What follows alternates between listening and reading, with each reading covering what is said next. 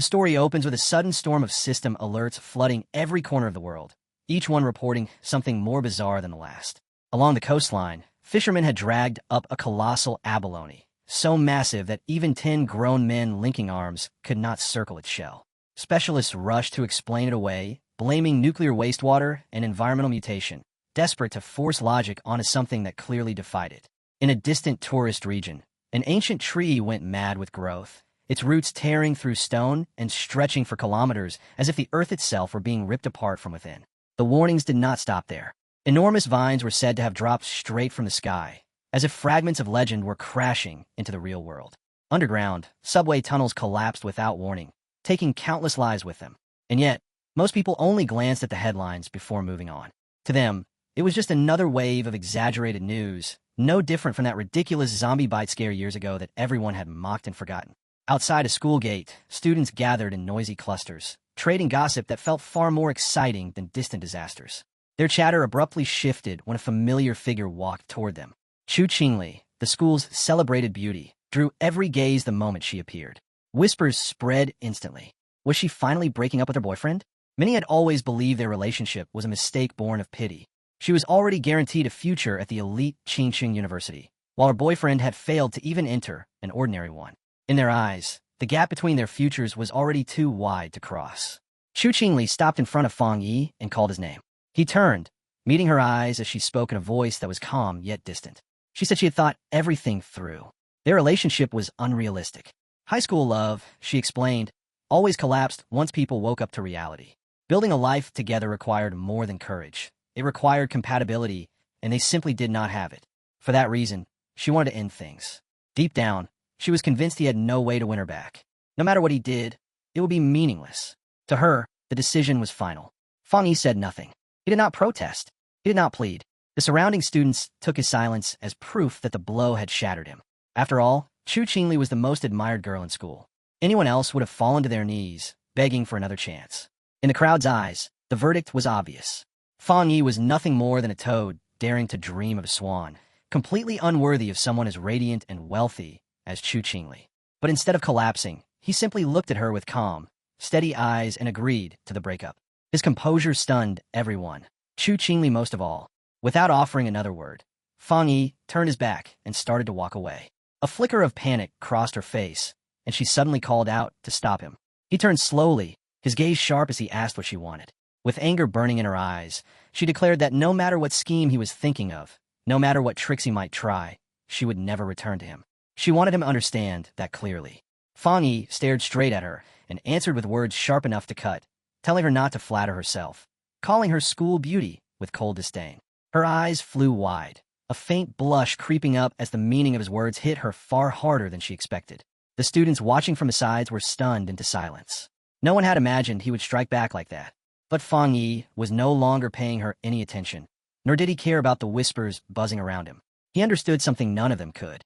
The so-called rules of this world, money, status, education, were already on a countdown to extinction. Everything they relied on was about to be wiped away. Chu Qingli and the others had no idea what was coming. He was no longer an ordinary student trapped in this era.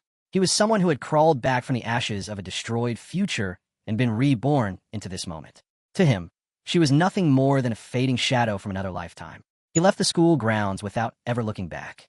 Titles like school beauty and hollow reputations meant nothing to him now. A far more terrifying storm was approaching, one that would swallow the entire Blue Star. It had all begun the night before. Fang Yi had jolted awake to see strange fractures spreading through the air before his eyes, each one showing fragments of a future yet to arrive. Then the system's voice descended, cold and absolute, announcing that aura recovery had begun. A countdown followed, 364 days, 11 hours, and 59 minutes until full activation. When that moment arrived, the world would be remade. At first, the revelation left him disoriented, but then silhouettes began to form in front of him, and the system calmly explained what they meant. The old society would collapse. A new era would rise. Wealth would no longer matter. Power would decide everything. The age of cultivators was coming. With a slow breath, Fang Yi raised his hand and asked what exactly stood before him. A strange light gathered, and a translucent system window appeared. The explanation flowed into his mind. It was a creation from the outermost reaches of the universe, built from supreme algorithms, woven with cosmic secrets. Its purpose was singular, to automatically generate cultivation techniques from the spiritual materials its host encountered. At this moment, his list of techniques was empty. Fang Yi reached forward, and when his hand passed straight through the window, his pupils shrank. In that instant, a monstrous beast erupted into existence, releasing a roar that shook his very soul. His body stiffened as he stared into its open maw, where a mangled corpse lay crushed between jagged teeth. The system's voice rang out, declaring that this was his destined end if he remained an ordinary human, an end that awaited billions across Blue Star. His throat went dry as he swallowed, a freezing chill crawling through his chest. He pressed a hand against his heart, dread rising with every beat as memories from his past life came rushing back. In that ruined future, he had been nothing more than a powerless survivor, dragged along by catastrophe, fighting only to stay alive one more day. He had watched his nation fall, seen his people torn apart, and in the end, he too had been swallowed by mutated beasts. His final moments had burned with despair, rage, and an unrelenting hunger for revenge. Now, staring at the system hovering before him, Fang Yi's gaze hardened with unshakable resolve. So this was the reason he had been chosen, to be sent back one full year before the recovery of Aura, carrying a second chance no one else possessed. Slowly, he raised his hand again, this time without hesitation. The world outside remained blind to what was coming, but he was already standing at the edge of the storm. As his fingers touched the fragmented light of the system, he silently swore to seize every anomaly born from Aura's awakening and turn it into his own power. The system immediately began a new assessment. A sharp glow flashed through his eyes as the connection was confirmed. A new path unfolded before him. From this moment on, all of existence itself could become his resource. His purpose was no longer vague. Collect techniques, cultivate strength, and grow powerful enough to stand against the calamity that would soon engulf the world. At the same time, an announcement swept through the city, declaring that humanity was facing a crisis unlike anything in recorded history. The past offered no solutions. Only strength could lead them forward. Panic rippled through the population, but Fang Yi remained composed. When he checked his phone, it was overflowing with alerts. He understood instantly what it meant. The government was neither confirming nor denying the truth, only urging citizens to prepare. This was Xia Nation's quiet warning.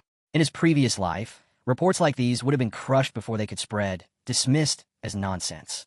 Now, they were being allowed to go viral. Fang Yi's eyes softened with a trace of sorrow as old memories resurfaced. He knew this restrained method was Xia Nation's way of preserving order, slow and cautious, yet far more humane than the chaos and gunfire that had torn other countries apart. The system's words echoed in his mind. Anything could be used. That meant he had to go wherever anomalies appeared. His gaze dropped back to his phone, where the top trending headline caught his attention. Qingqing University had reported a UV index breaking all records, the highest in a century. Authorities had even issued a heat warning, advising incoming students to take precautions and apply sunscreen. Most people scoffed at it. To them, it sounded like nothing more than a cheap publicity stunt. Even elite universities, they believed, were now resorting to ridiculous marketing tricks. A heat that intense would kill people outright. There was no way it could be real. Fang Yi lifted his head and looked at the sky. Thick clouds covered everything above him. When he activated his UV meter, the reading showed 0. A frown crossed his face. Qingqing University was only 15 minutes away, so how could the difference be so extreme? Yet the images spreading online showed a blazing sun scorching the campus. Officials confirmed that student registration would continue, but warned everyone to avoid the North Gate, where UV levels were dangerously high. A faint smile curved Fang Yi's lips. He knew exactly what this meant. The first anomalies were always mistaken for stunts and hype. To the rest of the world, it was nonsense. To him, it was an opening. His eyes gleamed with anticipation. This was his moment. He changed his clothes and set out for Qingqing University. The streets surrounding the campus were packed with people hiding beneath umbrellas, their faces strained by the oppressive heat. Leaves had already withered and dropped from the trees, scorched dry by the air itself. Fang Yi walked straight toward the North Gate, the one place everyone else avoided. In his heart, he was already certain that something extraordinary was unfolding there. When he arrived, glowing ashes were drifting down from the sky, flickering like burning snowflakes. Students screamed and scattered, fleeing from the suffocating heat that rolled through the area. Fang Yi, however, did not retreat. His eyes fixed on the falling embers, and he calmly crouched, extending a hand to touch one. The instant his fingertip made contact, a blinding light exploded outward. The system's voice thundered in his mind, announcing that a powerful fluctuation of the yang attribute had been detected and that its data template had been unlocked. In the next breath, a torrent of energy slammed into his body, tearing through his meridians with unbearable heat. The radiance pouring from him became so intense that everyone nearby was forced to shield their eyes, convinced they were witnessing some impossible illusion. His clothes began to smoke, then burn, as the raging energy devoured everything around him. Fang Yi clenched his teeth, gripping his head as his body convulsed in agony. The pain was so violent that his thoughts shattered. Had the system even finished compiling? His entire being felt as though it were about to be ripped apart. He knew he was standing on the brink of death. Then the system completed its process. Fang Yi obtained his very first yang attribute technique, the Golden Sun breathing technique. Before long, the day of new student registration at Qingqing University arrived. Within the bustling crowd was Fang Yi's ex-girlfriend, Qingli. As she stepped into the registration zone, a male student hurried over, eager to carry her suitcase. One after another, more boys gathered, each hoping to earn her favor. She dismissed them all with cold indifference, stating she needed no assistance. Her gaze drifted toward a nearby couple, her lips curling in faint disdain, until a sudden burst of golden light ripped through the sky. Startled, she froze along with everyone else as a voice boomed from the loudspeakers, ordering all students to stay away from the north gate. Qingli's expression sharpened, curiosity flaring as she decided to see what was happening with her own eyes. At the north gate, a flood of golden radiance erupted, bathing everything in blinding light. From the swirling smoke, a lone figure stepped forward, exuding a pressure that made every onlooker's spine tingle. As he drew in a slow breath, his eyes gleamed with a fierce golden glow. A system window appeared before him, announcing the creation of a new technique and rewarding him with 50 points. Fang Yi studied the notification in silence, uncertain what those points represented, though he sensed their importance would soon reveal itself. Night descended.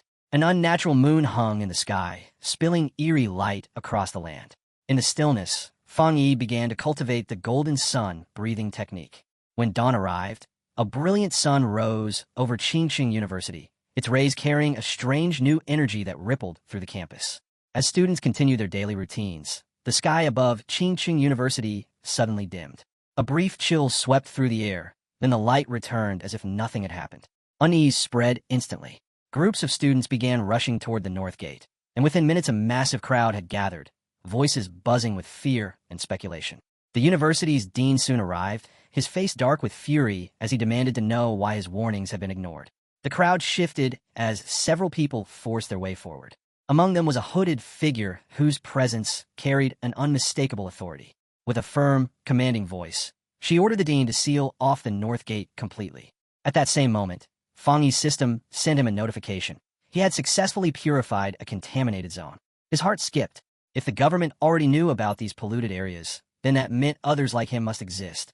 Another announcement rang out, strictly forbidding anyone from entering the restricted zone. Fang Yi immediately realized that this was no longer just gossip and online rumors. Things had turned serious. Students stared in stunned silence as uniformed personnel arrived, whispering nervously among themselves about whether these people were soldiers. From a rooftop high above, Fang Yi watched the entire scene unfold. The commotion had drawn far more attention than he had anticipated. A faint crimson light flickered in his eyes as he made his decision. It was time to vanish. Without hesitation, he leapt from the rooftop and disappeared into the darkness. Below, the hooded woman stepped onto the shattered ground, where cracks still glimmered with traces of residual power. She knelt and pressed her hand against the earth, carefully sensing the lingering energy. Picking up a fragment of stone, she studied it in silence, reconstructing what had taken place. The conclusion was unavoidable. This destruction was not natural. It had been caused by a single individual. Officials quickly began pushing the students back, clearing them away from the dangerous zone. In the retreating crowd, Qingli overheard whispers that one person alone had triggered the entire event. Shock washed over her. Then, at the edge of her vision, she saw a shadowy figure leap away. For just a moment, a thought flashed through her mind. Was that him? But she dismissed it almost immediately. With his grades, he could never even qualify to enter Qingqing University. Far away, at Fang Yi's home, the sun sank below the horizon and night took over. Lying on his bed, he let out a frustrated groan. His body was still burning hot despite the cold shower he had taken, making sleep impossible. Even more unsettling was the thought that someone might have noticed what he had done earlier. He reached for his phone, and a viral headline caught his eye. It was about a so-called cultivation association. He remembered it clearly. In his previous life, Everyone had mocked it as nothing but a ridiculous online joke. But now, thinking of the hooded figures at the university, he could no longer be so sure. Could they be connected? He opened the article. It laid out cultivation ranks, from ghost acts all the way up to total transcendence. In the comments, most people were laughing, convinced it was satire. Fang Yi, however, stared at the screen in silence. This time, he could not afford to dismiss it.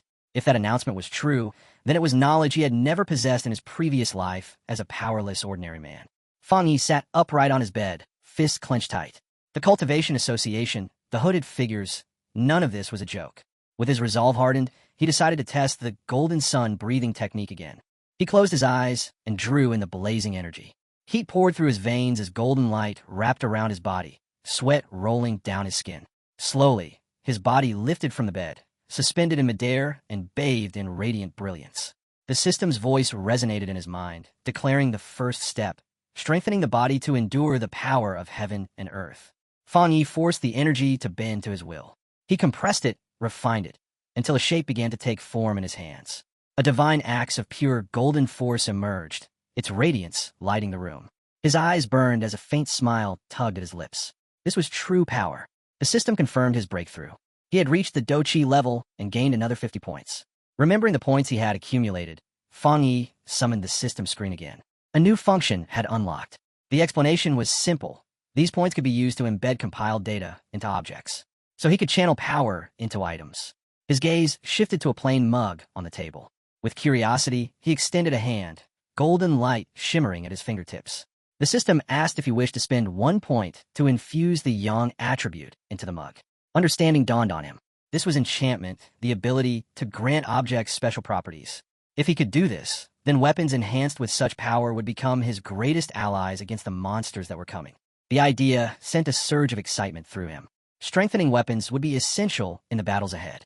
His eyes moved to a small decorative sword resting on a shelf. He decided to use it for a test. If it worked, he would buy a real weapon later and prepare himself properly. Just as he was about to act, a strange sound drifted in from outside, cutting off his thoughts.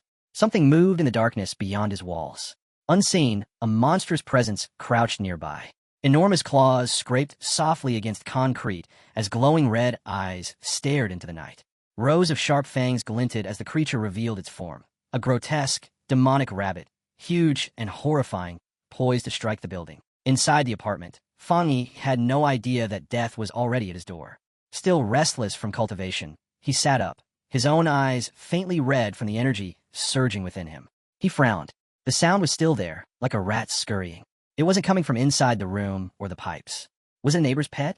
He stepped into the living room, telling himself that his heightened senses could now pick up noises from nearby apartments. Even so, something about it felt wrong. The sound was off.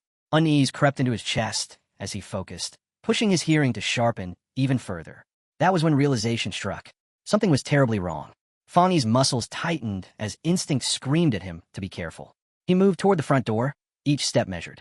The moment he pulled it open, his breath froze in his throat. There it was. In the dark hallway, the monstrous rabbit stood waiting, its red eyes glowing as they locked onto him. A thick, murderous aura poured from its massive body, claws flexing as if eager to tear him apart. The sight ripped open memories from his past life. Countless encounters with creatures like this, each one ending in helplessness and despair. At the same time, far above the city, a drone hummed softly through the night, recording everything below. It was proof that someone else already knew these horrors had returned. On the roof of a distant building, a young woman stood with a lollipop between her lips, speaking in an almost bored tone as she complained that the mutated rabbit which had eaten a rare fruit still hadn't been captured. Despite the danger, her expression was relaxed, even playful. She calmly ordered her team to keep updating her on the target's location. Without the slightest hesitation, she stepped off the edge of the rooftop and dropped. Her body sliced through the air at terrifying speed, weaving between towering buildings as if gravity meant nothing to her. A sudden pulse of energy washed over her. Her eyes flashed. She had found it. She landed on another rooftop with perfect control, barely slowing as she pivoted and ran straight down the side of the building. An urgent command sounded in her earpiece to pursue the target no matter what. She responded not with words, but with motion, launching herself forward in a smooth, deadly arc. Leaping from one building to the next, she warned her team that the creature had consumed a special fruit and was at risk of evolving. Somewhere below, a man working late glanced up and caught a blur streak past his window. It was so fast he doubted what he saw, only to be snapped back to reality by his boss shouting at him to get back to work. The huntress's shadow soon crossed the massive moon, her silhouette framed high above the 65th floor. Back inside the apartment, Fang Yi stood face to face with the beast. The mutated rabbit shrieked, red eyes blazing with savage intent. Fang Yi's own gaze answered it, glowing with golden fire. He could feel the difference in his body. He was no longer the powerless man he had once been. This time, he could stand against it. The monster lunged, claws ripping through the air, but Fang Yi slid aside with a speed he never possessed before. To him, the beast's movement slowed, every strike becoming clear and predictable under his sharpened senses. Golden energy surged in his palm as he prepared to strike. Why was a mutated beast appearing so early? The memories of his past life burned in his mind, turning into resolve. The creature wasn't fully evolved yet, but every second it fought brought it closer. If he failed now, everyone in the building would die. He charged forward, meeting the attack head-on. His energy-wreathed hand shot out and clamped onto the creature with crushing force. Without the slightest hesitation, Fang Yi lunged forward and sank his teeth into the beast, his face cold and merciless as he refused to release his grip. Golden light flickered in his eyes as he clung to it with relentless focus. With a sudden burst of strength, he spun the creature through the air and flung it aside. In that violent motion, he caught sight of its flaw, its tail. His fingers tightened instantly. This was the opening he needed. Grabbing the tail with everything he had, he prepared to finish it. With a savage heave, Fang Yi slammed the monster into the window. Glass exploded outward, scattering into the night as the creature was hurled back. His fist ignited with blazing golden radiance as he drew power into it. A beam of light tore from his hand and struck the airborne beast, bathing the dark corridor in brilliant gold. Yet instead of being erased, the creature clawed wildly through the glow, grabbing at the energy itself as if trying to pull it into its body. Fang Yi's eyes hardened. It was trying to steal his yang power. He pushed forward without retreat. The power of the sun is not something you can handle, he thought coldly. You're only killing yourself. The energy surged to its limit. In the next instant, a golden explosion erupted, engulfing the monster in a blinding blast. Next door, a startled couple jolted awake. The man groggily muttered about thunder and walked to the window. Outside, everything looked quiet and normal, as if nothing had happened. When the light finally faded, Fang Yi dropped heavily to the floor, golden remnants still fading from around his body. He drew slow breaths, replaying the battle in his mind. The beast had been like a starving ghost, desperate to devour his power. From the scattered remains, a single bloodshot eye rolled across the floor, leaking black smoke. Fang Yi's expression darkened. He crushed it under his foot without hesitation. Now he understood. The creature had been drawn to him by his yang attribute. If he had still been an ordinary man, it would have eaten him and slaughtered everyone in the building without resistance. The conclusion was unavoidable. He needed more techniques, more power. Only then could he survive what was coming. Under the pale moonlight, a girl raced through the air, her figure swift and lethal like a true hunter. She ran straight down the side of a towering building, every movement sharp and precise. When she reached the site, her eyes widened. The target was gone. Kneeling among the scattered traces, she examined what remained. The beast had been completely destroyed. Her objective now was to retrieve the night attribute it had carried. But the moment her hand touched the residue, a scorching heat surged into her palm, forcing her to pull back. Golden energy still lingered there. Recognition flashed through her mind. This was the same power she had sensed at Qingqing University's North Gate. It cannot be a coincidence. Her expression turned grave as she raised her communicator and spoke into it, voice steady. Target eliminated, but not by us. There's a new foreigner out there, one with a very special ability. A voice crackled through the hunter's communicator, asking whether the same individual who had purified the North Gate was also the one who had killed the rabbit. Another voice answered that there was no data on this mysterious figure, but made one thing clear. The association had to recruit him at all costs. The silver-haired girl agreed instantly. She carefully gathered the faint golden flame still lingering at the scene and sealed it inside a small container fixed to her uniform. Her superior's next order was direct and absolute. Drop all other missions and focus entirely on locating the new forerunner. Unbothered, she unwrapped the lollipop in her hand, slipped it into her mouth, and calmly replied that she understood. Before moving out, she added almost casually that she needed to grab a cup of milk tea first to relax. On the other end of the line, someone muttered in wonder about who this powerful newcomer could be. The girl silently agreed. The president had been right. Whoever this person was, she had to meet him. Far from all of that, dawn broke over the city, and Feng Yi's new day began. He rose with the first rays of sunlight, stretched his body, and prepared himself. He knew that early morning was the best time to cultivate. Sitting down, he began circulating the golden sun breathing technique, drawing in the brilliance of the rising sun. Golden light flickered in his eyes as power flowed through him. The energy lifted him back into the ghost axe realm, its force surging through every part of his body. A sudden wave of strength made him pause, but he quickly stabilized, realizing his progress was accelerating. His muscles pulsed with power. When he clenched his fist, the golden axe formed again, feeling lighter and more responsive than before. He raised it high, pouring his energy into the weapon. The force erupted, pushing him into the 2-star ghost axe realm. Golden flames burned within his eyes as his body was tempered again, tougher and stronger than it had ever been. He knew this explosive growth came from the surplus energy he had absorbed during his previous breakthrough. Yet he also understood the danger. Power gained too fast was unstable. From now on, he had to advance carefully, one step at a time. Even so, his rising aura was already drawing attention. He needed a place where he could continue without being noticed. At the association's office, a man suddenly stopped what he was doing, sensing a strange fluctuation in the air. He looked toward the sunlight outside, eyes narrowing. Was that surge coming from the new candidate again? By the river, Feng Yi found a quiet, secluded spot and continued his work. A system window appeared, asking if he wished to imbue his weapon with a special property. He remembered how his earlier attempt with an ordinary object had failed, unable to withstand the power. This time, the blade resonated with his energy, forming a deep, powerful connection. The system confirmed that the encoding was complete. Feng Yi tightened his grip on the weapon, a surge of excitement rising in his chest. This was his first true spirit weapon, and he was eager to see just how much power it held. He swung it. Golden energy erupted instantly. A towering beam of light shot skyward, tearing through the clouds as the air itself trembled. The sheer destructive force left him momentarily stunned. When he landed, the blade was still burning with radiant heat, fiery currents surging through his body. The single strike had nearly ignited the entire riverbank, thick smoke rolling through the area. Feng Yi frowned. His strength was far more dangerous than he had anticipated. Worse, that display had been far too conspicuous. Someone had definitely noticed. It was time to go. Not far away, a girl raced toward the site of the explosion, irritation written across her face.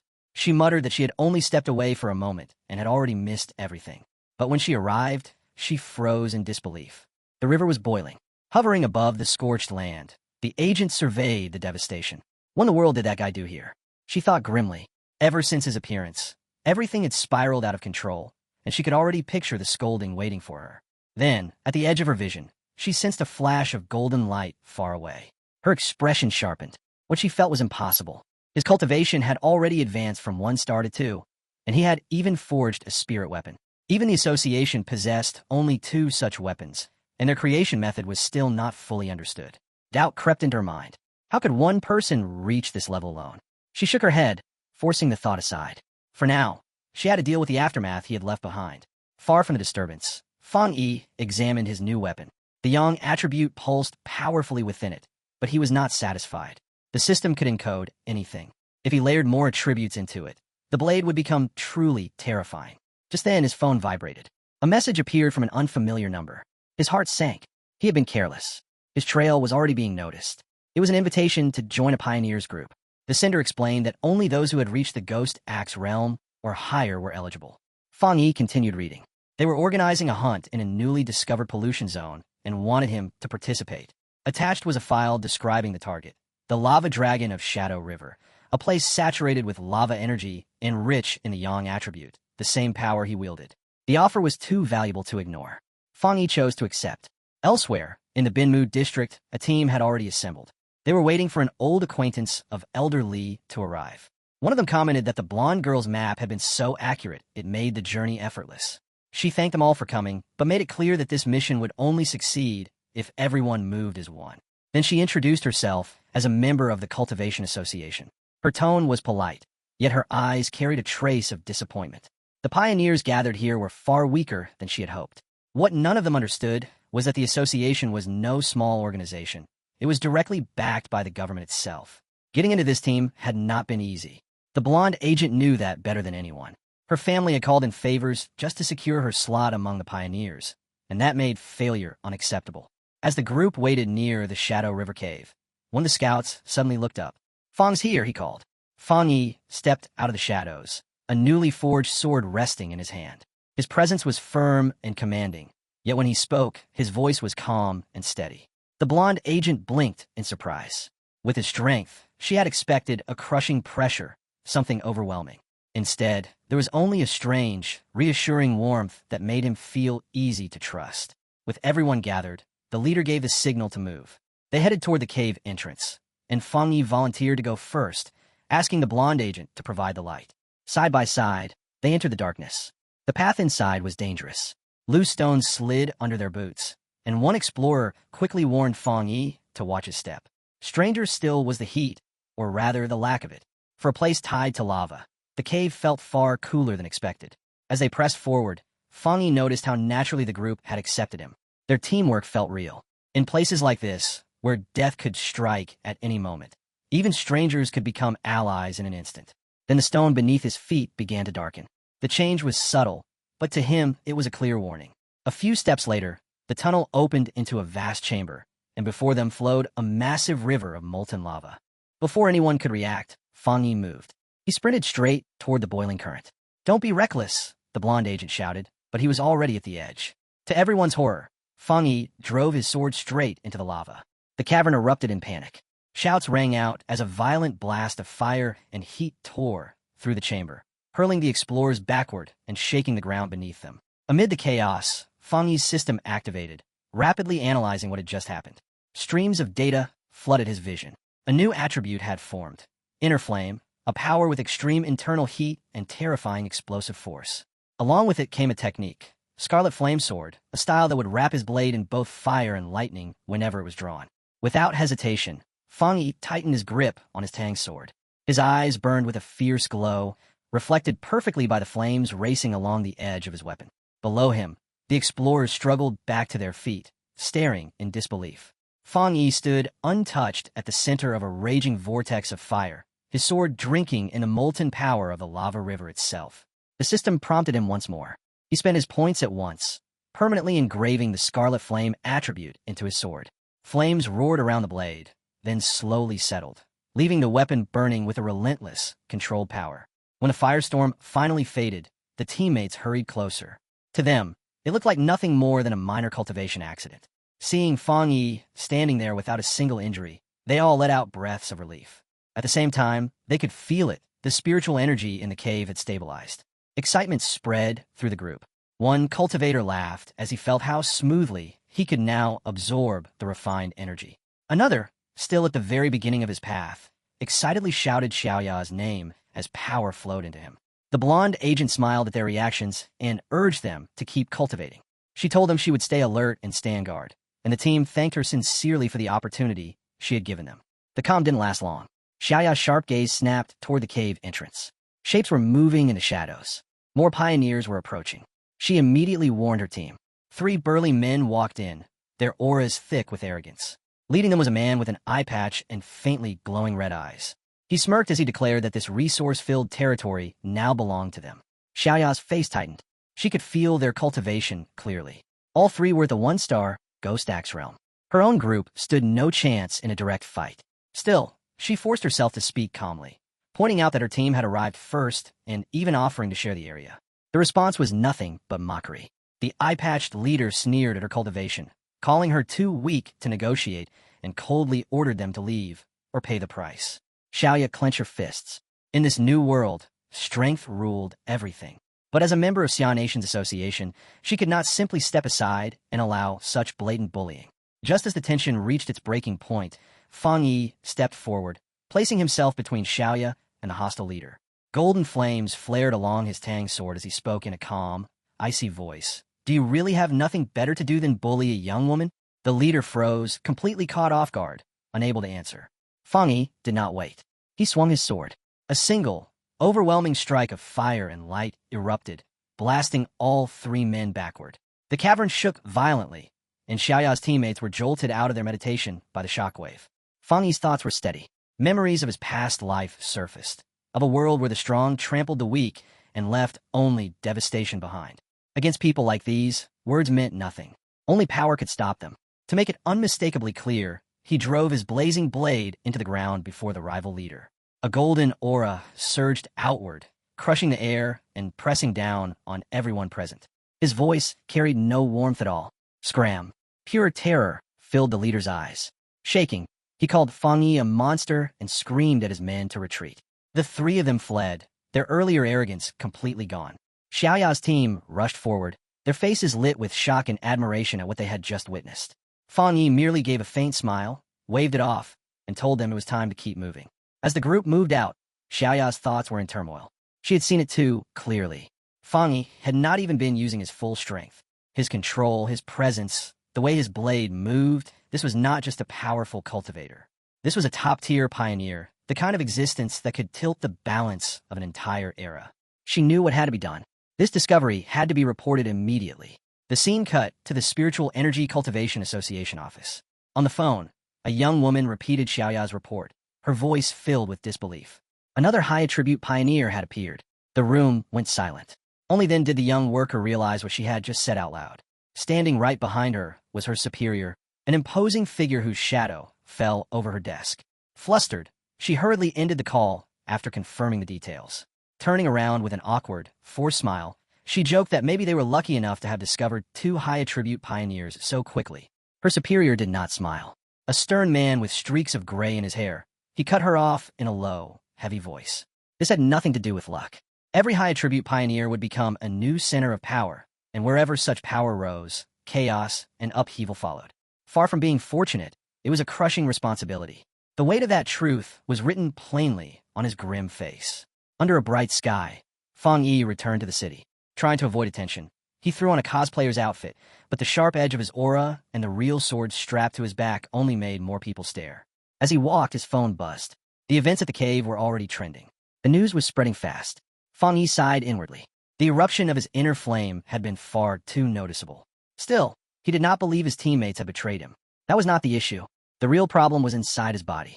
The massive yang energy he had absorbed was pushing him toward another breakthrough. His cultivation was at the edge. He needed isolation. Immediately, without hesitation, he turned and headed straight for the back mountain. 5 minutes later, on that very mountain, a silver-haired young woman named Su Qing, an expert in restoring spiritual gardens, suddenly froze in place. A terrifying pressure swept over her senses. She looked up just in time to see a burst of golden light explode across the peak, blazing like a miniature sun suspended in the sky. She recognized it at once. Someone was breaking through to the 3-star Ghost Axe realm. But the sheer scale of the phenomenon made her heart pound. Could a breakthrough at that level really be so overwhelming? Her chest tightened. She could not ignore this. A sense of duty and a strange feeling of familiarity drove her forward. This time, she swore silently, "I will see who it is." High atop the mountain, Fang Yi sat deep in meditation as a raging storm of energy swirled around him. Streams of golden power poured into his body, circling before compressing into a radiant orb above his head, shining like a blazing sun. Behind him, that light twisted into a divine, star-shaped pattern, its intricate form radiating a terrifying, awe-inspiring presence. Sparks danced across his skin as streams of energy crawled over his body. His eyes burned with fierce light while he fought to seize control, forcing the raging surge to obey his will. Bit by bit, the chaos was pressed into order. Then the power merged. Before him, a colossal divine axe took shape, forged from blinding golden radiance laced with pale blue lightning. It crackled violently, humming with terrifying destructive force, its massive form filling the entire mountain peak. At that moment, Su Qinging arrived. The sight rooted her to the spot. She stared in disbelief at the figure before her. This unknown man, commanding a level of spiritual power she had never imagined was possible. Then he raised the divine axe. Her breath stopped. The steadiness of his grip, the perfect control in every movement.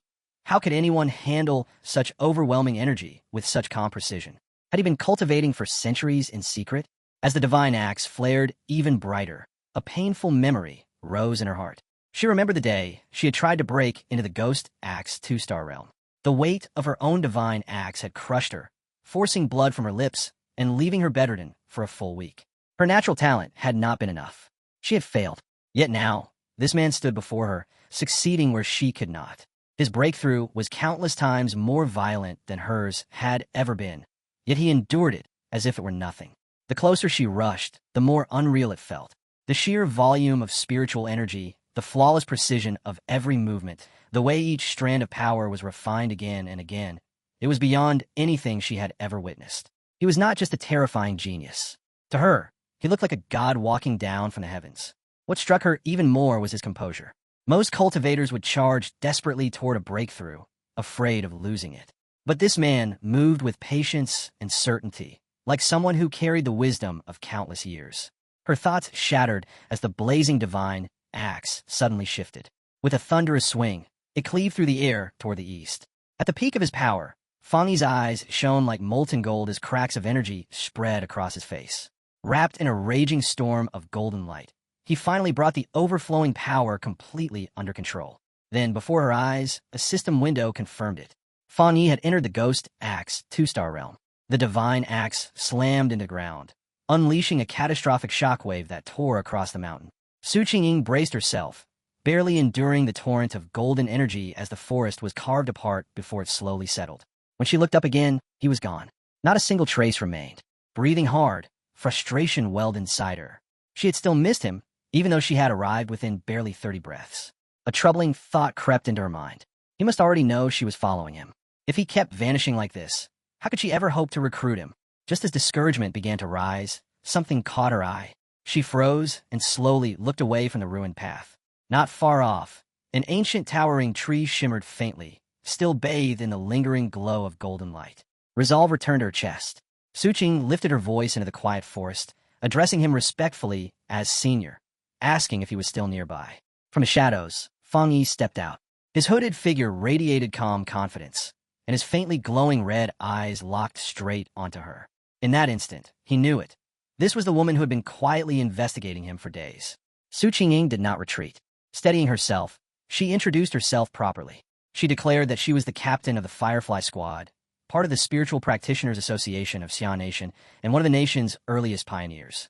On behalf of the association, she formally invited him to join.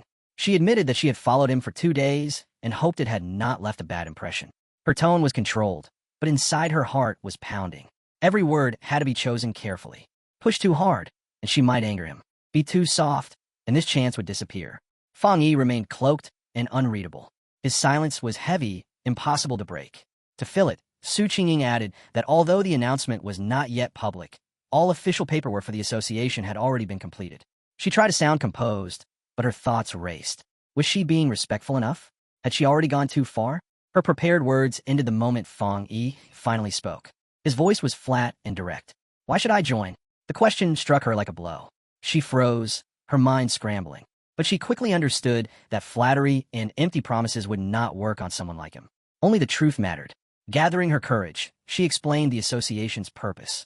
Xian Nation wanted to unite the pioneers, to give them guidance, order, and protection. The current era was chaotic. While joining might feel like being bound to rules, she urged him to look beyond that. A massive resurgence of spiritual energy was coming, and with it, dangers no one could predict. If they remained divided, they would be destroyed. Only by standing together could they survive what lay ahead. Fang Yi listened in silence. Then he leaned casually against a tree, his posture relaxed, almost bored. When he answered, his words were calm and unwavering. I'm not willing to join. He said that, for now, he could not bring himself to fully trust her, or the association she represented. Su Qingying stood there, stunned. Her eyes widened as the weight of his refusal sank in, leaving her momentarily unable to speak. Desperation seized her. She hurriedly reached into her jacket, pulled out her identification card, and held it up for him to see. Once again, she introduced herself as Su Qingying. She added that before the spiritual energy resurgence, she had been a famous athlete. She begged him to trust her, hoping that her public reputation would lend weight to her words. Fang Yi paused, rubbing his chin as if considering her claim. Slowly, a memory surfaced. He did remember something. An old photo of her standing proudly as the runner-up of Xian Nation's long-distance championship. It clicked into place. That natural athletic talent was exactly what had allowed her to become such a fast and capable pioneer. But his gaze soon darkened. Memories from his past life rose like a shadow. A ruined city, humanity crushed under its own failures. In that original timeline, Xian Nation's association had collapsed, dragging the world down with it. Now he held a system. Now he carried the weight of changing fate itself. But joining the association at this stage was not the right move. When Fang Yi looked back at her, Su Qingying's eyes were filled with fragile hope. He told her he did remember her, then gave a deliberately vague answer. "I'll think about it." Before she could respond, his figure blurred and shot into the air. Su Qingying gasped, spinning around, only to feel a chill as he suddenly appeared right behind her. In a firm, cold tone, he gave his condition. She was to keep his whereabouts hidden from everyone. As he spoke, Fang Yi quietly studied her. The respect she showed revealed something important. This association avoided provoking pioneers it could not control. To him, that hesitation was a weakness he could exploit. Su Qingying quickly proposed a compromise. The association had already sensed the massive energy released by his breakthrough, she said. A report was unavoidable, but she could alter the truth, mixing facts with lies to conceal his identity while still satisfying her superiors. Fang Yi considered it briefly, then nodded once. She opened her mouth to continue, but before a single word could reach him, he vanished again. Su Qingying ran down the mountain, chasing after his fading presence, but it was useless. He was gone. Tired and frustrated, she trudged along the forest path, muttering to herself. Once again, she had failed to catch him. Worse, it felt like he was deliberately avoiding her. She complained quietly about the trouble of covering up the massive energy trails he left behind every time he moved. Her frustration was cut short when a voice crackled through her earpiece. The order was sharp and serious. "Stop worrying about the elusive pioneer. Focus on the mission." Then the report came. The strange creatures had reappeared. Su Qingying froze, eyes widening. "They're back," she whispered. A wave of terror slammed into her mind. She saw it again, wolf-like beasts closing in from every direction, their jaws dripping with blood, their red eyes glowing as they prepared to tear her apart. The memory was burned into her soul, a nightmare that would never truly fade. The truth behind those creatures was cruel. They were not natural beings. They were born from the pollution zones left behind by the resurgence of spiritual energy, cold, merciless things that fed on corruption itself. The more they devoured, the more twisted they became, turning into bloodthirsty predators that hunted humans. Some evolved even further, able to disguise themselves as disasters, ripping the land apart and spreading new pollution zones wherever they appeared. If left alone, they would not stop until the human world was erased. As if the world itself was responding to that threat, a violent storm exploded over the city. Darkness swallowed the streets as thunder roared overhead, lightning tearing through the sky. Rain crashed down in sheets, and phones everywhere began blaring red alerts, warning of a severe thunderstorm and urging everyone to stay indoors. Another notice followed, announcing that the Yuhuang mountain area had been closed due to the risk of flooding. Behind their windows, citizens whispered in uneasy amazement. Some said they had not seen a storm this fierce in years. Others joked nervously that maybe some powerful cultivator was undergoing a lightning trial nearby. In a rain-soaked alley, Fang Yi watched the storm with cold eyes, one of them glowing faintly red. He could feel it, the violent energy saturating the air. This was not a normal storm. It was an anomaly. His senses reached out, locking onto the source, tracing that chaotic power to a single point in the distance. Through the rain and lightning, he fixed his gaze on a mountain peak, struck again and again by crashing bolts of blue thunder. That was the center. Without hesitation, Fang Yi shot into the storm, leaping across rooftops as he tore through the city, each bound carrying him closer to the raging mountain. When he reached the base of Yuhuang Mountain, his system confirmed it. A pollution zone detected. He looked up. The once majestic mountain now resembled a graveyard. Twisted trees clawed at the slopes, their roots tangled around countless bleached bones. Another warning flashed before him. Pollution level unknown. Fang Yi did not slow. He stepped into the storm-shrouded forest, his expression steady and unyielding. As he closed in on the storm's heart, a massive bolt of blue lightning slammed into the summit, lighting up the sky like a second sun. In that instant, he knew he had found his target. Inside the command center of the Spiritual Practitioners Association, tension hung thick in the air. A massive screen showed the swirling vortex of blue energy over the mountain peak. One official reported grimly that the danger level at Yuhuang Mountain was rising far too fast. They had no choice but to seal it off and classify it as a contamination zone. The association leader, his expression hard as stone, gave a sharp order. Su Qingying was to be pulled from her current mission. They want a live report from her. Su Qingying answered at once, her voice tense with urgency. She reported that climbing the mountain was no longer possible. The thunder energy had become wildly unstable and was on the verge of erupting. Because of that, the area had already been classified as an A-level contamination zone. Then she delivered even worse news. Judging from how fast the energy was growing, Yuhuang Mountain was approaching S-level, a status that would trigger their highest emergency protocol. She did not hide the truth. Based on all available data, no explorer could approach the mountain safely. Not even she could. A wave of shock rolled through the command center. The calculations backed her up. Sending anyone would be suicide, even for their strongest pioneers. Faced with that reality, a man in a security uniform gave a firm order. The base of Yuhuang Mountain was to be completely sealed, with round-the-clock patrols to stop anyone from attempting to climb it. The leader agreed without hesitation. They could not confront the storm. Their only option was to lock the area down and wait for the energy to dissipate. But while the association declared the mountain off-limits, Fang Yi was already deep inside the danger zone. The storm raged around him, massive bolts of blue lightning crashing down again and again, yet he held his ground. A golden aura from his breathing technique wrapped around his body, anchoring him against the chaos. Even so, he knew it was not enough. If he wanted the purest thunder energy, he had to reach the heart of the storm, the very peak of the mountain. Memories of his past life burned in his mind. The monsters appearing now were only the beginning. Far more terrifying creatures would come later. His fire-based power, no matter how strong it seemed, would not be enough to face what lay ahead.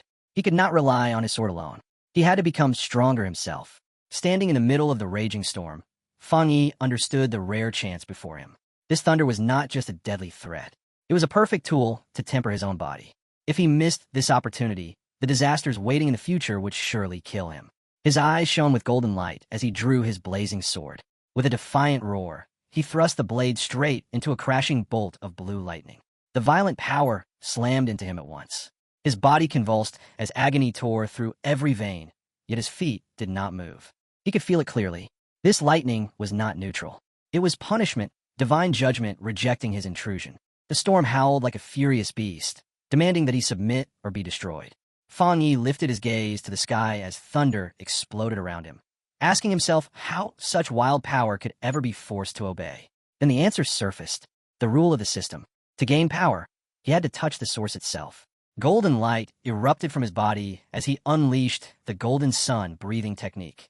His roar tore through the storm as he forced himself forward, his flaming sword hacking a path through the endless cascade of blue lightning. Golden energy collided head-on with the storm's raw fury, triggering a massive explosion that shook the entire peak.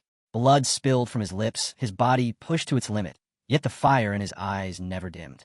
This was no ordinary battle. This was a desperate wager with death itself, where only by risking everything could he earn the right to live. Through sheer will, Fang Yi finally broke through and reached the summit. He slammed his sword into the ground, cracking the stone as he planted himself at the very center of the storm.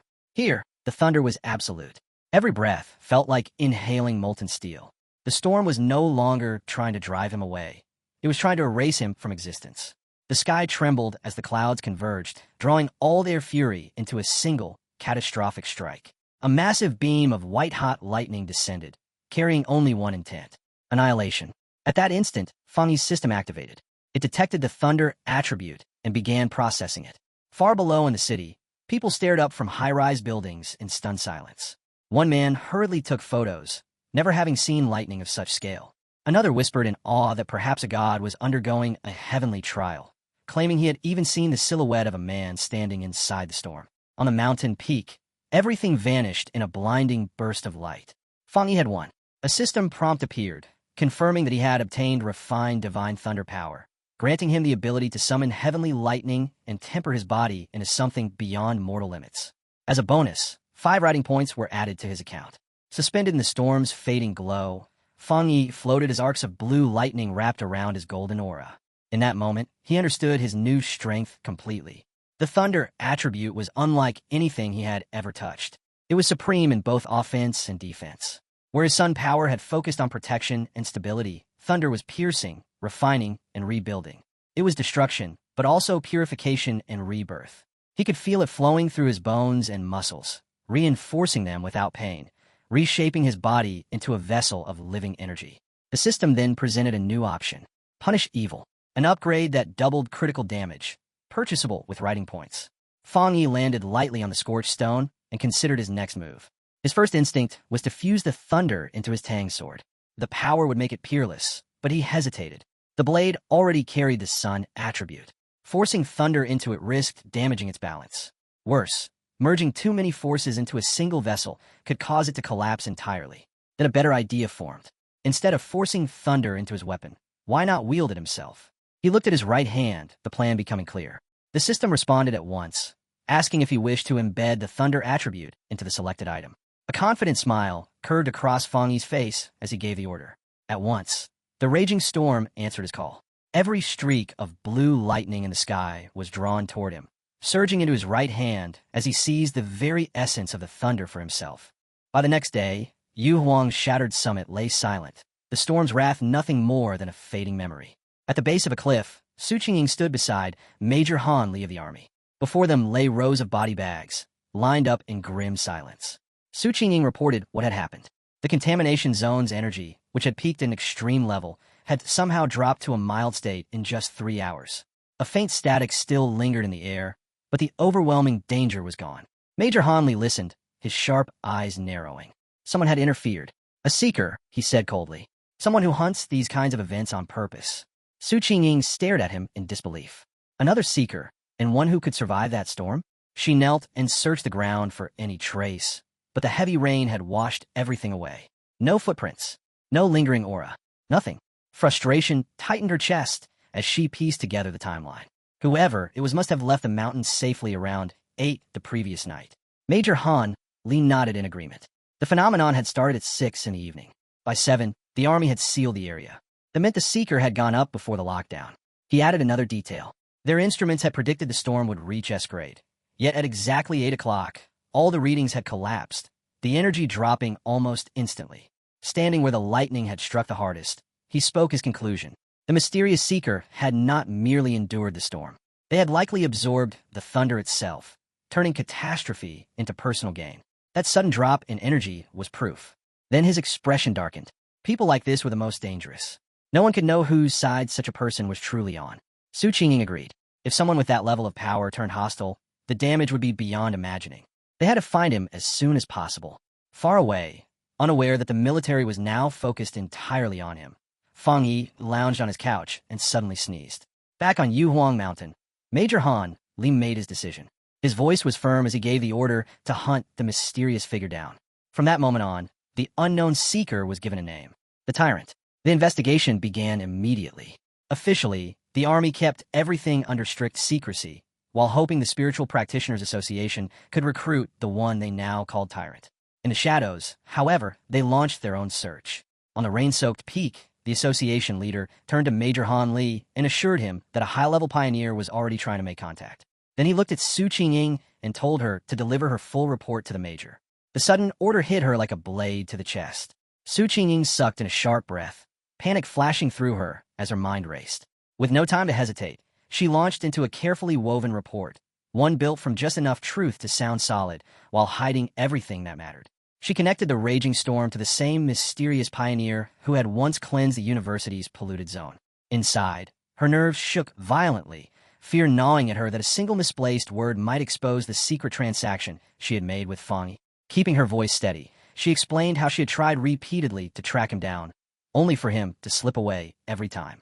She described finding the corpse of a mutated rabbit he had killed and correctly pointed out the lingering traces of the Yang Flame attribute left behind at the scene. To close her statement, she vowed to continue pursuing him, determined to uncover how he had managed to seal the university gate. All the while, she was silently praying, hoping her delicate mix of honesty and deception would survive scrutiny. Major Han Li listened in silence, carefully considering what it meant for a pioneer to wield the Yang Flame attribute. Slowly, his stern expression eased, approval flickering across his face. He praised Su Qingying for her work, thanking her for her dedication and calling her a gifted young pioneer. She immediately snapped to attention and gave a crisp salute, stating firmly that she was only fulfilling her duty. As the meeting drew to a close, Major Han Li explained that official cover stories would be released, fabricated reports of natural disasters, to keep ordinary people from learning what had really happened on Yuhuang Mountain. He also made his stance clear about spiritual energy, warning that allowing such information to spread online would only give criminals new weapons. While the officials continued talking, Su Qingying quietly let out a breath she hadn't realized she was holding. Relief washed through her. The worst of the interrogation was finally over. Far away, in his apartment, Fang Yi was the calm opposite of that tension. Activating the golden sun breathing technique, he casually dried his soaked white hoodie, warmth radiating through the fabric until it was perfectly clean and dry. He slipped it back on as if nothing unusual had happened. Turning his attention inward, he examined the changes in his body. Even after fusing with the thunder attribute, he could clearly feel how much stronger he had become, his power surging beneath his skin. He lowered his eyes to his right hand. Blue lightning danced across his fingers, crackling softly. That hand had been completely transformed, now the strongest part of his body, its power multiplied several times over. As he clenched his fist, tiny spheres of lightning formed in his palm, flickering like living sparks. He could sense it clearly. He was standing right on the brink of another breakthrough. What shocked him most was how gentle the thunder felt. What had once been wild and destructive now responded to him like a trained beast, obedient and smooth to control. Compared to the unbearable agony he had suffered when he first awakened the yang attribute, this felt almost easy. It made him wonder if power weakened as it was absorbed into him. The system had also revealed something critical. This thunder attribute now inflicted double damage on strange and evil creatures. That single fact made his pulse quicken. He was itching to see just how deadly it could be. But before he could sink deeper into his thoughts, a sharp buzz cut through the room. His phone vibrated on the table. Fang Yi reached for it, a flicker of curiosity rising in his eyes. Ever since the previous incident, he had set his device to issue special alerts for any government warnings. To ordinary people, they were nothing more than emergency notices.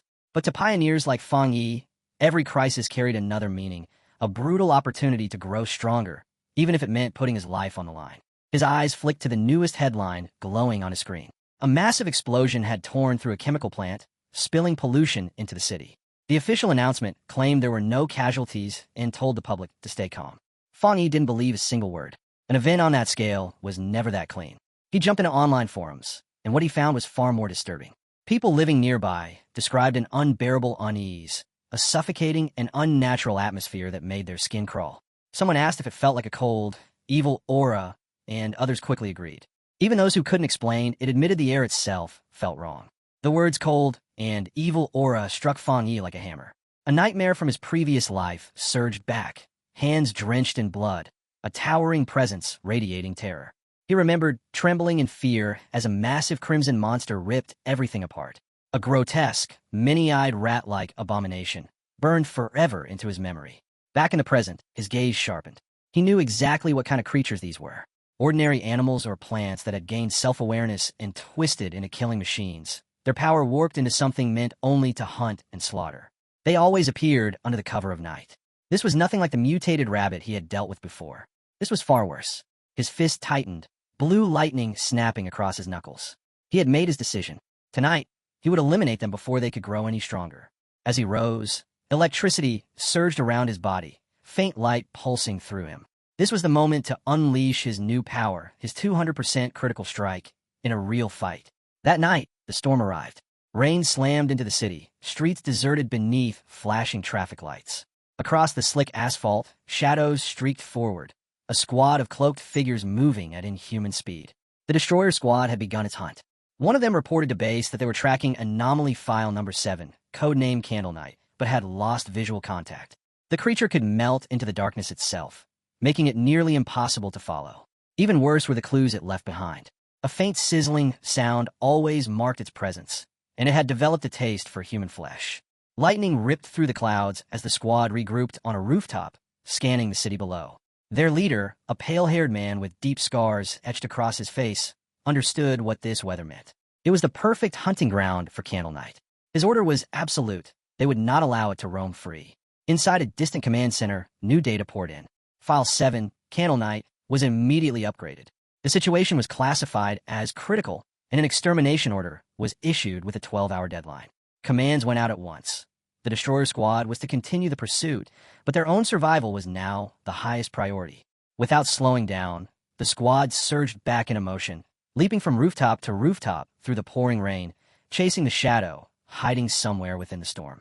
The squad leader stared at the holographic map floating before him. Red markers covered the city grid, each one marking an active anomaly. A 12-hour response window felt painfully slow, but he knew headquarters had no choice. With outbreaks flaring across the entire nation, even their most advanced systems were being pushed to their limits. As the destroyer squad moved toward the creature's last recorded position, a sudden message cut in. Headquarters warned them that the area was already being watched by the Spiritual Energy Cultivation Association. A photo flashed onto the display. Su Qinging, The operator explained that her unit was monitoring nearby pioneers and could be dispatched for support if needed. The leader acknowledged the update and immediately requested her assistance. He was familiar with her reputation and trusted that her abilities would make a real difference. Elsewhere, Su Qingying was momentarily stunned by just how famous she had become. Soon after, in the pouring rain, she and her cloak team appeared on a rooftop overlooking the destroyer squad. With one hand resting on her hip, she glanced down and casually asked if they were the ones pulling her in for overtime. Her relaxed attitude irritated the squad leader. His reply came out sharp, reminding her this was no joke. Candle Knight fed on humans, and the mission was far more serious than a simple overtime call. One of Su Qingying's teammates fired back immediately, asking if that was any way to request help. Su Qingying, unfazed, turned her back and announced that since the destroyer squad seemed so confident, the Ying squad would just leave. Her members whispered among themselves as they followed her, one worried about her bluntness, another arguing that their own missions were just as deadly anyway. The squad leader froze, dread rushing through him. He called out, telling her to stop. His voice shifted quickly as he apologized for his earlier tone. He urged her to stay, stressing how dangerous Candle Knight truly was. Without her famed tracking ability, his squad had little chance of success, and failure would mean countless innocent lives lost. In the end, both sides reached an agreement. Standing together on the rain-slick rooftop, the two teams prepared for battle. Su Qingying lifted her hand, and a sphere of brilliant blue energy formed in her palm, glowing vividly against the storm. She announced that she had located the target. The orb flared outward, sending waves of energy across the area until the monster's position was laid bare. Deep inside the shattered chemical plant, the grotesque, many-eyed rat-like abomination known as Candle Knight was feeding. Just as its file described, it thrived in damp darkness, devouring human flesh. With the enemy revealed, Su Qingying gave the signal, and the joint assault began. But Candle Knight's instincts were terrifyingly sharp.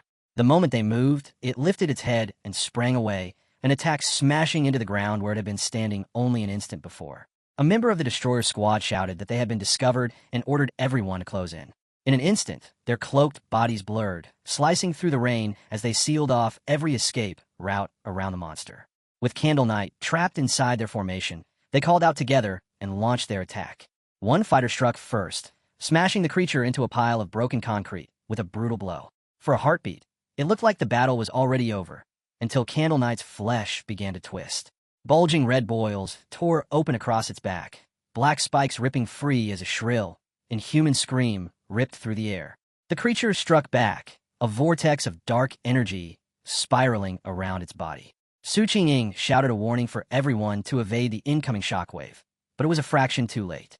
A terrifying sonic blast exploded outward, throwing both squads off their feet. The destroyer squad's leader was flung from the rooftop, crashing hard into the street below. One of his men rushed to help him. He clenched his teeth and forced himself upright, bruised and shaken, but still breathing. With grim honesty, he admitted that if he had been even a second slower, his bones would have shattered. The reality was undeniable. This enemy was far beyond anything they had prepared for. Left alone, Candle Knight would reduce the entire city to ruins. And it still wasn't finished. The monster's body warped again, huge bat-like wings tearing free from its back. It roared as a sickly green glow gathered in its throat before it spat out a flood of corrosive black energy. The substance spread like poisonous smoke, eating through everything it touched. Candle Knight slammed its claws into the ground, tried to melt its way underground and escape.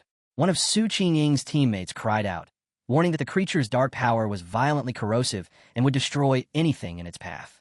Su Qingying remained perfectly still. Even as destruction spread, her expression stayed calm and focused. She issued clear orders to her squad. Maintain discipline. Do not disrupt the destroyer squad's formation. Their role was tactical support, not reckless engagement. At the same time, a destroyer squad fighter rushed in with a dagger, aiming to stop the fleeing monster. But two glowing red eyes cut through the darkness. The winged Candle Knight lunged forward, narrowly slipping past a deadly ambush. The squad leader roared in frustration, commanding his men not to let it escape. The creature tore through the rain-soaked streets, weaving between buildings as it fled. Members of the Ying squad gave chase, cloaked figures streaking after it like living shadows. From a rooftop above, Su Qingying watched with two of her teammates. Suddenly, she felt it, a violent spike of spiritual energy coming from the creature. Something was changing. Without hesitation, she ordered her squad to remain outside while she went after the monster alone. The pursuit led her to a massive, abandoned factory, its interior swallowed by darkness. As she stepped inside, Su Qingying activated a scan, her gaze flicking to the sleek device on her wrist. The Destroyer Squad's leader instantly recognized the technology. She confirmed it was a brand new prototype issued by the association. The device measured spiritual energy and determined what level a squad could safely handle. 50 was considered the upper limit. Candle Knight had registered at 48. Before she could say anything more, the numbers on her wrist exploded upward. The screen shrieked with alarms as the reading surged past 80. Her expression tightened instantly. Something was terribly wrong. The energy levels are spiking out of control, she shouted. A freezing presence stirred above them. High in the rafters, a massive shadow shifted, twin green eyes burning through the darkness.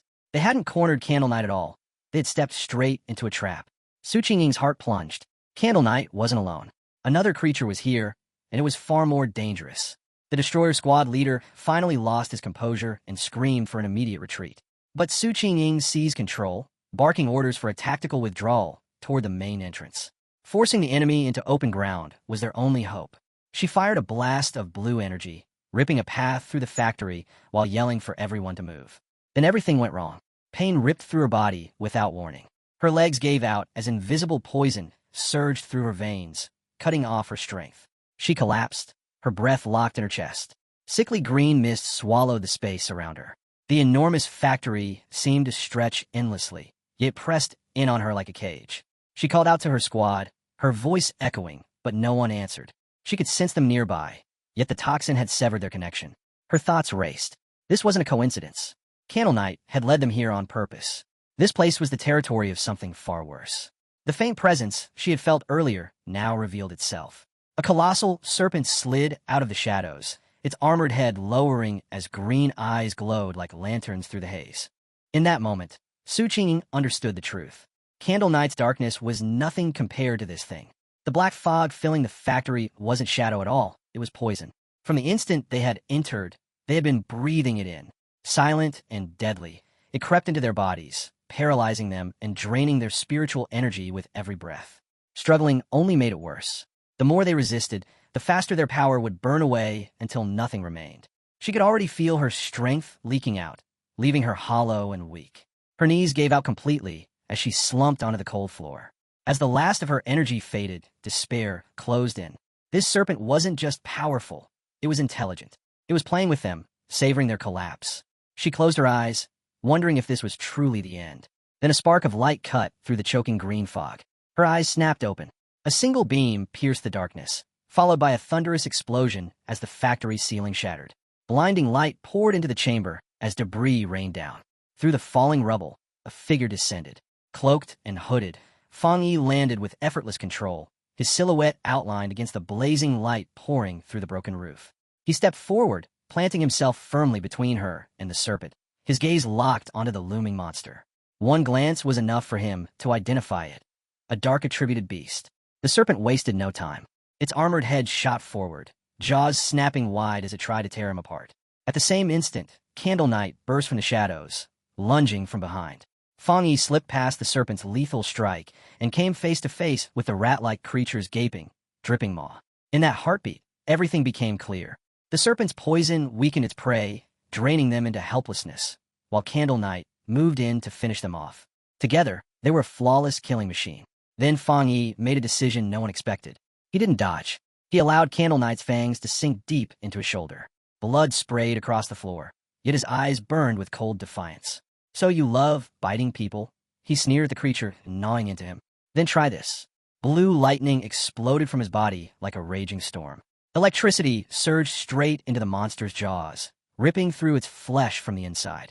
"Taste my thunder," Fang Yi roared. At the same time, his free hand flared with blazing golden light. A beam of searing solar energy blasted forward, smashing directly into the serpent's skull. Candle Knight shrieked as lightning wrapped around its body, convulsing in shock. Fang Yi tore himself free and turned back toward the towering serpent. Golden flames ignited around him, crackling alongside the roaring thunder. "Let's see how you handle fire," he said, unleashing a torrent of blazing gold that thundered across the battlefield. The serpent answered with a furious roar, lunging forward with its massive jaws stretched wide to devour him. Fang Yi moved like a streak of lightning, twisting through the air as the beast struck. His golden sword ignited with radiant brilliance, arcs of thunder dancing along its blade. He landed solidly and pointed the weapon straight at the monster. His voice was calm, almost taunting, as he told it to keep its eyes on his sword. The serpent hesitated, drawn to the glowing blade. Fang Yi took advantage instantly. He shot upward, slicing through the air and bringing his sword down in a crushing arc toward the serpent's head, thunder roaring violently along the edge. The impact sent shockwaves through the ground. But instead of the killing blow he expected, something horrifying happened. The serpent's skull split apart, cracking open like a shell. From inside, a second head emerged, unscathed as the outer layer peeled away and fell like discarded skin. Fang Yi landed, his eyes narrowing in disbelief. The creature's true form glowed with sinister vitality, green energy pulsing through its neck. This battle was far from over. Then the backlash struck. The remaining thunder energy he had driven into the beast erupted inside its body. The serpent screamed, thrashing wildly as lightning tore through its veins, overwhelming its dark aura. Watching it writhe in pain, Fang Yi let a thin, confident smile form. He had already sensed this serpent was far more dangerous than Candle Knight. That was why he had held back. That earlier strike was never just about the sword. It had been the conduit. The blade had driven the thunder straight into the creature's core. A trap inside a trap, and now the serpent was suffering for it. But the fight was not over. A sudden, searing pain tore through Fang Yi's shoulder, right where Candle Knight had bitten him earlier. His expression darkened as he looked down. Dark purple scales were spreading across his skin, crawling outward like a cursed brand. He understood at once. Just as he had suspected, this was no ordinary poison. It was a coordinated assault between the two monsters. One delivered the bite, the other flooded the air with venom, paralyzing their prey and silencing them before the kill. The agony was fierce, but Fang Yi's will burned even hotter. He activated the golden sun breathing technique, golden heat surging through his body. The yang flame immediately began burning through the corruption.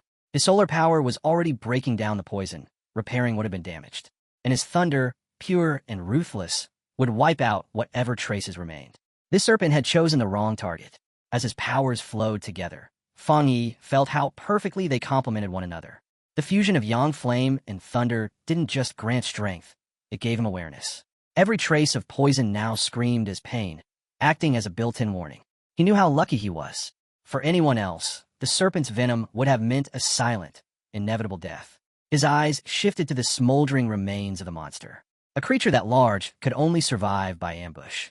Its lair must have been filled with the bones of fallen pioneers who never had a chance. With Candle Knight acting as bait and the serpent delivering the final blow, the trap had been flawless. Even elites would have fallen. That was why so many had disappeared. But now it was over. The serpent's massive skeleton collapsed into ash, devoured by holy fire.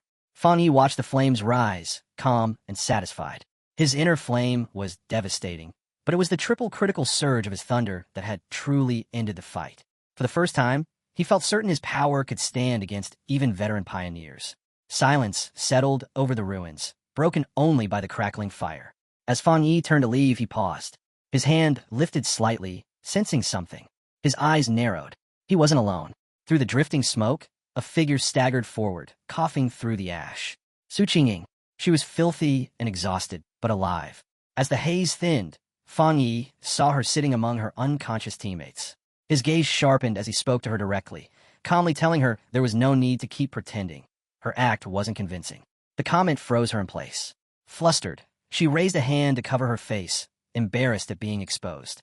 She hurriedly muttered an excuse, claiming she had only just woken up from the smell of the smoke. Fang Yi didn't accept it. With a quiet edge in his voice, he pointed out the truth. While her entire squad had been completely drained, she still had more than enough spiritual energy left to protect herself. If she had truly been unconscious, she wouldn't have sensed anything at all. With no way out, Su Qingying could only offer a weak thank you. Inside, her thoughts were in chaos. He had seen straight through her. She had deliberately kept a thin thread of spiritual energy for self-defense. And more shocking than that, he had wiped out both Candle Knight and the serpent entirely by himself. Noticing her flustered reaction, Fang Yi's tone softened. He told her there was no need to hide her face. All he wanted was honesty, and for her to keep his identity a secret. After one last glance to make sure she and her squad were safe, he said it was late and he needed to leave. Su Qingying tried to call out, but he was already walking away. With a faint smile, he said that explaining everything would ruin the surprise. Then, with a single effortless leap, he shot through the hole in the factory roof and vanished into the night. Leaping across rooftops under the moonlight, Feng Yi thought back on the battle. He felt relieved that Su Qing hadn't tried to absorb the monster's dark energy. He remembered that icy, filthy presence far too clearly. Yet one question lingered. Why hadn't he been able to absorb it himself? Had it already dispersed, or was his body instinctively rejecting it? Either way, he decided it could wait until he got home. Back inside the ruined factory, Su Qing stared up at the jagged opening in the ceiling, moonlight pouring down. She let out a quiet sigh. Disappointed, she hadn't seen his face clearly. He still didn't fully trust her, or the association. Her thoughts ended there. Stepping back into her role as captain, she walked over to the destroyer squad's fallen leader. With a few sharp slaps, she ordered him to wake up. He groaned as he stirred, bruised and disoriented. The moment his eyes opened, panic seized him and he shot upright, shouting that they had been ambushed. Su Qing remained calm, almost detached. The man followed her gaze and froze. His eyes widened at the smoldering skeleton of the serpent sprawled across the factory floor. The entire squad stared in stunned silence. Their captain demanded answers, asking what had happened and where that terrifying yang energy had come from. Su Qing replied smoothly. She said they had been rescued by a powerful pioneer, most likely the same person she had been tasked to investigate. A high-level yang attribute user who had appeared by coincidence. Her voice deliberately faded at the end, making it sound like nothing more than luck. The squad was shaken. One muttered that it was impossible for a single person to kill both monsters alone. Another could only shake his head in disbelief. Su Qing added one final detail. She hadn't been able to recruit him, and somehow he had even managed to follow her back. That alone made him even more mysterious. Soon, the destroyer squad returned to their duties. Their captain, still sore but steady, asked where Candle Knight's remains were. Using a green energy technique, the destroyer squad captain began purifying the battlefield, as the association required every trace to be collected. As the cleanup started, he formed a glowing green orb, pulling in the strange fragments scattered across the floor. But as he stepped forward, his boot came down on a piece of debris. It shattered instantly, erupting in a burst of brilliant blue lightning. The captain stumbled back with a sharp cry as the shock raced through his body. Su Qing froze, eyes wide. The remains weren't just fading shadows. They were still alive with raw electrical force. This was no ordinary residue. It was Candle Knight's corpse, still crackling with thunder. The captain turned toward her, suspicion flashing in his gaze. She had reported that the mysterious pioneer wielded yang flame. Yet here was undeniable proof of overwhelming lightning power as well. They both knelt beside the remains, examining the charged fragments. The thunder energy pouring from them was terrifying, pure, violent, and far beyond anything they had seen before. There was no doubt it was high tier. The destroyer squad captain frowned, a new idea forming in his mind. Maybe there hadn't been just one rescuer. Perhaps two elite pioneers had crossed paths, one who killed the serpent and another who destroyed Candle Knight, before leaving together. But Su Qing knew better. She couldn't bring herself to say it. In her mind, she still saw that lone figure, golden flames blazing in one hand, lightning raging in the other. Who would ever believe it? One high-tier attribute was enough to be called a prodigy. Two was almost unheard of. Yet the proof was right in front of them.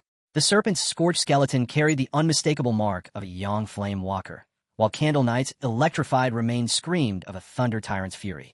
And both traces pointed to a single man. The squads could only stare, shaken to their cores. What kind of monster was this hidden pioneer? At that moment, association reinforcements arrived. Su Qing felt a wave of relief. She was glad she had left people outside. If she had gone silent for too long, she would have been declared missing. A cold thought crossed her mind. This rescue team had likely come expecting to retrieve their bodies. Her two subordinates, who had been knocked out by the serpent's poison, finally woke and hurried to her side, voices trembling with relief that she was still alive. With the threat gone, the association's forces began their work, clearing the battlefield where two monsters had fallen, and where one pioneer had shattered everything they thought they knew.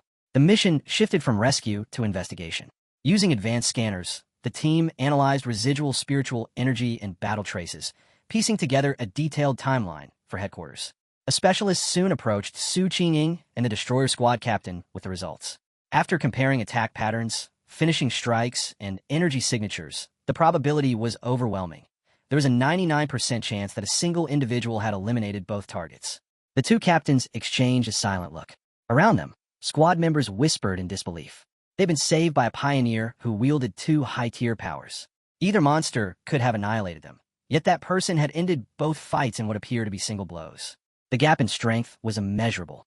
Understanding the weight of what they had discovered, Su Qingying contacted her superior and delivered a major update on the target. Glancing up at the shattered roof, she confirmed that the mysterious university pioneer and the figure known as Tyrant were one and the same. In his office, her superior listened carefully before issuing new orders. Xiao Su, suspend the mission for now. He saved your squad, eliminated the threats, and secured the site. That isn't how an enemy behaves. Old Han, Major Han Li, and I don't see eye to eye on this, but for your safety and to avoid provoking a potential ally, you are to cease all contact with Tyrant for the time being. Yes, sir, she replied, then added another detail. She shared a theory from when she had tracked Tyrant to the back mountain during his breakthrough. He told her to continue. She explained that the aura she felt back then had been terrifyingly strong. At the time, she had suspected a spiritual weapon, then dismissed the idea. But now, with confirmation of 2 high-tier attributes, that theory no longer seemed so far-fetched. A spiritual weapon? Her superior repeated. He paused, then shook his head. It was extremely unlikely. No matter how gifted, a lone pioneer shouldn't be able to obtain something that rare without powerful backing. He added that the investigation team had detected no trace of a third spiritual energy, which was normally the unmistakable sign of a separately forged spiritual weapon. Su Qingying corrected him immediately.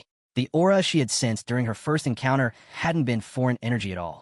It had been pure yang. His eyes widened as the meaning sank in.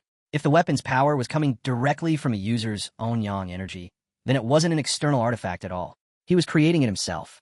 That led to a terrifying possibility. He might be a spirit creation realm cultivator, someone capable of forging spiritual weapons from their own power. In theory, such people could exist. In reality, they were almost myths. Fewer than a handful were believed to exist in the entire world. Su Qingying felt her heart pound. If she was right, the man she'd been tracking wasn't just gifted, he was one of the rarest beings alive. But her superior's thoughts went even darker. What if this pioneer wasn't limited to 2 attributes? What if there was a third hidden within him? That would be disastrous. Every known study agreed. Different attributes violently rejected one another inside the human body. Even stabilizing 2 was nearly impossible. No one in recorded history had ever successfully controlled 3. Yet the absence of a third energy signature was almost a relief. If no third attribute existed, then at least the situation still remained within the realm of what was theoretically possible. When the call ended, her superior sat alone in silence, one thought weighing heavily on his mind. Please, let this man never become humanity's enemy. Meanwhile, Fang Yi stood beneath the steaming water of his apartment shower, heat washing away the grime and exhaustion of battle. Drying himself off, Fang Yi let his thoughts drift across the state of the world. Less than a year remained before the official revival of spiritual energy, yet everything was already shifting.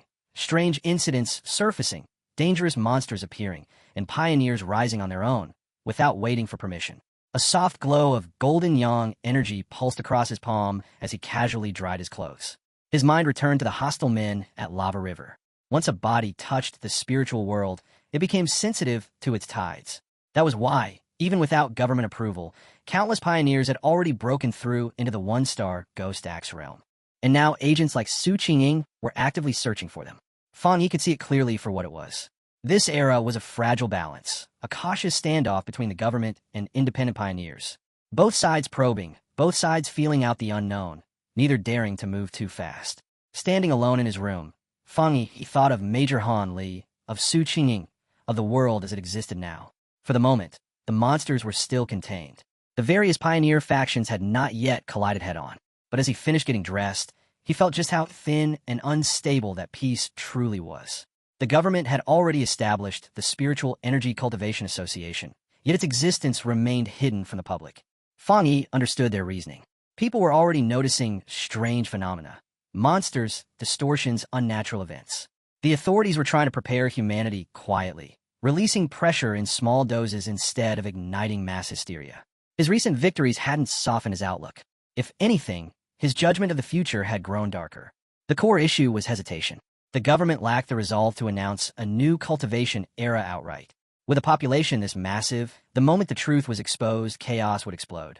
Riots, death, fear, the collapse of order. Even official pioneers would be powerless to contain that wave. From that perspective, their cautious strategy wasn't wrong. Fang Yi knew better than most. Human panic could be deadlier than any monster. What unsettled him was something else. The speed at which the monsters were evolving. Faster than he had expected. His thoughts returned to the factory battle. Candle Knight and the Serpent had both been warped by dark energy contamination, specifically Shadow Attribute, a twisted branch of darkness itself. His system had labeled it clearly, a natural enemy of pioneers, an energy he could not yet absorb. These creatures weren't stupid beasts. They hunted in pairs, set traps, and stalked pioneers like prey. And yet, even these were still insignificant compared to what he remembered from his past life. True dark-type horrors that could wipe out entire nations on their own. The realization left a chill in his chest. If he hadn't arrived when he did, Su Qingying and her entire squad would have been erased without a trace. Still, hope remained.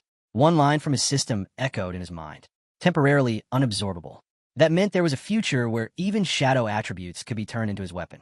That single possibility might decide whether humanity survived or fell. Turning inward, Fang Yi reviewed what he now possessed. The golden sun breathing technique of the yang attribute. The divine thunder tempering of thunder. And the crimson flame blade technique. His arsenal kept expanding layer by layer. Armed with high-tier techniques and the raw force of a 3-star Ghost Axe Realm Pioneer, Fang Yi knew very few could stand against him now. Yet even as that power circulated through his body, one reality pressed down on him. This was still nowhere near enough. The ringing of his phone cut through his thoughts. When he glanced at the screen and saw his aunt's name, a flicker of surprise crossed his face. She asked about his health first, then revealed her real reason for calling. His cousin was coming to the city for school. Worried about her safety, she hoped Fang Yi would let the girl stay at his place instead of putting her in a hotel. He paused. His memory of this cousin was vague at best. A quiet top student who lived buried in textbooks, with little presence beyond that.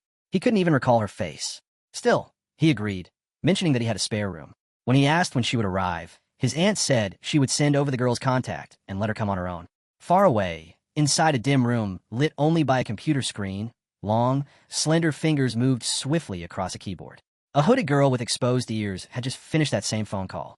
Her mother, Fang Yi's aunt, reminded her to go to her cousin's place by tomorrow afternoon and mention the snacks she had packed for the trip. The girl replied politely that it was no trouble and said she still had work to finish. The glow of the monitor reflected in her glasses as she switched back to a chat group titled Spiritual Energy Revival Martial Arts Vanguard Team. Using the name Feng Heju, she announced that she would be heading to the city and staying with her cousin for a while. She closed it and opened another page, an alert about a location now known as Death Town, tied to something called the Pork Beef Challenge. 3 more people had gone missing. A blood-stained, horrifying image filled the screen. Her eyes sharpened with interest as she read the town's name. Manhua. Before she could dig deeper, her mother knocked and entered, asking if she had finished packing. Lin Yi said she was ready, though she muttered that she would rather stay in a hotel than trouble her cousin. Her mother immediately refused. Staying with family was far safer than living alone, and she trusted Fang Yi completely. As she gently urged her daughter toward the door, she added one last reminder. Don't cause trouble, and help out when possible.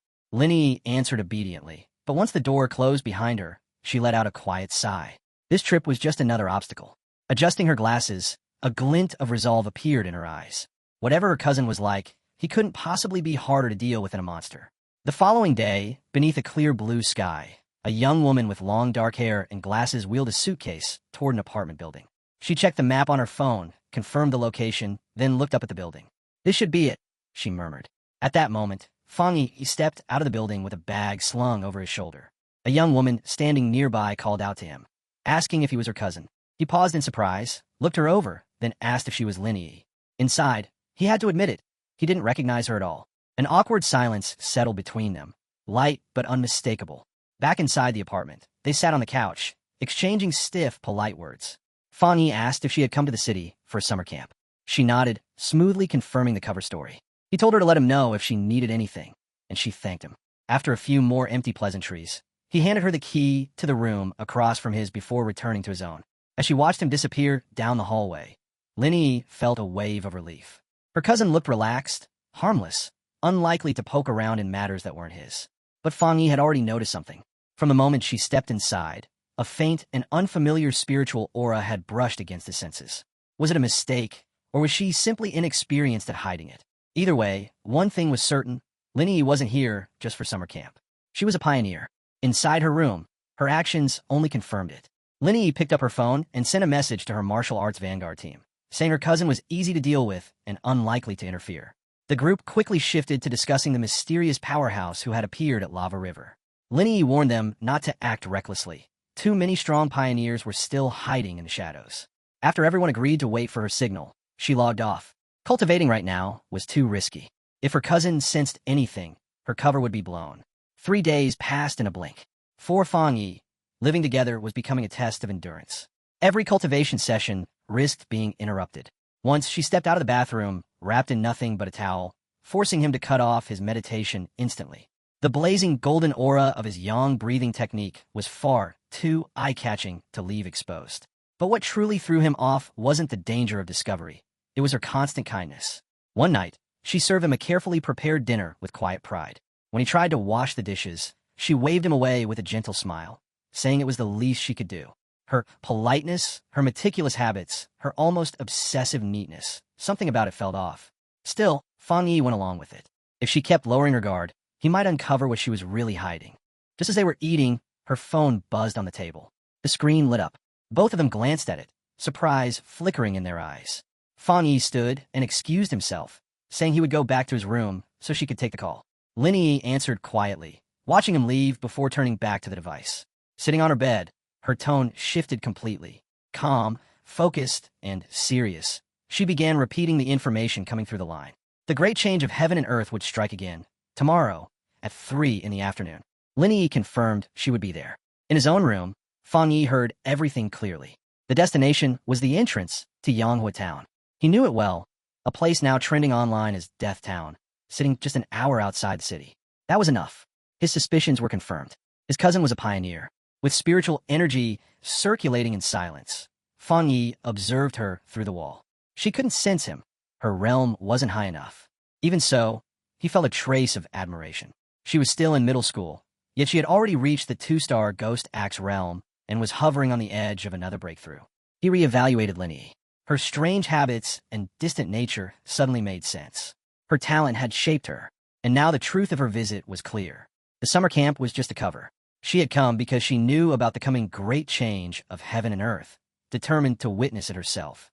Fang Yi knew what such events represented. Every great change was a rare opening, a chance to seize a new technique and leap forward in power. What would emerge this time? He didn't know. It didn't matter. With his resolve set, he decided that whatever appeared would belong to him. In her room, Lin Yi paused mid-preparation as a chill slid down her spine. She looked around, a faint sense of being watched pricking at her nerves.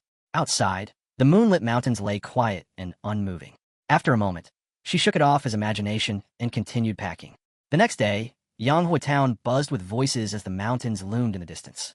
At the entrance, Lin Yi met one of her teammates. The girl immediately teased her, asking if her cousin was handsome. Lin Yi answered plainly, he was a good man, but nothing special to look at. Her friend let out a disappointed groan. Before the jokes could continue, another teammate arrived, a red-haired woman in a flowing purple dress. She reminded them that Lin Yi herself always claimed to be ordinary. With that, she shifted the mood. Everyone was here. It was time to get to work. One of the men asked if another member of their team wouldn't be coming. The redhead replied that it would only be the 6 of them today. Their missing teammate, she said, was always like that, mysterious, rarely showing up. From the balcony of a nearby cafe, Fang Yi watched in silence, his sword resting at his side. His cousin's little team kept a low profile, but his senses told him everything. Even the weakest among them had reached the 2-star Ghost Axe realm. The man who spoke earlier carried the pressure of a 3-star. He also picked up that their team normally had even more power, but their strongest member was absent today. Fang Yi leaned back, eyes turning toward the mountains. A thin smile formed. That was where the real show would begin. And then, high above the mountain peaks, it descended, the great change of heaven and earth. The clouds were torn apart as a colossal green vine dropped from the sky, stretching downward like a legendary beanstalk, announcing that the transformation had begun. These strange phenomena always arrived without warning. They weren't directly destructive, but to pioneers, each one was a precious clue, a fragment of truth about how the world was being reshaped. Deep within the misty mountains, Lin Yi and her squad finally saw it for themselves. The towering vine pierced the sky, vast and utterly alien. The red-haired leader's voice trembled as she confirmed it. They'd found their target. The group stood rooted in place, slowly giving way to unease. One of the more adventurous girls suddenly went pale. Her voice shook as she begged everyone to stop. A cold dread crawled up her spine, pouring out from the vine itself. Fighting back tears, she said that something about standing before it filled her with overwhelming terror. The leader asked if anyone had read the rumors on the internal Pioneer forums. The girl nodded, panic spilling out as she spoke. She knew a team that had touched the vine during its last appearance. They had been experienced pioneers, far stronger than she was. And yet, all of them had died. Their bodies were eaten, their bones absorbed into the roots of a twisted, darker version of the vine. Her breathing grew ragged as she clutched her head. "One up the same way," she whispered. At that instant, their surroundings warped. The mountain trail vanished. In its place spread a grotesque cavern of throbbing red flesh, the ground a writhing mass of living tendrils. A nightmare. Then just as suddenly, the vision shattered. They were back on the mist-shrouded mountain path. It had only been a premonition. Even so, their teammate was left shaking to her core. Once betrayed in an online romance, she had convinced herself she was ready to gamble with her life, either return wealthy or die as a pioneer. But now, facing the vine, all she felt was crushing fear. Tears streamed down her face as she admitted she wasn't ready to die. She wanted to leave. The red-haired leader and Linny exchanged a heavy glance. They, too, could feel the suffocating pressure radiating from the vine. Linny spoke quietly, giving shape to what they all sensed. It wasn't just fear. It was emptiness, a hollow void within the wood-type vine, as if all life inside had been drained by time, leaving behind nothing but a dead, echoing shell. Linny laid out her conclusion. That hollow core was the reason their fear felt so crushing. The vine wasn't merely strange. It was feeding on their very life force. Her trembling teammate looked ready to collapse when Linny reached out and grabbed her hand. With unwavering resolve, she declared that this was the path of a martial pioneer. Danger was unavoidable, and only by facing it head-on could they continue to advance. From a nearby cliff, Fang Yi watched in silence. He could feel it too, the suffocating, deathly aura pouring off the colossal vine. Of every monster he had encountered so far, aside from pure dark attribute creatures, this thing was by far the most disturbing. The small squad had courage. Few pioneers would even dare stand near something like that, much less try to cultivate beside it. His sharp gaze locked on the vine.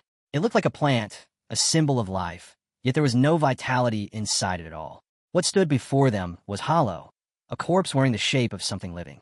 No spiritual energy circulated within it. Only the faint residue of blood and flesh from those it had devoured clung to its surface. Back with the group, Linny stepped forward and took control. Standing at the edge of the cliff, she spoke with clear resolve. Time was limited. They couldn't afford reckless moves. Her plan was straightforward. Sense the vine's energy from a distance, avoid direct contact, and still extract what they needed. She chose a high branch and settled into meditation. A shell of blue spiritual light wrapped around her as she focused her breathing. From afar, Fang Yi observed closely. He had to admit it. Their formation was well chosen. Far enough to stay safe, close enough to cultivate. Not timid, not reckless. His cousin had picked the perfect position. Then it happened. The energy around Linny suddenly surged. Fang Yi's eyes sharpened. She was breaking through to the 3-star Ghost Axe realm. A burst of blue light flared as her aura climbed. Her teammates stared in stunned silence. In a single moment, Linny had stepped into a level of power none of them had expected. But that eruption of spiritual energy did not go unnoticed. Deep beneath the forest floor, the slumbering roots of the colossal vine twitched. A sickly green glow spread across its twisted mass, pulsing like poison veins. The earth shook. One of the men turned, his face draining of color. Panic rippled through the squad as the vine began to move, its massive tendrils ripping out of the ground and surging toward them. The attack was merciless. Blade-like vines lashed upward, instantly coiling around 2 of the male pioneers before they could even react. Their screams tore through the air as they shouted for the others to run, begging them to escape while there was still time. The red-haired leader's heart dropped. She knew exactly what had happened. Linny's breakthrough had created too great a disturbance. It had drawn the monster's attention. Her fear was confirmed as more tendrils slammed against Linny's protective barrier. Fresh from her advancement, her energy was unstable, unable to fully protect her. The blue shell creaked and cracked under the crushing pressure, deathly aura seeping inside. Once the vine closed in completely, it would drain her life without mercy. The squad broke into chaos. The leader tried to drag a terrified teammate away, but the girl resisted, sobbing that they couldn't abandon Linny. "What am I supposed to do then?" the leader shouted, desperation breaking through her voice. "Feed my own spiritual energy in her shield and die, just so she can enjoy her breakthrough." One of the male teammates answered coldly, without hesitation. "Life and death are fate. If we don't leave now, we all die. We only met by chance. Don't throw your life away for feelings." His merciless logic only pushed her further. She shoved him aside, eyes blazing, swearing she would never abandon a teammate, even if it meant standing against everyone else. High above, on the cliff, Fang Yi's gaze hardened. His cousin, still just a student, had no idea how close she was to death. Trapped in deep meditation, she was defenseless, her fragile barrier seconds away from being crushed. The vine's deathly aura was overwhelming. Even Fang Yi questioned whether his current strength would be enough. But there was no room for doubt. He clenched his fist, golden light exploding around him like a rising sun. He had promised his aunt to protect Lin Yi. A promise was not something he would ever break. Below, the red-haired leader made her move. She charged straight into the storm of tendrils, her kicks smashing apart one vine with brute force. For a single heartbeat, it looked like it might work, until countless more shot out, wrapping around her arms and body, locking her in place. At the same time, Lin Yi's protective shell shattered. The blue light broke apart like glass, leaving her completely exposed as the monstrous plant surged forward to devour them both. That was when Fang Yi struck. He cut through the sky in a single leap, sword flashing. Two waves of golden energy tore through the battlefield, ripping vines apart in midair.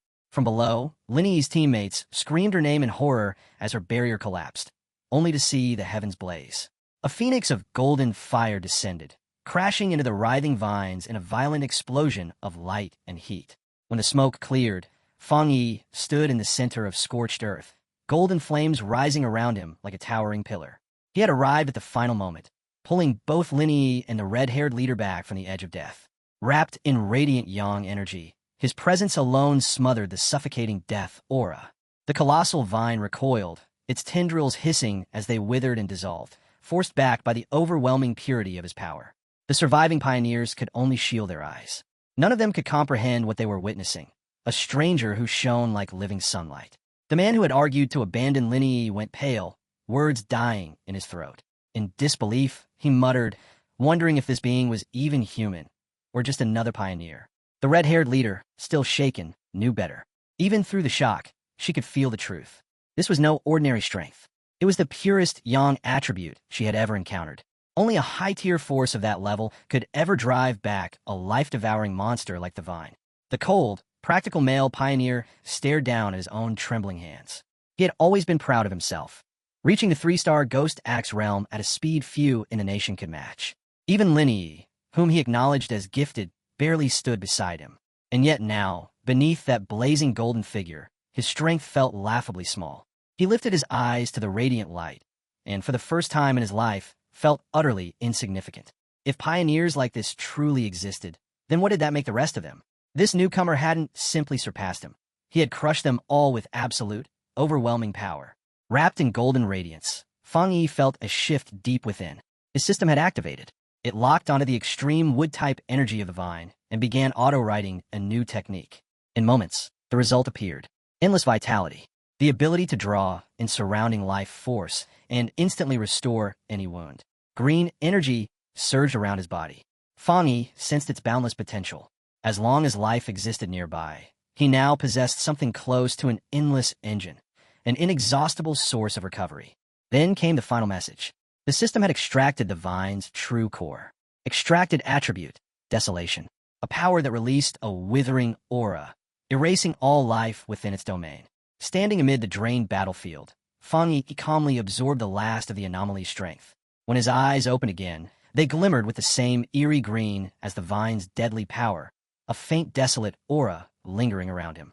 Now it was obvious why such a creature could only exist in remote mountains.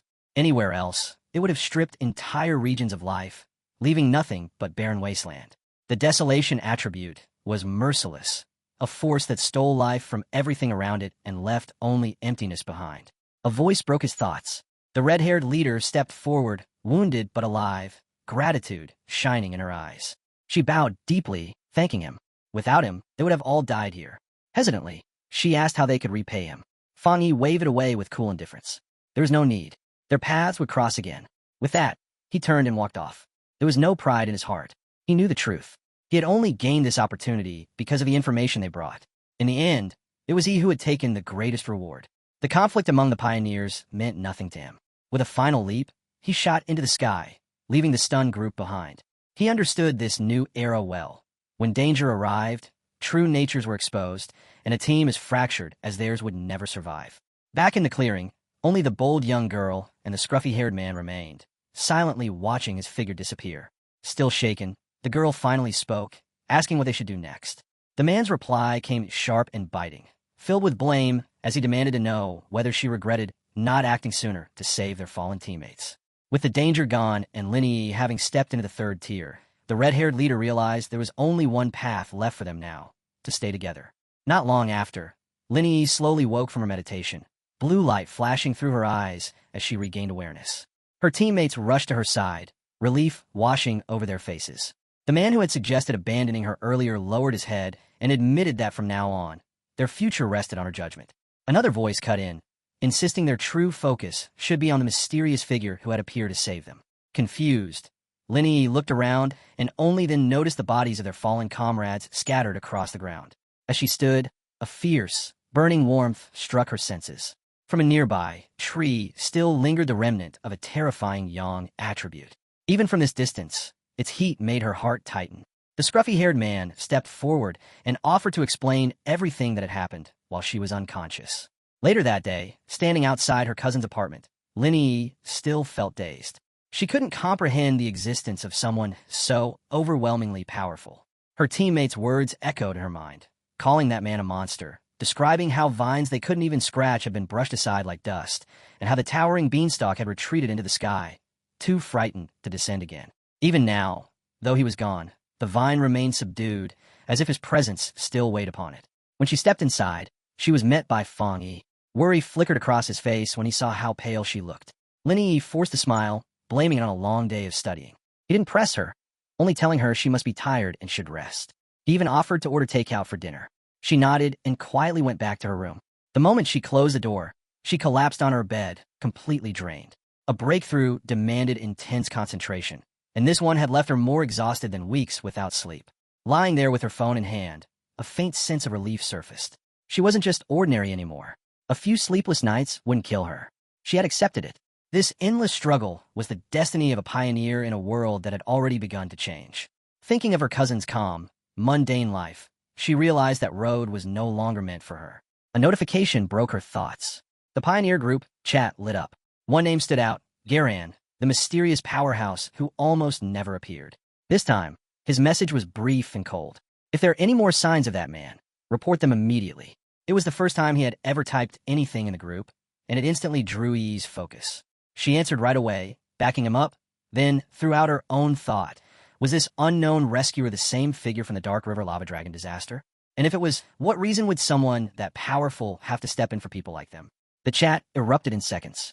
One user shared a long breakdown about a high-tier yang attribute expert, describing the legendary sun-splitting slash, a strike so bright it had driven onlookers out of a cave under a wave of burning light. The post insisted no pioneer anywhere in Sea Country could compare to that man, and ended with a blunt warning. If you ever encounter him, stay far away. While everyone argued, Fang Yi was already moving. He rode his bicycle into the night, calm and steady. After the chaos earlier, he was sure his cousin had dropped her guard. His performance had worked well enough that he could slip in and out without suspicion. That was all the opening he needed. Tonight had a purpose. He had to secure a vessel for his newly awakened desolation attribute. It aligned best with plant life, so that was where his hunt would start. As he pedaled through the empty streets, his mind stayed fixed on the dangerous force now sitting inside him. Desolation was powerful, but it was warped, an energy built on ruin and withering. Binding it directly to his own body was asking for disaster. Worse, it could collide with the clean, violent purity of his thunder attribute. That kind of clash could destroy him. He would not take that risk. No, there was only one answer. He needed a carrier. Something like that abnormal vine.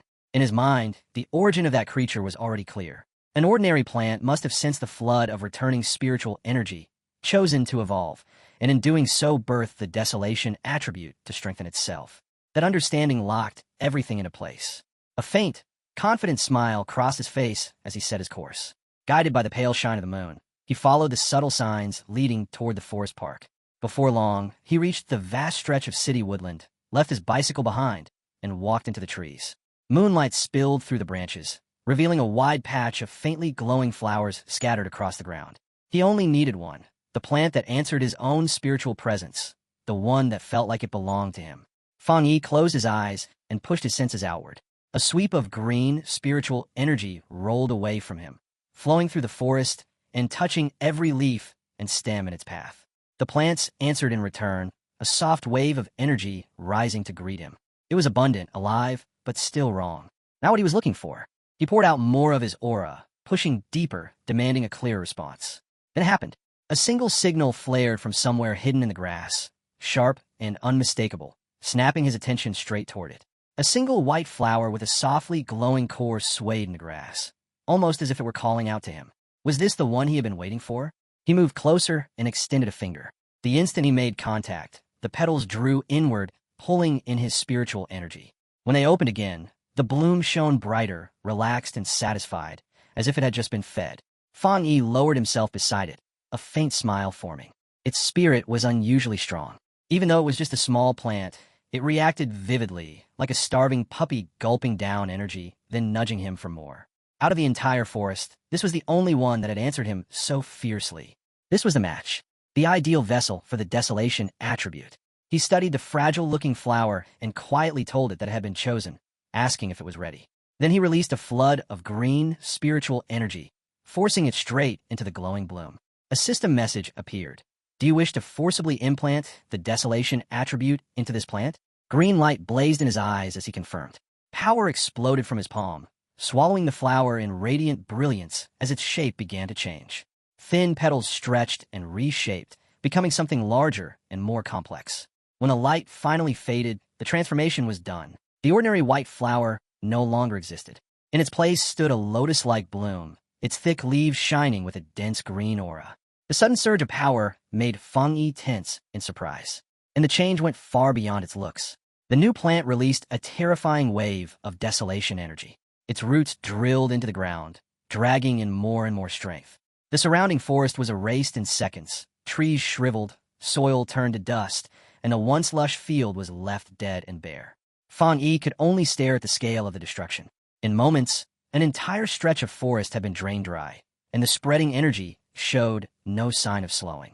Then, just as abruptly, the glow weakened and the flower shrank down, settling into a smaller, stable form. Fang Yi immediately understood the danger. If it kept going, the Spiritual Energy Association would notice. He knelt and tore the glowing plant from the earth, roots included. This park had been a terrible place to experiment, too close to the city, too heavily watched. Even when he arrived, he had noticed the cameras and the eerie lack of people. As he walked away holding his creation, something made him pause. The flower was still alive. More than alive, it was flourishing. Even without soil, it continued absorbing spiritual energy from the air, its light steady and strong. A slow grin crossed his face as he looked at it. Just minutes ago, it had been a wildflower. Now it carried power without losing a single trace of vitality. The truth hit him all at once. By merging the desolation attribute into that plant, he hadn't just strengthened it. He had ripped open its dormant limits and shoved it onto an evolutionary track no natural life form was meant to reach. Fang Yi was just about to leave the park when a piercing alarm tore through the night. Red warning lights flared between the trees as a cold, synthetic voice announced, abnormal value exceeded. His chest tightened. Even with all his care, the system had still been tripped. Gripping the desolation flower, he bolted from the area without looking back. Far away, inside the Spiritual Energy Revival Plant Research Department, the same alert thundered through a brightly lit control hall. Technicians ran between terminals as graphs and readings spiked wildly across their screens. The anomaly is off the charts, one shouted. What's going on out there? Another snapped. Orders came down instantly. All personnel were told to activate their protective bracelets, deploy to the park, and seal the perimeter. Nothing was allowed in or out. Not long after, a heavily geared response unit reached the section of forest Fang Yi had stripped dry. Where lush greenery had stood, only gray, dead trees, and fractured earth remained. One man glanced at the glowing data on his wrist and stiffened. It's 30, he muttered. His voice trembled. That can't be right.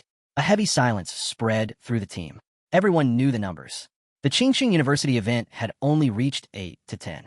Even the Dark River Lava Dragon, a catastrophe that had shaken the entire region, had peaked at 25. Yet here, in a city park that never went past 10, the reading was 30. Another technician crouched to collect soil while his partner gave a tense report. Air pressure, moisture, sunlight, everything's normal. But the vegetation, it's like all the life was ripped out at once. The team leader's eyes hardened. Move toward the center. That's where it started. Before anyone could step forward, a sharp command rang through their comms. Stop. No one moves another inch. The senior researcher with glasses had cut in, and his authority froze everyone. His voice was calm but heavy. The energy you're picking up is desolation. Do not make contact. Uneasy looks passed between the younger members. Then he asked quietly, do you know about the vine that fell from the sky not long ago? The group stiffened. One junior finally spoke, pale and shaken. You mean the devil vine? The A-level mutated one. The senior researcher gave a slow nod. A projected image of the twisted vine appeared before them, its towering form looming as faint silhouettes of trapped lives writhed at its base. This, he said in a low voice, is where its power truly comes from. That was why it was so lethal. That was why so many pioneers had died to it. Its core was desolation itself, a parasitic force that devoured everything around it and turned all it consumed into its own. The young researcher who had almost walked into the lifeless zone stumbled backward, gripping his chest as icy sweat soaked through his clothes. Gasping for air, he muttered hurried thanks to the senior researcher, fully aware he had just brushed past death itself. The older man spoke with heavy gravity. Any place where a plant awakened the desolation attribute became a dead zone. Anyone who crossed into it would have their very vitality drained away. He brought up another case. An ancient decaying tree in one city of Zia country, a forbidden region where every living thing that approached had been wiped out on the spot. Staring at the ruined woodland in front of them, his expression tightened. In this new era, plant mutations could no longer be treated lightly. Among all possible awakenings, desolation stood at the top in both danger and destruction. And now, beside the ancient tree and the celestial vine, a third one had emerged. Before he could go further, a firm hand landed on his shoulder. The researchers turned to see Major Hanley approaching, his face set hard, a squad of soldiers at his back. He had already been informed. Switch to advanced suits, he commanded, gesturing toward the protective equipment. We're entering.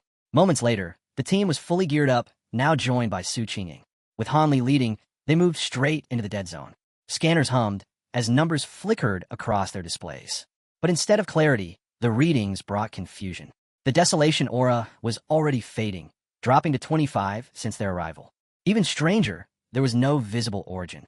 This was nothing like the celestial vine, whose presence should have continued to spread without end. Han Li's gaze sharpened as he shared a tense look with Su Qingying. She answered with a small nod, and together they advanced further into the devastated center. Two specialists, blue spiritual light surrounding them, began tracking the lingering energy trails. Those fading lines led them inward, step after step, until both suddenly stopped, shock written across their faces. Han Li and Su Qingying understood at the same time. The desolation's source hadn't simply dissipated. It had been removed, uprooted and taken away. One researcher, his words muffled behind his mask, spoke in disbelief. That's not possible. How could anyone carry something like that? Han Li grasped the danger immediately. If someone had truly entered a desolation dead zone and walked out with its core, identifying them was no longer optional. Su Qingying had already reached her answer. She raised a glowing data pad, displaying the result of a large-scale analysis. A familiar name and face appeared, Fang Yi. His movements matched this incident and another recent mutation exactly. Han Li looked over the file briefly before nodding. I'll send you everything we have on Fang Yi, he said, confirming that this was the same pioneer she had dealt with before. Adjusting his hat, he spoke in a hard, final tone. From this point on, it falls under your association.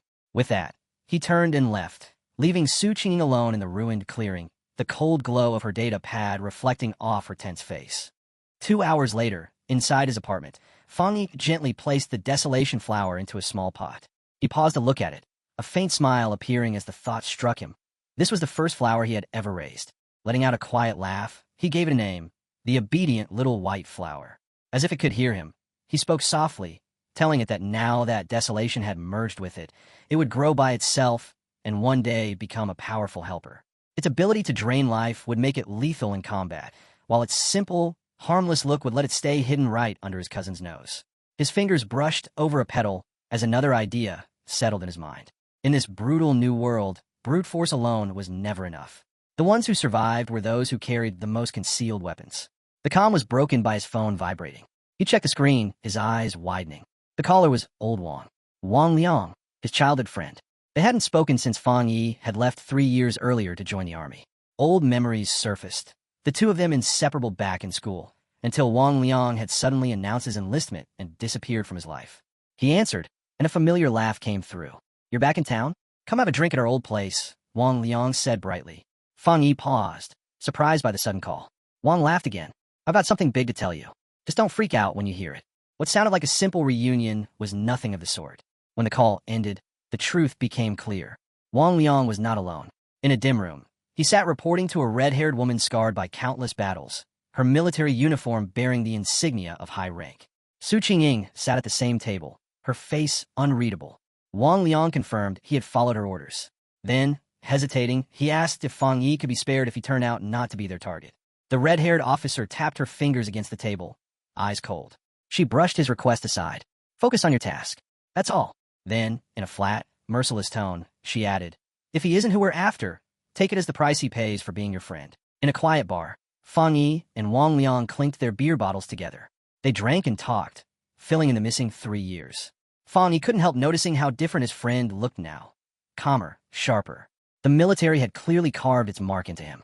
Wang talked about his years in uniform for a while, then shifted the focus back. What about you, Fang Yi? How have you been all these years? Fang Yi kept it simple, saying he was fine and that he had gone to college. As he drank, memories from his previous life drifted through his mind. Back then, he had never crossed paths with Wang again. His friend had likely died like so many other soldiers, lost in some forgotten battlefield. Maybe this time, he could change that ending. Then Wang's voice grew low. Tell me something, Fang. Have you noticed anything strange lately? Zombies, monsters, things straight out of movies? A chill ran through Fang Yi. A soldier knowing about spiritual energy was normal. Asking this so openly was not. This was a probe. He kept his expression steady. What are you trying to say? Wang let out a slow breath. I'm not here to reassure you. I'm here to warn you. The way the world is going, everything people care about now, grades, money, reputation, it's all about to become meaningless. The order we know is going to fall apart. Fang Yi looked into his glass, face unreadable. He knew how this worked. Ordinary soldiers were bound by strict secrecy. For Wang to hint this far meant the military already had its eyes on him. His old friend had been sent to test him. Wang mistook the silence. Relax. As long as you don't talk about it, nothing will happen. But Fang Yi understood the truth. No matter how much he pretended, Wang was doing everything he could to protect him, even risking military discipline. Wang Liang had tried to warn him about the storm coming. Their quiet moment was broken when Wang's phone vibrated violently on the table. He answered, and a sharp, angry voice snapped through the line. Return now. Target location, 10 minutes. Wang stood straight. Fang Yi watched him in silence. He got up quickly and apologized. Sorry, Yi. Emergency mission. I can't even walk you back. As Wang turned to go, Fang Yi dropped the act. Is this about the spiritual energy revival? He asked firmly. Take me with you. Wang halted and turned around, stunned. Before he could reply, Fang Yi stepped in and grabbed his collar. His voice was calm and unwavering. Take me to your superiors. I know why they sent you. I don't know exactly what they found, but I know you would never harm me. He loosened his grip, eyes sharp. I want to see what the army is really dealing with. If the association handles the monsters, then what is the military doing? Let me find out myself. Wang looked at him, caught between duty and friendship. After a moment, he gave a brief nod. The two of them soon arrived before a massive military base hidden deep within a mountain valley. The sign over the gates read, Military Base Number 19, Spiritual Forbidden Zone. Even before entering, Fang Yi felt the crushing pressure in the air. The concentration of spiritual energy here was terrifying, far beyond any ordinary polluted zone. At the checkpoint, soldiers stopped them, pulling Wang aside to rejoin his unit. After confirming Fang Yi's identity, they escorted him inside. He was led through rows of bright steel corridors, descending farther and farther underground, until they finally stepped into an enormous training arena carved into the rock. What greeted him was pure chaos. Dozens of soldiers were locked in a brutal fight, blue lightning bursting from their bodies as they struggled against a towering monster. Its body was black and jagged, and a single glowing red eye burned with savage fury. With a thunderous roar, it fired a beam of crimson energy that ripped straight through the formation, sending soldiers flying as screams rang through the cavern. Above them, on a raised platform, the red-haired officer Jilan watched with arms folded, her gaze sharp and merciless as she judged every movement. When Fang Yi was brought before her, he immediately sensed something off about the creature. Its presence was not natural. Two attributes were fused inside it. Jilan spoke coldly, confirming it.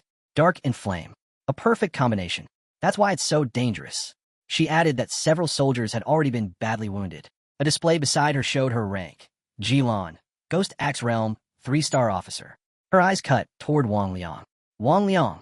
He snapped to attention. Why did you bring an unauthorized civilian into a forbidden zone? She demanded. Before he could explain, she waved it off. Forget it. We don't have time. Get into position. Then she turned to Fang Yi. One glance was enough for her to judge him. His spiritual energy was weak, barely awakened. For a moment, she wondered if he could be the pioneer they were hunting, but the thought vanished just as quickly. He was irrelevant. Because you're Wang Liang's friend, I won't pursue this, she said flatly. But you're inside a restricted zone. From now on, your survival is your own responsibility. And what you see here never leaves this place. Fang Yi gave a small nod. Understood. Jilin immediately grabbed a massive energy cannon and called out 2 names. The selected soldiers rushed forward, blue power surging around their bodies as they charged the beast. She locked onto the target and fired. A violent blast exploded against the monster, shaking the entire cavern. But it didn't fall. The creature roared as dark energy pulsed through its frame, red light bursting from inside. Its jaws spread wider, fangs extending as its form warped even further.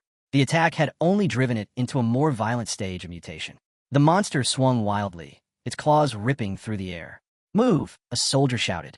One of his comrades barely raised a defense before the impact blasted him away like a broken doll. Stay focused. Don't let it keep mutating, Jilin shouted, forcing her unit to keep their spacing while pressing forward carefully. From the side, Fang Yi tracked their formation. Their coordination was flawless, built on discipline and shared trust. Every soldier covered another, each one reinforcing the whole. Together, they were far stronger than any single fighter could ever be. That thought shattered when Fang Yi sensed the truth.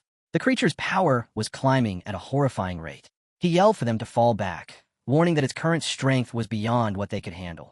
But his voice vanished into the roar of battle. A wave of dark purple energy exploded outward, throwing soldiers off their feet. Jilin didn't retreat. Her orders cut through the noise, raise the danger level, update the mutation classification. No one was allowed to withdraw, but the change was already complete. Before their eyes, the beast finished its evolution. Its twisted frame was now wrapped in raging black and red flames, its single eye glowing like a blood-red star filled with pure hatred. A soldier cried out, "The evil dog's mutation is finished. It's fully fused with the dark attribute." That burning eye snapped onto Wang Liang. He froze as the creature crouched, muscles coiling to strike. Fang Yi and Jilin both felt the same chill. It was about to kill him. The monster lunged. The shockwave sent another soldier slamming into the ground, blood spilling from his mouth. The targets reached full B level. Jilin roared. Change formation, new combat protocol. The wounded man clutched Fang Yi as he coughed violently. He explained between breaths that he had been channeling energy into the beast's suppression collar. But when it evolved, the device backfired and exploded. Thick, black liquid leaked from his lips as he forced a weak smile. Don't worry about the soldiers of Restricted Zone 19, he whispered. Fang Yi's expression hardened. Seeing that her heavy cannon was now useless, Jilin dropped it. She faced her remaining troops, eyes burning with resolve. Listen, no matter the cost, even if we die, we cannot let this B-level mutation escape. The soldiers prepared themselves for a last stand. Before anyone could act, Fang Yi stepped forward, placing himself directly in front of Jilin and cutting her off. She snapped at him, demanding what he thought he was doing, but Fang Yi didn't answer. Blue light ignited in his eyes as lightning burst across his arm, the air trembling as a storm gathered around him, responding to his will. Blue thunder coiled around Fang Yi, every spark sharper than a blade. Facing the monstrous creature, he let out a taunting laugh, his voice calm and fearless. That's it. This is all you can do. Then he struck. His figure vanished in a flash, lightning bursting from each step as he surged forward like a bolt from the heavens. His fist, wrapped in blazing blue energy, smashed straight into the monster's skull. The collision erupted with a thunderclap that shook the cavern. A blinding explosion swallowed the creature, and a shockwave blasted outward, throwing soldiers through the air as if they were weightless. One day's soldier stared in disbelief. That's impossible. Even Commander Jilin couldn't handle a B-level monster alone. Wang Liang turned to Jilin, shaken. Is my friend really the one they've been looking for? Her gaze was cold and certain. There's no mistake. What you're seeing is the truth. That man is the tyrant. Through the smoke and fire, Fang Yi stood untouched. The beast twisted in agony, burned and broken, but not yet finished. His eyes sharpened. Still not enough. I'll end it. He glanced back briefly. Stay back. Both of you. This isn't safe. Jilin could only stare. Her entire unit needed tight formations just to survive against a B-level mutation. Yet this man was about to crush it alone. The sheer ferocity of his thunder attribute, was beyond anything she had ever witnessed. Even now, he was already among the strongest pioneers in the nation. And as she watched him, a chill crept into her heart at how much more terrifying he could become as the revival advanced. Fang Yi lifted his hand. Lightning gathered, spinning wildly as a storm formed above him. Jilan's breath caught as the sky itself seemed to split. He stepped forward and brought his arm down. A massive column of blue lightning slammed into the monster, drowning it in divine fury. This was power worthy of his title, the Tyrant.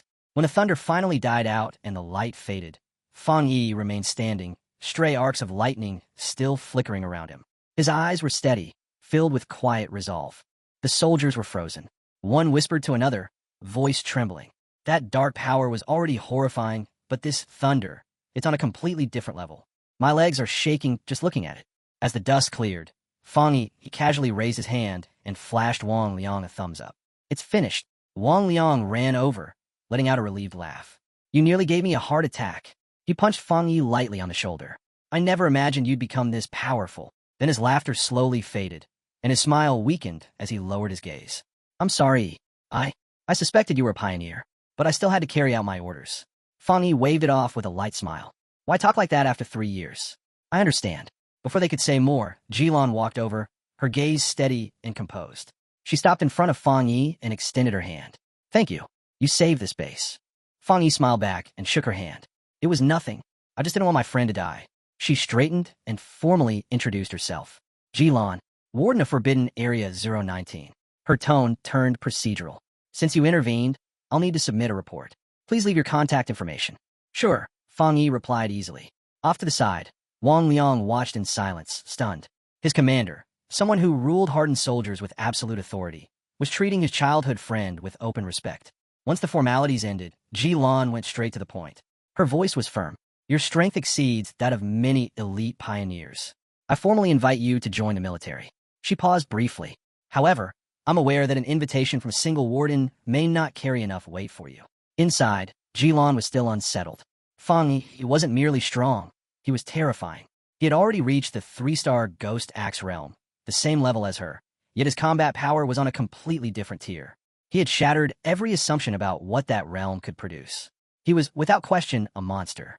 Fang Yi looked at her calmly. So you're saying you don't think you're qualified to invite me? Jilan nodded without hesitation. That's the truth. The decision to involve you came directly from high command. They'll contact you themselves soon enough. Fang Yi laughed softly. No need to be so stiff. He placed a hand over his chest.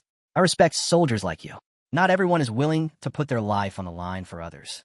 Until today, I'd never seen soldiers fight up close. What I saw tonight, it left an impression. For the first time, Jilan's stern expression eased. Thank you, she said quietly. Then Fang Yi spoke again. If you ever run into real danger, you can call for me. Just as you stand at the front to protect people like me, I'll return that trust. His voice sharpened slightly. But there's one condition. You don't interfere with my cultivation, and you don't restrict my freedom. Jilan was left briefly at a loss for words. As the silence settled, Fang Yi glanced toward the exit of the cavern. It's late. I should head back. Jilan nodded. Understood.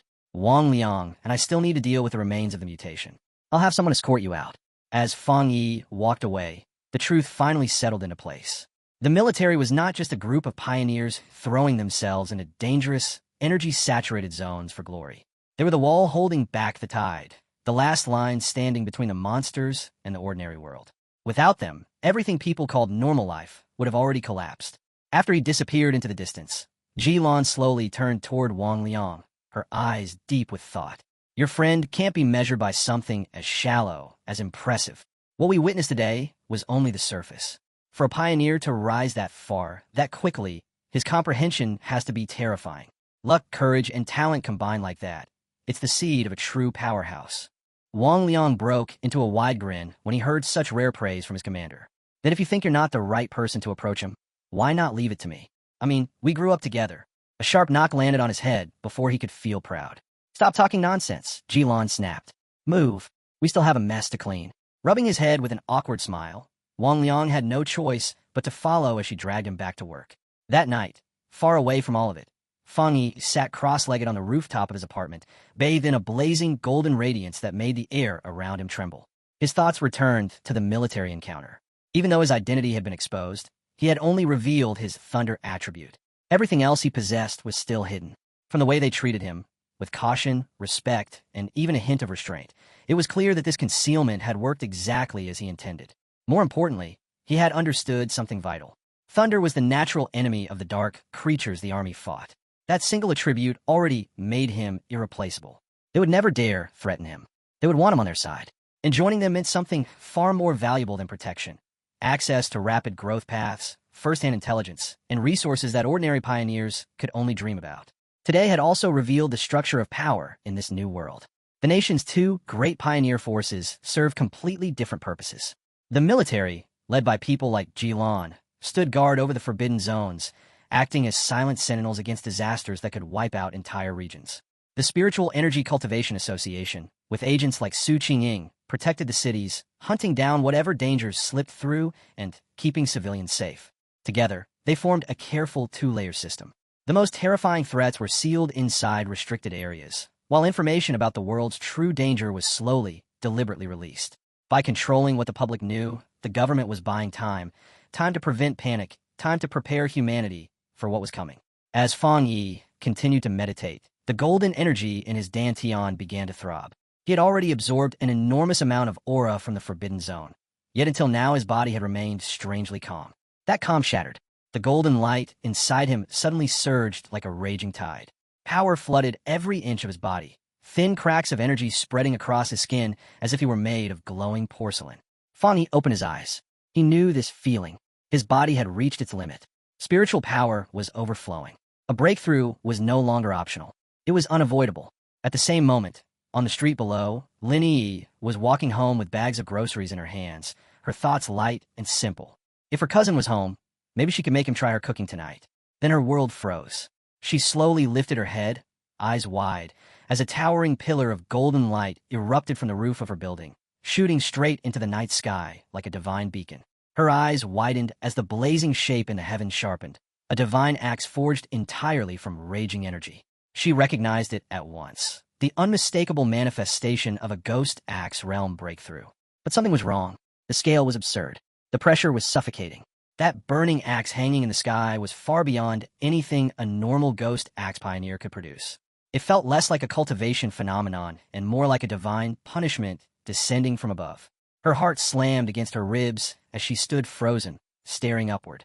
This was no ordinary advancement. Whatever was happening overhead had already crossed into something far more terrifying. On the street below, Lin Yi remained rooted to the ground, her gaze locked on the sky. The crushing spiritual pressure made her chest feel tight. There was no doubt about it. This was Ghost Axe realm power. And yet, what she was witnessing went far beyond the limits of that realm. The clouds twisted as if reality itself were being bent. From within them, a massive divine hand, made of pure golden energy, slowly stretched across the heavens. Her breath caught. She knew that power. Everyone who studied cultivation did. Spirit creation realm. The realization struck her like a bolt of lightning. A being of unimaginable strength was cultivating right next to her. The building she called home was standing beside a walking natural disaster. Awe and fear crawled down her spine at the same time. The eruption did not stay unnoticed. Far away, inside a high-tech command center, crimson alarms howled as warning lights flashed across massive screens. Anomaly value, 99. Location, southeast sector. Technicians shouted over one another, fingers flying across consoles as they tried to stabilize the flood of incoming data. In the control hall, an official leapt to his feet, his face drained of color. Deploy all units to the site. Immediately, Su Qingying stood beside him, staring at the readings in disbelief. How could something this powerful escape detection? A surge like that could erase an entire city. In another command room, military leaders gathered around a holographic map of the city, their faces dark. There are only two explanations, one general said coldly. Either a spirit creation level pioneer has appeared, or a catastrophic event is unfolding. Another officer narrowed his eyes. It could be both. The senior official grabbed the comm device, hands trembling as he barked orders to headquarters, demanding every piece of advanced equipment be mobilized, everything short of strategic weapons. Before he could finish, the doors burst open. A subordinate rushed in, breathless and pale. "Cancel the alert," he shouted. "It's not a monster. It's a pioneer undergoing promotion." Back on the rooftop, the storm of golden radiance finally receded.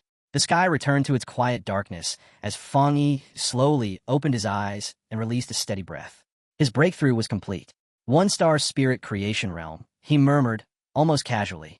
His body felt lighter, sharper, and filled with a new level of control, even if the raw increase in power wasn't overwhelming. The vibration of his phone interrupted his thoughts. A message from Wang Liang appeared on the screen. The words were direct and urgent. A new anomaly has appeared. Location: Qingcheng University Playground. Internal military reports confirm it's a pollution zone. Worse, it's the second occurrence. Fang Yi typed a quick reply. I know. The last one was the heat anomaly. Wang Liang responded at once, confirming that it was the same abnormality surfacing again, then added a half-joking warning for Fang Yi not to reveal where the information came from. Fang Yi smirked at the screen and fired back a teasing reply, saying maybe he really would report him. But Wang Liang's tone shifted immediately, the joking vanishing. He told Fang Yi to be careful, admitting that he was honestly worried about him. Fang Yi set the phone down, his gaze turning quiet and distant. Wang's concern only confirmed what he already believed. This was exactly why he stayed cautious with both the military and the association. The brighter someone shone, the more danger they attracted. That was why his Yang Flame attribute and his Crimson Flame blade technique remained buried.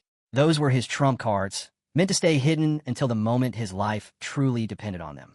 He typed one last message, telling Wang Liang not to worry and hinting that he still had more than a few tricks left. The sound of the door opening pulled him back to the present. Lin Yi walked in, announcing she was home.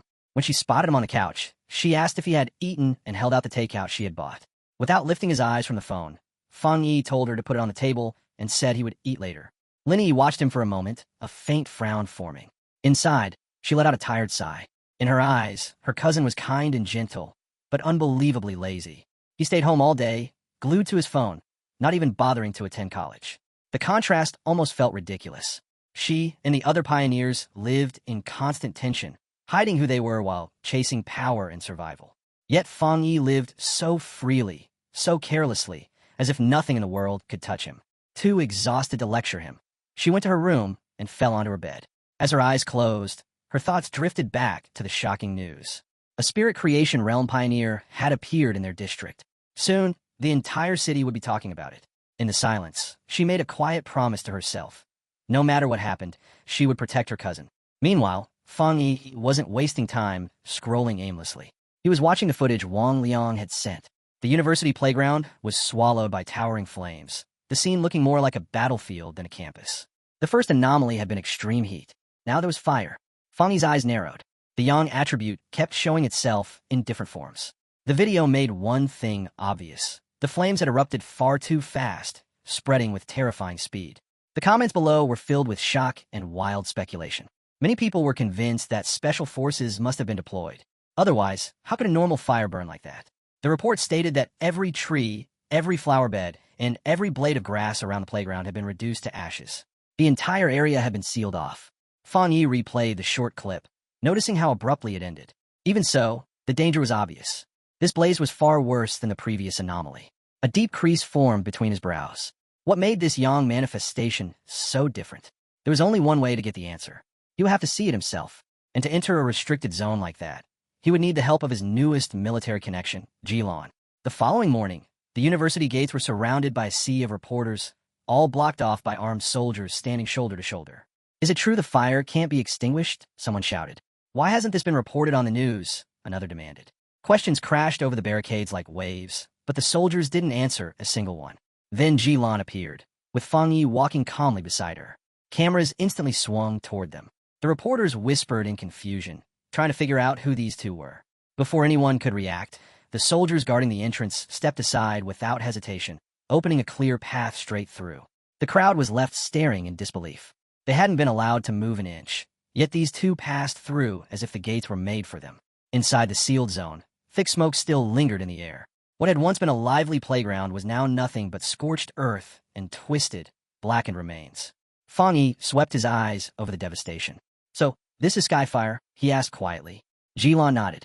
That's its official designation. It appears without warning, and nothing can put it out.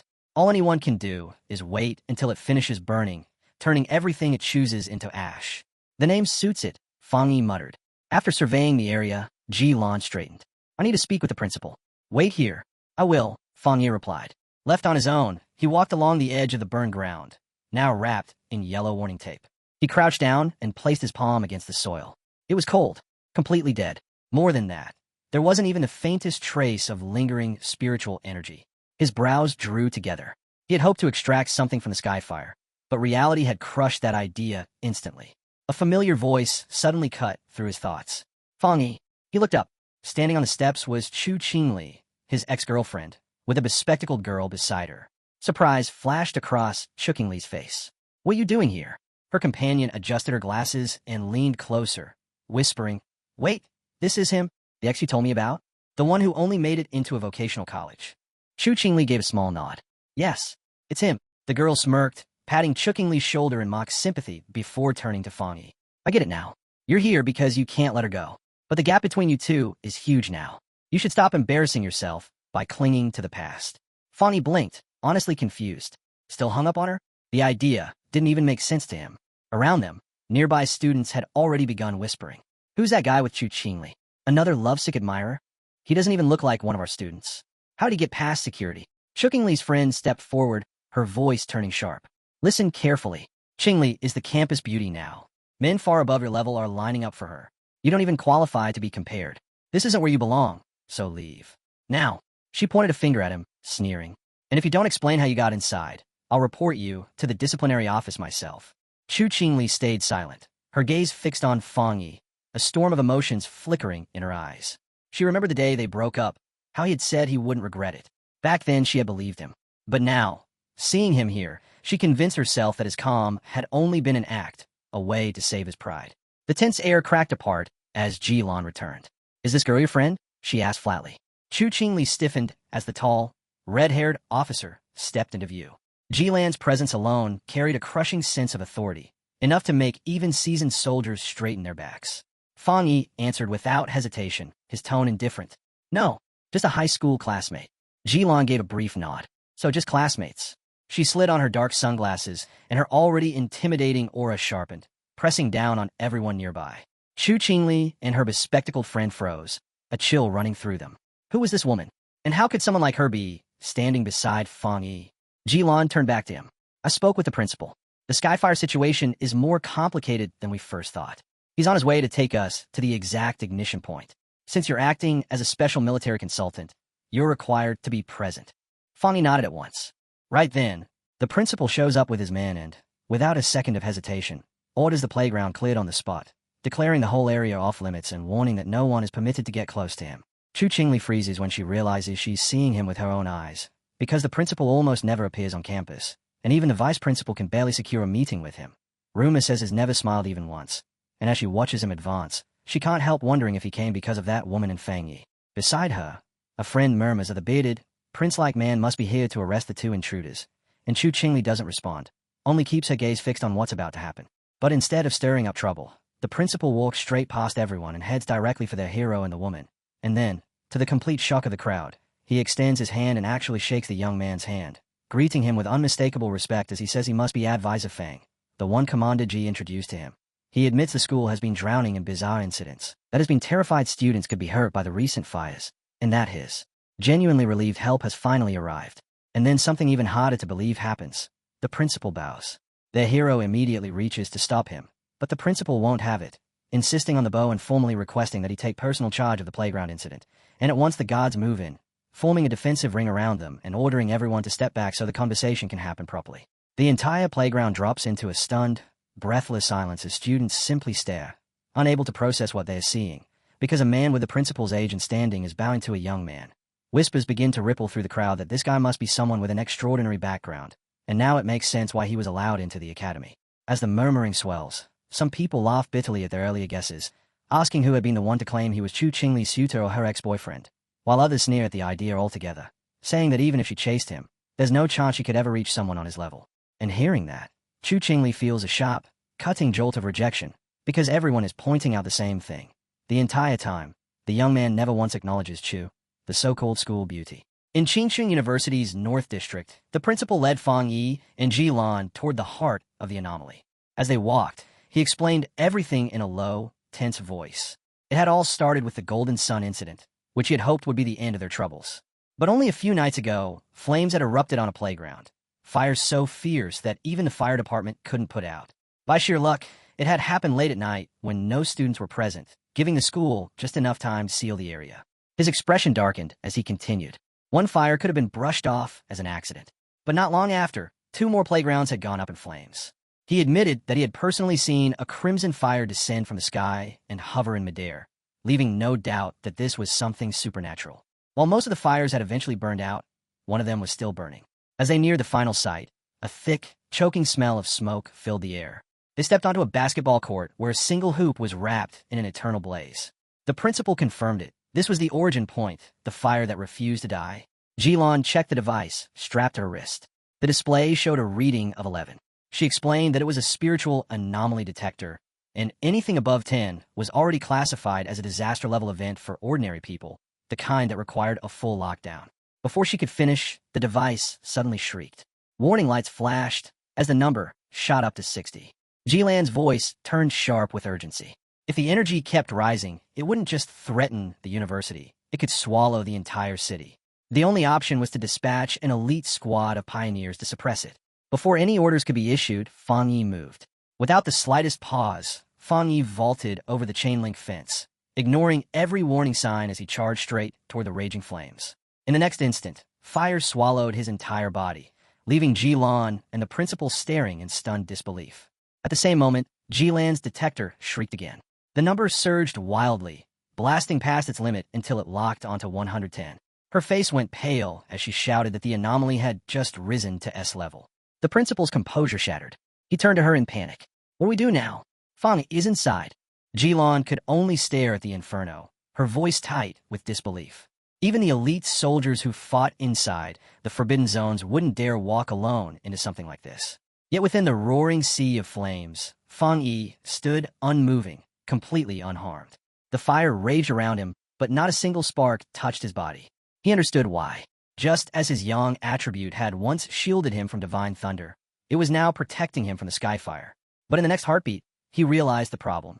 That same aura that kept him safe also prevented him from touching the true source of the flames. Without direct contact, his system couldn't trigger and form a new technique. His greatest defense had become his greatest obstacle.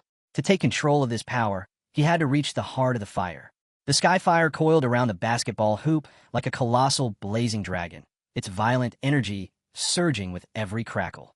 Fang Yi locked his gaze onto the core and made a decision that bordered on madness. As the flaming dragon lunged toward him, he shut down his golden sun aura, stripping away all protection in a single instant.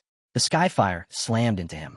Searing energy tore through his body, agony exploding in every nerve, but Fang Yi didn't retreat.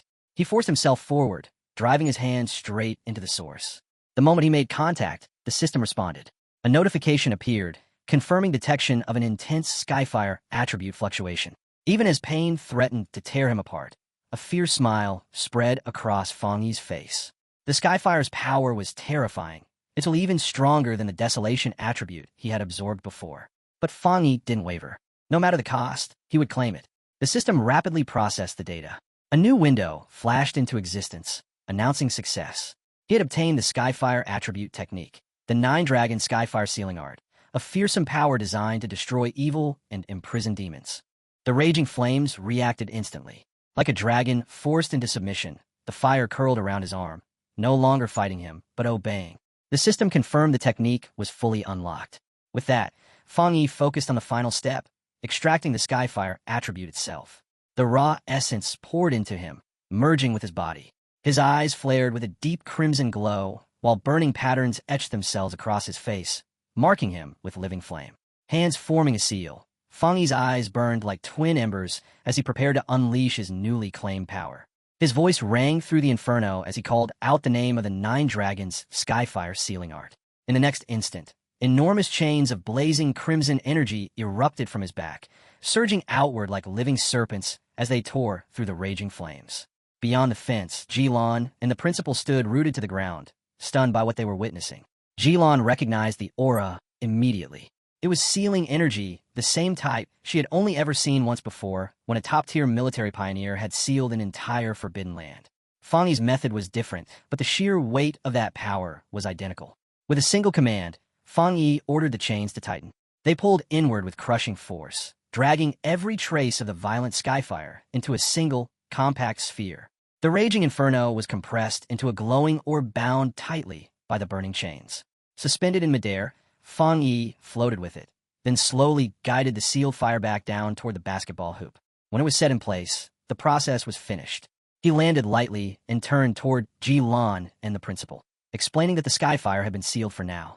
He warned them not to reopen the playground or allow any repairs nearby. At the very least, this would prevent the flames from spreading. The principal nodded quickly, promising that the area would remain sealed. With so many playgrounds on campus, losing one was hardly an issue. Ji Lan, however, remained silent, her sharp eyes fixed on Fang Yi, her thoughts impossible to read. Still impressed, the principal praised Fang Yi's ability and even offered him further assistance if needed. Ji Lan immediately cut in, saying she needed to speak with Fang Yi alone. The principal took the hint and left without hesitation. When they were finally alone, Ji Lan turned to him, her voice calm but heavy. She said that he had hidden his true strength far too well. Fang Yi waved it off, speaking casually as if it meant nothing, claiming the skyfire had simply been difficult to deal with. Ji Lan's eyes narrowed. She told him to stop pretending. She wasn't talking about the flames at all. She was talking about him. After a brief pause, her tone softened slightly. Every pioneer had their secrets, she admitted, especially someone like him. Fang Yi remained silent, his expression composed. Then her voice grew more serious. She said that while she had no right to demand anything from him, she still hoped he would listen. Ji Lan spoke of a future filled with chaos, a time when the world would be thrown into turmoil and the Xia nation would desperately need individuals at the very top. She made his value clear without hesitation.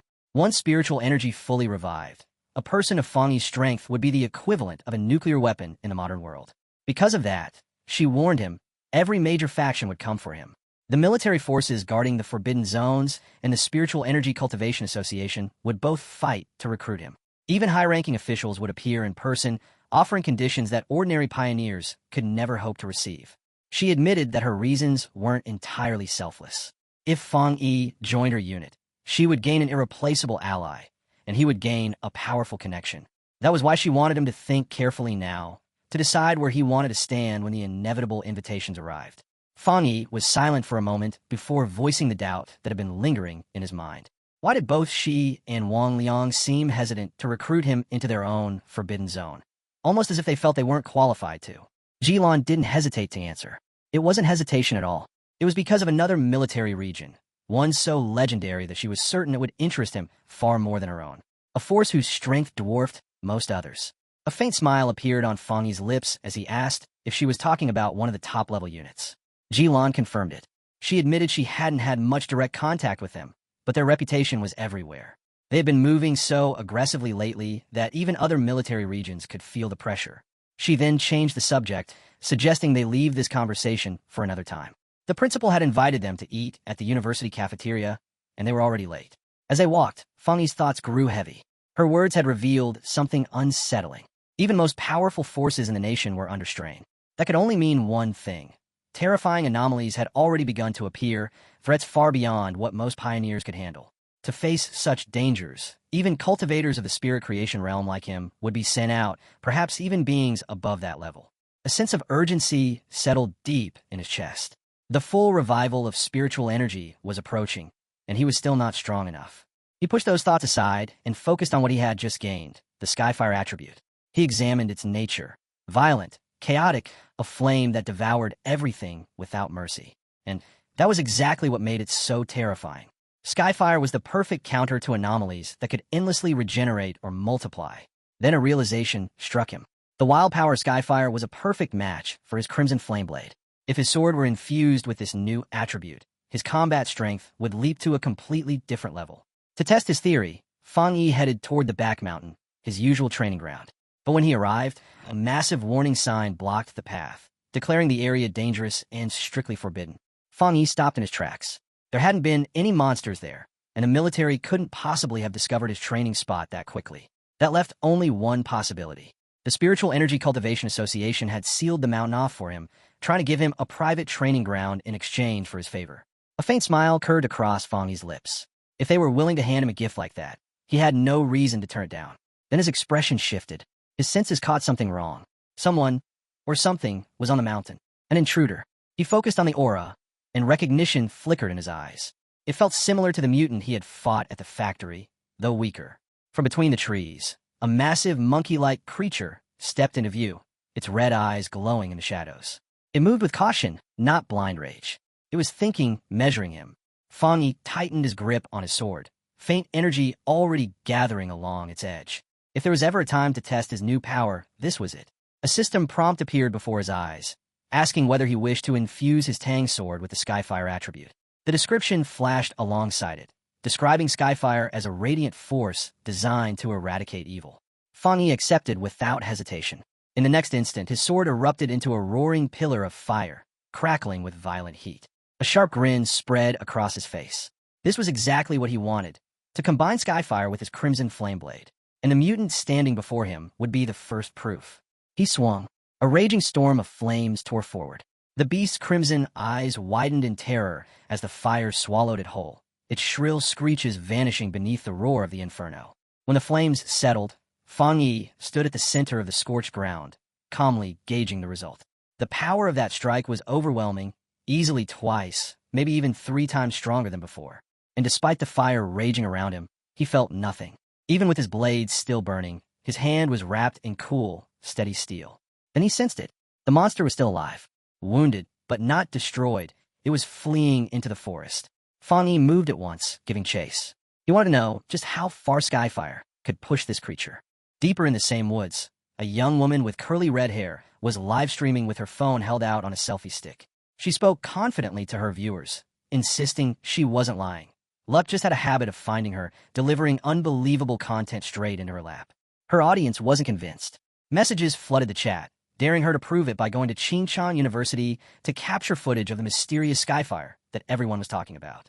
Before she could even reply, her world shattered. Her face twisted in horror as the injured beast burst out of the trees. The massive monkey-like creature crashed into her, knocking the phone from her hand. It hit the ground with a crack, the screen spiderwebbing, but the live stream continued. Through the broken lens, viewers watched as the monster pinned her to the dirt. One massive paw clamped over her mouth, its jaws opening wide above her. To those watching online, it looked like a cheap stunt, some kind of fake special effect. But for her, it was pure terror. She struggled desperately beneath it, muffled screams leaking through its grip as it prepared to tear into her. Then it happened. A roaring surge of flame, shaped like a dragon's head, slammed into the creature and blasted it away in a violent eruption of fire. The young woman's eyes flew open. She had been saved at the very last second. Her viewers went just as wild, though for an entirely different reason. To them, the blazing dragon looked like the most insane, hyper-real special effect they had ever seen. The shock of it sent the live stream into chaos, numbers spiking as viewers flooded in, rocketing past 13,000 in a matter of seconds. Hands still shaking, she scrambled to steady her phone. She swung the camera toward the raging inferno and shouted breathlessly that everything had been captured live. The audience watched as the lens focused on a single figure standing inside the flames. Fang Yi. His silhouette was sharp against the fire, his body untouched, as if the inferno itself bowed around him. The streamer could only stare. Fear and awe tangled together in her chest until they formed one clear thought. She had just been saved by a real immortal. Within hours, the video spread like a plague across the internet. Views exploded past 13.5 million as it dominated every platform. Headlines screamed his name, hailing him as the mysterious man of Skyfire, the king of flames, an immortal who descended to save the world. In an office, Chuking Li's friend dragged her over to a computer, practically vibrating with excitement. The viral Skyfire clip was playing on the screen. She gushed that this proved cultivators were real, that the flames at the university had never been fake. Chuking Li scoffed at first, dismissing it as actors and digital effects. But as her eyes stayed on the screen, her confidence cracked. Her face went pale, her gaze locking onto the figure standing in the fire. Her friend kept rambling, even teasing about how handsome the man looked, until she finally noticed Chuking Li's silence. Inside, Chuking Li's thoughts spiraled. She told herself it had to be fake. It only looked like Fang Yi. If it were truly him, that kind of fire would have burned him to nothing.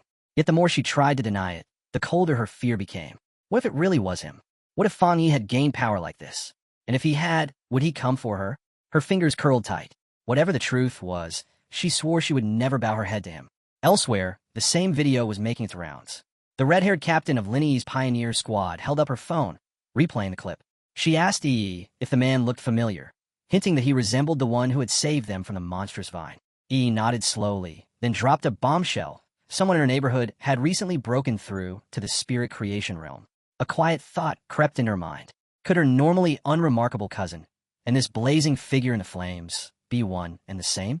At another location, Xiaoya and a fellow pioneer from the lava cave incident were watching as well.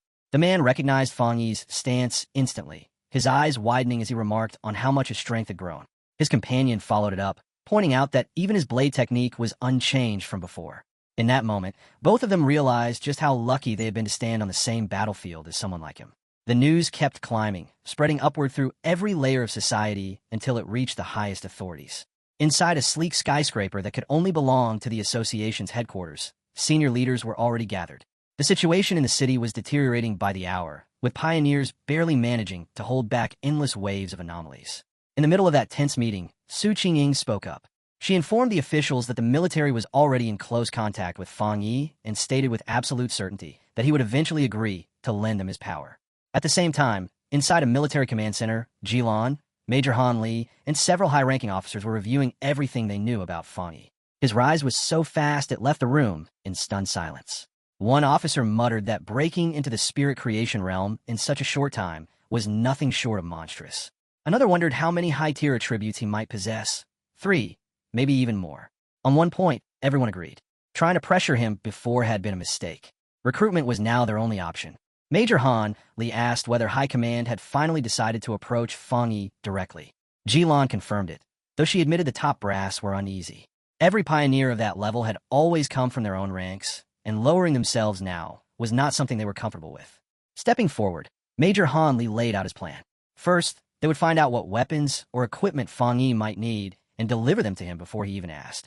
Second, they would provide information on suitable training grounds, framing it as support rather than a demand. And finally, he gave a hard order. The viral livestream and all the rumors surrounding it had to be shut down immediately. The entire spiritual world of the Xian Nation was already staring straight at Fang Yi. Elsewhere, Su Qingying and Jilan both reflected on what lay ahead for him. Su Qingying felt the crushing pressure that now surrounded his name, while Jilan, in contrast, wore a faint and confident smile. Both women waited to see what this extraordinary young man would choose to do next. Far away, in a dim hospital room, the steady beeping of a heart monitor broke the silence. A woman with long purple hair sat beside a patient whose face could not be seen. She spoke softly, calling them teacher, and said that the Xian Nation had finally found hope. With someone as powerful as Fang Yi now standing in the world, she whispered, the chances of her teacher waking up had grown just a little stronger. One day later, Fang Yi sat at the table in his apartment, quietly eating breakfast as his thoughts drifted back to the battle on the back mountain. A single curious live streamer had turned that fight into a viral storm. Now, the video was gone, erased from every platform, and the streamer's account had already been banned. He didn't need to think twice about who had done it. It had to be the military or the Spiritual Energy Association. That thought barely settled before something else caught his attention. His cousin, Linyi, hadn't come home the night before. No messages, no calls, nothing at all. Even on missions, she never vanished like this. A tight knot formed in his chest as he dialed her number. It didn't even ring. An automated voice coldly announced that the line was out of service. The unease in his gut instantly turned sharp. Something had gone wrong. He didn't hesitate. He was going to find her. Far away, deep inside a forest drowned in black mist, Linyi and the red-haired captain of her pioneer squad stumbled forward, lost and exhausted. They had been trapped for hours. How long do you think it's been? The captain asked weakly. 10 hours, maybe more. He answered, though time had long since lost its meaning. The captain pressed a hand against her bruised side, forcing a tired smile. She apologized, saying she never expected more than a simple investigation into a strange disturbance and blamed herself for dragging E into this nightmare. E shook her head hard. Don't start that. If anything, I'm the weak one. Save your strength. We'll need every drop. Yet even as she said it, her mind betrayed her. The image of that overwhelming master she had once seen flashed through her thoughts. If she had even a fraction of that power, maybe this wouldn't feel so hopeless. That thought was cut off by a sudden shift in the fog. A massive shape pushed through the mist, tall, spiked, with glowing red eyes burning in the dark. The shadow monster lunged, claws tearing through the air straight toward the captain. E moved without thinking. She shoved her leader aside and thrust out her palm. Brilliant blue energy erupted, condensing into a razor-sharp blade that sliced clean through the creature's neck. Its head tumbled away and dissolved into smoke. There was no relief. More shapes emerged from the fog, grotesque, zombie-like figures with empty, lifeless eyes. E's blood ran cold. These weren't just monsters. They were people, bodies of those who had been trapped here before, now twisted into hollow puppets. She cut another one down, only for it to melt into a pool of black mist. "It's playing with us," she said through clenched teeth. "It kills them, then turns them into these things." Still breathing hard, the captain nodded. "And no matter how much we fight, the mist itself isn't affected. Our energy keeps draining, and the real monster still hasn't shown itself." Their eyes met, the truth settling in at the same time. This wasn't just a fight. It was a cage, an illusion, a shifting gray world where the enemy controlled everything. The captain wiped sweat from her face, her expression heavy. It was only a matter of time now. The monster wasn't in a hurry. It was waiting for them to break. Without any warning, the sky above them tore apart, revealing a single massive blood red eye staring straight down. "E!" the red-haired captain screamed, panic ripping through her voice. The eye throbbed like diseased flesh, swelling and splitting as it multiplied into countless smaller, slick eyeballs that oozed out into the air. Driven by sheer desperation, the captain swung wildly, her blade flashing as she hacked through the grotesque orbs, shattering several of them in a frantic blur. But he felt it. Something had changed. The creature's aura shifted, heavy and impatient. "Don't be careless," she shouted. The main eye was done playing.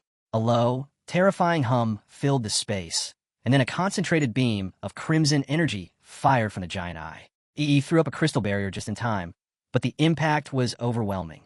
The shield shattered, and the blast hurled her away like a rag doll. When she opened her eyes again, she was alone.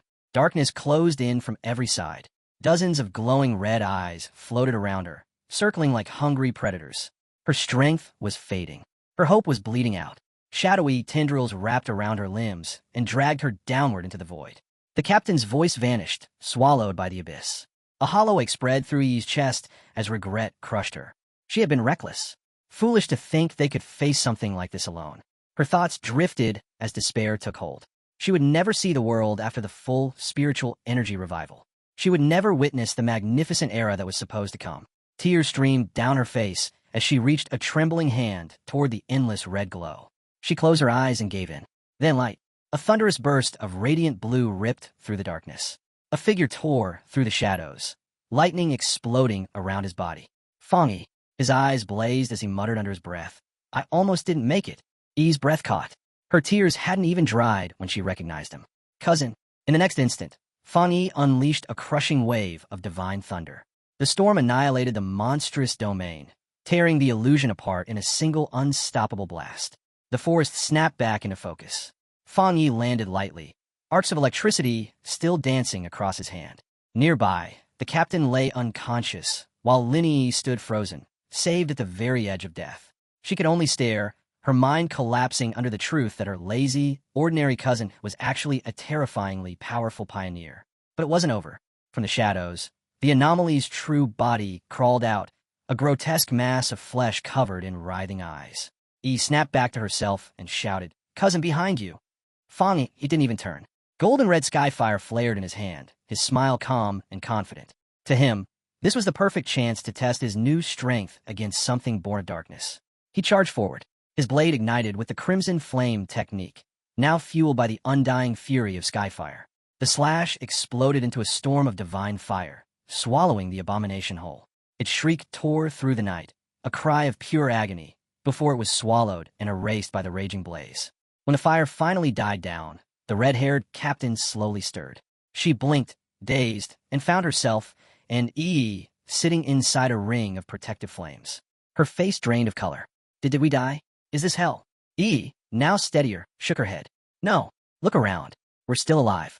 The captain repeated her words under her breath, struggling to believe them. "Then who saved us?" Right on cue, Fang Yi walked toward them as the fire around him faded away. His expression was relaxed, almost amused. "It's taken care of," he said lightly. Then he glanced up at the sky. "You two probably haven't eaten yet, right?" The captain's eyes widened as everything clicked. She shot to her feet, pointing at him, hands trembling with excitement. "It's you. You're the one who saved us in Manhua town. The one who killed the Death Vine." Fang Yi lifted an eyebrow, clearly surprised she had recognized him so fast. Lin Yi froze, the truth crashing in her all over again. "Wait, are you saying the fire tribute master who fought the vine was also my cousin?" The captain turned to her in shock. "Your cousin? You told me he was completely ordinary. How could a supermaster like him be related to you?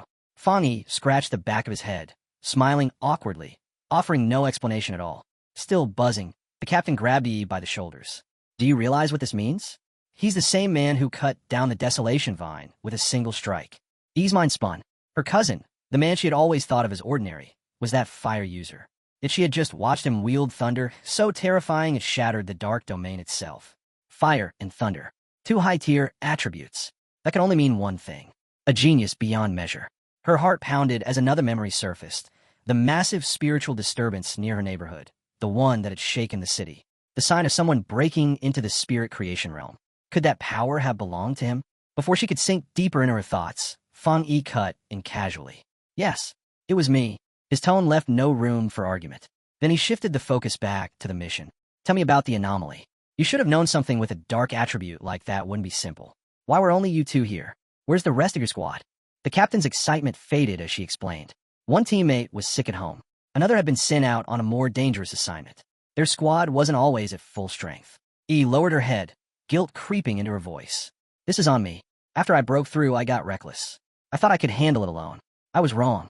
Fang Yi listened in silence, his gaze thoughtful as memories of the tension he had noticed within their squad drifted back to him. Yet now, that same leader who had once been so openly critical of her team was defending them in front of him, an outsider. That wasn't hypocrisy. That was loyalty. And Fang Yi knew Yi was sharp enough to have already noticed the cracks forming inside her squad. With his secret now exposed to two people he trusted, Fang Yi made a choice. He looked at his cousin and the red-haired captain. Then let's do this. What if the three of us form a team? For a heartbeat, there was silence. Then the captain nearly exploded with joy. She clasped her hands together, laughing in disbelief. Teaming up with someone like you? I must be insanely lucky. Thank you, Yi. Yi didn't cheer. Her thoughts turned inward. The truth finally became clear. Someone as powerful as her cousin must have known about her secret from the very beginning. Yet he never exposed her, never interfered. He had simply stayed close, quietly watching over her. The weight of that hit her all at once. On this harsh, lonely road of cultivation, she wasn't actually alone. She had family. Someone strong. Someone dependable. Someone who stood behind her without demanding anything in return. Warmth spread through her chest, followed by a rush of relief so strong it almost hurt. A single tear slipped down Linny's cheek. She wiped it away quickly, then turned to Fang Yi with a bright smile. Throwing him a playful peace sign, she thanked him and promised to make him 2 extra eggs for dinner that night. Just then, her phone vibrated. She glanced at the screen and announced that Sister Jielon, the mysterious, elusive member of their pioneer group, had posted a new mission alert. Her eyes widened as she read it aloud. It was marked high risk, a collection mission inside the extreme dark zone. The notice made it clear the region was deeply tied to the dark attribute, and Jielon ended her message with a blunt warning. Think carefully before signing up. Fang Yi leaned closer. You know this place? Yi nodded, her voice serious. The extreme dark zone was a forbidden border region of the Xian nation, where dark attribute energy was so dense that even pioneers avoided it. Many of the anomalies attacking their city were nothing more than leaks spilling out from that place. Even the government had failed to explore it. Every expedition had ended in disaster. Fang Yi's interest sharpened. He said they should look into it themselves and told Yi to message Jielon for more details. Yi sighed. It won't help. Jielon never explains anything. She barely speaks a few words at a time. But Fang Yi was already thinking ahead. For Jielon to post a mission inside such a tightly restricted zone, she had to be either a reckless rogue who ignored authority or someone with high-level backing from the military or the Spiritual Energy Association. The second option felt far more likely. Despite her doubts, Yi logged in under her online handle, Fenghaju, and sent Jielon a short message saying she wanted to join and asking for more details. What came back stunned both her and the red-haired captain. Jielon actually replied, and not with her usual cryptic one-liners, but with real information. The mission was to collect a rare item called a grace flower. She warned that although the rewards were far higher than normal, everything inside the extreme dark zone was tied to the dark attribute, making the danger far beyond anything they had faced before. Then came a single, unmistakable instruction. No pioneer was allowed to attempt this mission alone. Form a team. The two women exchanged shocked looks. Jielon being this thorough was almost unheard of. Something about this mission was clearly different. Another message arrived, even more direct. Jielon warned that an S-level anomaly could be involved, where the death rate was horrifyingly high. She told them to think carefully before committing. Her final line felt less like a warning and more like a signal. If you have a strong and reliable pioneer with you, it's not too late to sign up. Elsewhere, in a guarded hospital corridor, the purple-haired woman from before, Jelon herself, walked calmly while checking her phone. She knew she had already done everything she could. The choice now belonged to him. Back in the park, Fang Yi read the message and let out a quiet smirk. He saw straight through it. This wasn't just a caution, it was a challenge. A message that said, I know who you are. I know you'll be tempted. I'm inviting you to step forward. The entire mission had been designed with him in mind. He looked toward the imagined outline of the bleak, forbidden extreme dark zone and felt a flicker of excitement. He would go. Using the name Feng Haju, Lin Yi sent the official reply to Jelon. Their team would participate, and it consisted of 3 people. The scene shifted to a hospital waiting area. Jelon walked forward with 2 female aides beside her. One of them voiced concern about the tiny team that had just signed up. Jelon didn't slow. If he is truly the kind of pioneer the Xian nation can rely on, he will come. Her aide hesitated, then asked what would happen to the others if he didn't. Jelon's answer was ice cold. If he doesn't come, then their fates were never meant to be saved. As they continued down the corridor, a faint smile curved her lips. She glanced at her aides. Do you really think sending people to collect the grace flower is meant to throw powerful pioneers away? Her eyes darkened. It's the opposite. A chilling image unfolded in her mind. The grace flower blooming inside a pool of corrupted darkness, fed by the bodies and souls of fallen pioneers. To harvest this flower, Jelon said softly, is to strengthen the nation. It's the only way to make sure more pioneers survive in the future. Her voice hardened.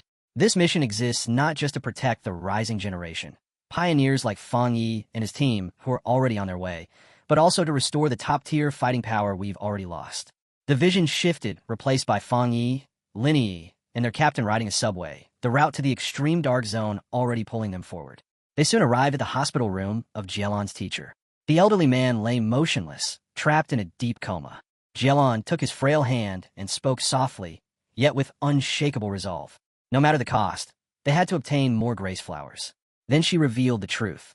This man was the only pioneer in the entire Xian nation who had ever reached the legendary Diamond Realm, and the grace flower was the only thing that could bring him back. Her tone turned cold as she explained what that meant. After the full revival of spiritual energy, a Diamond Realm powerhouse would be the equivalent of a nuclear weapon in a modern world, an irreplaceable force in negotiations and in war. In her eyes, even the lives of entire pioneer squads were a small price to pay to restore him. One of her aides, worried, gently reminded her that her own health mattered too. The word struck something raw. Jelon's face darkened, her voice trembling. My health matters. In the next instant, her composure shattered. Rage and grief poured out of her. Yes, my life is important, but only because it was bought with the lives of my comrades. They died so I could stand here. She clutched her head as stabbing pain surged through her, the old trauma ripping back to the surface. After a long, shaky breath, she forced herself to calm down. Forgive me, she whispered. Her aide asked quietly if her headache had returned. Jelon waved it away, saying it wasn't time for her medicine yet. Turning aside, she murmured, it's all in the past. But the past refused to stay buried. A vision surged back, an empty, shattered battlefield deep inside the extreme dark zone. Screams echoed through the darkness as voices shouted for the sword-wielding squad to retreat. A younger Jelon knelt among the corpses of her comrades. Her captain lay beside her, bleeding out, pressing the mission into her hands. The grace flower, it's up to you now. She shook, broken by despair, torn between her teacher, her nation, and the unbearable loss before her. No, she cried, refusing to leave him behind. The captain reached out, his blood-soaked hand closing over hers. With his last strength, he poured his remaining spiritual energy into her. I hope this power helps you. Please alive. Make it back alive. Her scream tore through the void as he went still, leaving her alone in the merciless zone.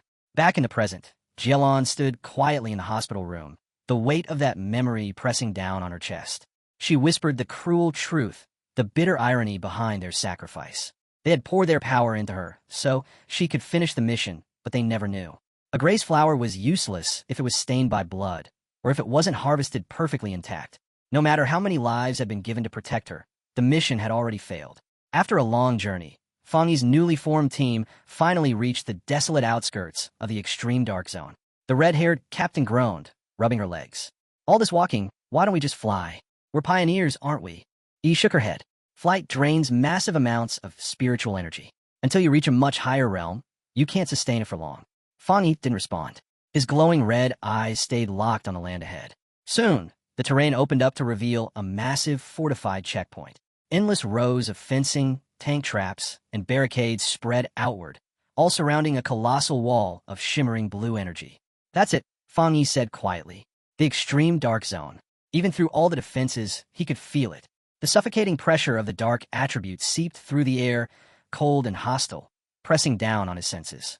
Yi and the captain both shuddered. The captain swallowed hard. This feels 1,000 times worse than that monster we fought. Stay calm, Fang Yi replied evenly. He nodded toward the main gates, where a crowd had already gathered. Dozens of pioneers stood there, each armed in their own way, waiting for the mission to begin. We're not the only ones who answer the call, he said. He studied the scene and quickly understood. It's not just the reward. The dark attribute is naturally hostile to humans and extremely hard to deal with. With dark monsters appearing more and more in the cities, pioneers know they can't keep pretending it's not their problem. They have to attack the source. The captain nodded, but Fang Yi only gave a faint smile, impressed once again by his cousin's insight. The scene widened to show the other pioneers, some wild, some strange, all with unique weapons and fighting styles, standing in tense silence before the sealed gate. As the pressure in the air thickened, Fang Yi finally spoke about why he had chosen this mission. I've fought dark attribute creatures twice already. First was that mutated rabbit, more like a twisted rat beast. Then there was that serpent and its partner, Candle Knight. They were intelligent, coordinated, almost like tacticians. That encounter nearly wiped out an entire squad from the Spiritual Energy Association. He paused, his tone growing heavier. The key point, like E said, is that they aren't just wandering around. They're deliberately slipping past the military's border defenses. Somehow, they're getting into the cities again and again. His gaze turned toward the barrier. If we don't hit the source, the cities will fall. In his mind, the conclusion was clear. The extreme dark zone could no longer be ignored. At the checkpoint, a stern military officer took charge of the assembled pioneers as Su Qingying stepped forward to deliver the briefing before the towering energy wall. Her expression was cold and steady as she spoke, every word underlining just how dangerous the mission ahead would be. Then she saw them. Fang Yi, walking casually with Lin Yi and a red-haired captain. Su Qingying's composure cracked. Her eyes widened in shock. Beside her, the green-haired Xiaoyan noticed it too. Captain, she gasped. Su Qingying froze, her hand flying to her mouth as panic surged through her. Please don't see me, she begged in her heart. It was pointless. Fang Yi's gaze found her instantly, his eyes narrowing slightly. Captain Su, with no way out, Su Qingying stepped forward with her squad, their cloaks shifting as they moved. She already knew Fang Yi's team was coming. The military had told her, but seeing him here in person still made her pulse race. The red-haired captain looked her over with a teasing grin. So this is Yi's sister-in-law, she said, deliberately letting the implication hang. Both Lin Yi and Su Qingying turned bright red. Su Qingying flailed her hands in protest. No, that's a huge misunderstanding. Fang Yi cut in calmly. She's Captain Su from the Spiritual Energy Association. She just helps me with a few small tasks sometimes. That only made Su Qingying even more flustered. Somehow, being described like that felt even worse. Before the awkward silence could grow, a loud, arrogant voice sliced through the air. An older pioneer in heavy crimson armor strode forward, two equally intimidating subordinates at his sides. His face twisted with contempt. How shameless. The new generation has no manners at all, standing around chatting like children in a place like this without even greeting their elders. He sneered. Let's hope you can actually rely on each other once you're inside the extreme dark zone. The red-haired captain bristled, but he quickly grabbed her arm, urging her to stay calm. Fang Yi stepped forward instead, his calm presence quietly signaling his teammate to hold back. The captain ignored it anyway. She pointed straight at the armored man. Mind your own business, old man. Once we're inside, we'll see who's the one trembling. The man's eyes darkened in fury. Before things could explode, the roar of an engine thundered across the checkpoint. The older pioneer smirked. Looks like our ride's here. A massive armored transport rolled in, lights flashing over its thick plating. With a heavy clang, the rear doors swung open. A figure stepped out. Jielon. The moment her feet touched the ground, the entire crowd stirred. Gasps spread through the pioneers, whispers rippling like waves. Everyone knew that name, Sister Jielon. Her reputation alone commanded silence. She walked forward with calm authority, two guards at her sides, as I followed her. The question hung unspoken in the air. Who was she to arrive like this? Fang Yi kept his eyes on her, silently assembling the truth piece by piece. Jielon had not come here to guide them, nor to protect anyone. She was here for a single purpose, to open the gate. Before the towering barrier of crackling blue light, Jielon slowly lifted her hand. Spiritual power surged around her palm, compressing tighter and tighter until a blazing symbol of energy formed, glowing like a seal of absolute authority. Without hesitation, she thrust it forward. The barrier convulsed as if struck by God. With a violent scream of tearing energy, it split apart, ripping open to reveal a deep, spiraling corridor of shadow beyond it. The gate to the extreme dark zone had been opened. The S-Class mission had officially begun. Red and black energy burst out of the portal like writhing tendrils of malice, corrupting the very air around it. Standing before the abyss, Jelon gave her final orders, her voice calm but merciless. The grace flowers must be taken intact. They must not be stained by human blood. If they are damaged, there will be no reward. Her cold gaze swept across the gathered pioneers, sharp and unyielding. That is the rule. Now go. With her command, the first teams stepped into the dark corridor, their figures swallowed by the twisting shadows. Among them, the arrogant elder in crimson armor muttered bitterly, "She sends us to die while she stands safely outside." One of his followers hurriedly silenced him. "Lower your voice. If we fall in there, the government will compensate our families." That was the deal. Fang Yi's group remained near the edge, watching team after team vanish into the abyss. Su Qingying quietly relayed her analysis beside him. "That arrogant one is a one-star spirit creation cultivator. Same realm as you. Several others are hiding their auras. I can't read them. The rest are strong pioneers, mostly 1 to 3 stars in the Ghost Axe realm. The lineup is evenly matched." Fang Yi's brow tightened. He hadn't sensed that man's strength at all earlier, so he had been suppressing his aura. That realization made his thoughts turn heavy.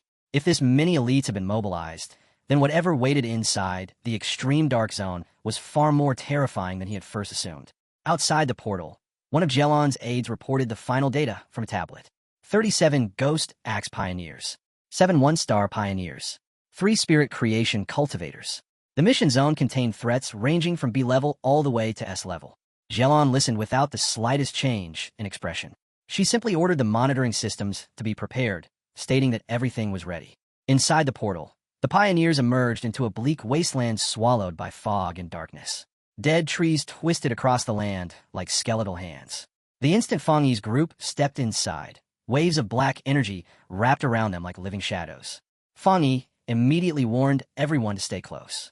The darkness was thick enough to swallow vision, and if anyone lost sight of the group, they would be separated and disappear in moments. Before he could say more, the red-haired leader suddenly dropped to her knees, her body trembling violently. She managed a weak apology before retching. Su Qingying walked over at once, unfazed. She explained that it was normal. The air in this place was filled with a nauseating stench, a horrifying mixture of decaying flesh and brain fluid strong enough to overwhelm even hardened pioneers. She motioned toward another group of pioneers further away. Many of them were hunched over in the same miserable state, their bodies betraying them in exactly the same way. It was proof that even those with similar cultivation couldn't resist what this place was doing to them. Su Qingying continued her explanation in a calm, steady voice. The darkness itself was poisonous, a natural form of contamination that slowly eroded a pioneer's strength. And as if that weren't enough, the creatures here were far more agitated than usual. She broke down the danger levels for Fang Yi. B-level monsters could already threaten pioneers of the same rank. A-level monsters were powerful enough to draw in spirit creation cultivators to deal with them. And S-level monsters, those were walking disasters, beings capable of standing against legends of the Diamond Realm. But her final warning was the most chilling of all. The darkness here acted as nourishment for the monsters. A creature that should only be B-level outside would become at least a level inside this zone. The red-haired leader stared at her, unable to hide the shock on her face. Lin Yi nervously asked whether Su Qingying and her team were immune to this corruption. Su let out a small laugh. They weren't affected, she said, because they had spent years fighting monsters like these, and the stench no longer fazed them. With quiet confidence, she added that she had recently advanced to the 3-star Ghost Axe realm and was now working on turning her water attribute into the power of ice. Lin Yi looked at her seriously. Since they were both at the same level of cultivation, she asked whether Su also felt her spiritual power being suppressed more heavily than during past missions. Su nodded, her expression turning grave. She warned that countless experts, some even 1-star spirit creation elites from the military, had already died in this very zone. Carelessness here meant death. As the group moved deeper into the wasteland, Su Qingying took the lead. The pioneers ahead of them had vanished without a trace. She urged everyone to speed up, then gave strict instructions. Speak as little as possible. conserve physical strength, and keep spiritual power tightly focused. If the dark mist sensed weakness, it would devour them. Fang Yi quietly observed his own condition. Unlike the others, he didn't feel nearly as nauseous or drained. He realized it was likely because his yang and thunder attributes naturally resisted darkness, or perhaps it was the effect of his recent breakthrough into the spirit creation realm. Elsewhere in the extreme dark zone, the arrogant pioneer and his squad were already engaged in battle. With a single swing of his glowing green blade, their leader beheaded a massive monster. He burst into laughter, mocking the so-called dangers of the zone. His companions cheered as he declared that the grace flower would be theirs, vowing to show the younger generation what true power looked like. Back with Fang Yi's team, Lin Yi was still struggling, her body shaking as waves of nausea continued to rack her. She gagged weakly, barely keeping herself upright. Fang Yi saw it clearly. No matter how strong she was still just a child at heart. He stepped closer and placed a steady hand on her back. Warm spiritual energy flowed from his palm, spreading through her like gentle sunlight. The nausea and biting cold vanished, replaced by a deep, soothing warmth that felt like winter finally giving way to spring. Lin Yi froze in shock. The sensation was nothing like anything she had ever experienced. It was pure, powerful, and comforting. She instinctively thought it must be some rare, high-grade fire attribute. Her own wood attribute absorbed energy far too slowly to create something like this, and she remembered Su Qingying mentioning her attempt to evolve her water into ice. Fang Yi corrected her quietly. It wasn't fire. It was yang. He admitted he had kept it from her before, then casually dropped a revelation that made her breath catch. He had been the one behind both the Northgate incident and the fire at Qingxing University's playground. The red-haired leader stiffened, staring at him in disbelief. Did that mean he truly possessed 3 high-grade attributes? Fang Yi explained calmly that the 2 incidents were not the same. One was the yang attribute. The other had been skyfire. They appeared similar, but they were fundamentally different. What he did not say was that there was a 4th power as well, the desolation attribute. Some things were better kept hidden. A concealed trump card was always worth more than one openly displayed. Outwardly, he only gave enough to satisfy their stunned curiosity. Still shivering, the red-haired leader stepped closer. She admitted she hadn't yet reached the 3-star Ghost Axe realm, so her perception of attributes was weak, but she could tell his yang energy could help her resist the cold. Swallowing her pride, she promised to behave and nervously asked if he could share some of that warmth. Fang Yi agreed immediately. He said he would keep her warm today. His hand rested on her shoulder, and yang energy surged into her. She gasped, a cloud of warm breath escaping her lips before her body finally relaxed. Xiaoya and another member of Su Qingying's squad exchanged baffled glances at the scene. Seeing how effective it was, Fang Yi offered the same help to Su Qingying's team. After a brief pause, she admitted the warmth felt good, and her 2 subordinates quickly accepted. One by one, he extended his energy to them. All 3 thanked him, clearly surprised by how much it eased their condition. The moment of relief was short-lived. Sharp, scraping footsteps suddenly echoed across the barren ground. Fang Yi's eyes hardened. Something dangerous was approaching. He barely had time to warn them before a massive wolf-like beast exploded out of the mist. Su Qingying reacted instantly, rushing forward and forming a long blade of blue energy to intercept it.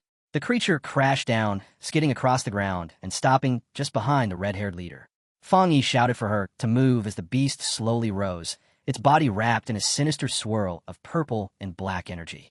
With a savage roar, it lunged straight at them. Su Qingying recognized it instantly, an A-level threat. She didn't hesitate, declaring she would handle it.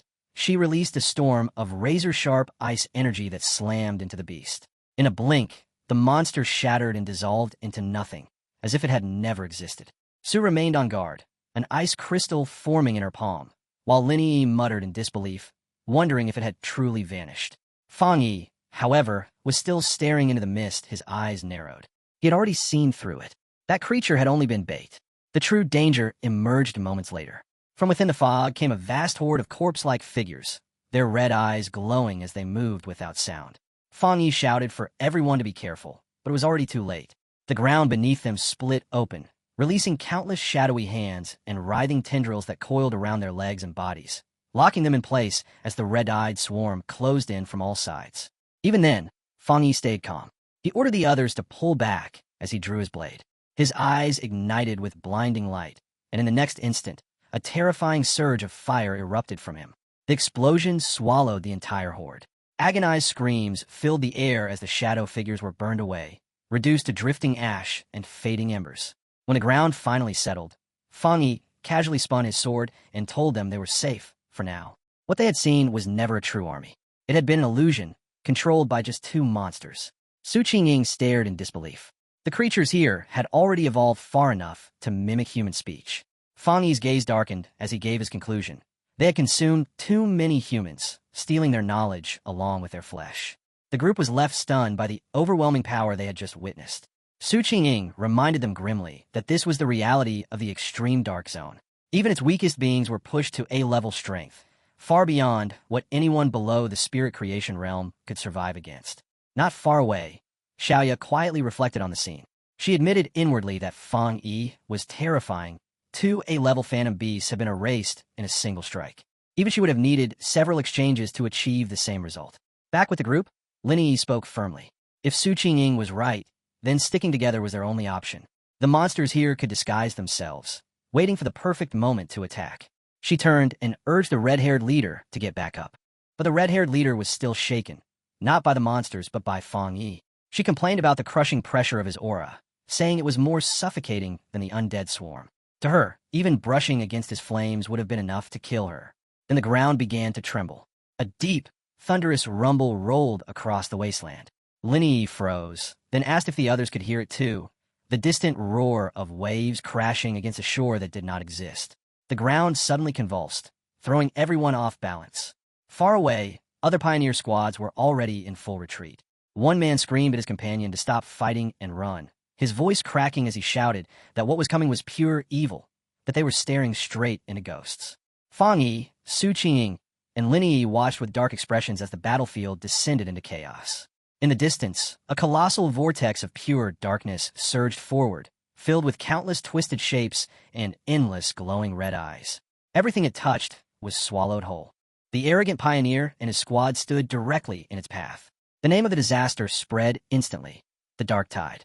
As the tide rolled forward, devouring screaming pioneers by the dozens, the arrogant leader laughed in defiance. He sneered at their fear, declaring that just because ordinary troops couldn't withstand it didn't mean he couldn't. Raising his sword, he formed a massive green barrier around himself, claiming everything in this zone as his. Then, driven by pride and madness, he charged straight into the storm of red and black. The moment he crossed the boundary, his confidence shattered. The tide engulfed him in suffocating waves of darkness. Inside, he finally realized the truth. The monsters within were beyond anything he had ever known. Far stronger than A-level, far beyond even S-level. Terror twisted his face as he understood there was no escape.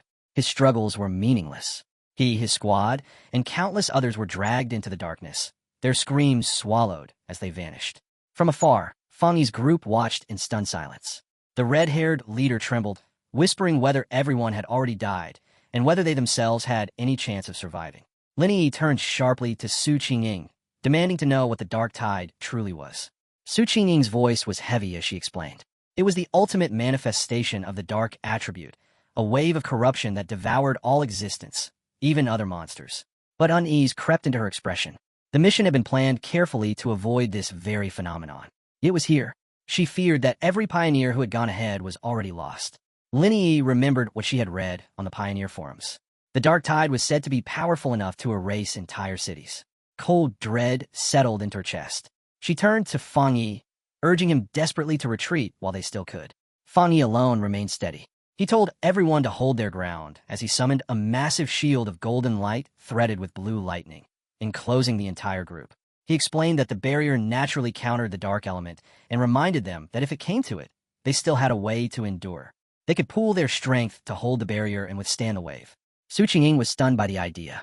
She immediately challenged it, warning that the Dark Tide was not ordinary darkness, but an extreme concentration of the dark attribute itself. Even their combined power would be meaningless against it. She reminded him that a spirit creation pioneer had just been erased in seconds. Fang Yi did not waver. Golden flames erupted along his sword while blue lightning crackled around his other hand. With unwavering resolve, he declared that he would destroy the tide himself. Before anyone could stop him, he launched forward, his body turning into a streak of fire and thunder that shot straight toward the towering wall of darkness. The others stood frozen in shock. Su Qingying could only stare, unable to believe he was truly charging into the tide. The moment Fang Yi entered the storm, radiant light tore through the blackness. Deep within the Dark Tide, He hovered calmly inside a golden aura, completely untouched as violent currents of dark energy churn around him. His eyes locked on a faint, ember-like red glows hidden inside the storm. Seeing them, he gave a cold smile. His suspicion had been right. From every direction, grotesque abominations crawled out of the shadows, twisted, many-eyed monsters stitched together from countless bodies. Fang Yi understood at once. These were not ordinary A-level beasts being controlled by the tide. They were composite creatures, formed from endless lesser monsters that had been forcibly merged and evolved. The dark tide itself was a breeding ground, endlessly pushing B-level creatures into A-level, then into terrifying S-level existences. This was no mere catastrophe. It was an SSS-level disaster, something capable of devouring spirit creation pioneers as if they were nothing. One of the abominations lunged at him. Fang Yi's eyes blazed with golden fire. His blade flashed, releasing a wave of crimson flame that cleaved the creature apart in an instant. He felt the difference immediately. With his spirit creation realm power and skyfire reinforcing his sword, a monster that once would have been a deadly threat had been erased with a single strike. As he surveyed the depths of the storm, another presence caught his attention. The arrogant pioneer was still alive. Wrapped in the tide's corrupting darkness, the man struggled desperately as black energy gnawed at his body. Fang Yi saw that he was still conscious. His spiritual energy had not yet been completely drained. His foundation was weaker than Fang Yi's, but as a true spirit creation cultivator, he still had a narrow chance to survive. Fang Yi did not hesitate. He summoned the full might of his divine thunder. A surge of purifying lightning erupted from his hand and tore into the dark mass binding the man. The explosion ripped him free and hurled his body out of the tide. He slammed into the ground, unconscious but alive.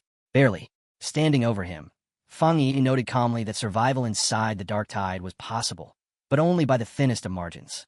The brief sense of relief shattered almost immediately. All around Fang Yi, the torn darkness began to writhe and knit itself back together. The monsters he had just destroyed reformed inside the tide, their grotesque bodies regenerating as if death meant nothing. A massive, many-eyed abomination rose once more from the shadows, its presence crushing. Fang Yi understood then with chilling clarity. The tide could endlessly recreate its minions. This had to be the true terror of creatures that had surpassed S-level. Surrounded by an army that refused to stay dead, Fang Yi made a dangerous decision. A faint, defiant smile touched his lips as he deliberately let his protective aura fade, exposing himself to the crushing darkness. His system reacted instantly, detecting the overwhelming dark attribute, but the result was immediate failure. The power was too strange, too complex. It could not be absorbed. Fang Yi was not surprised. Even after stepping into the spirit creation realm, the dark attribute remained something fundamentally different from everything else. It could not be taken, nor destroyed in the usual way. If that was the case, then he would simply have to change his approach. His sword burned at his side as the endless monsters closed in, his smile steady. For a fleeting moment, he regretted not bringing the desolation flower. Its life-draining power would have been the perfect counter to this nightmare. But that thought sparked something else. His eyes suddenly lit up, clarity cutting through the chaos. The answer was already right in front of him. Outside the tide, his companions watched from behind the golden barrier, their gazes fixed on his lone figure inside the storm. The red-haired leader, still shaken, turned to Su Qingying and asked if she had ever seen anything like this. Su could only shake her head. This was beyond anything she knew. Then, without warning, the raging tide fell eerily silent, its pressure pressing harder against their shield. The stillness was far more terrifying than the noise. Lin Yi's hands trembled. She admitted that even when they fought the monstrous desolation vine, she had never felt fear like this. Worry for her cousin dragged her toward despair. Su Qingying grabbed her hands firmly, forcing her to focus. The shield was still holding, even if it was flickering.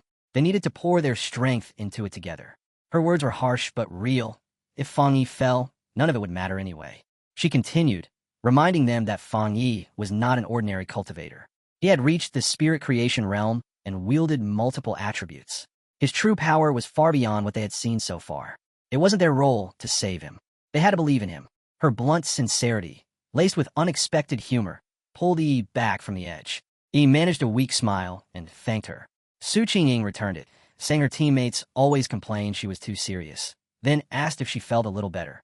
The moment didn't last. The dark tide exploded. A colossal pillar of flame suddenly roared upward, ripping through the suffocating blackness. From the heart of the raging inferno, Fang Yi released his ultimate art, the Nine Dragons Skyfire Seal. His figure rose through the flames, wrapped in swirling gold and blue light. Outside, his teammates were frozen in shock. The red-haired leader shouted his name, pointing him out to Lin Yi, while Su Qing could only stare, stunned by the terrifying power unfolding before her. 9 enormous fire dragons burst into existence, each blazing with searing radiance. They spiraled together, their light overwhelming the darkness of the tide itself. Far away, Jelan, who had been monitoring the mission, was caught completely off guard. She recognized it instantly, the legendary Skyfire tribute, shaped into a sealing art. Her eyes widened as the dragons closed in, crushing the city-destroying dark tide into a single, unstable sphere of blazing energy. Had he really sealed the entire tide? Fang Yi was not finished. Calling upon his divine thunder, crackling blue lightning erupted and coiled around the fiery sphere, forming a roaring vortex. His power surged to its absolute limit. With a deafening roar, Fang Yi released the full might of his combined technique, the 9 Dragons' Edict. Fire and lightning collided, detonating with earth-shaking force that rippled through the entire extreme dark zone. At his command, the raging storm obeyed. Bringing his hands together, he forced the chaos to collapse inward, compressing again and again until it became a small, radiant orb, stable, contained, yet packed with terrifying energy. When the light finally faded, the battlefield was silent. The arrogant pioneer lay unconscious on the ground, saved by Fang Yi's earlier strike. Fang Yi glanced at him, noting that at least they were safe for now. He hadn't planned to save the man, but now he had to consider what to do with him. Lin Yi rushed to her cousin, relief flooding her as she checked his condition. Su Qingying stepped closer and offered to have her team take care of the fallen pioneer. Later, she approached Fang Yi, asking why he didn't look satisfied after sealing something so catastrophic. In her heart, though, she was in awe. He had truly done the impossible. He had destroyed the dark tide. Fang Yi answered calmly. The seal would not last. The dark attribute was still there, pressing against it, and time was running out. They had to move immediately and secure the grace flower before it broke. Su Qingying nodded and agreed to handle the unconscious pioneer. Her subordinates lifted him onto their shoulders as they prepared to move out. The group paused on a cliff overlooking the desolate land. Su Qingying's expression darkened as she realized the truth. None of the pioneers who had gone ahead had survived. The dark attribute had consumed them all without leaving a trace. The red-haired leader spoke softly, mourning how easily so many lives had been erased. Fang Yi felt a different kind of heaviness. Perhaps it was cold, but he was quietly relieved he hadn't been forced to watch their deaths with his own eyes. Their advance soon led them to a sinister pool of darkness, its surface rippling with hidden danger. Fang Yi stepped forward at once and took command. He told Lin Yi and the others to move ahead with Su Qingying's team, saying the pool was far too dangerous and that he would stay behind to deal with it alone. Though reluctant, they had no choice but to comply, leaving him standing by himself on a jagged ledge above the black waters. At that instant, a system window flashed before his eyes. A powerful dark attribute fluctuation had been detected. The ground cracked apart as a violent vortex of purple and black energy burst upward, swallowing the entire area. The system's voice echoed, confirming the detection and announcing the activation of its ultimate computing power as it began creating a brand new technique. Fang Yi was lifted into the air, arms spread wide as towering pillars of dark energy roared around him. The system's voice rang again, declaring the process a success. His eyes snapped open, glowing with piercing purple light, the mark of the power he had just claimed. A new system window appeared, revealing his reward, the dark attribute technique, Limitless Dark World. The description followed. Within this domain, Fang Yi could summon a space filled with thick, corrosive mist that would severely suppress spiritual energy. He immediately grasped its value. It was a battlefield under his absolute control. Anyone trapped inside would have their energy drained, their recovery slowed to a crawl. He imagined the effect clearly, seeing countless enemies struggling helplessly as he stood above them. Confidence surged through him. If he layered this suffocating domain with his other attributes, his strength would rise to terrifying heights. He reached a single conclusion. If the dark tide ever appeared again, he could crush it. As the last traces of purple aura faded, Su Qingying finally found her voice. Still shaken, she asked whether he could feel the dark mist returning. Her shock only deepened as the strange fluctuations continued. She stared at Fang Yi, wrapped in lingering energy, unable to understand how he could achieve such a breakthrough without any of the usual signs. No changes in heaven and earth, no celestial disturbances. Then realization struck her like a thunderbolt. He hadn't just sealed the S-Class dark tide. He had absorbed it. The thought made her tremble. Since the beginning of the spiritual revival, every pioneer knew the dark attribute was the most feared of all, born from the malice and negativity of countless living beings. Absorbing it was forbidden by law. A memory flashed through her mind. A government project had once tried to purify the dark attribute, and it had ended in disaster. Researchers had died, and the element was labeled a monster in its own right. Dark monsters range from D to S class, all terrifying beyond reason. Even the weakest preyed on early pioneers, while the dark tide itself could devour spirit creation elites as if they were nothing. Another memory surfaced, an infamous case from before the ban. A 3-star ghost axe pioneer had once dared to absorb energy from a low-tier sea monster. Madness claimed him. His flesh rotted, his mind collapsed, and now he lived sealed inside a hospital, a ruined thing that could never recover. Back in the present, the chaotic mist streamed back into Fangyi's body. He let out a slow, steady breath. Then, without turning, his voice cut through the fog. He called out to the unseen watcher who had been observing everything from the shadows, ordering them to show themselves.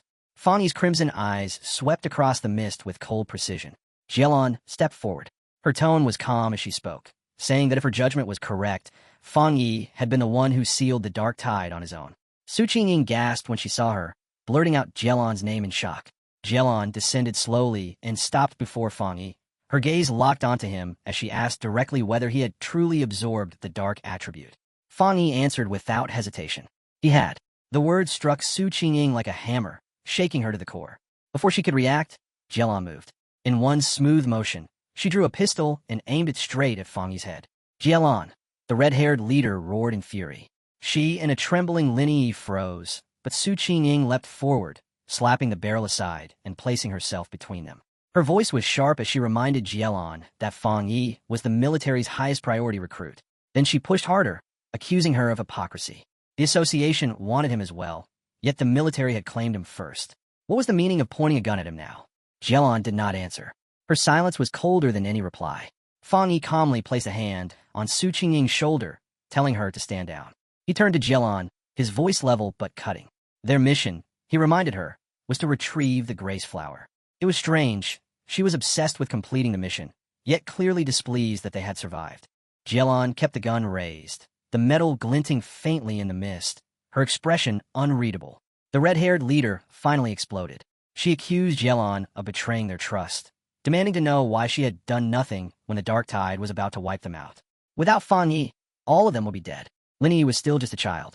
Instead of helping, Jielon had stood by and watched, only to now threaten the one who saved them. Jielon lowered the pistol. A faint smile touched her lips. She waved away the entire standoff like it had been nothing but a harmless joke, casually remarking that Fangyi seemed far too popular with his own team. Then her gaze sharpened, her tone changing in a way that made the air subtly tighten. She congratulated him and calmly declared that he had passed. The words hit like a stone dropped into still water. Su Qingying froze. The red-haired leader stared at her in disbelief, confusion written openly across her face. But Fangyi did not look surprised. He met Jielon's eyes steadily and asked if this had been her goal all along, to test him. Jielon did not deny it. She said that with someone of his talent and strength, she could not trust neat reports or hollow numbers. She needed to see his true character with her own eyes. Then she turned to the red-haired leader and addressed the accusations head-on. She admitted she had not intervened because pioneers lived by the ruthless laws of this new world. Here, fortune and death changed places in a single heartbeat. That was the reality they had to accept. Yet she pointed out something that made everyone pause. They were lucky to have Fangyi with them. Since the dark tide descended, not a single monster had dared to draw near. The creatures, she explained, were terrified of the power he had unleashed. Fangyi listened, his expression dark and thoughtful, and then nodded. Even the dark tide followed the same cruel rule, he said. It preyed on the weak and bowed before the strong. With the matter settled, Jielon shifted gears and said she would lead them to the Grace Flower, reminding them that no one knew this land better than she did. As they moved, Su Qingying quietly leaned closer to Fangyi. In a low voice, she told him something about Jielon felt wrong. She revealed the truth she had uncovered. Jielon's former squad had once faced the dark tide, and she was the only one who had survived. The pieces slid into place for Fangyi. Her rigid obedience to missions and rules, the cold shell she wore, it all came from that loss. Her team's deaths had carved a wound so deep that it left her half-broken, pushing her towards self-destruction. Yet within that emptiness was a fierce conviction, the only thing still driving her forward. When he sealed the dark tide, that inner resolve had cracked for just a moment. letting something human slip through. Understanding dawned, and a faint smile touched Fang Yi's lips. He told the others they should be kinder to Jielon, because beneath everything, she was badly hurt. The red-haired leader blinked in confusion and asked if Jielon was physically injured. Fang Yi said she was. He explained that her spiritual barrier was severely damaged. Though her cultivation stood at the level of a 2-star spirit creation realm, her protective aura had collapsed by at least 2 full tiers. A brief glimpse of her energy made it undeniable. Her aura wavered and splintered, fragments breaking away as if her very core had been shaken. Even her footsteps were slightly unsteady, betraying the strain her body was under. Jielon sensed their gazes and glanced back at them. Her voice was soft when she thanked them, yet she immediately brushed it off, insisting the injury was nothing worth mentioning. With Jielon in front, the group moved deeper into the lifeless fog. Dead trees rose around them like twisted bones, and the ground was scattered with the skeletal remains of beasts. They had entered the chaotic burial mounds. As they advanced, Fang Yi's instincts tightened. Something was wrong. His gaze swept the terrain, then locked onto a chilling sight, a half-buried skeleton of a fallen pioneer, its remains jutting from the earth as if trying to crawl back out. Finally, Jielon stopped. She announced they had arrived. In the center of a barren clearing, a single grace flower stood alone, glowing with a soft, dreamlike purple light. As Jielon stepped forward, Fang Yi kept his eyes fixed on her. The unease in his chest only grew heavier. Then his fear became reality. Shadowy figures tore their way out of the ground. Crimson eyes flared inside the mist as the creatures rose one by one, forming a tight circle around the flower like silent guardians that would not allow anyone to approach. Yet Jielon did not slow down. Her composure shattered instead. Her expression twisted into something disturbing. Her eyes locked onto the grace flower with a desperate, feverish obsession. She stretched out her hand, her voice falling to a trembling whisper. "I can finally see it again." Her body shook as if caught in a trance, her entire being pulled toward the flower's glow. Fang Yi's eyes turned cold. He could see it clearly now. She had lost control. Her mind was slipping into something dangerous. There was no time to hesitate. Golden red flames erupted in his palm, blazing with violent intensity. His voice thundered through the clearing as he called out to her spirit. In the same instant, he hurled the burning sphere straight at Jielon, determined to shatter the trance before it swallowed her whole. At the very last moment, she snapped back to her senses and realized what was coming. The attack carried an extremely rare and terrifying yang attribute, pure, violent, and overwhelming. Her eyes hardened. With a sudden burst of speed, she swung her arm and knocked the blast aside. The impact detonated in a roaring explosion, a shockwave ripping across the clearing. When the dust finally settled, she and Fang Yi stood facing each other in silence. Golden energy crackled wildly around his hand, flashing like restrained lightning. Xiaolan was fully awake now, but her body was trembling. The sight of the grace flower had dragged her straight back into a nightmare she had never escaped. Images of her fallen companions flickered through her mind, one after another, and a single doubt gnawed at her heart. Had everything she did still not been enough? The moment they realized she had returned to herself, Yi and Su Qingying rushed to her side. Yi asked if she was hurt, unable to hide the worry in his voice. Su Qing, far more cautious, warned that the dark attribute was clearly disturbing Xiaolan's mind, and that it would be safer for everyone to stay together. Fang Yi ignored them entirely. He stepped forward without hesitation, calm and unshaken, his eyes locked straight ahead. For the Shizai flower, he said, going alone was enough. Before anyone could object, he walked into the empty, mist-drenched clearing, each step steady as he closed in on the softly glowing bloom. Then the ground trembled. The earth split apart as a massive, grotesque, wolf-shaped monster burst out from below. Its eyes burned a deep crimson, and when it opened its jaws, a terrifying storm of screaming faces and dark red energy churned inside its throat. With a deafening roar, the creature lunged straight at him. Fang Yi didn't even blink. Blue lightning crawled across his fingers as he spoke a single word. Divine thunder. Several violent bolts ripped through the monster's body in an instant. The beast shrieked as electricity tore through its flesh, yet it still refused to fall. Fang Yi watched closely and understood immediately. This fox demon had devoured countless monsters, evolving into something far more dangerous. An S-class anomaly. The seal on the dark tide was only temporary, and time was already running thin. This battle had to end quickly. A faint, confident smile touched Fang Yi's lips. If it would not die easily, then it would serve another use. Dense, terrifying purple energy began to gather in his palm, heavy with pure darkness. Without hesitation, Fang Yi released his newly obtained power. Limitless Dark World. A violent storm of swirling purple energy exploded outward, swallowing the stunned S-Class Fox monster whole and sealing it inside an absolute prison of darkness. The power condensed in an instant, hardening into a massive dark purple sphere that engulfed both Fang Yi and the creature. The outside world disappeared. Within this isolated reality, countless shadowy purple tendrils lashed out from every direction, wrapping around the S-Class beast like living chains. The monster thrashed wildly, its roars breaking down into pitiful cries as crushing pressure bore down on it. Its massive body was forced smaller and weaker, shrinking under Fang Yi's overwhelming domain. A cold system window flickered into existence. Under the effect of the limitless dark world, the S-Class anomaly had been forcibly suppressed, its rank reduced by 2 full levels, falling all the way to a mere B-class threat.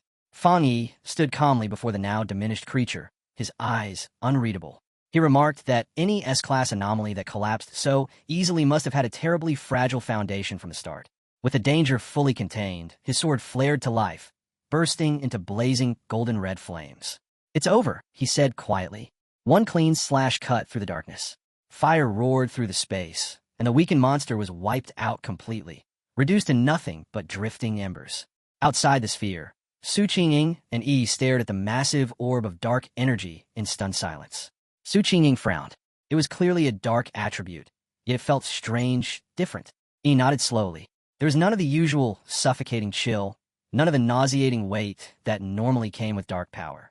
Xiao Lan spoke quietly, her tone steady, even as tension still lingered in the air. This was Fang Yi's personal domain, a space he had created on his own after mastering the dark attribute without any guidance. The realization struck her deeply. Forming a domain was an ability of terrifying difficulty. Until now, the only person she had ever known who could create a spatial domain purely through spiritual power was her teacher. Beyond him, she believed there were no more than 3 others in the entire world capable of such a feat. A painful memory surfaced. A vast city drowned in chaos and ruin. She remembered her teacher, standing alone, forcing his domain to its absolute limit in a desperate attempt to stop the catastrophe, and still failing. That haunting image shattered as the dark purple sphere suddenly dissolved. Fang Yi stood alone in the clearing, completely unharmed. Xiao Lan and Su Qingying could only stare, stunned by how quickly everything had ended.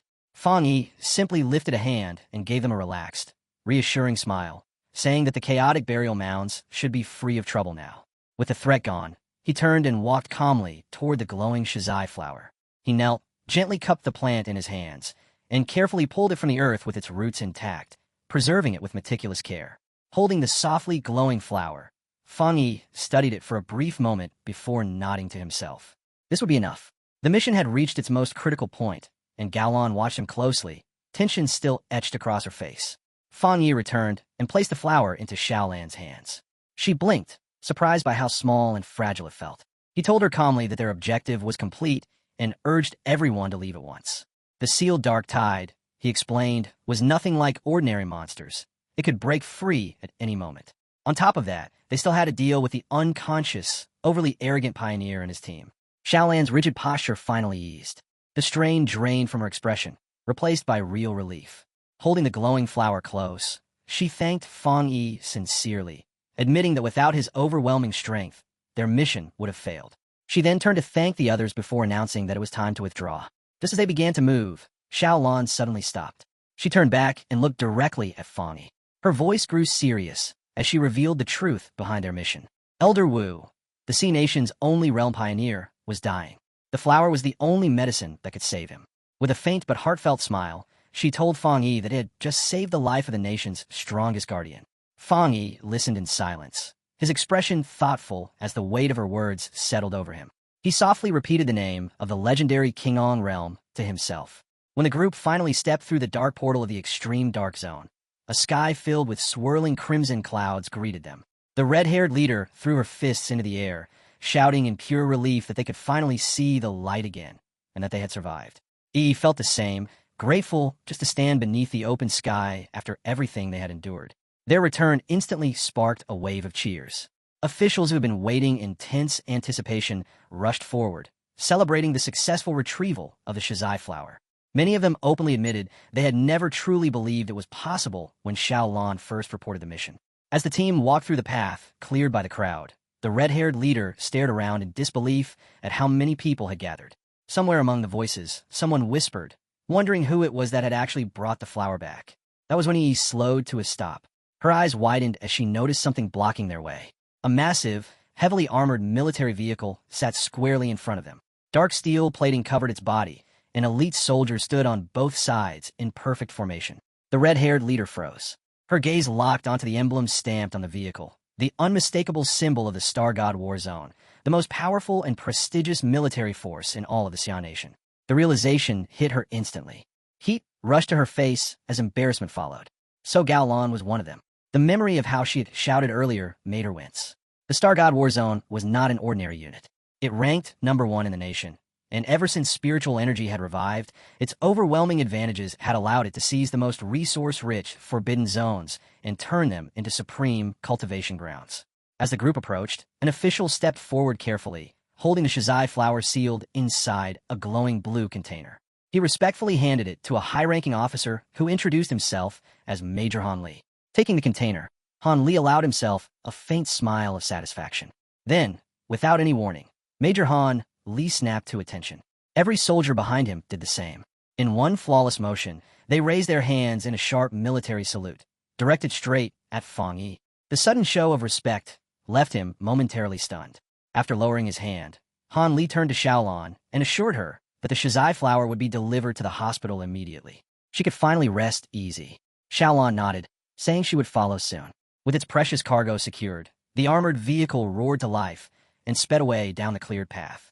With the urgency gone, Xiaolan turned back toward Fang Yi.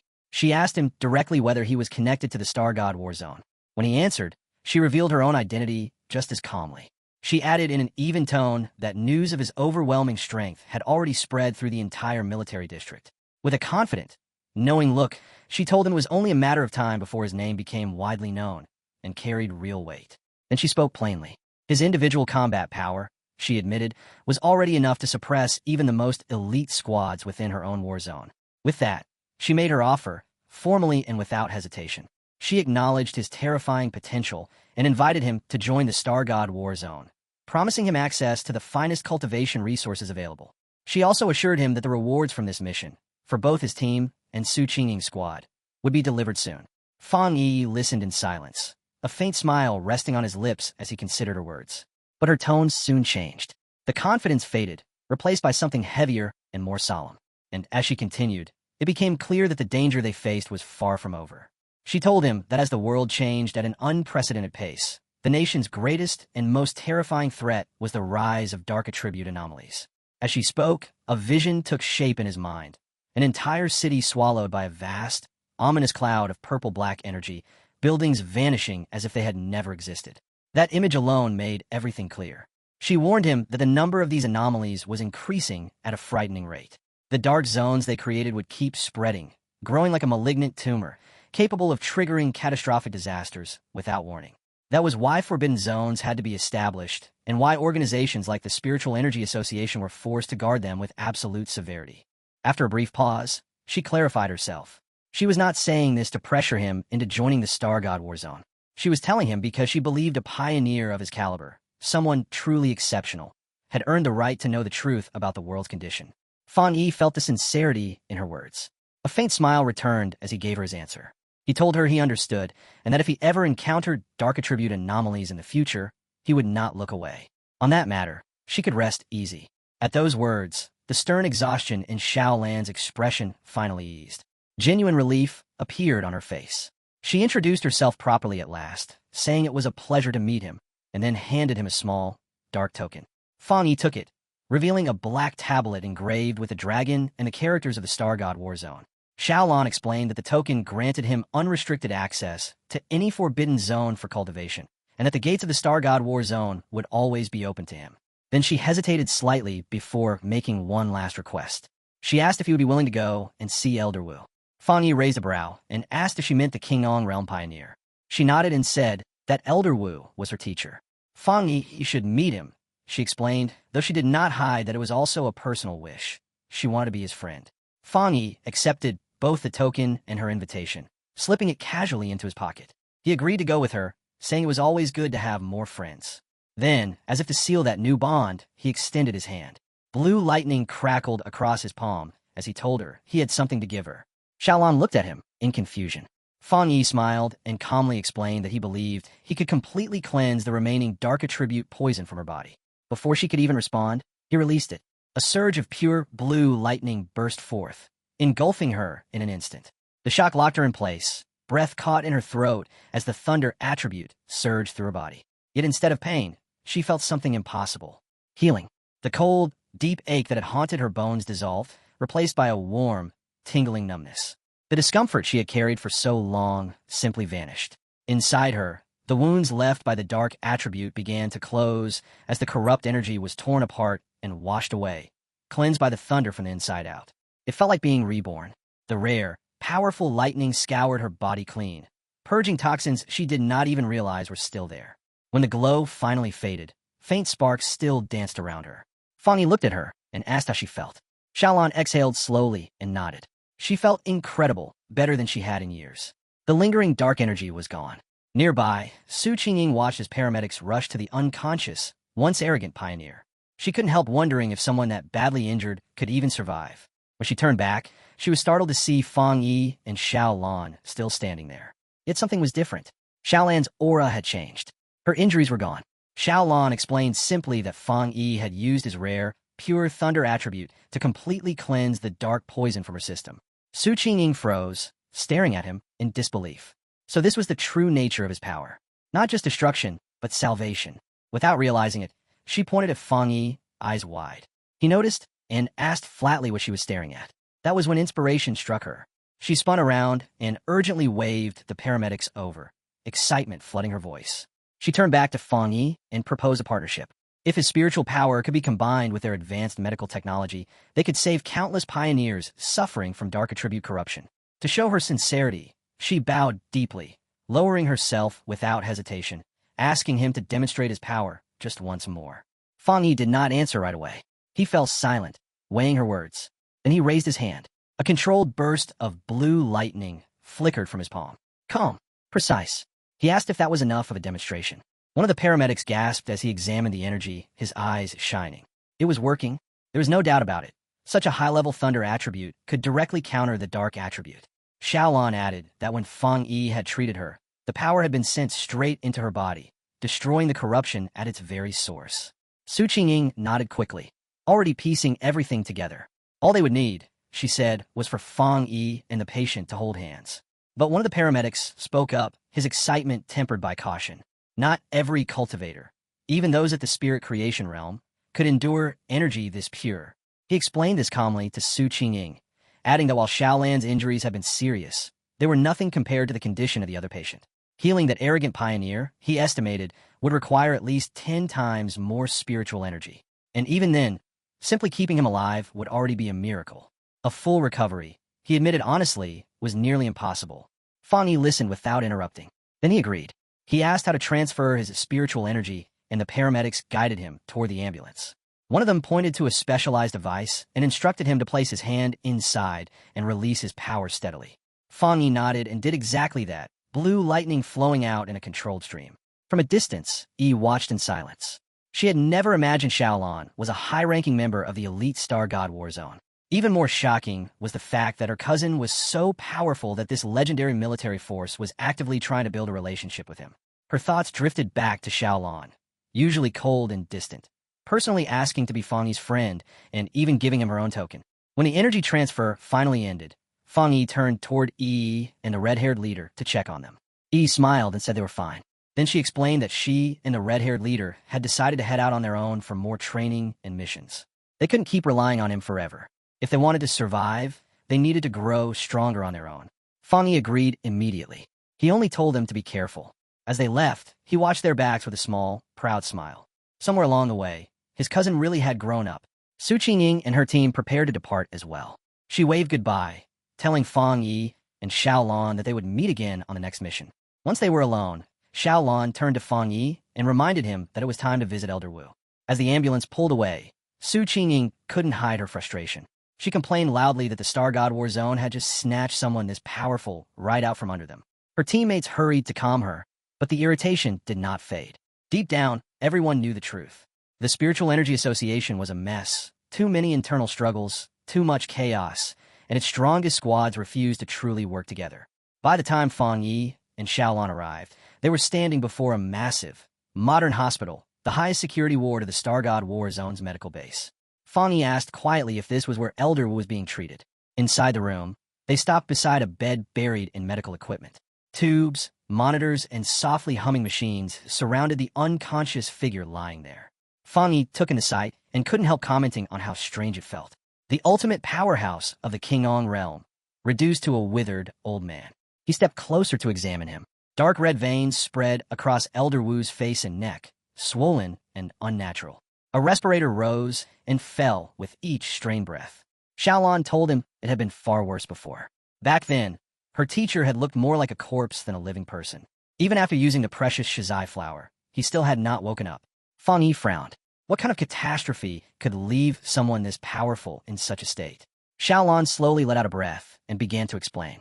It had happened during the battle for the capital. A massive dark attribute anomaly had suddenly formed above the city, swallowing the sky itself. To stop it from descending and devouring everything below, Elder Wu had stepped forward alone.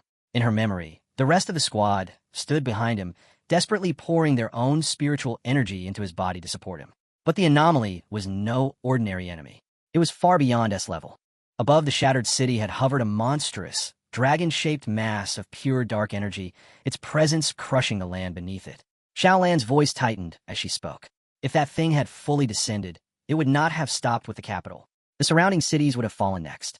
The entire nation would have been plunged into absolute chaos. In one final, desperate move, Elder Wu unleashed his personal domain and sealed the anomaly by force. But they had miscalculated. The dark attribute was even stronger than anyone had predicted. The backlash tore through him, corrupting his body from the inside. Gaolan finished the story in a cold voice, saying that if Elder Wu had not been a master of the Qingong realm, he would have been turned to ashes on the spot.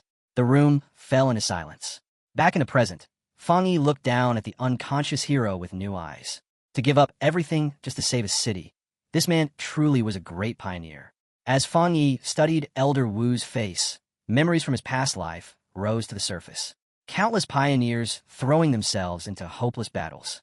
Countless sacrifices, all so that he could become the last human left alive. A quiet sadness settled in his chest as he realized that in his original timeline, Elder Wu had probably already died by now. His gaze hardened. This time was different. A new resolve took shape as Fang Yi slowly reached out toward the old man. Xiaolan jolted and demanded to know what he thought he was doing to her teacher. Fang Yi did not even turn his head. He told her calmly not to panic. The shizai flower was already working, he explained, but there was still stubborn dark attribute residue inside Elder Wu's body. He was going to remove it. Before she could object, his hand pressed flat against the elder's chest. Pure blue lightning surged instantly, flooding into the old man's body. Fang Yi said evenly that this would help him wake faster. Xiaolan stiffened in shock, blurting out that the corruption he was touching came from an S-level disaster. That kind of power was not something anyone should deal with lightly. She hesitated. Then she clenched her fists and nodded. Go ahead. Try. Maybe, just maybe, he was the miracle they had been waiting for. The room filled with sharp crackling as Fang Yi poured more energy into Elder Wu. Xiaolan stepped closer, warning him seriously that the dark attribute inside her teacher was far more terrifying than the dark tide itself. Without the shizai flower suppressing it, Elder Wu would never have survived this long. Fang Yi replied without looking back. He understood. His expression hardened as he felt it. An immense, suffocating presence buried deep inside the elder's body. Even weakened by the flower's purifying effect, the dark energy still pressed down like an invisible mountain. Then it reacted. A violent surge of dark power blasted out from the bed, throwing Fang Yi and Xiaolan backward. Xiaolan cried out for him to stay focused. The dark energy was already trying to influence him. In response, a brilliant golden aura erupted around Fang Yi as his spiritual protection activated. His eyes burned with golden light, but his heart suddenly skipped. Something was wrong. The darkness seized his consciousness and dragged it away from reality. The hospital vanished. He found himself standing alone on a ruined street. Broken buildings stretched endlessly in every direction. Slowly, he looked up and froze. Filling the sky above him was a massive crimson eye, the terrifying red eye of the anomaly. Within this mental world, the eye focused on him, its presence crushing the ruined city below. A voice echoed through the streets, demanding to know who he was. Fan Yi understood at once. By touching the dark attribute inside Elder Wu's body, his spirit had been pulled into this dangerous illusion, into the lingering memory of the disaster itself. He was not afraid. His expression stayed calm as he replied that his identity did not matter. He was simply the one who had come to erase it. Blue lightning flared around his hand, lighting up the ruins. As power gathered at his fingertips, Fan Yi reached a clear conclusion. This anomaly was not as strong as it wanted him to think. The giant eye reacted immediately. A massive, razor-sharp red spike ripped toward him without warning. Fan Yi's eyes widened for only a heartbeat before golden light flooded his vision. Golden sun breathing ignited, power surging through every vein as he twisted aside and barely slipped past the first strike. Then the sky itself detonated. Red spikes poured down like a catastrophic storm. Fan Yi became a streak of light, weaving through the falling blades with ruthless precision. Before his footing could even settle, the anomaly shifted again.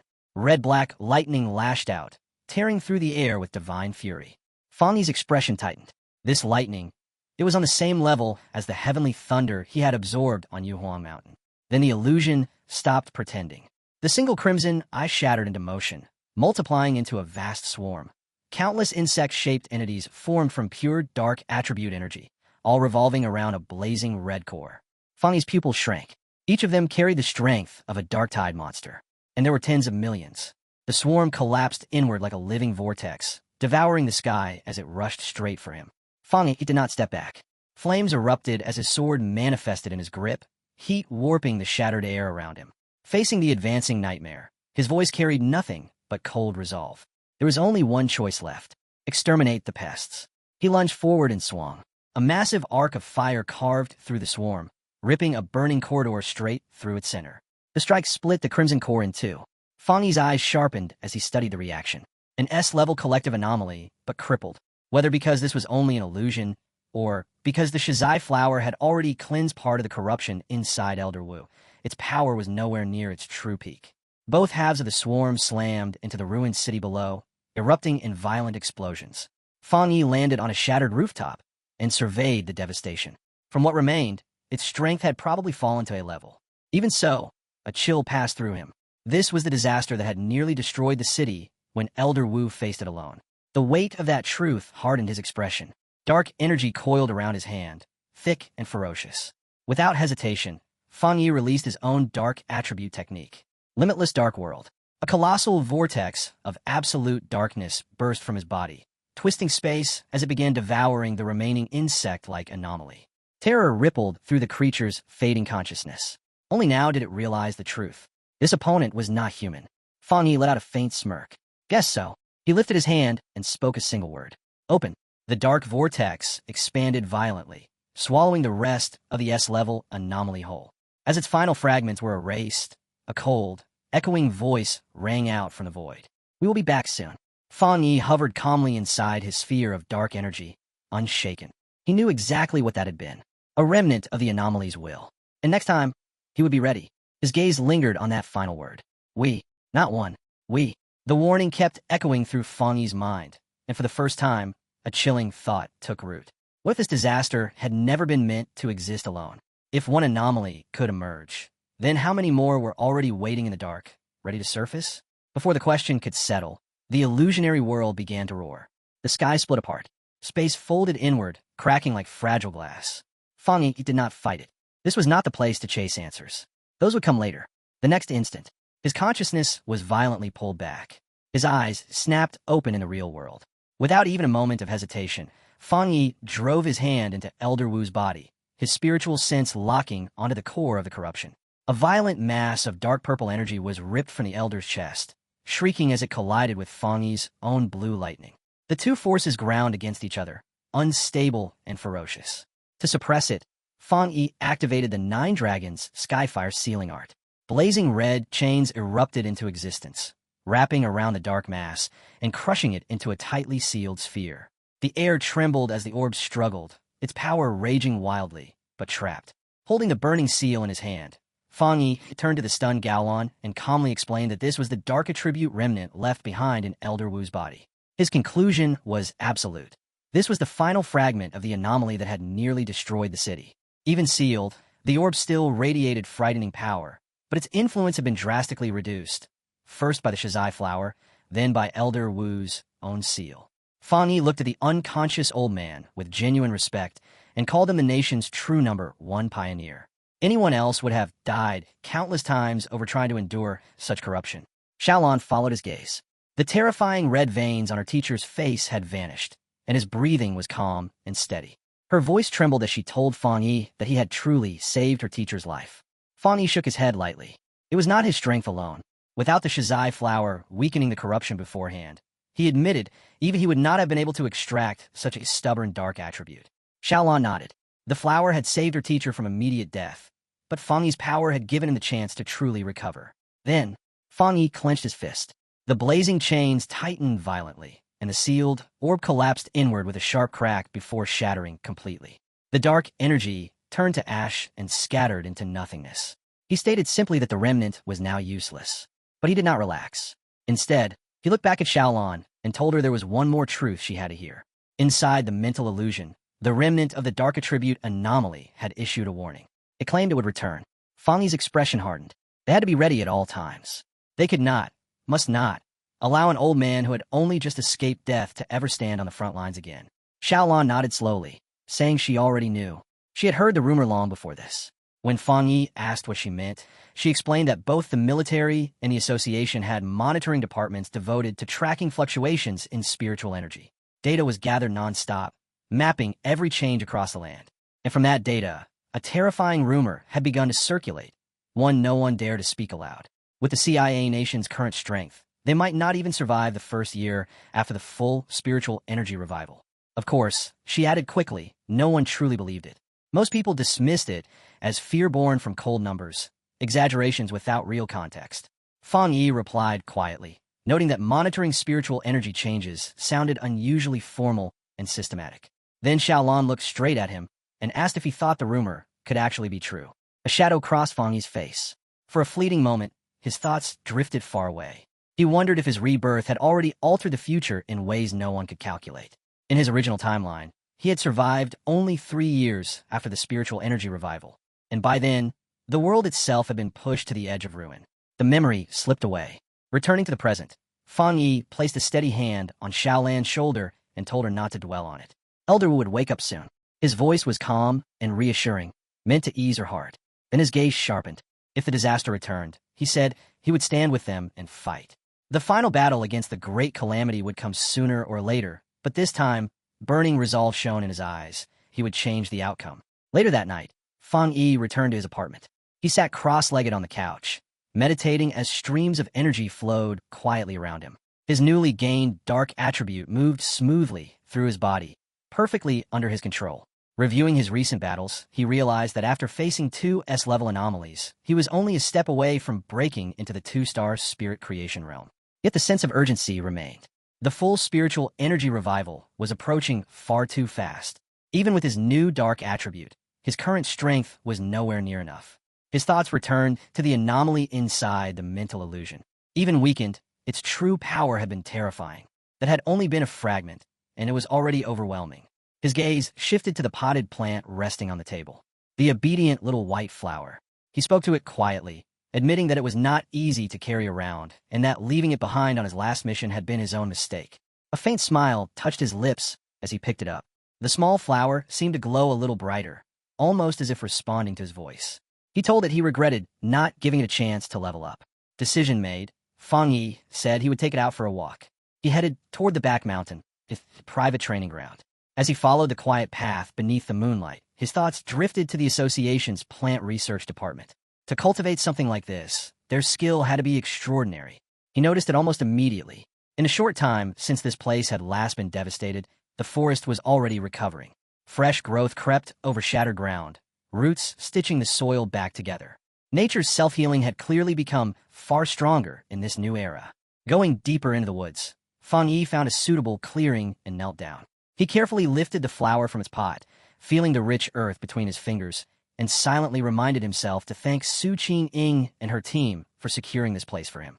Before planting it, he paused. Holding the flower gently, he gave his new companion a calm warning. Take it slow. Absorb only a little at a time. If it became too greedy, not even every forest on the planet would be enough to satisfy it. The moment the flower touched the soil, it answered. Roots exploded outward, plunging deep into the earth. A massive vortex of green, life-draining energy erupted from the plant and swept through the forest. Trees withered in seconds. Leaves crumbled. Life was stripped away as the energy was devoured without mercy. Moments later, Fang Yi stood with his arms crossed, surrounded by a dead, hollowed stretch of woodland. He decided the flower had taken enough for now. With a satisfied smile, he gently pulled the brightly glowing plant from the ground, roots and all, and told it that it was time to find a new place to feed. The flower shone even brighter in his hand, overflowing with newly absorbed energy. As he walked, Fang Yi considered where it might rank among evolved plant-type spirits. With its terrifying desolation attribute, it had to be at least an A-level threat. Moving along a dark ridge, he sensed the forest's unnatural silence. No insects, no birds, no movement. The animals that once lived here had clearly fled in terror from the flower's presence. Then a savage howl tore through the night. Fang Yi's expression hardened at once. He recognized the sound. A wolf. On a nearby cliff, silhouetted against a blood-red moon, a pack of monstrous wolves gathered. Their glowing red eyes burned as their bodies twisted, expanded, and warped in grotesque ways. Fang Yi's heart sank as he realized what he was seeing. They were evolving. His gaze locked onto the massive figure standing at the highest point of the cliff, the Wolf King. Its transformation was almost complete. With a thunderous howl that shook the mountains, the Wolf King finished evolving. Its enormous body surged with power, now wrapped in a menacing green glow as even the night seemed to recoil.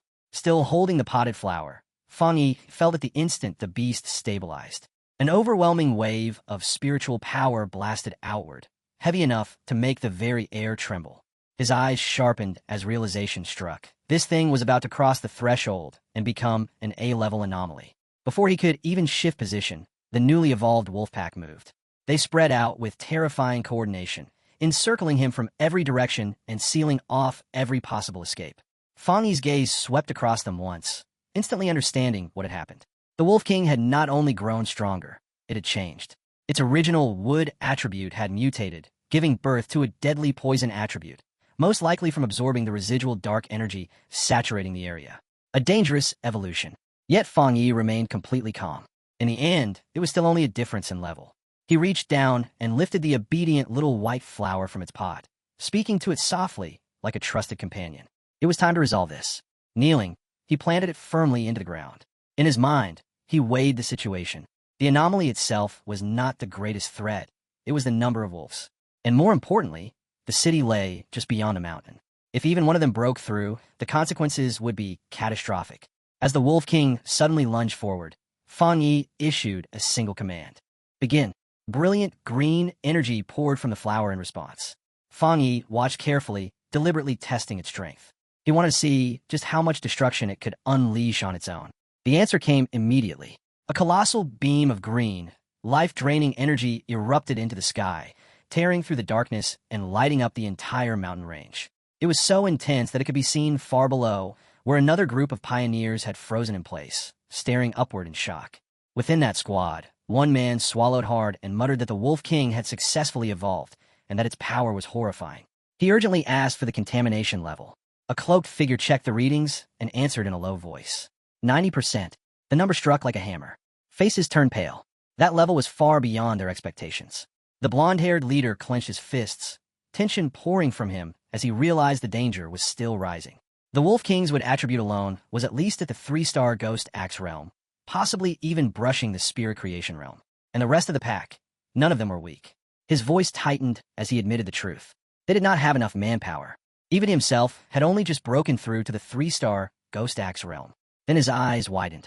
He finally noticed the massive green beam and the unmistakable presence woven within it. Dark attribute energy. Everything fell into place. Now he understood why the contamination level was so absurdly high. His heart dropped as he shouted a warning to the team, telling them the Wolf King had evolved dual attributes. And he knew exactly how terrifying that was. Dual attribute anomalies were extremely rare. And when they appeared, they never brought anything but catastrophe. The contamination reading on the squad leader's watch slammed straight to 100. His jaw tightened at once. If they failed to stop the wolf pack's evolution now, everything below the mountain would be wiped out. These beasts were already savage. Once their new power fully stabilized, they would become something far worse. Without hesitation, He reached to contact the Spiritual Energy Association for immediate backup.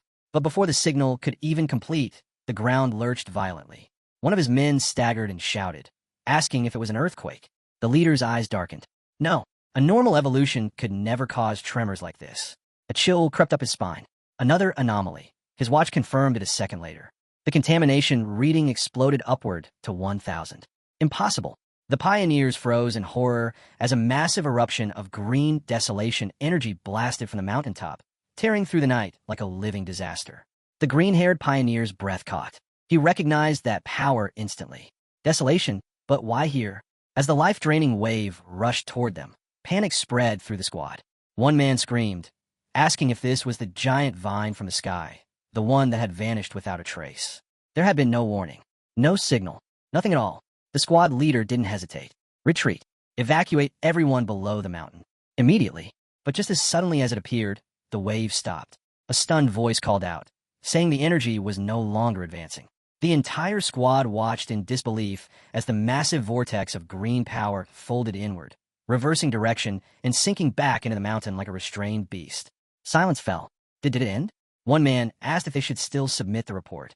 Another wondered if they should go up the mountain to investigate. None of them knew that at the mountaintop, the ground had become something else entirely. Where Fang Yi had planted the flower, thick green roots now covered the earth, weaving together into a living network. From those roots, dozens of glowing white flowers bloomed at once. Then in the next instant they erupted. A colossal surge of green energy burst outward, forming a massive, radiant flower-shaped structure. The power shifted mid-air, dissolving into a vast sea of white petals that flooded the entire area. The Wolf King let out a furious howl. But these petals were not gentle. They twisted violently, compressing into razor-sharp blades that cut through the air with terrifying precision. Fang Yi stood calmly at the center of the storm, untouched, as the petals moved around him like loyal soldiers. He stated it simply. This was the flower's true power. The sea of spiritual blossoms would regenerate endlessly. They would multiply without limit, absorbing, eroding, and purifying the enemy again and again, until nothing remained. Fang Yi stood atop the massive root network as the wolf pack collapsed one by one beneath the overwhelming force. His gaze fixed on the Wolf King, cold and sharp. Then he asked quietly how its pack could survive, without the same spiritual protection he possessed. The smaller wolves never even had time to struggle. Vines wrapped in white flowers snapped around them, and their bodies withered away in seconds. Their life energy was stripped away so completely that only pale skeletons were left behind, collapsing into dust as if they had never existed. As the final traces of vitality were absorbed, the flower began to change. Its petals darkened, shifting into a deep, ominous red, heavy with terrifying power. Driven into a corner, the Wolf King let out a desperate roar and gathered everything it had left. A violent blast of green energy erupted from its jaws, ripping through the air toward the sea of flowers. But the crimson bloom barely reacted. A barrier formed effortlessly, swallowing the attack whole, without leaving even a ripple. From within the storm of red petals and twisting vines, Fang Yi's voice reached the beast, calm, almost amused. He told it the attack was pointless. The desolation attribute had already taken root deep inside the mountain. This sea of flowers drew its strength from the mountain, he explained, and then returned that power back to the mountain in an endless cycle. Power feeding power. The Wolf King, now far more aware after its evolution, seemed to understand. Despair flickered in its eyes, but it refused to surrender. Locking onto the central red flower, sensing it as the true source, it charged forward in a final gamble. Fang Yi watched with a faint smile and casually asked his little flower what it planned to do now that it had been discovered. The answer came instantly. The central red flower swelled to an enormous size and surged forward. Its massive petals opened wide, then slammed shut around the Wolf King, trapping it completely. A scream of pure agony rang out as the beast's life force was torn away, devoured by the overwhelming desolation. Green energy thrashed wildly inside the petals, only to be swallowed and erased. Fang Yi's eyes sharpened. He had not expected this. His flower was allowing the dark attribute to invade it, yet completely overpowering it. The Wolf King never escaped. Its existence was erased inside the pulsing crimson petals. Fang Yi watched in silence, a trace of awe creeping into his gaze. He had never imagined that after absorbing the attribute, the spiritual flower could create its own technique without his direct control. As the giant bloom slowly shrank back down, the truth became obvious. Once something was trapped within this sea of flowers, there was no escape. The flower opened once more and spat out a clean, bleached skeleton. Nothing else remained. Fang Yi let out a slow breath. Even if these spiritual flowers were destroyed, they would simply grow back, again and again, using desolation to grind every enemy down to bare bones. Standing before the massive red flower, now surrounded by countless smaller crimson blossoms, he gave this terrifying power a name: the Endless Spiritual Sea. A system window flickered into existence, calmly confirming it. The spiritual flower had successfully written a desolation attribute technique. Name confirmed: Endless Spiritual Sea. With the battle complete, the flower slowly closed its petals, a bright glow pulsing deep within. Fang Yi exhaled as fatigue finally caught up to him, just as a single red petal drifted forward and brushed against his cheek. Then, the energy surged. The flower erupted with an overwhelming surge of power, and Fang Yi's eyes widened. His little flower was evolving too. Far away, inside a high-tech control room, alarms suddenly screamed to life. An analyst shouted over the chaos, reporting the detection of an A-level anomaly. Then his voice tightened as he added something far worse. They were picking up two different spiritual signatures overlapping in the same region. As the Wolf King was evolving and forming a dark attribute, an entirely separate and far stronger desolation attribute had appeared at the same time. The association superior standing beside Su Qing demanded the coordinates immediately. A technician highlighted a section on the map, explaining that the area had been under Su Qingying's team's jurisdiction. The superior frowned and asked whether the destroyer squad had not already been deployed to deal with the wolf pack. Before he could finish, a transmission came through. The squad leader reported from the field, his voice strained as he confirmed that a massive wave of desolation energy had appeared out of nowhere and wiped out the entire A-level wolf pack. But then he added something even more disturbing. That power had not spread outward. It had retreated back into the mountain. And since then, a large number of strange flower-type anomalies had begun to emerge. The pioneers stood at the edge of the mountain in stunned silence. The entire slope now glowed crimson, blanketed by a sea of red flowers. They could not move any closer. Over the open channel, the squad leader warned that if this unknown anomaly erupted, it would be far more dangerous than the celestial vine ever was. He requested immediate support, admitting that even with every pioneer present, they would not survive a sudden escalation. The superior agreed without hesitation. 2 elite teams would be dispatched, but Su Qing suddenly spoke. She looked at her superior with calm certainty and said she had a feeling the source of the desolation power was Fang Yi. Cutting into the call, she pointed out that Fang Yi's home was located in that exact area. Her voice was steady as she declared that he would protect everyone. As she spoke, a vision formed in her mind. Fang Yi floating above the city, wrapped in blazing flames. Back on the mountain, the transformation continued. The land was now completely consumed by a sea of red flowers. Fang Yi stood quietly before his obedient little white flower, now grown to a massive size. His eyes narrowed slightly as he observed its changes, confirming what he had suspected ever since it devoured the Wolf King. The flower trembled, and then shifted again. The enormous crimson bloom opened wide, its core igniting with a brilliant golden light. Fang Yi's eyes tightened in surprise. Fire, a second attribute. He placed a hand against the massive plant, feeling scorching heat pulsing inside it, and let out a quiet breath of disbelief. Its evolution method was absurdly simple. Devour enemies. Consume energy. Become stronger. Too simple. As the evolution stabilized, the giant flower rapidly shrank, returning to its familiar handheld size. Its petals settled into a deep, blood-red hue, heavy with condensed power. A system window materialized before Fang Yi, confirming the result. The spiritual flower had completed its evolution. Classification: A-level anomaly. Name: Desolate Fire Spirit Flower. Attributes confirmed: Desolation and Fire. Another line followed. The flower possessed an intense desire to devour spiritual energy and could be placed within the limitless dark world for nurturing. Fang Yi frowned. Limitless dark world? The words lingered for only a heartbeat before realization struck. His gaze sharpened as a new thought formed. His personal dark domain was filled with dark attribute anomalies, unstable, plentiful, and perfect for growth. If the flower fed there, it might not stop at 2 attributes. A third dark attribute was not impossible. Just as he closed his hand around the orb linked to his domain, the sky above began to churn. Clouds spiraled violently as a massive storm gathered overhead. Fang Yi looked up, golden light igniting in his eyes. He knew immediately what this meant. Another breakthrough. This time, to the 2-star spirit creation realm. He sat down without hesitation. The heavens answered.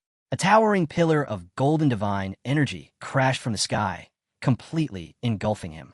As he cultivated, everything became clearer, smoother. Power flowed without resistance. The world's spiritual energy merged with him so naturally, it felt like an extension of his own body. Far away in the mountains, a muscular man with wild, spiky hair froze mid-step. His head snapped upward as he sensed the eruption of power.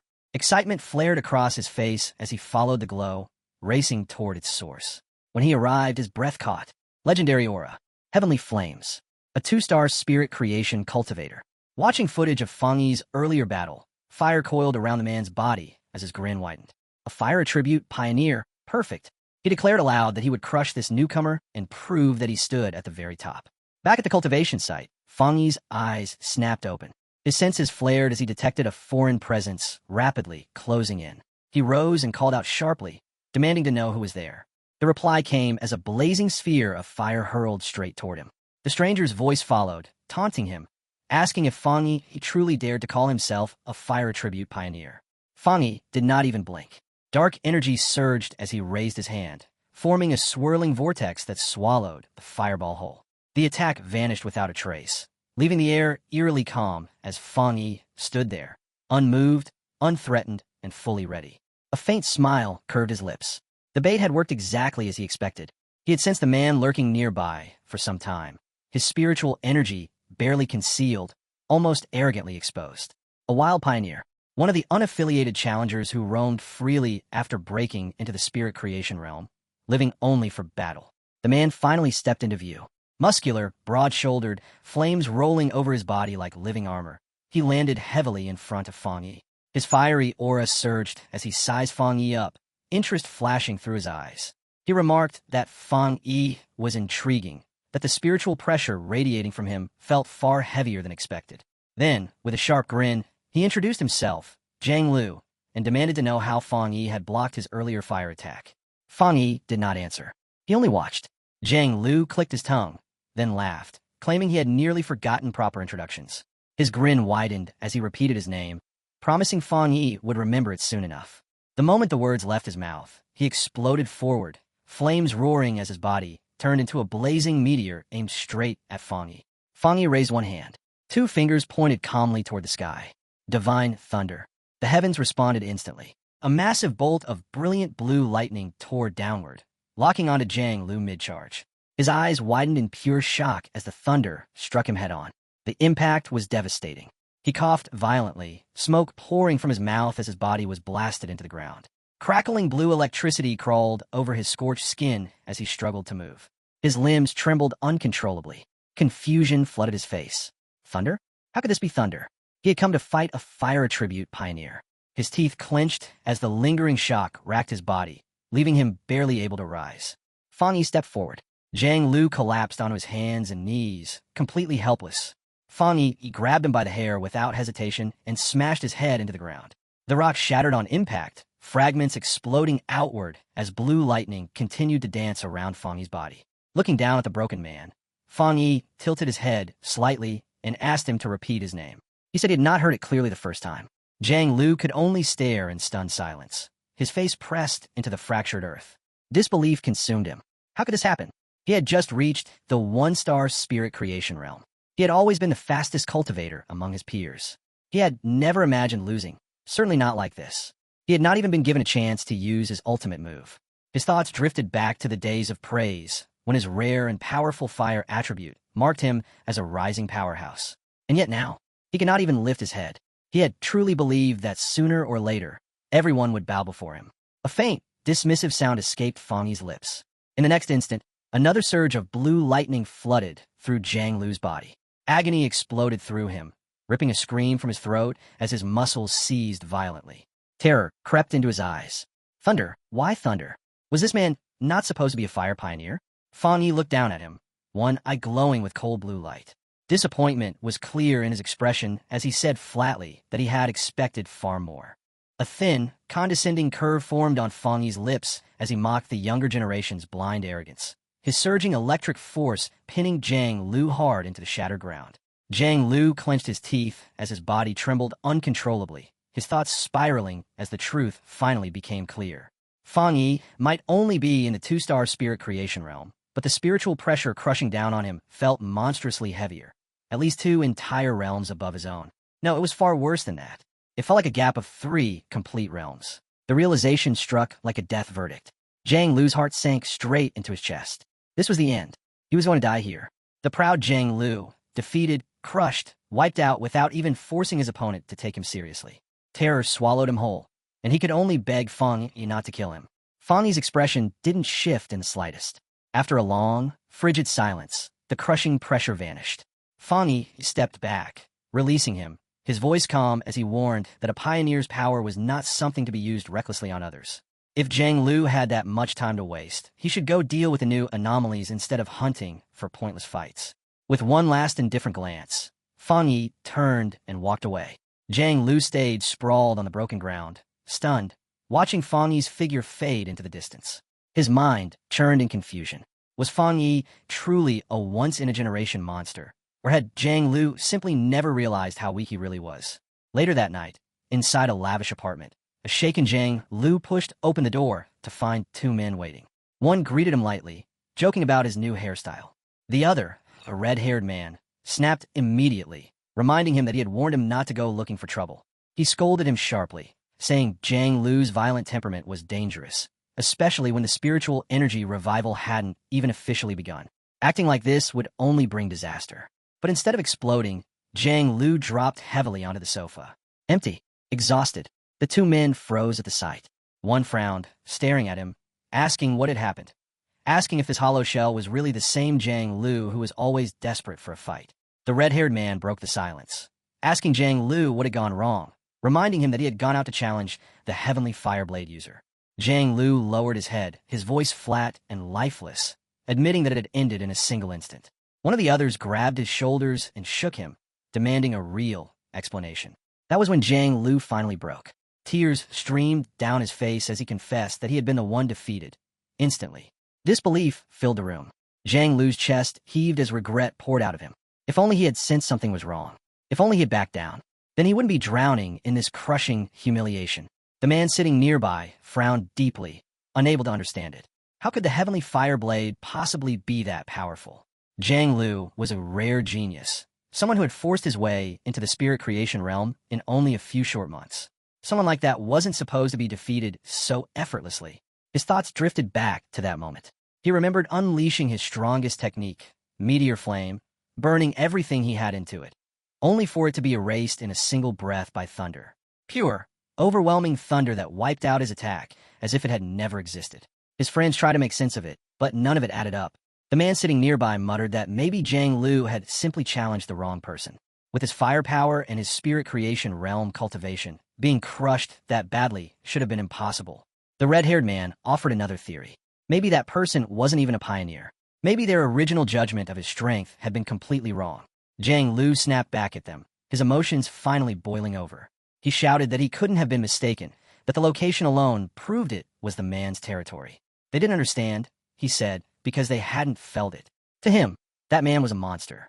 Even now, he could still feel that thunder, violent, oppressive, like it was trying to split his skull apart. Silence fell. Zhang Lu steadied his breathing and spoke again, his voice shaking but resolute. His instincts told him he hadn't misjudged it. The truth was terrifying. That man was a top-tier pioneer who controlled both fire and thunder, and his thunder was several times stronger than Zhang Lu's own flames. He had been hiding his true power. At the very least, Zhang Lu believed he had reached the 3-star spirit creation realm. Shock rippled through the room. The red-haired man fell silent, realizing how unbelievable it sounded. A wild pioneer at that level shouldn't even exist. If Zhang Lu was right, then that man would become a nightmare for every other pioneer. After a long moment, Zhang Lu slowly lifted his head, resolve burning in his eyes, and asked if he should try to become that man's apprentice. No one answered. Far away, inside a quiet apartment, Fang Yi sat in meditation as a swirling golden aura wrapped itself around his body. Something felt wrong.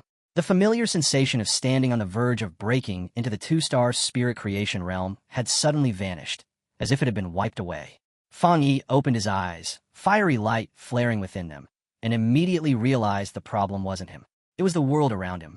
The spiritual energy in the air was chaotic and unstable, refusing to gather no matter how he guided it.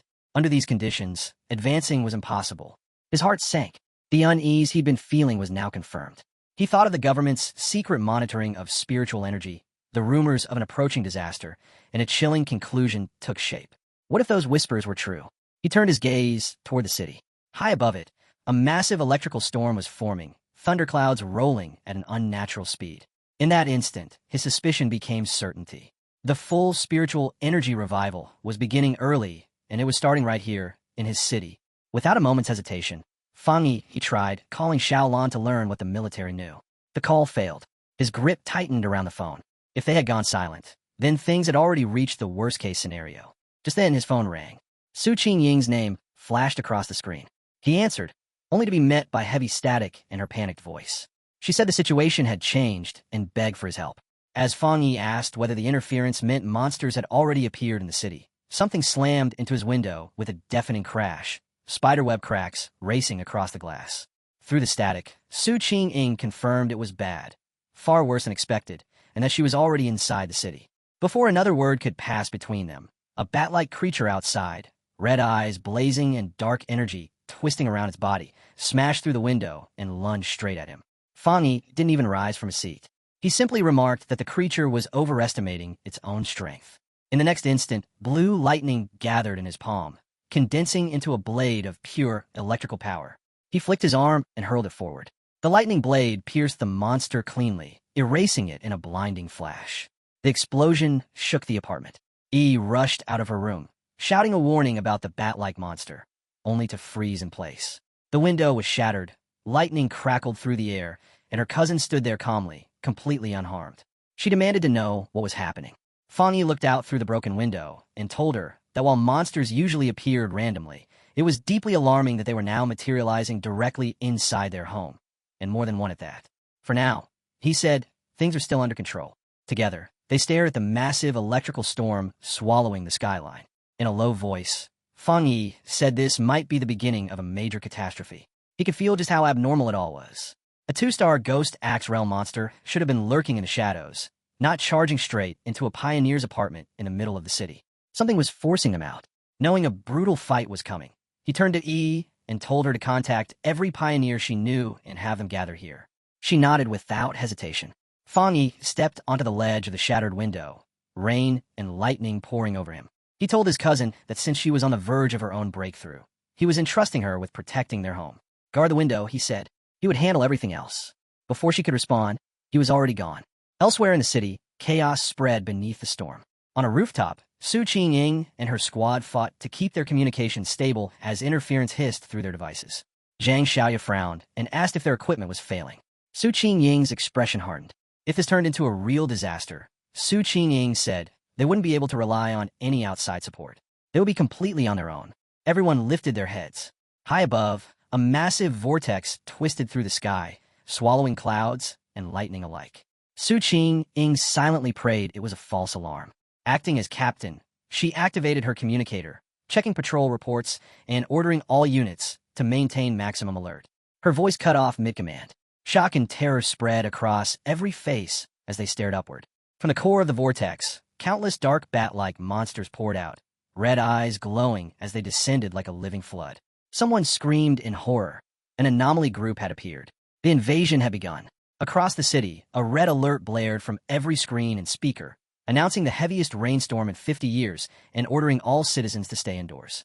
Fear rippled through the streets as people stared at the blackened sky, whispering in panic, wondering if this was the end. Through the drenched roads, Zhang Lu and his red-haired companion tore forward on their motorcycles.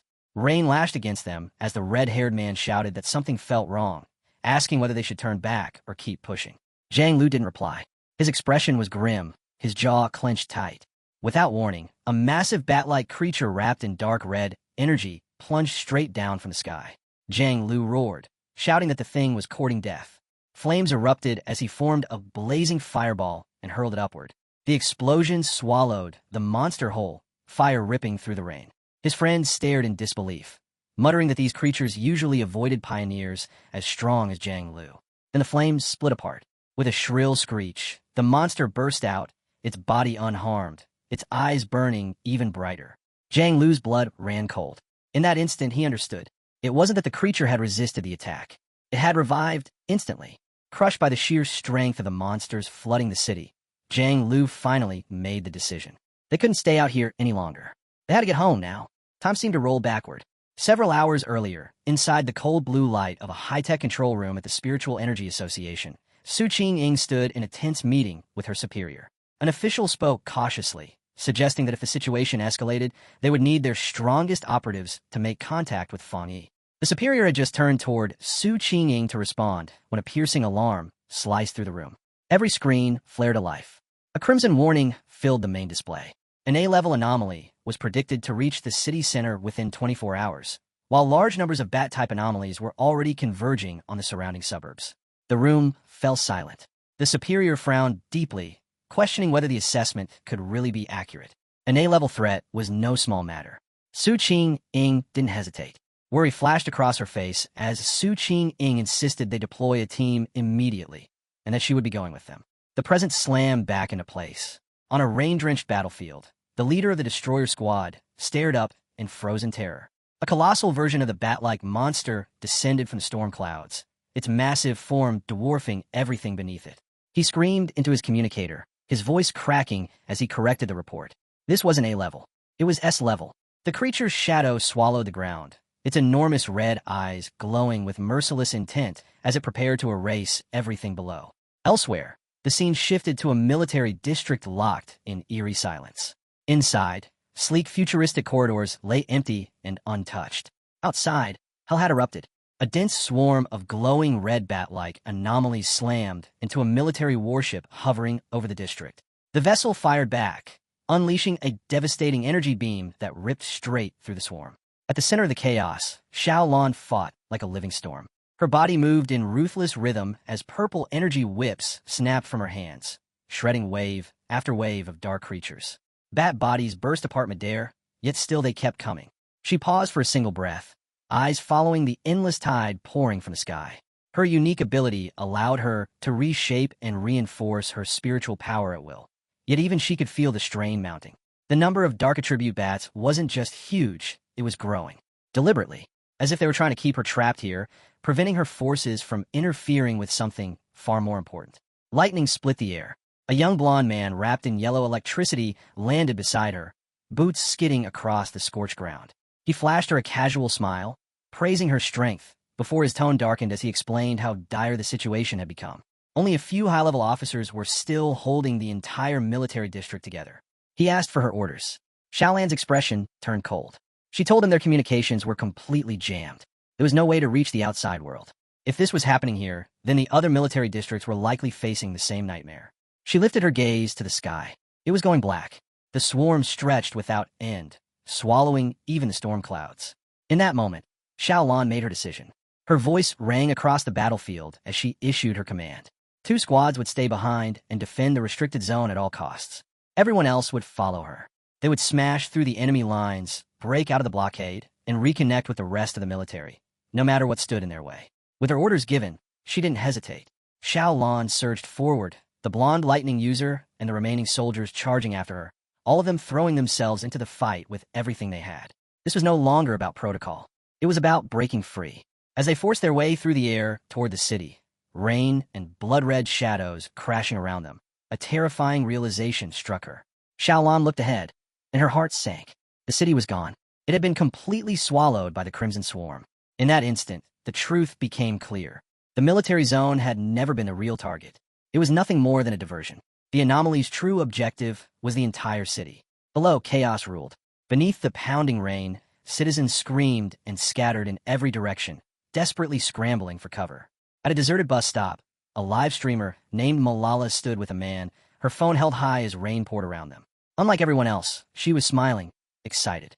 She told him this strange, heavy downpour was perfect for views, the kind of moment that could make a stream explode overnight. With a determined grin, she said sometimes you had to take risks to capture something incredible. Her smile vanished in the next heartbeat. From the darkness above, a bat-like shadow dove down and swallowed the man whole. Blood sprayed. Malala's scream cut through the rain as the street erupted into panic. Cries rang out from every direction as countless monsters descended, their shrill screeches mixing with desperate shouts that the bats were drinking people's blood. Malala ran. Her lungs burned as she fled through the chaos, feet splashing through water and blood. Something shrieked behind her. A shadow closed in. One of the creatures lunged, claws reaching for her back. She screamed, certain it was over. A flash of blue tore through the storm. A blade of pure blue energy cut through the monster midair, erasing it in an instant. Thunder cracked as a figure descended and landed behind her with effortless calm. Blue electricity coiled around the woman's body as she straightened. It was Su Qing. Two cloaked squad members appeared at her sides. Su Qing reached out to the shaking Malala and told her not to be afraid. Her teammates would take her home safely. As the two soldiers hurried the girl away, one of them spoke urgently, warning that the number of sea-level bat anomalies was rising, and worse, they were evolving. Su Qing's eyes burned with cold fury. If these creatures grew stronger by feeding on humans, then every second was precious. They had to move faster. Civilians had to be evacuated immediately. She gave her final order, telling her team to regroup here later. This area had the highest concentration of anomalies, and she would hold it alone. Her teammates nodded and vanished into the rain with Malala, leaving Su Qing standing beneath the blood-red sky, facing the swelling swarm. High above the city, lightning split the clouds. Fang Yi descended from the storm and landed on a rooftop, rain blasting outward beneath his feet. A massive bat anomaly covered in glowing eyes waited before him, its presence far more oppressive than the rest. He glanced over the endless tide of monsters drowning the city and frowned faintly. He hadn't expected this. The entire swarm had already evolved, their power surging toward the 3-star Ghost Axe realm. Facing the overwhelming threat, Fang Yi didn't hesitate. A blazing sword of golden fire formed in his hand, so brilliant it split the darkness itself. With one decisive swing, a towering wave of flames tore forward, ripping through the swarm and reducing countless creatures to ash in a single breath. But as the firestorm faded, his expression turned grim.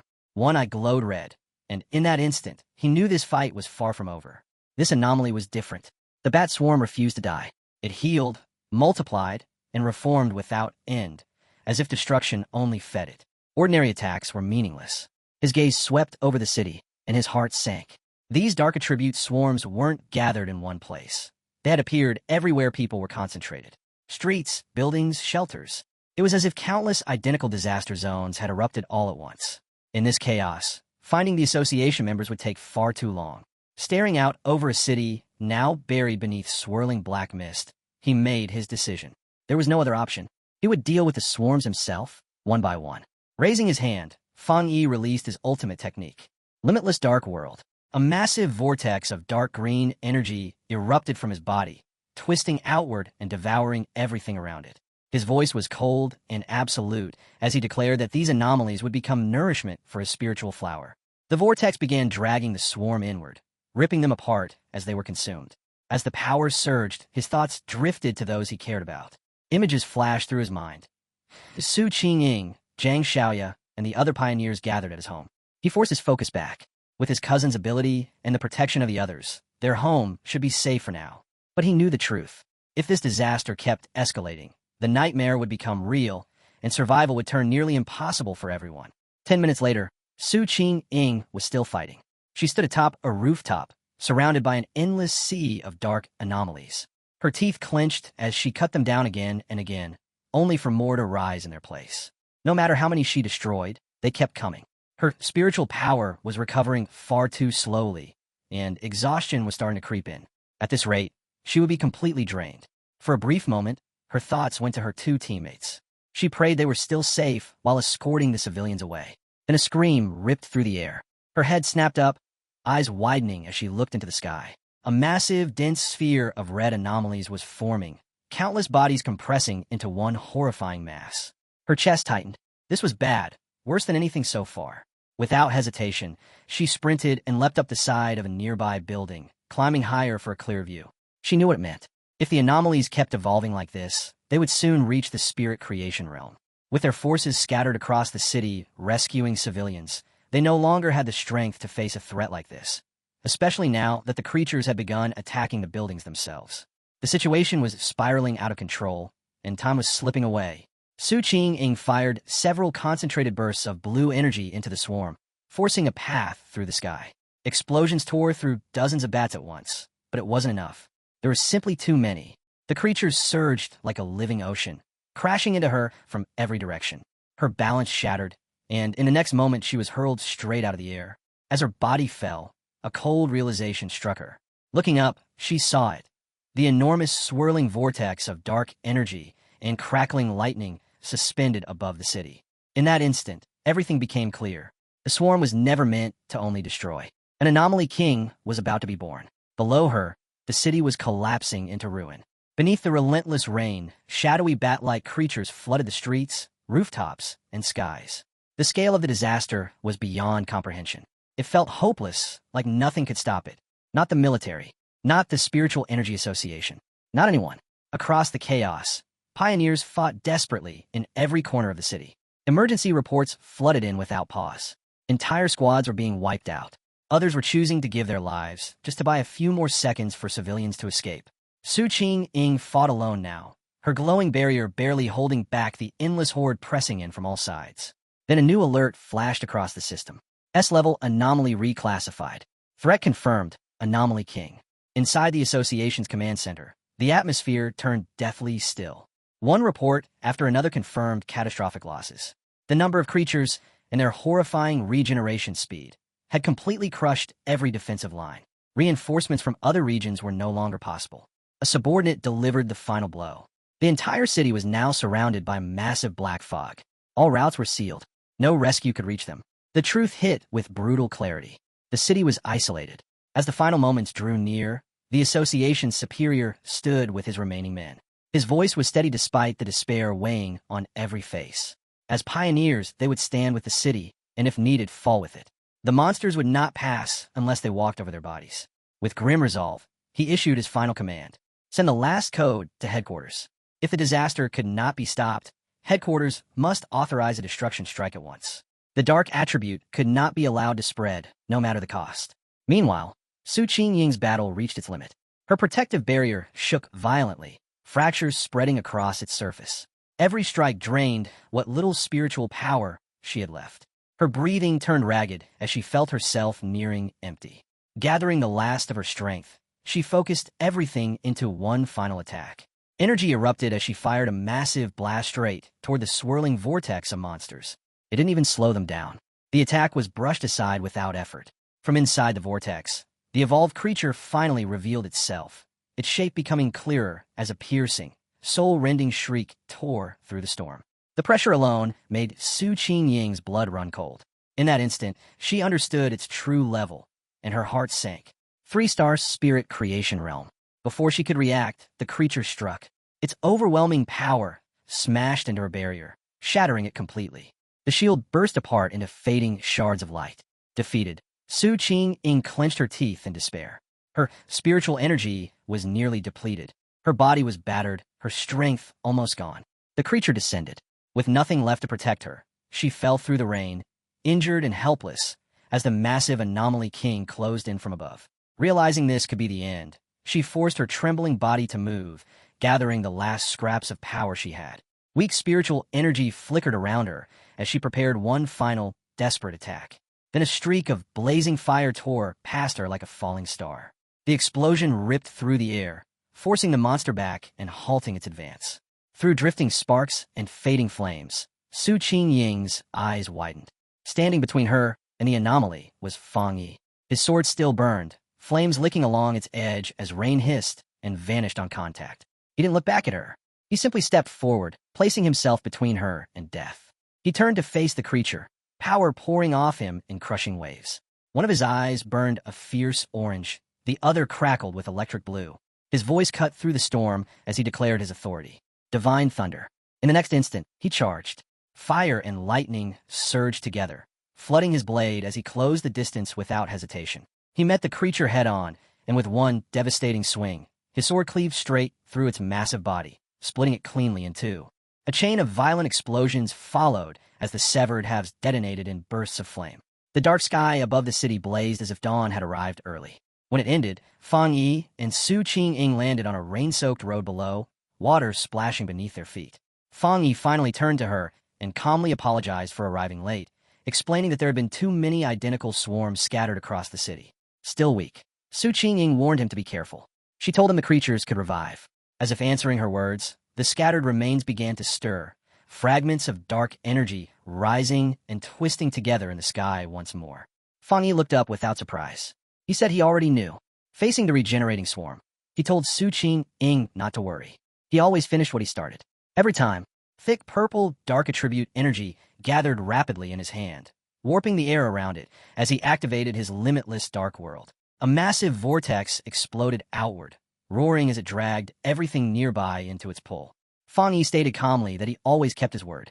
Watching all unfold, Su Qing felt something she thought she had already lost: hope. In all the chaos and despair, she had forgotten one crucial thing. This city still had a peerless pioneer. The vast purple vortex spread across the street, swallowing the entire swarm of bat-like creatures without resistance. At Fang Yi's command, it began to compress, crushing the countless monsters together until they were forced into a single, stable sphere of pure dark energy. Only then did he turn back to her and ask if she was all right. She thanked him for saving her and said she would be fine, explaining that she had medicine to help her recover. But Fang Yi's expression stayed serious as his gaze rested on her injuries. He stepped closer and placed a hand on her shoulder. A surge of blue lightning swept through her body. She cried out in shock as the energy rushed through her, but the pain vanished almost instantly. Fang Yi told her he had cleansed the dark attribute from her system and instructed her to properly bandage the wound. Su Qing stared at him in disbelief. The pain in her injuries had clearly lessened, and the wounds were healing far faster than they ever did under the association's advanced medicine. His thunder attribute was on a completely different level. Inside the association's command center, an operator suddenly shouted in excitement, reporting that the number of monster groups inside the city seemed to be decreasing. For a brief moment, hope flickered across the room. Then it was crushed. One of the superiors turned coldly toward him. All rescue pioneer teams had been attacked. Every single one had lost contact. The number of monsters outside the city had not dropped at all. He voiced the horrifying truth. The swarms inside the city weren't being destroyed. They were gathering. The Anomaly King was about to appear. For a fleeting instant, his thoughts went to his parents. He had wanted to see them one last time. Now that chance was gone. All he could do was carry out his final duty. At the same time, beneath the storm-choked sky, Fang Yi and Su Qing stared up at the massive green vortex twisting above the city. Fang Yi asked if she had any solid intelligence on what they were truly facing. Her expression tightened as she answered. This was a Super S-class anomaly. Its purpose was to devour the entire city. Its power rivaled the monster that once forced the Star God War Zone to seal off an entire region. In a heavy voice, she told him that disasters like this had a name. A cataclysm. The swarms flooding the city were nothing more than a warning. Within them, a terrifying spirit was being born. And if that evolution was completed, the city wouldn't just fall. It would be erased. She lays out what the association has uncovered. Under normal conditions, monsters of the same species devour one another to evolve. But dark attribute anomalies operate under an entirely different law. The moment a fully evolved existence appears, an anomaly king, it gains absolute authority. Every other anomaly of the same kind is forced into submission. She looks at Fang Yi, the worry on her face impossible to hide. His power is real, undeniable, but he has not stepped into the legendary Jingong realm. She reminds him that the nation's strongest pioneer was crippled for life after sealing a similar calamity. Her voice begins to shake. They cannot afford to lose another genius. She begs him to run, to smash through the monster's encirclement, to warn the military and have the city abandoned. Before she can continue, Fang Yi reaches out and lightly taps her on the head. He asks, almost casually, if she has forgotten what she learned back in school. Then his demeanor changes completely. This city is his home, and no matter the cost, he will protect it. Su Qing freezes, her plea cut short, the rest of her words dying silently in her throat. Fang Yi doesn't look back. He turns away and leaps onto a nearby rooftop, standing alone beneath the raging storm, directly facing the colossal green vortex where the Anomaly King is being born. Golden radiance surges around him as his aura explodes outward. Fixing his gaze on the vortex, he remarks coldly that it looks like the entire city is being offered up as a sacrifice for the king's arrival. The golden light intensifies as he activates his golden sun power. Even the storm seems to recoil under its pressure. He glances back to find Su Qing has followed him onto the rooftop. Calm and composed, he asks to borrow her wrist device, explaining that he needs it to detect anomalies and to contact the association. She hands it over without hesitation. With the device in one hand and his blazing sword in the other, Fang Yi raises his eyes to the sky. He states simply that he's going up there to destroy the creature before it can fully take shape. Above them, the monstrous anomaly king continues to form, its immense silhouette writhing within the vast vortex looming over the city. Inside the association's command center, the suffocating tension is shattered when an operator suddenly shouts that a lost pioneer's signal has reconnected. It belongs to Captain Sue. Shock ripples through the room as her tracker lights up on the main screen. The signal is moving at a terrifying speed, racing straight toward the heart of the storm, straight into the most lethal zone imaginable. Operators immediately shout for her to retreat. Charging in alone is a death sentence. An official snatches up a communicator and urgently tries to reach her, ordering her to halt immediately and wait for reinforcement from headquarters and the military. On the rooftop, Fang Yi grips Su Qingying's wrist device as static crackles through it. After a brief moment, he finally understands how it works. He raises it and speaks into the communicator, calmly asking if they can hear him. The official on the other end stiffens, demanding his identity and asking where Captain Sue is. He doesn't bother answering. He takes control. In a steady, unshaken voice, he tells the stunned command center that everyone there will work with him, because he is going to destroy the anomaly king at the center of the storm. Even as he launches himself toward the towering vortex, his tone never wavers. If they don't want a city erased, they will cooperate. He orders them to bring every communication channel and every piece of available data online to support him. A heavy silence hangs over the room. Then the main official makes his call. He slams his hand onto the console and barks commands across the command center, ordering all operators to drop their current tasks and establish a full link with the unknown pioneer. All satellite and radar systems go live at once, and one operator is designated as his primary contact. That operator starts reporting immediately.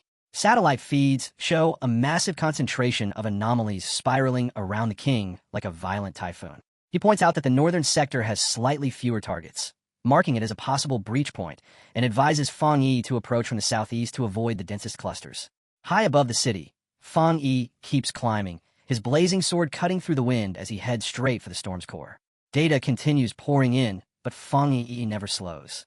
Suddenly, an operator's voice breaks in, shouting a warning. Fang Yi has been locked onto by two powerful anomalies, one A rank and one S rank, both estimated to rival the strength of a 2-star spirit creation realm. The operator urgently orders him to pull back. The main official watches the screens with a dark expression. He knows it's already beyond retreat. A violent shockwave crashes through the command center. Consoles shake, lights flicker, and staff are thrown off balance as screams ripple through the room.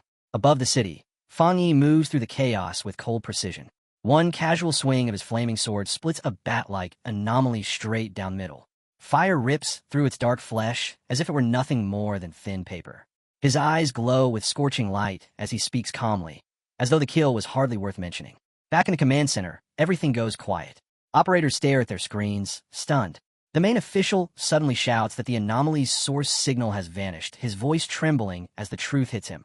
An S-level dark attribute anomaly has just been erased in a single strike. A subordinate blurts out what everyone is already thinking. It has to be him, the tyrant. The command center explodes with sound. Laughter, cheers, and cries of relief fill the room as hope finally surges through the people watching. Meanwhile, Fang Yi stays locked in, his mind racing as he breaks down the situation in an instant. After enchanting his sword, its flames now directly counter the dark attribute, drastically slowing the anomaly's regeneration. But as he watches the severed monster start pulling itself back together from twisting black energy, his expression hardens. His current level still isn't enough to completely stop their recovery. If he had broken through earlier, a single strike would have erased it for good. He clicks his tongue and tightens his grip. Fire and thunder surge together inside his body. If raw power can't end it in one blow, then speed will. Repetition will. In a blur, he bursts forward, unleashing a relentless storm of slashes. His blade carves through the reforming creature again and again, tearing it into pieces before it can fully take shape. Even so, he can't ignore the truth. Their sheer numbers are still a serious threat. Then everything shifts. High above, a strange green sphere of energy begins to form, slowly spinning in the sky. The instant it appears, the dark creatures react, one after another. Then in massive waves, the bat-like anomalies abandon their targets and rush toward it. On the ground, a group of cloaked pioneers stare upward in confusion. One of them mutters, wondering why the swarm suddenly stopped attacking. An association superior beside them shakes his head grimly. This is bad. He knows exactly what it means. The swarms are being summoned. They are responding to the anomaly king's call. and that means its birth is near. Across the city, every remaining soldier and pioneer looks up as the scattered swarms merge, forming a colossal blood-red cloud hanging over the skyline. The same realization strikes everyone at once. If the recall isn't stopped now, there won't be another chance. Beyond the city walls, the battle outside continues without pause. From a high vantage point, Gaolon raises her hand and unleashes a devastating surge of energy straight into the dark swarms. Explosions tear through the sky, but the tide refuses to collapse. Her blonde, lightning-wielding subordinate rushes over, his face tight with urgency. He asks how long it will take before they can force their way into the city. Xiaolon answers immediately. Based on their instruments, at least another 30 minutes. The number hits him like a death sentence. In 30 minutes, the Anomaly King will be fully born. If that happens, the city is doomed.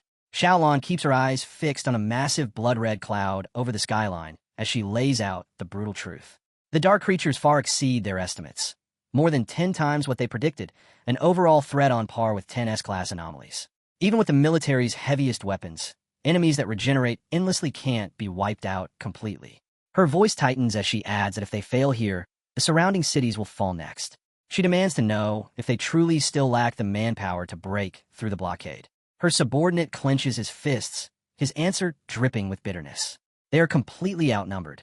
Even worse, some pioneers are hanging back, watching from a distance as if this disaster won't reach them. Too blind to understand that once this city falls, nowhere will remain safe. Then Xiaolan's expression changes. She lifts her gaze to the sky. Her subordinate notices at once and asks what she sees. They both watch as the bat-like swarms inside the city suddenly begin moving as one, abandoning their scattered assaults and converging toward a single point, the very place where the Anomaly King is being born. And then, from the heart of the massive vortex, a brilliant point of golden light explodes outward. Her subordinate sucks in a sharp breath. He recognizes that aura instantly. Staring in disbelief, he asks if that blazing flame could really be Fang Yi, calling Xiaolan's name as if he needs to hear it from her. Xiaolan answers with a calm, confident smile. It's nothing. Then her voice turns sharp and commanding. She shouts orders across the battlefield, telling every unit to raise their output and push forward immediately. Supplies no longer matter. Caution no longer matters. They advance. They will enter the city, because the Star God War Zone does not abandon its cities. As her forces surge ahead, a single fiery figure rises into the center of the storm, a blazing spear of light driving straight into the darkness. Xiaolan, with a stunned Su Qing beside her, can only stare at the overwhelming ocean of flames spreading across the sky. From behind the shattered window of a ruined apartment, Yi watches with shining eyes, instantly recognizing her cousin's sword technique. Nearby, the red-haired leader can only gape in awe, unable to look away. High above the city, the remaining bat-like swarms shriek as they rush toward Fang Yi, hurling themselves at him in a desperate attempt to stop the blazing figure standing against the storm. Unmoved by their sheer numbers, Fang Yi calmly observes that every last one of them has gathered here for a single purpose, to stop him. A determined gleam flashes in his eyes as he speaks, almost pleased. This is exactly what he wanted. He swings his massive, blazing sword. A colossal firestorm erupts across the sky. Flames roar outward like a collapsing sun, ripping a vast corridor through the endless horde of dark creatures. The heavens themselves seem to tear apart as bodies vanish inside the inferno. As his eyes burn with terrifying fire, Fang Yi suddenly feels it. That sensation, the familiar pressure, the edge he sensed before, the feeling of standing right at the threshold of a breakthrough. It's back. The pulse that disappeared earlier now surges through him again. Even with the thin spiritual energy around him, the conditions have finally aligned. A confident smile curves across his face. If the moment has arrived, then he'll force it to come even faster. Fang Yi lifts one hand, and a swirling vortex of deep purple energy forms around him. The sky darkens as his boundless dark world unfolds, opening like a massive, all-seeing eye above the battlefield. He stands at its center like a blazing star, fire and darkness held in perfect balance. He extends his hand. Gome. His spiritual flower answers. A glowing red orb appears in midair, cracks racing across its surface. From within, the massive, desolate fire spirit flower bursts out, its petals crackling with dark power. The instant it emerges, it moves as if alive, launching into attack without hesitation. At Fang Yi's will, the flower begins to devour. Dark tendrils explode outward, stabbing straight through the bat-like creatures. One after another, they are pierced, drained, and swallowed. The flower feeds greedily, drawing in their dark energy and channeling it back into Fang Yi, pushing his breakthrough forward with every passing second. The desolate fire spirit flower erupts with terrifying force, its countless tendrils spreading through the sky like roots hunting for prey. The swarm collapses rapidly, consumed piece by piece, until nothing remains. When the last of them is gone, Fang Yi descends slowly, settling at the center of the now enormous crimson flower. From there, he looks up. Above him, the massive green and red vortex churns violently, the place where the Anomaly King continues to take shape. His eyes glow red as he studies it. The gigantic silhouette is clearly there, yet it feels unreal, like a distorted reflection wavering on the surface of water. Then a confident smirk forms on his lips. He can feel it, the core. Its presence is unmistakable now. He can even hear its heartbeat, slow, heavy, and powerful, pounding like distant war drums echoing through the sky. Fang Yi immediately understands how dangerous it is. The king's power can awaken the darkest desires buried within people, making it an existence that must never be allowed to fully descend. His gaze sharpens as another truth becomes clear. The king is holding back. It's hiding itself, likely because its evolution is still incomplete. Standing atop the massive flower, Fang Yi calmly asks if the Anomaly King's exact position has been located. The flower responds at once. The coordinates are transmitted straight to the device on Fang Yi's wrist. The screen flashes red, and a sharp beam of light shoots into the sky, piercing the swirling vortex and marking the Anomaly King's core. With the target exposed, Fang Yi's eyes ignite with brilliant golden light. He activates the golden sun breathing technique at full output. In the next instant, a massive surge of pure golden energy erupts from his body. The power rises like a newborn sun, blasting toward the heavens with unstoppable force, carrying the intent to erase every trace of darkness. Far below, within the shattered city, Zhang Lu and his companions stare up in complete disbelief. None of them can comprehend what kind of power could create such overwhelming brilliance. At first glance, it seems like fire, but the thought is dismissed almost immediately. Ordinary fire could never reach this level, nor could it suppress the dark attribute so completely. There's only one explanation: a high-tier yang attribute, the natural nemesis of darkness itself. Inside the Association's command center, the suffocating pressure finally shatters. Cheers erupt as an operator reports that monster numbers are dropping sharply and the containment field is rapidly shrinking. Officials stare at the screens in stunned silence, barely processing how a situation on the brink of collapse has reversed so violently, so suddenly. Outside the sealed city, a military convoy screeches to a halt. A subordinate rushes to Xiaolan and reports that the swarms blocking their advance are retreating, all of them pulling back toward the city, as if responding to a new command. Xiaolan lifts her head. The massive golden light pouring down over the city reflects in her eyes, and understanding strikes instantly. Fang Yi is attacking the Anomaly King's core. Her blonde subordinate steps beside her, awe thick in his voice as he confirms it. There's no doubt about it. That power belongs to the tyrant. And not just any yang attribute. It's the purest form imaginable. Yet Xiaolan doesn't relax. Her brows draw together as unease flashes across her face. Facing such an existence alone is far too dangerous. Her subordinate feels the same urgency and insists they must enter the city immediately to support him. Xiaolan suddenly raises her hand, stopping him cold. Her gaze never leaves the sky as she sharply tells him to look. Her expression drains of color. Within the massive vortex, something new is emerging.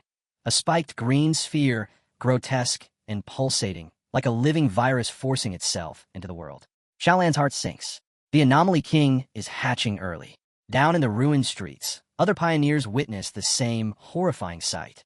One man stares at the throbbing green mass and recognizes it instantly, the source of all evil.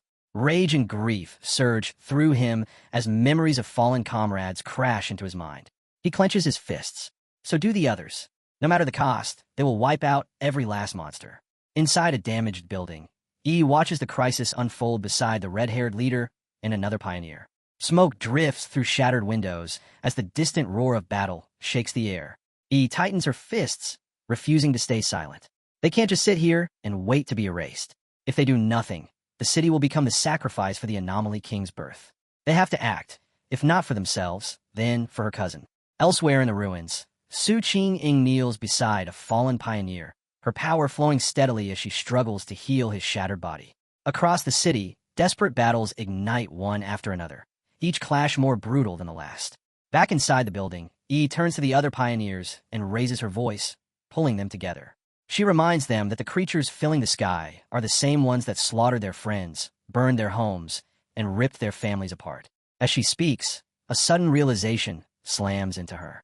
Her thoughts jump to the massive flower her cousin summoned, the one devouring the bat-like swarms without mercy. That power feels familiar. Too familiar. Her mind flashes back to the ghost vine they faced before, the horrifying plant infused with the desolation attribute. Her eyes widen. That flower, it's the same. Which means her cousin also controls the power of desolation. The shock hits her like a lightning strike, and a bold plan forms in an instant. Yi doesn't hesitate. She tells everyone to pour every ounce of their spiritual power into the network of vines created by her cousin's flower. If the flower feeds on energy, then they will give it everything they have. They will make it strong enough to confront the Anomaly King. No one argues. Without a second thought, the pioneers raise their hands. Streams of spiritual energy burst from their bodies, shooting straight up into the sky. On the ground, the Association's superior notices the blue streaks of light rising above the city. At first he frowns, thinking they might be launching a direct assault. He quickly dismisses it. They aren't strong enough to strike something that far away. Then he realizes the truth.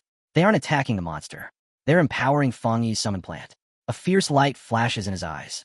Moved by their resolve, he straightens his back and declares that he won't stand aside either. A powerful wave of blue energy erupts from him, surging toward the heavens. Across the city, the remaining pioneers follow his lead. One by one, they focus their will and unleash their strength. Countless streams of energy merge together, forming a massive tide that races upward to join the battle in the sky. Su Qing feels it while tending to the wounded pioneer. Her expression shifts as the air around her begins to tremble. She looks up and sees it, the spiritual flower above the city now blazing, glowing with the combined power of every pioneer still standing. She understands at once.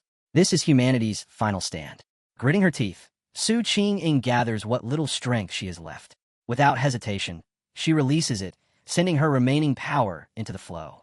The energy surges upward, fusing with the others and supercharging the flower, readying it for one final, decisive strike against the Anomaly King's core. The monster releases a final, agonized scream as the attack lands. Feng Yi moves without hesitation. A clean, ruthless slash follows, cutting straight through its body and ending it completely. When the dust clears, he floats in midair, calmly wiping the blood from his face as if the battle had been nothing more than a minor nuisance. Suddenly, his communicator crackles to life. An urgent voice breaks through, warning that every bat swarm outside the city is now converging on his position. The numbers are staggering. Tens of thousands of B and A-level monsters, mixed with even S-class threats, a red and black tide flooding in without end. Feng Yi doesn't flinch. He lifts his eyes to the pulsating green cocoon hanging in the sky and states coldly that it doesn't matter how many servants it sends. He will destroy them all. Then he taunts it, asking if it hatched early because it's afraid of him. That is enough. The Anomaly King finally answers. A massive shadow-green claw tears through the cocoon, ripping it apart as its true form begins to emerge. Golden flames coat Feng Yi's hand as his expression turns sharp. This is it, his real enemy. The fully formed Anomaly King reveals itself, a nightmarish being dominated by a single, menacing green eye. A horrific scream rips across the heavens, announcing the beginning of the final battle. Dark green energy and shadow spiral wildly around its colossal body, forming a massive vortex with a glowing core at its center. The pressure alone shakes the entire city. The ground below fractures as a violent quake tears through the streets. Buildings groan, roads split, and the remaining pioneers run in panic, cries of despair filling the air as the truth hits them all. This thing could destroy everything simply by existing. Outside the city, Xiaolan and her subordinate watch in grim silence. Their final hope rests on Feng Yi alone. Deep in the ruins, Su Qing lifts her gaze, worry and hope clashing in her eyes as she prays in silence. From the apartment building, Yi clenches her fists, her stare fierce and unyielding, holding the same desperate wish. High above, bathed in blazing golden light, Feng Yi faces the monster head-on. He calmly identifies it as the king of the dark anomalies, the source of all the city's suffering. As his spiritual flower roars with flames around him, he declares that he grew up here. This city is his home. His life is here. That is why he will fight. The Anomaly King answers with a furious scream that shakes the heavens. With an unyielding fire burning in his red eyes, Feng Yi delivers his verdict. For the sake of his home, the monster must die. In the next instant, their powers crash together. Red, green, and golden light explode in a catastrophic collision. The fate of the entire city balanced on that single clash. The impact rips through the sky, a blinding flash that turns night into day. When the light finally fades, Fang Yi finds himself floating in a strange, endless dark void. Before him hangs a single, enormous green eye, the Anomaly King, staring directly into his soul. Its voice echoes inside his mind, mocking his arrogance, laughing at the idea that a mere one-star spirit creation realm pioneer would dare challenge it. Before Fang Yi can answer, the Anomaly King opens its massive, shadow-filled maw. A terrifying vortex forms in an instant. He senses the danger the moment it appears, but it's already too late. The pull drags him forward, ripping control from his body as he's hauled straight into the darkness. As he's swallowed whole, a grim truth hits him. This creature is nothing like the others.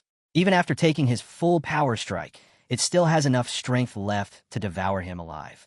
He crashes into its interior, landing inside a grotesque cavern of pulsing pink flesh, surrounded by thick, slick purple digestive fluid. The stench is suffocating. He immediately knows the liquid is brutally corrosive, saturated with dense dark attribute energy. Any ordinary pioneer would be erased in seconds. But something feels wrong. Fang Yi narrows his eyes.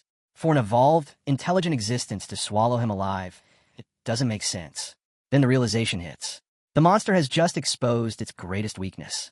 Its interior is its most vulnerable point. Was it really so confident it could withstand an attack from within? A sharp glint flashes in his eyes. To test it, he gathers fire into his fist and smashes it into the fleshy floor beneath him. The walls shriek as they sizzle and burn from the impact. Fang Yi gauges the result. The corrosive fluid is gnawing at his power, but not nearly fast enough. He can still inflict real damage. That is all he needs. As long as his attacks work, this can be solved. Confidence surges as he calls for his desolate fire spirit flower. Then he freezes. The swallowing attack didn't just drag him inside. It pulled his spiritual flower in as well. And inside this oppressive, dark environment, the flower isn't weakened. It's amplified. After absorbing the dark swarms and the power of every pioneer in the city, the crimson flower in his grasp should be overflowing with energy. Yet as he grips it, he feels something strange. The flower is hesitating. He frowns and asks what's wrong, suspecting it might be repelled by the Anomaly King's dark attribute. The answer stuns him. This desolation flower, something that normally devours dark energy without limit, is being suppressed. The Anomaly King's power is different. Too pure. Too absolute. That changes everything. His original plan was to let the flower drain the monster from the inside until nothing remained. That path is now blocked. So he changes tactics. Clutching the flower in one hand, Fang Yi draws back the other and hammers the fleshy walls of the monster's stomach again and again. Outside, the Anomaly King's massive form suddenly breaks apart, scattering through the air. For a brief moment, it looks like victory, but then the fragments swirl back together, reforming into a colossal vortex as the creature summons every remaining bat-like swarm. On the ground, Yi and the red-haired leader stare up in fear and confusion. The leader demands to know what's happening, but Yi can only shake her head. She has no answers. Only one thought remains. Where is her cousin, and is he still alive? Elsewhere, Su Qing forces herself to stay composed as she leads civilians away from the chaos, shouting for them to move in orderly lines and promising that the pioneers will protect them. When someone asks where Fang Yi is, the color drains from her face. With barely contained panic, she tells the truth. He's still fighting. From inside, the Anomaly King. The military pushes in under Shaolan's command. An officer rushes up, reporting that the swarms and the Anomaly King are attacking without any clear pattern and calling for a full evacuation to limit casualties. Standing atop a military vehicle, Shaolan issues firm orders, yet her eyes keep lifting toward the sky, dread filling them as she watches the nightmare unfolding above. The Anomaly King begins pulling the swarms into itself, dragging them into its spinning body to restore its strength. Inside the monster, Fang Yi feels it immediately. His expression tightens as the truth becomes clear. The creature isn't finished. Not even close. The corrosive energy surges, crashing down on him as the digestion truly begins. His power starts to melt away, his body feeling as if it's being ripped apart piece by piece. Then something shifts. The dark energy around him begins to thin. Fang Yi closes his eyes for a brief instant, and when he opens them, everything has changed. He is no longer inside the monster. He stands alone in the ruins of a city that has been completely destroyed. Skyscrapers lie shattered and twisted, the sky above heavy and oppressive. A dead silence hangs over everything. Fang Yi slowly scans his surroundings, unease creeping into his chest. Where is he? What has happened? Within this broken city of illusion, Fang Yi stands still, his expression dark and steady. From the shadows behind him, something enormous begins to emerge, an immense beast wrapped in darkness, red eyes burning like open wounds in the night. Without hesitation, it lunges forward, a colossal fist slamming straight down toward him. Fang Yi sharpens his senses, and his heart drops. His spiritual power is gone, completely silent. The beast strikes again, its massive arm crashing down with enough force to tear the ground apart. Fang Yi moves on instinct alone, leaping away just in time. The impact detonates behind him, rubble exploding as the street collapses. He lands on broken concrete, breathing hard, then freezes. Something is wrong. His body still feels strong. Even without spiritual energy, his muscles move smoothly, his balance steady, his reactions sharp. Years of brutal training haven't disappeared. In that moment, understanding locks into place. This isn't reality. It's an illusion, one created by the Anomaly King to drag him back to a time before he became a pioneer, before power reshaped his life. The beast tries to crush him with a thunderous stomp. Fang Yi leaps again, barely escaping as the ground caves beneath its foot. As he lands, another truth settles in, calm and unshakable. The Anomaly King isn't powerful enough to truly erase him. If it truly were, his body wouldn't react this way. His strength isn't gone, it's being suppressed, which means this illusion has limits. All illusions do, and every flaw traces back to the one who created it. Before he can push that thought further, the beast vanishes and reappears in the same instant. A massive hand clamps around Fang Yi's body, lifting him effortlessly into the air. It drags him close, its foul breath washing over him as its voice echoes from every direction, sneering that once a foolish human enters this place, escape is impossible. Crushed in its grip, Fang Yi should look broken.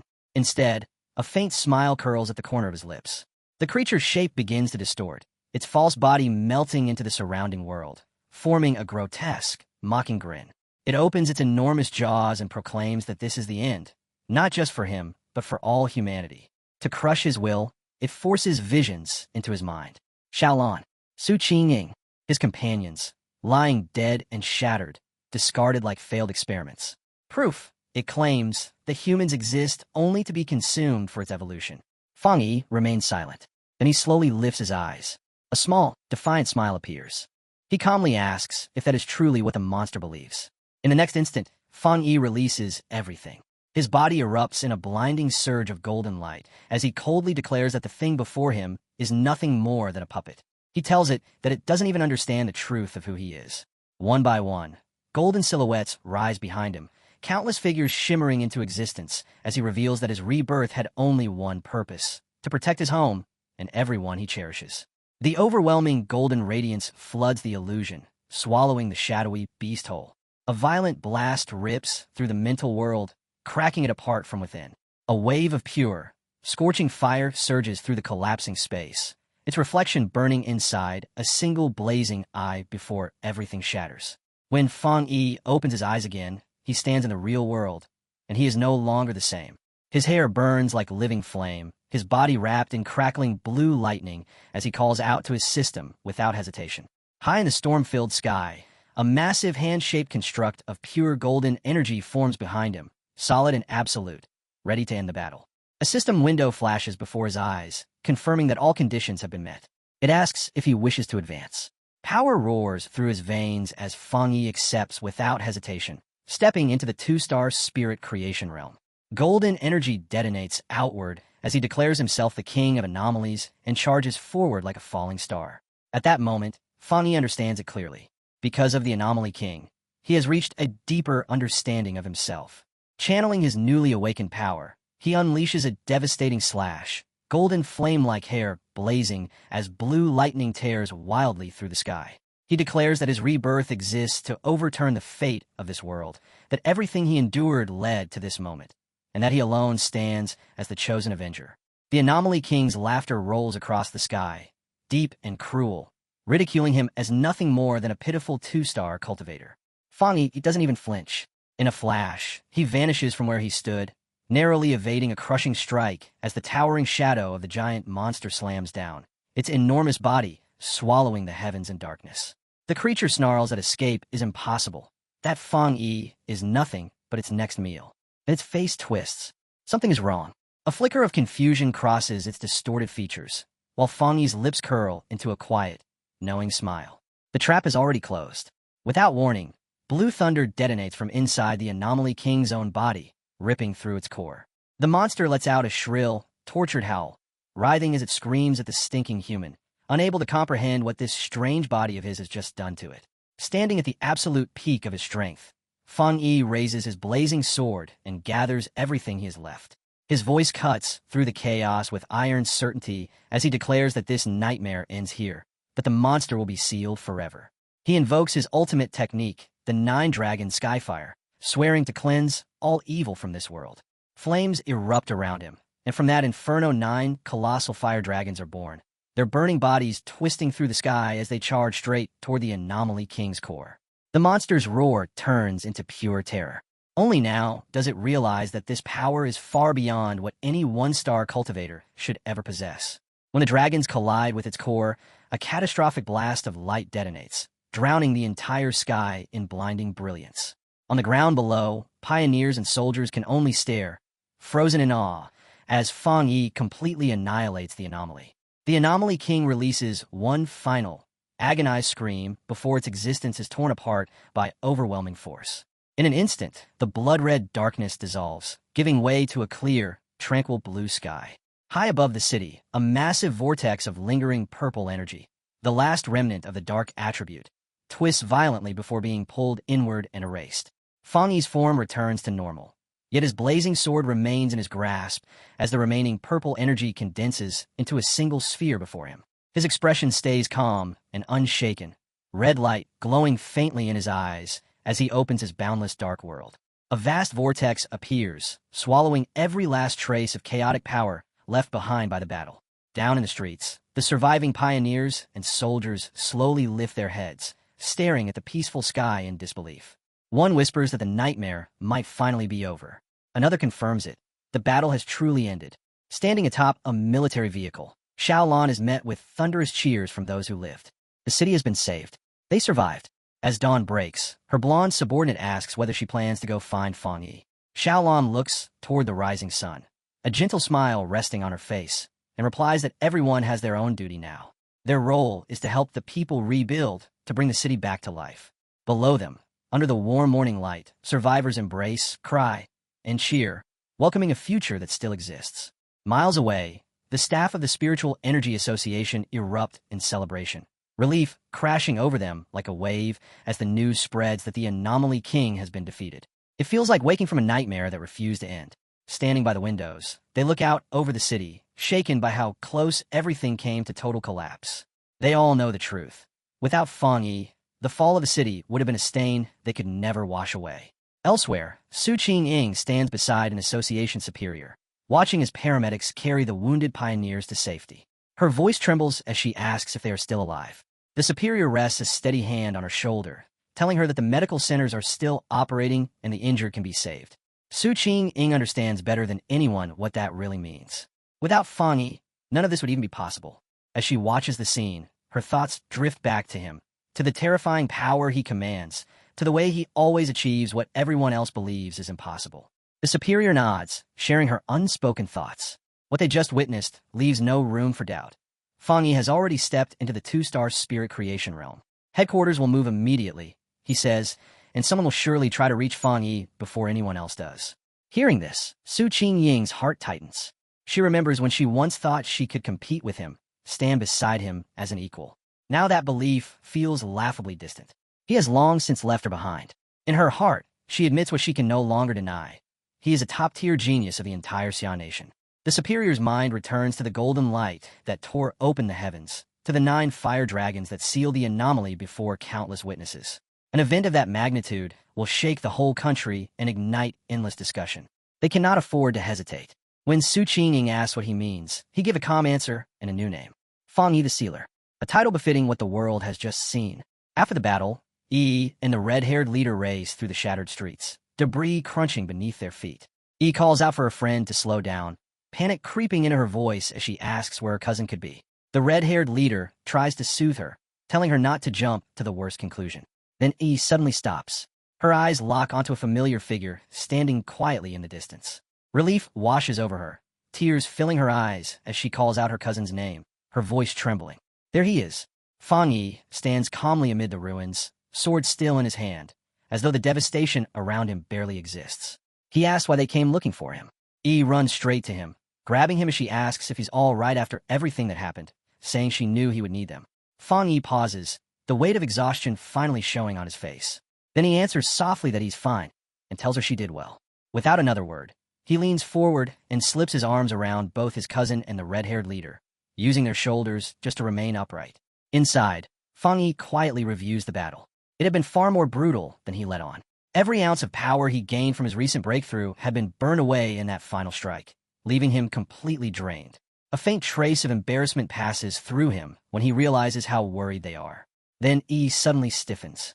Something clicks in her mind. She pulls back and stares at him, eyes wide, asking if he truly broke into the two-star spirit creation realm. Shock and awe spill into her voice as she marvels at his monstrous growth and terrifying talent. Even the red-haired leader is left speechless, unable to fully accept that the already untouchable man before her has broken through yet again. At the same time, news of the battle spreads like wildfire. Online forums explode as people obsess over the man who saved the city, the pioneer now called the Sealer. Arguments rage over who he really is, how someone could defeat the Anomaly King when even the association and the military failed. Some claim he must be a god walking among mortals. Others insist he belongs to some hidden force, a secret weapon of the Xia Nation. One truth stands unshaken. His name has already turned into legend. Elsewhere, Zhang Lu's red-haired friend points excitedly at a computer screen, convinced the man in the footage is the same one who once defeated Zhang Lu. Zhang Lu watches the video, his eyes blazing not with resentment, but with excitement. He laughs loudly, declaring that losing to someone that powerful is an honor. In one swift motion, he jumps to his feet, announcing that he's going to find this man and beg him to take him as a disciple. His friend immediately pours cold water on the idea, warning that half the nation is probably hunting for that person right now. The scene shifts to the grand capital of Xia. Deep underground, within a hidden chamber sealed away from the world, shadowed figures sit around a glowing table. One man leans back lazily, a cigarette dangling from his fingers, clicking his tongue in disappointment as he complains that it's a shame he didn't get to watch the military and the association tear each other apart in the chaos. Another voice cuts in, suggesting they should send a pawn, or perhaps an assassin, to deal with this newly risen powerhouse. A woman with long, razor-sharp fingernails interrupts them. Her voice is calm, almost amused, as she dismisses the idea. Such crude methods, she says, are unworthy of the so-called chosen one, the savior everyone is praising. She lifts a photo and gazes down at Fang Yi's image with open disdain, softly repeating his new title, the Sealer. With a sharp flick of her hand, she drives one of her nails straight through the photo at his neck, ripping it apart. There is no need to rush, she says coldly. The photo ignites in purple flames, and, as it burns, she coldly declares that anyone who dares stand in their way will be wiped out. The purple flames twist and coil, shaping themselves into sinister, watching eyes, silently sealing her threat. Back in the city, Fang Yi and Yi are resting inside their apartment, the exhaustion from the battle still clinging to them, when a knock echoes through the room. Fang Yi opens the door to find Su Qing standing there with an association superior. Su Qing is holding several large gift boxes in her arms, barely able to hide her excitement. The superior bows slightly, expressing the spiritual energy association's deep gratitude. He admits they made a catastrophic mistake during the S-Class anomaly invasion, and that without Fang Yi, the outcome would have been beyond imagining. Su Qing can't help but look at Fang Yi like a true big shot now. Fang Yi only waves it off, saying it was nothing, and invites them inside. After serving water, everyone gathers around the table, with Yi sitting quietly beside him. As they settle in, the superior glances around the apartment and thinks to himself that someone like Fang Yi deserves a far better place to live. Then his expression grows serious. He explains that the association has another important matter to discuss. They plan to officially promote and publicize Fang Yi's title, the Sealer. Fang Yi lifts an eyebrow, mildly intrigued, and asks him to continue. The superior activates a projection, and a massive map spreads through the air, marked with powerful pioneers stationed across every major city. He explains that these are all famous figures, people whose names already carry immense weight. Then his tone darkens as he points to one particular marker, deeper and more ominous than the rest. He calls the recent S-Class anomaly the most terrifying disaster humanity has ever faced. Their plan is to use the name the Sealer to reshape Tai City's status, turning it into a critical strategic stronghold. Fang Yi listens in silence as the proposal continues. The Superior explains that after what happened, they have reached a harsh conclusion. Tai City can no longer survive without a powerful pioneer at its core. Su Qingying adds that anomalies will only become more frequent in the future, and they cannot afford to let the city come that close to destruction ever again. When Fang Yi asks what they mean by an abandoned city, Su Qingying looks straight at him and answers without hesitation. Without him, no one would have lived. Tai City would have fallen completely. Fang Yi lets out a slow breath and tells his cousin that he finally understands. He admits his grasp of the world is still incomplete, but says there is no need to sink into despair. He realizes that by focusing only on his own cultivation, he had ignored the broader growth of the city itself. As he looks out over Tai City, the truth becomes clear. Even though it was once a major city, it never truly stood among the highest tier. Out of more than 100 cities, the real giants are Dukhen, Tian, and Kong, with only a handful of other centers holding true influence. And yet, this disaster changes everything. Fang Yi says calmly that what just happened was not merely destruction, but an opportunity. A chance for Tai City to rise higher than it ever has before. The Superior nods, confirming his judgment.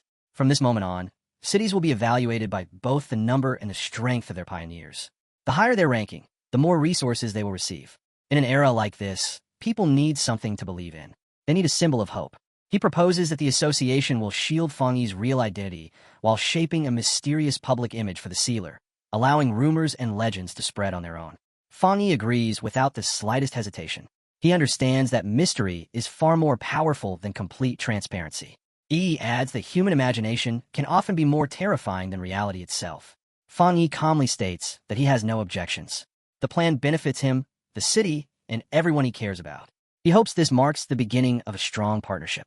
Then he reaches out, extending his hand, catching both the Superior and Su Qingying by surprise.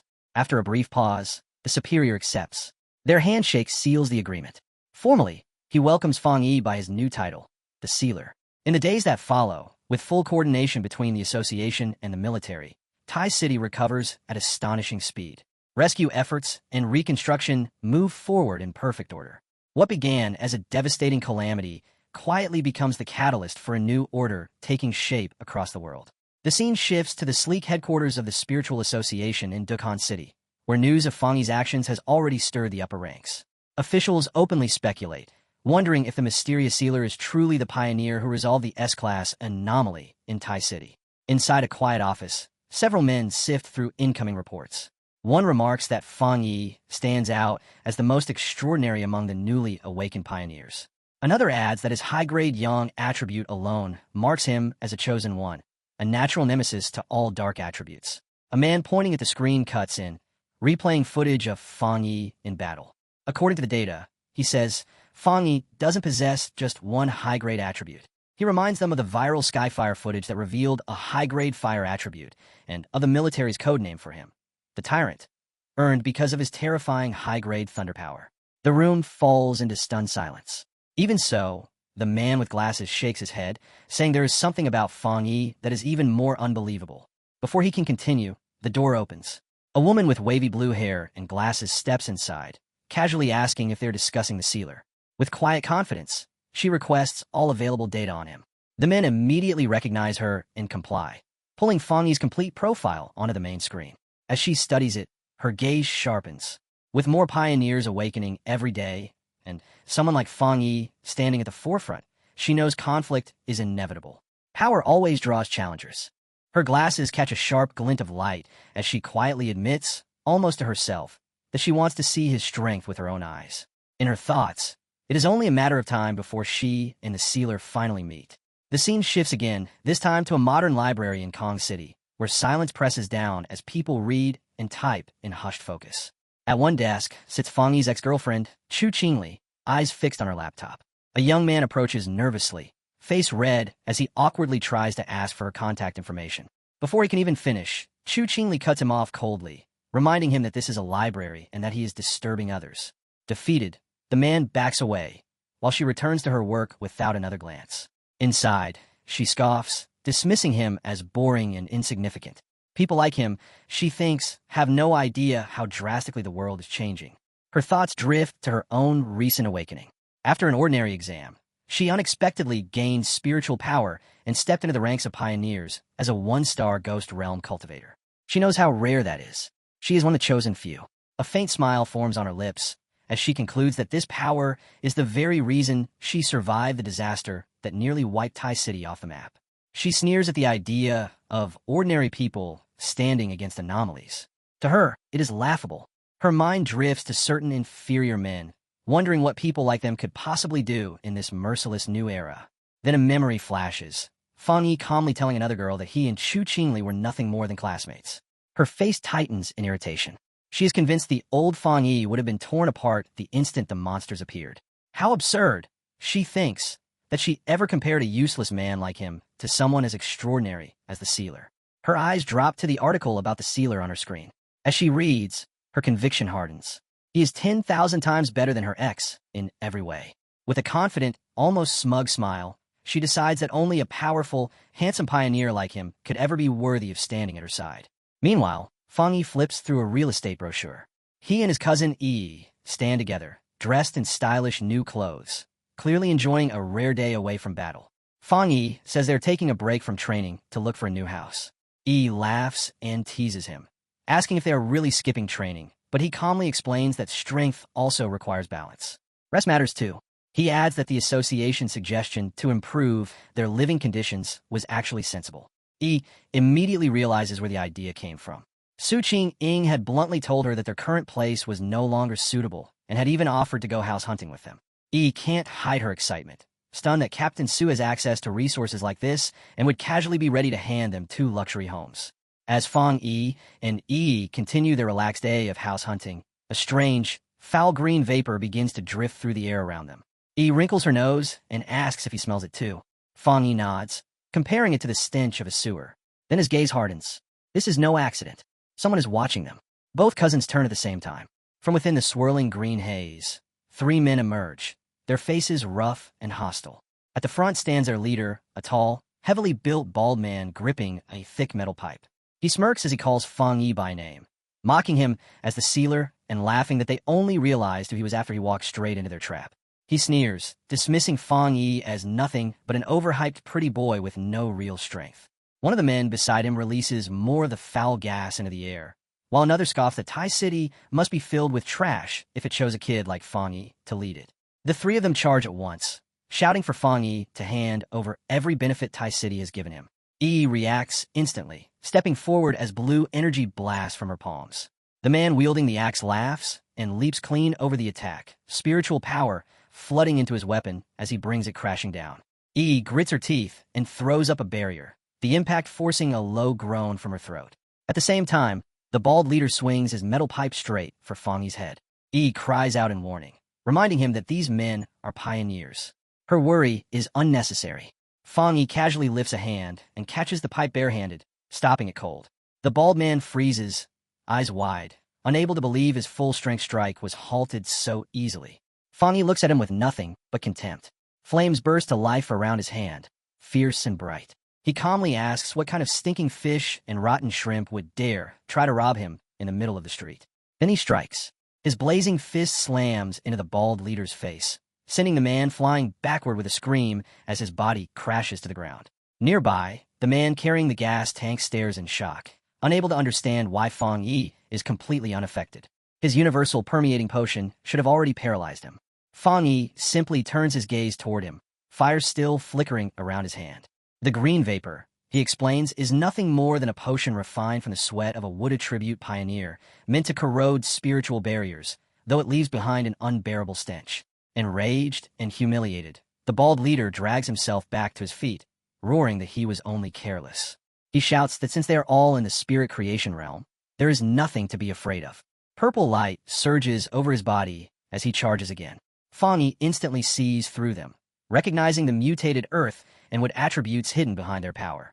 He remarks that such filthy tricks suit people as twisted as they are, confident that while these methods might work on ordinary pioneers, they mean nothing against him. At the same time, the axe-wielding man leaps toward Yi, trying to crush her with brute force. She reacts in a flash, twisting her body and driving her foot straight into his groin. A horrible scream follows as he drops to the ground in agony. As Yi lands lightly, Fang Yi watches the exchange with a darkened gaze.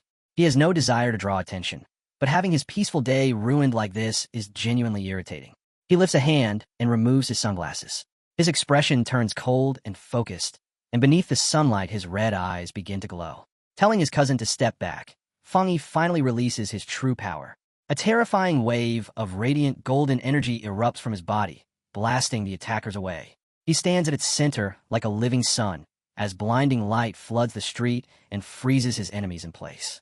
The holy energy keeps expanding, forming a blazing domain that traps all three men inside, their bodies instantly swallowed by searing golden flames. Their screams rip through the air as they thrash in agony, unable to understand what kind of terrifying fire is burning them. Only now do they truly grasp the meaning of the sealer's power. In desperation, they beg for the pain to stop. Just as Fang Yi is about to unleash even more, a familiar voice breaks through the chaos. Captain Su rushes in, shouting for him to stop and not kill them. The interruption catches Fang Yi by surprise. Looking at the three broken men writhing on the ground, Captain Su exhales in relief and explains that they're already key targets under the association's watch. Fang Yi calmly asks if she plans to take them in.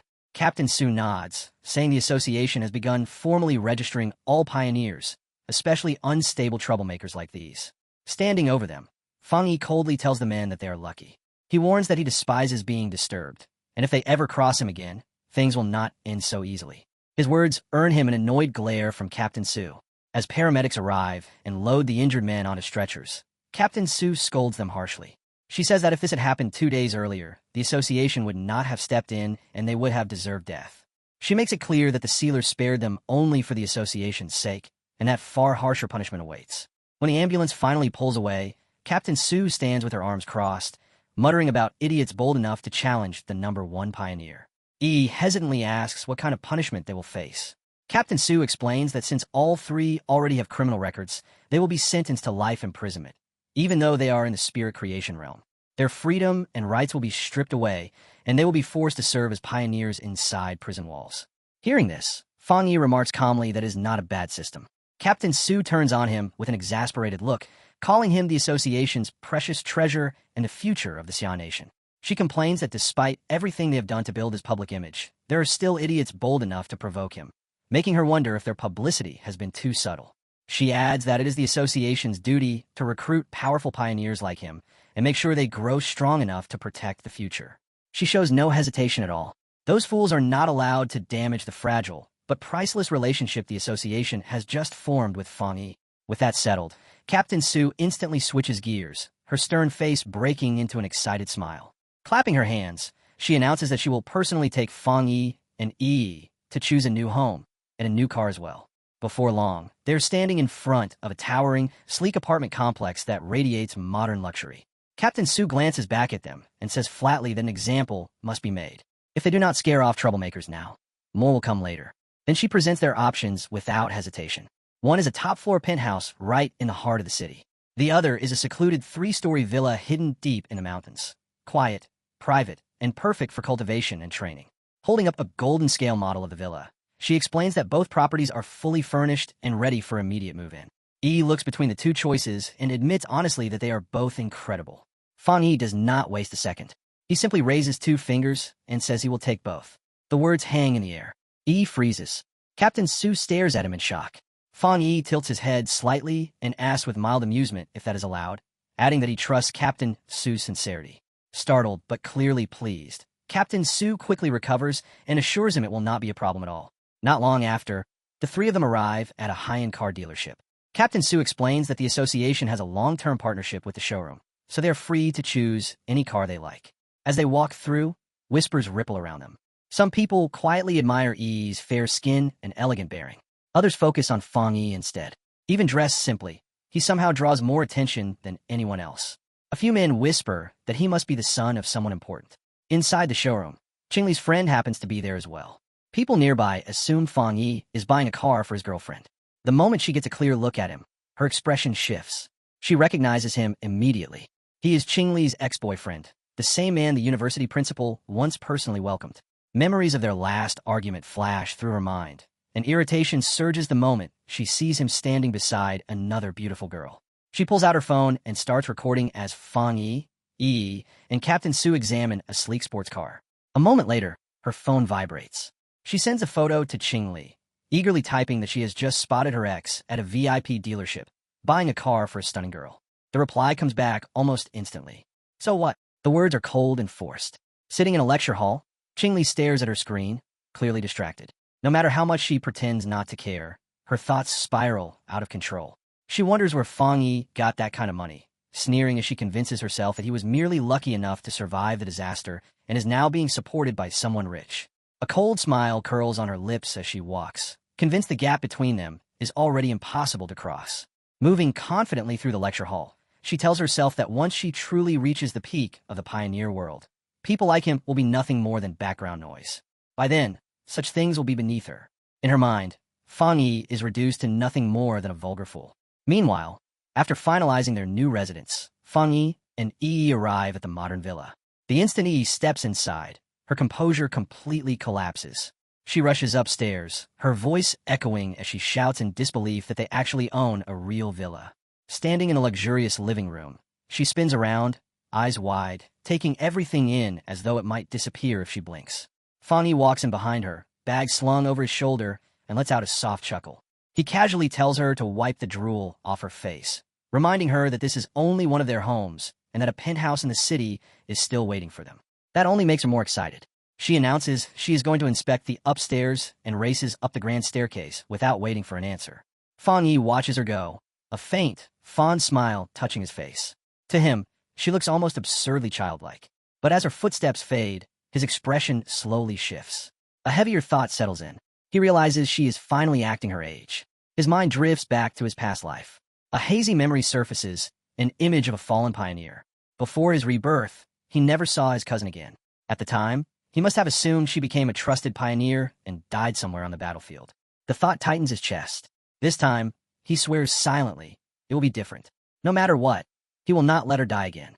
His phone rings, pulling him out his thoughts. The caller ID shows Xiaolon. He answers, and her voice comes through at once, congratulating him on his promotion to Captain Fong. With a teasing tone, she mentions hearing that the association recently gifted him not just one, but 2 houses. Lounging comfortably on the sofa, Fang Yi answers with a faint smirk, saying it sounds like a good habit and that they should keep it up. Xiaolon scoffs softly, telling him not to flatter her. She knows someone with his level of power does not truly care about things like that. Even so, she admits that when it comes to improving living conditions, there is no better reward right now. She adds that once the first batch of spirit fruits from the spiritual energy revival matures, she will make sure some are sent to him. As she speaks, her thoughts remain sharp. She understands the new order of this world clearly. There's an enormous gap between ordinary people and pioneers, a gap defined purely by power. And beyond that lies an even more frightening difference between normal pioneers and someone standing at the very top, like Fang Yi. Finally, turning to the real purpose of her call, she places a hand on a top-secret folder beside her. Her tone grows serious as she tells Fang Yi there is an internal mission she wants him to take. Fang Yi does not hesitate. He already knows what that means. Calmly, he tells her to continue. Xiaolon asks if he is familiar with the Tianbao building in Kong City. Fang Yi replies at once, remembering that it is the largest shopping mall in the entire city.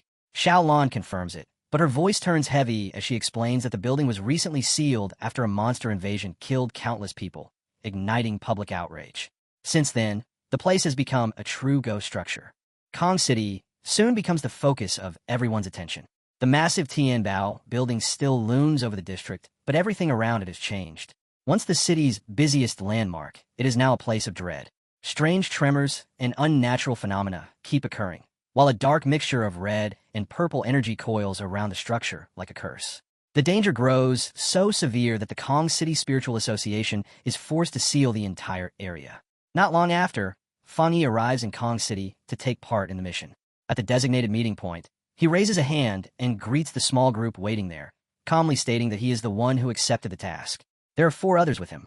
Remembering Xiaolan's warning not to reveal his true identity or power, Fang Yi keeps a deliberately low profile. As they assemble, Fang Yi quietly studies his temporary teammates. The group is an unusual mix. From their clothing, he could tell 2 of them belong to the military. The other two, a stern gray-haired man and a woman with short purple hair, step forward and introduce themselves as members of the Kong City Spiritual Association. They explain that Officer Golan has already briefed them and that they will be working together on this operation.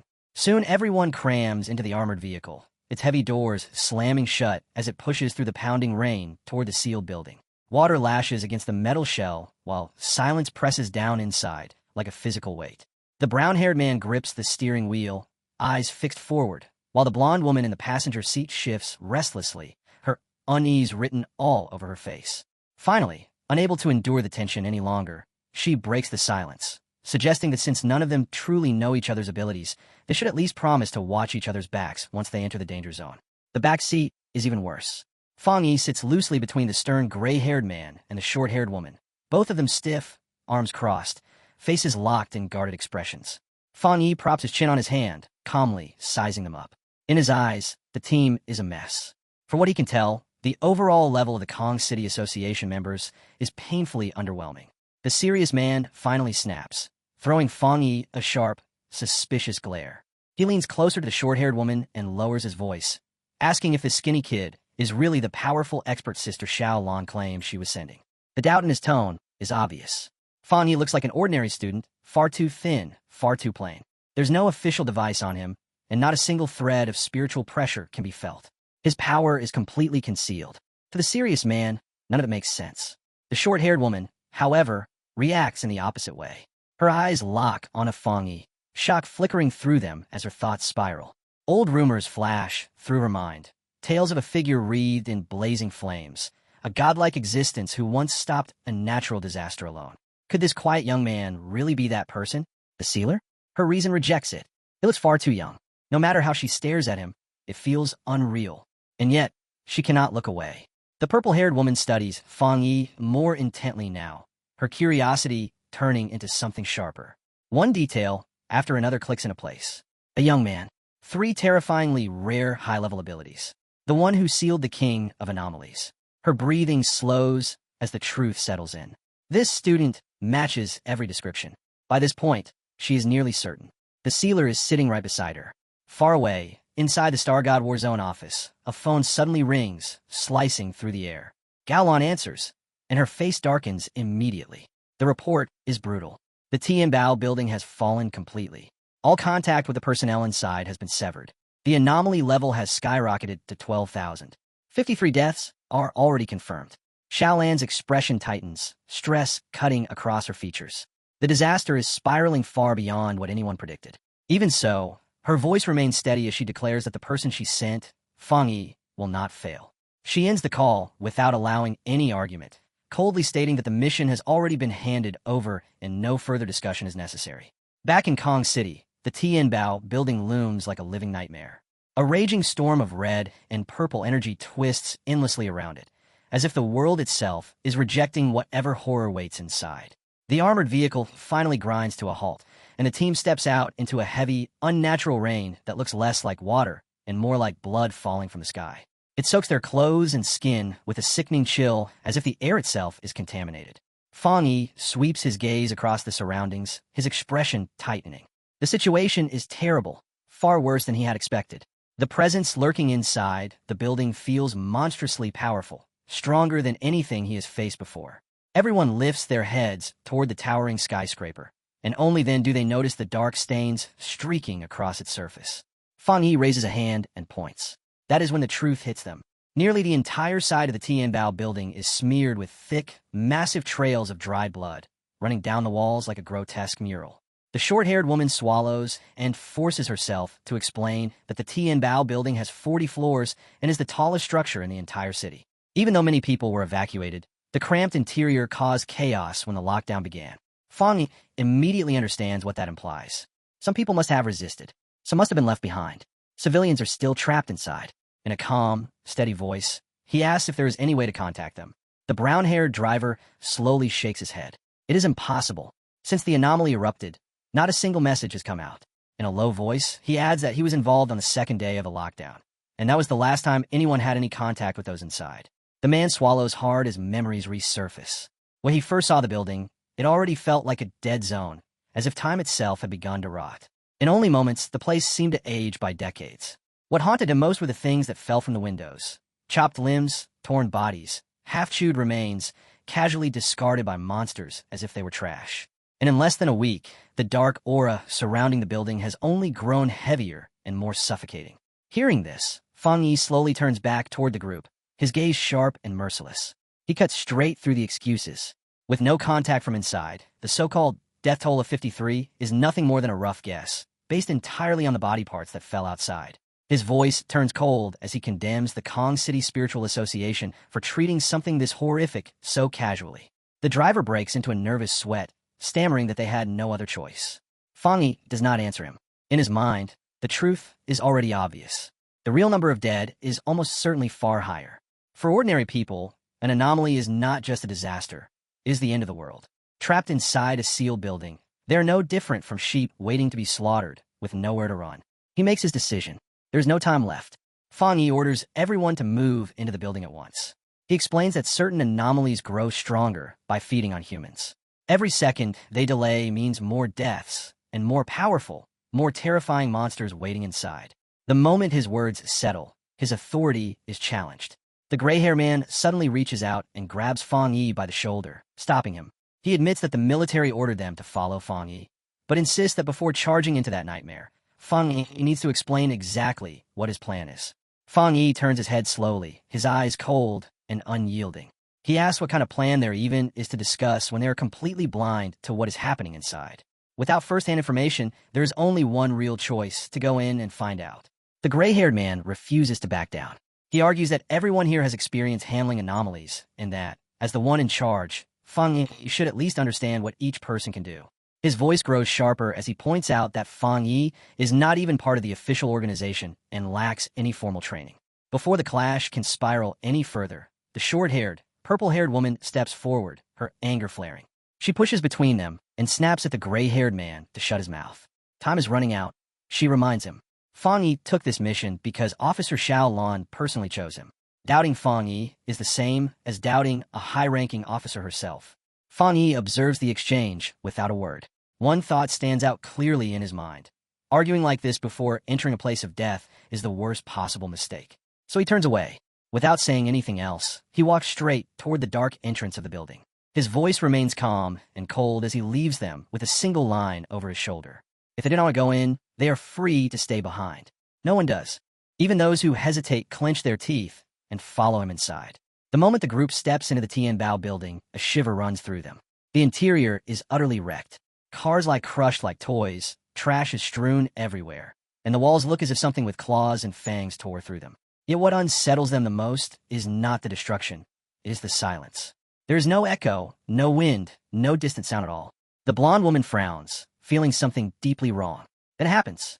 A dark shadow drops from the ceiling. The serious gray-haired man senses it first. His instincts scream as he looks up, just in time to see a monster with glowing green eyes plunge out of the darkness, shrieking as it launches its ambush. Before anyone can even shout, Fang Yi moves. In a blink, a sword forms in his hand, bursting into roaring flames the instant it appears. His eyes sharpen, cold and focused. With a single fierce swing, he sends a blazing wave of fire straight into the falling creature. There is no struggle, no resistance. A flash of light tears through the air as sword beams rip the monster apart before it can touch the floor. The next moment, Fang Yi lands lightly, his stance steady, the flaming blade held behind him. The creature is already gone, reduced to burning fragments that fade into smoke. The gray-haired man and the short purple-haired woman stand frozen, their minds still trying to catch up. The battle ended before it even truly began. The woman stares at the massive blade of fire in Fang Yi's hand, her breath caught in her chest, unable to comprehend what kind of power could be unleashed so casually. Ignoring their shock, Fang Yi crouches beside what remains of the creature. He reaches down and lifts a chunk of the scorched flesh, studying it with a calm, focused gaze. When he straightens up, his expression has darkened. He points out the warped shape of the monster, a grotesque blend of bird and gecko, twisted far beyond anything that should exist in nature.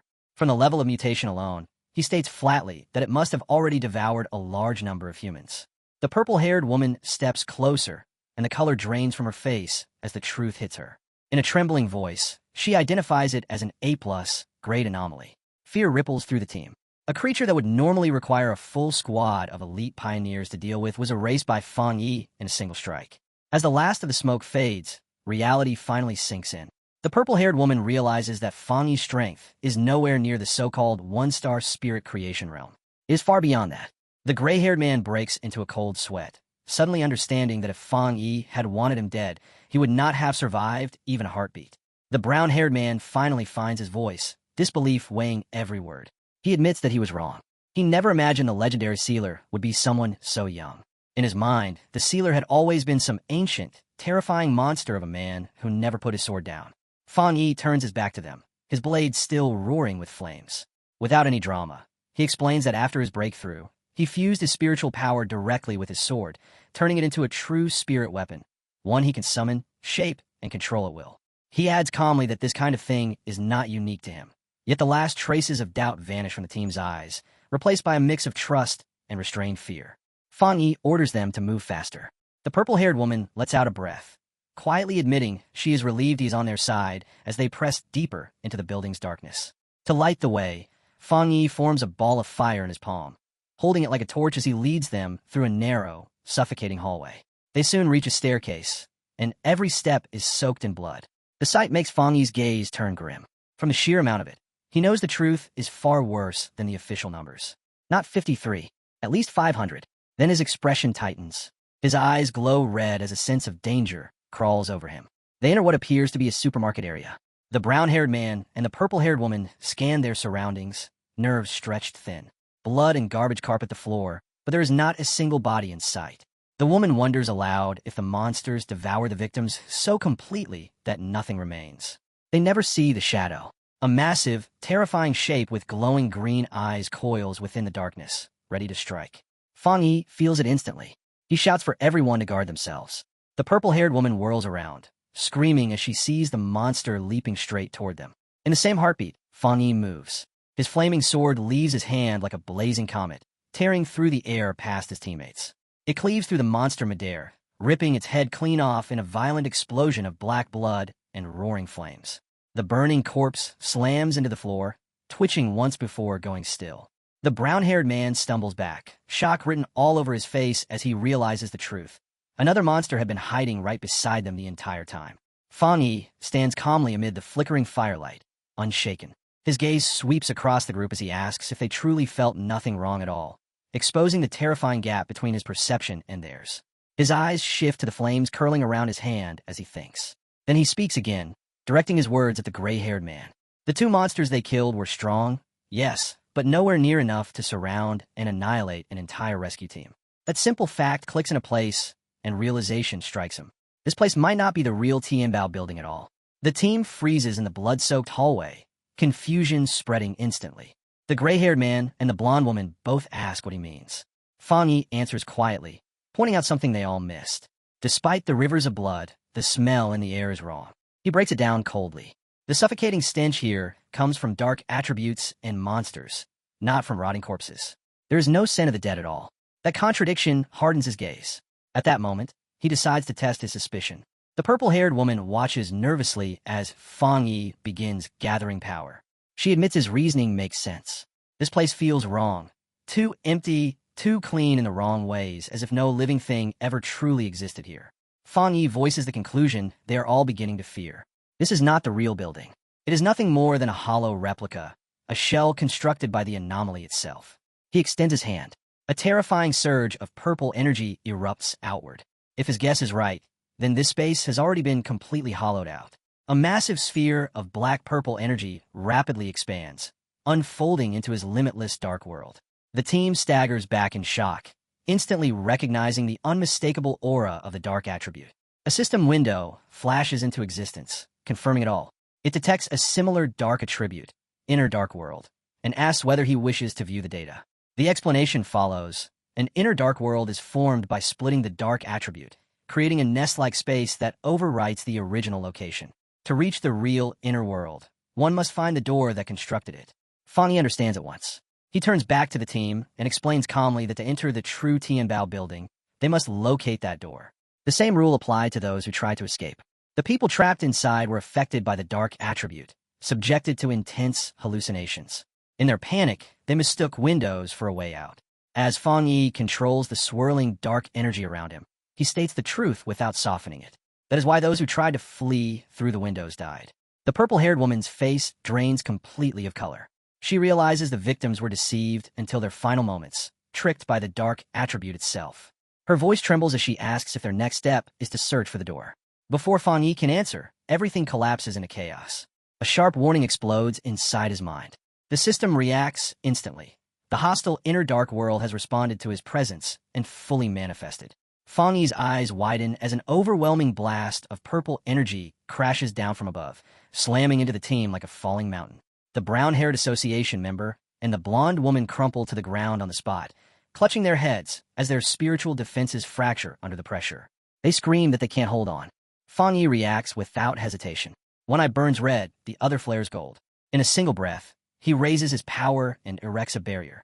A radiant dome of golden light erupts outward, colliding head-on with the crushing force and blocking it completely. Inside the barrier, the blonde woman and the brown-haired man gasp violently, their bodies shaking as the unbearable pressure vanishes. Relief floods their faces when the pain finally stops. Then they look up and freeze. Fang Yi stands calmly at the center of the golden dome, untouched, unmoved, as if the devastating dark energy never existed.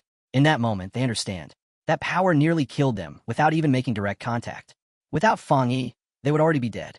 Suddenly, Fang Yi's gaze sharpens. His attention locks onto a single point in the empty air. Flames roar along his sword as he speaks calmly, stating that he has found it. Spiritual power surges as he activates Fire Dragon, drawing his blade back before swinging it forward with violent force, declaring that the entrance is right here. The strike lands. Reality shatters. The space ahead fractures like fragile glass, the hallway cracking and peeling apart as the illusion collapses. The gray-haired man and the purple-haired woman stare in stunned disbelief as the false world disintegrates before their eyes. Fang Yi steps forward onto newly revealed ground, his expression dark and unwavering. Beyond the broken space stands the truth. A massive, terrifying gateway twists before them, filled with swirling dark green mist and crawling shadows. This is the real entrance, the true inner dark world. Fang Yi moves first, his blazing sword lighting the way. He orders everyone to stay close, maintaining the golden barrier as they advance. The surroundings are no longer normal. Thick, red, fleshy veins pulse and writhe across the walls, as if the building itself is alive. The blonde woman suddenly pales. She covers her mouth, her voice shaking as she says she can smell something terrible. Fang Yi's expression hardens. He confirms it quietly. The smell of corpses, blood, the stench of their own kind. Moments later, they see it. The floor ahead is strewn with bodies. The missing pioneers lie broken and scattered, their fate finally revealed. They were trapped here, slaughtered within this dark space. There is no time to mourn. A piercing screech tears through the air as shadowy, bat-like creatures pour down from the ceiling, surrounding the group in an instant. The team looks up in horror at the swirling mass of monsters closing in from every direction. Then something far worse descends. A massive gray, demon-like creature with glowing red eyes dives out of the swarm, its presence crushing and suffocating. The gray-haired man and the brown-haired association member cry out in disbelief, unable to accept that yet another high-level dark monster has appeared so quickly. Fang Yi does not hesitate. His flaming sword forms in his hand, and in the next instant he hurls it forward. The blade spears straight through the falling monster's chest, erupting in a violent burst of fire. The creature howls in agony as Fang Yi charges after it, eyes cold, already prepared to end the fight. He drives his sword into the ground and grips the hilt. In the blink of an eye, his body blurs. A storm of impossibly fast strikes explodes outward, every swing unleashing waves of fire that tear through the swarm and smash into the massive demon. Fang Yi lands lightly, and the final impact triggers a roaring explosion of holy flames that engulfs the area. Dark creatures shriek as they are erased, their bodies melting the moment they touch his fire. The blonde woman and the purple-haired woman shield their faces, stunned by the heat. They can only stare as monsters that should have been living nightmares are reduced to nothing in seconds. A bitter realization settles over them. Since entering this place, they have done nothing at all. Fang Yi has handled everything by himself. He walks through the scorched ruins, his sword glowing like molten metal. When he reaches the place where the fallen pioneers lie, his expression softens. He raises a hand, and gentle, controlled flames rise. One by one, he cremates the bodies, giving the innocent victims a final dignity instead of leaving them to decay in darkness. The brown-haired association member and the blonde woman watch in silence, a clear in their eyes. They finally understand that the title of sealer is not an exaggeration. It is something Fang Yi truly earned. Turning back to the group, Fang Yi issues his orders. Since they are already inside, no one will be standing idle. He instructs them to search the first floor for any possible survivors while he goes up to deal with whatever remains above. The gray-haired man and the purple-haired woman straighten immediately, ready to move. Any lingering doubt is gone, replaced by absolute respect. Fang Yi advances alone, clearing the building floor by floor. On the 10th level, a swarm of flying shadow creatures rushes toward him. He swings his flaming sword in wide arcs, forcing them back as he studies them. They have reached at least the 1-star spirit creation realm, but nothing more. Their abilities have not truly evolved. He cuts them down effortlessly, slicing their bodies apart in midair. Not long after, he leads the team up to the 15th floor, his sword leaving burning trails behind him. The air grows heavier with every step. The blonde woman groans, saying the cold, dark power is starting to seep through her barrier. Ahead, the corridor is packed with corpses. The gray-haired man suddenly stiffens. Something is wrong. The bodies are not still. Something is moving inside them. He urgently warns everyone that the corpses are corrosive and tells them not to breathe in the spores drifting through the air. Before anyone can react, a drop of liquid splashes into a puddle. A massive shadow spike erupts behind Fang Yi and the brown-haired association member. The monster finally reveals itself, a grotesque, multi-eyed horror towering over them. It lets out a deafening roar and unleashes a storm of dark energy spikes. Instead of retreating, Fang Yi smiles. For the first time in a long while, his voice carries genuine excitement as he says that things have finally become interesting. He spins his sword in a blur. Flames explode outward, forming a rotating wall of fire that smashes the incoming spikes one after another. Seeing its ranged attacks fail, the monster dives straight in. Fang Yi is already waiting. In that instant, he understands its plan.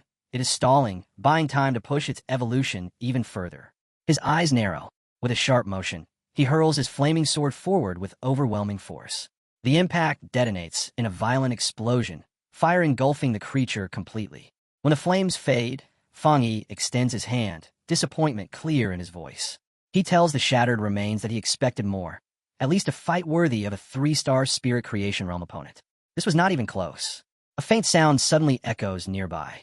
The gray-haired man stiffens and whirls around, instincts screaming, while Fang Yi calmly asks who is there.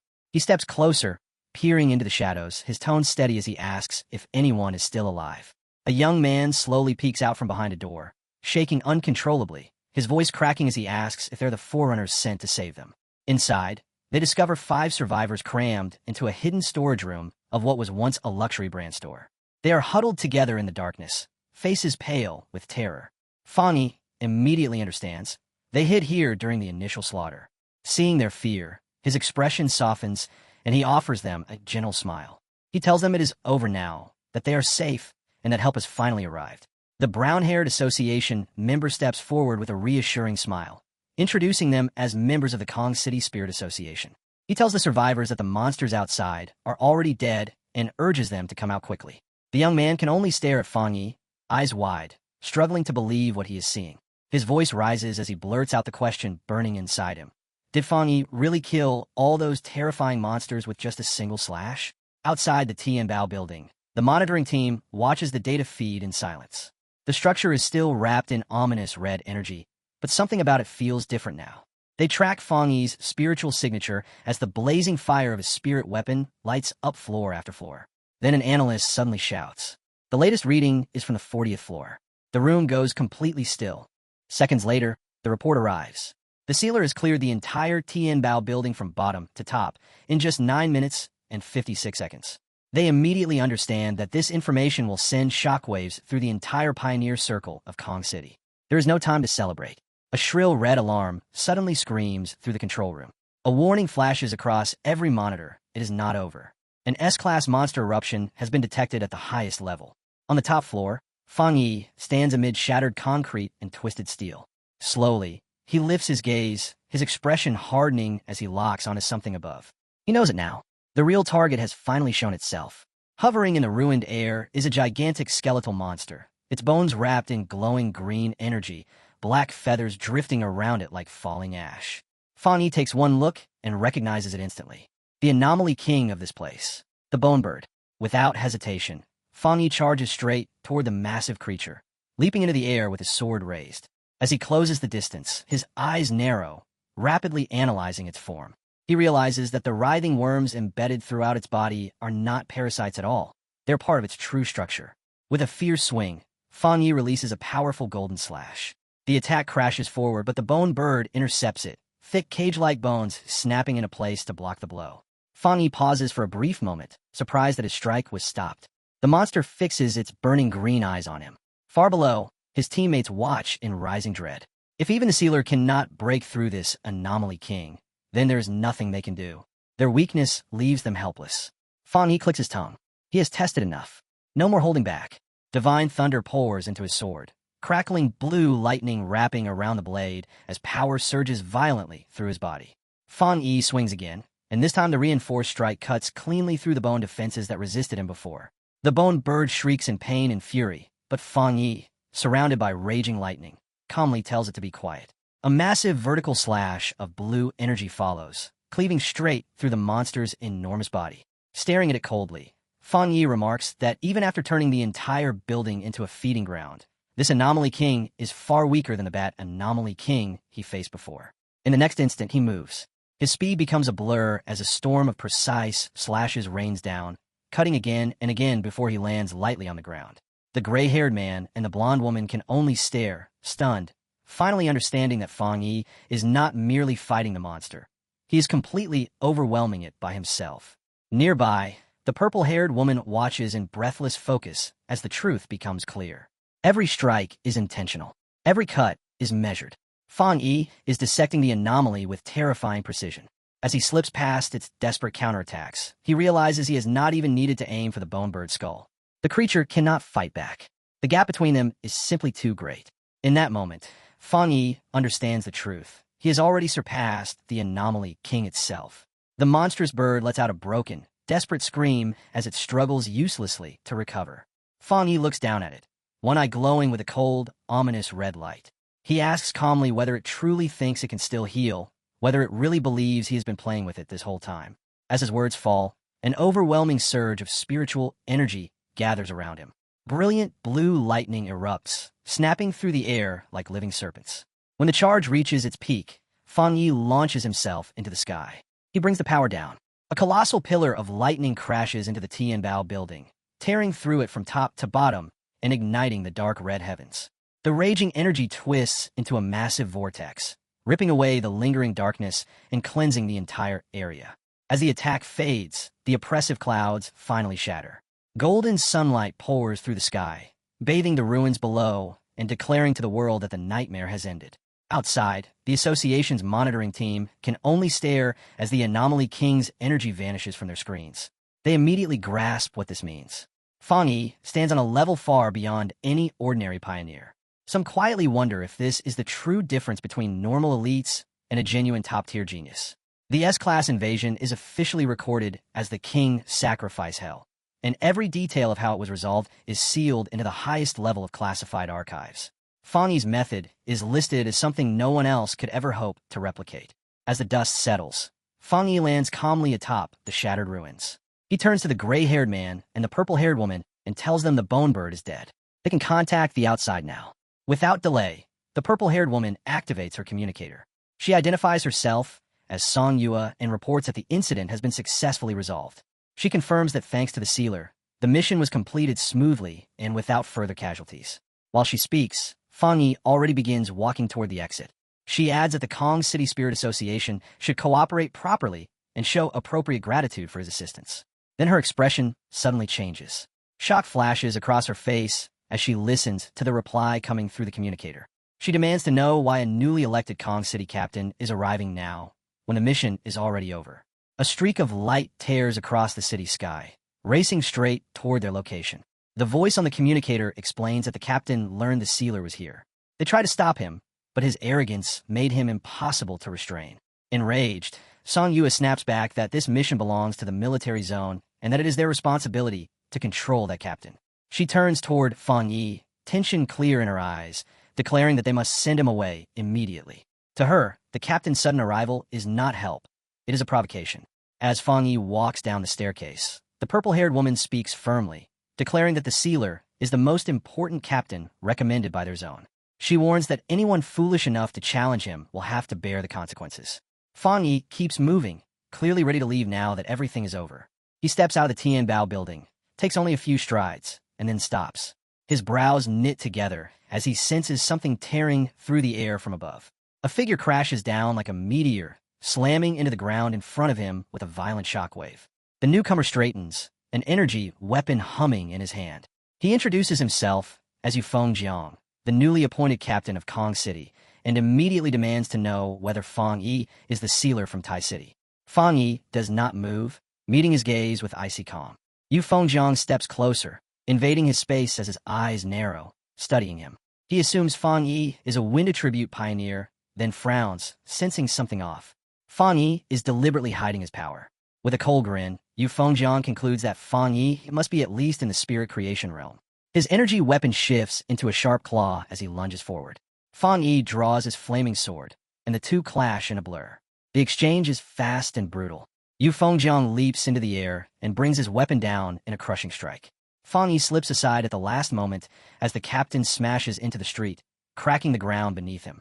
Looking down, Yufeng Jiang scoffs, dismissing Fang Yi as nothing more than a brat.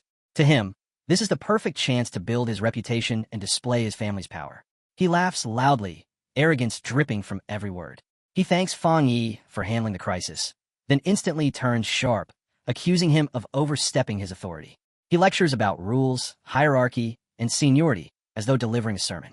Fang Yi listens without the slightest interest. When Yufeng Jiang finishes, he replies calmly that he only came because the military requested his help, and that there was no captain here when he arrived. His voice turns cold as he asks what this newly appointed captain actually wants. Yufeng Jiang smirks, claiming he is a man of culture with no hostile intentions. Then the truth slips out. He wants to borrow Fang Yi's sword. Dark energy begins to pool around him, purple and white aura surging across his body.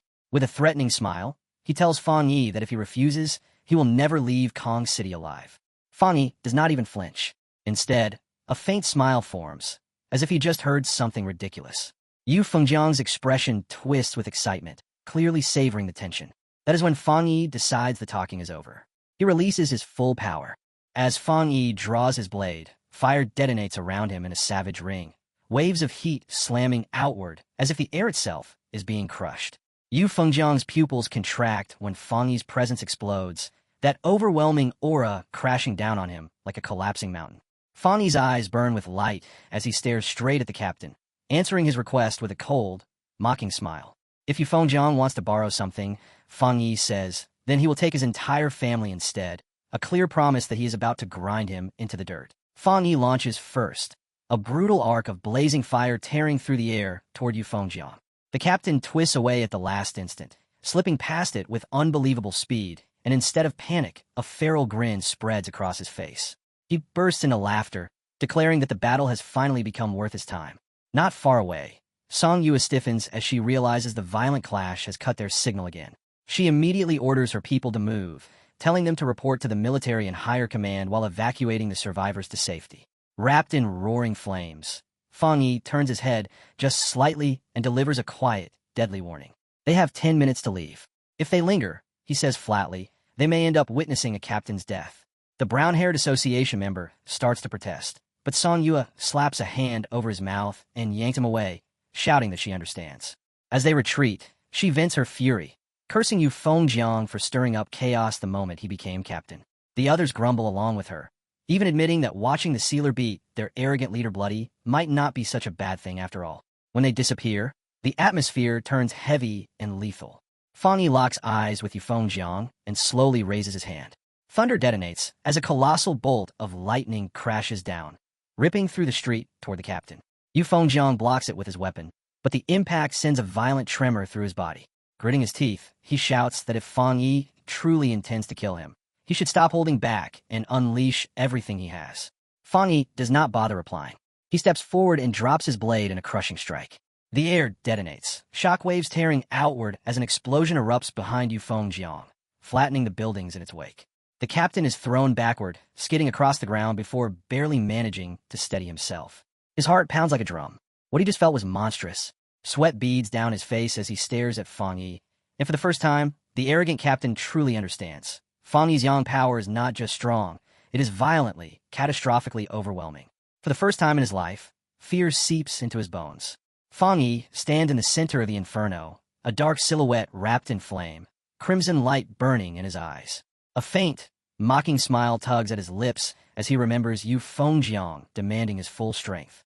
In a bored, almost casual voice, he says that if he actually used 100% of his power, he doubts Yu Fengjiang would last even 10 minutes. Yu Fengjiang suddenly throws his head back and laughs, a wild, unhinged sound as he convinces himself he has uncovered the truth. In his eyes, that terrifying might does not belong to Fang Yi at all. It belongs to the blade. He decides it must be some newly engineered spirit association weapon, a classified prototype stuffed with monstrous energy, and Fang Yi is nothing more than a lucky kid holding it. Fang Yi offers no rebuttal. He simply watches with a flat, indifferent stare that carries neither surprise nor concern. Inside Yu Fengjiang's mind, a perfect image takes shape, a sealed containment tube holding a legendary weapon that should have been his. The instant that thought settles, jealousy coils through his chest. A treasure like that, handed to a brat? His breathing turns greedy as a crooked grin spreads across his face, already deciding that this entire trip has paid for itself. He has found his prize, and he will rip it away. Purple light erupts as he tears off his shirt, power surging wildly around him. With naked arrogance, he sneers at Fang Yi, calling him a mere two-star cultivator and ordering him to surrender the knife. His voice drips with threat as he declares he will kill Fang Yi and take it himself, mocking that the boy has not even shown enough strength to be worth his time. Far away, inside the Tai Tai Spirit Association headquarters, the atmosphere is thick with dread. The superior slams both palms onto the table, rage blazing in his eyes as he learns that the Kong City captain has directly challenged their own captain, Feng. Su Jingming watches nervously, catching the sweat sliding down his forehead. Sensing how dangerous this has become, she reminds him that the sealer was invited by the Star God War Zone. This is no petty conflict but a problem tangled in top-tier military politics. Before he can reply, his assistant leans in and whispers an update. Startled, the superior demands he repeat it, certain he misheard. The assistant explains that Kong City has already been contacted, but their reply was filled with arrogant confidence. If the fight is not halted within 10 minutes, they say, the outcome will be irreversible. Believing Fang Yi to be the one in danger, Kong City assumes their captain cannot possibly lose. After all, they're the third-ranked city. To them, the result is obvious. The Thai officials are left stunned by the sheer disrespect. The superior slams his fist down again, cursing them as idiots. They think sealing a top-level monster is simple. They have completely misjudged Fang Yi. The assistant adds one last piece of information, that the Kong City captain has just advanced to 3-star rank and is backed by an enormous family with limitless resources. The superior turns toward the window and scoffs at the mention of 3 stars. His face hardens as he explains that the sealer commands multiple peak-tier powers, and his real battle strength dwarfs what his visible rank suggests. With cold certainty, he states that because Kong City never endured the king's sacrifice hell, they have no idea what Fang Yi's title truly means. His verdict is ruthless and final. The Kong City captain will not simply lose. He may die. Back on the battlefield, Fang Yi pulls his power inward, and his crimson eye ignites as he steps forward and drives out a crushing punch. The blow smashes straight into Yu Fengjiang's face. Blood and broken teeth burst into the air as his defenses collapse, the sound of his shattered pride ringing louder than the impact itself. The fight tears through the skies above the city, fire and violent energy ripping apart the clouds. With every exchange, Yu Fengjiang's confusion deepens. No matter how brutally he strikes, his attacks dissolve the instant they touch Fang Yi's flames. His thoughts spiral as he struggles to understand how the fireblade can burn without limit. Then true dread takes hold. Every collision drains his spiritual energy, leaking away as though swallowed by an endless abyss. Panic tightens in his chest as Fang Yi's relentless pressure leaves him no space to recover. In a blink, Fang Yi appears right beside Yu Fengjiang's face. His voice is soft and chilling as he murmurs that they have arrived. Yu Fengjiang turns and goes rigid. The Kong City Spirit Association building looms beside them in midair. Before he can react, Fang Yi is already above him, his presence crushing down like a mountain. With restrained coldness, he tells the captain that out of respect for the city and the military, he is granting one final chance. There is no time to reply. A savage kick slams into Yu Fengjiang and sends him plunging downward like a shattered meteor. Fang Yi presses the assault. Flames erupt as countless fire slashes roar toward the building. his voice booming through the heavens as he announces that he can sense people hiding inside, and he intends to make his existence impossible to ignore. Yu Fengjiang is swallowed by the inferno, his face twisting in shock and agony as the explosion detonates, turning the night into a blazing dawn. On the streets below, people stare upward in disbelief. Some think a massive fire has broken out. Panic spreads as waves of scorching wind roll through the city. A man with glasses points skyward, screaming that two people are fighting above them.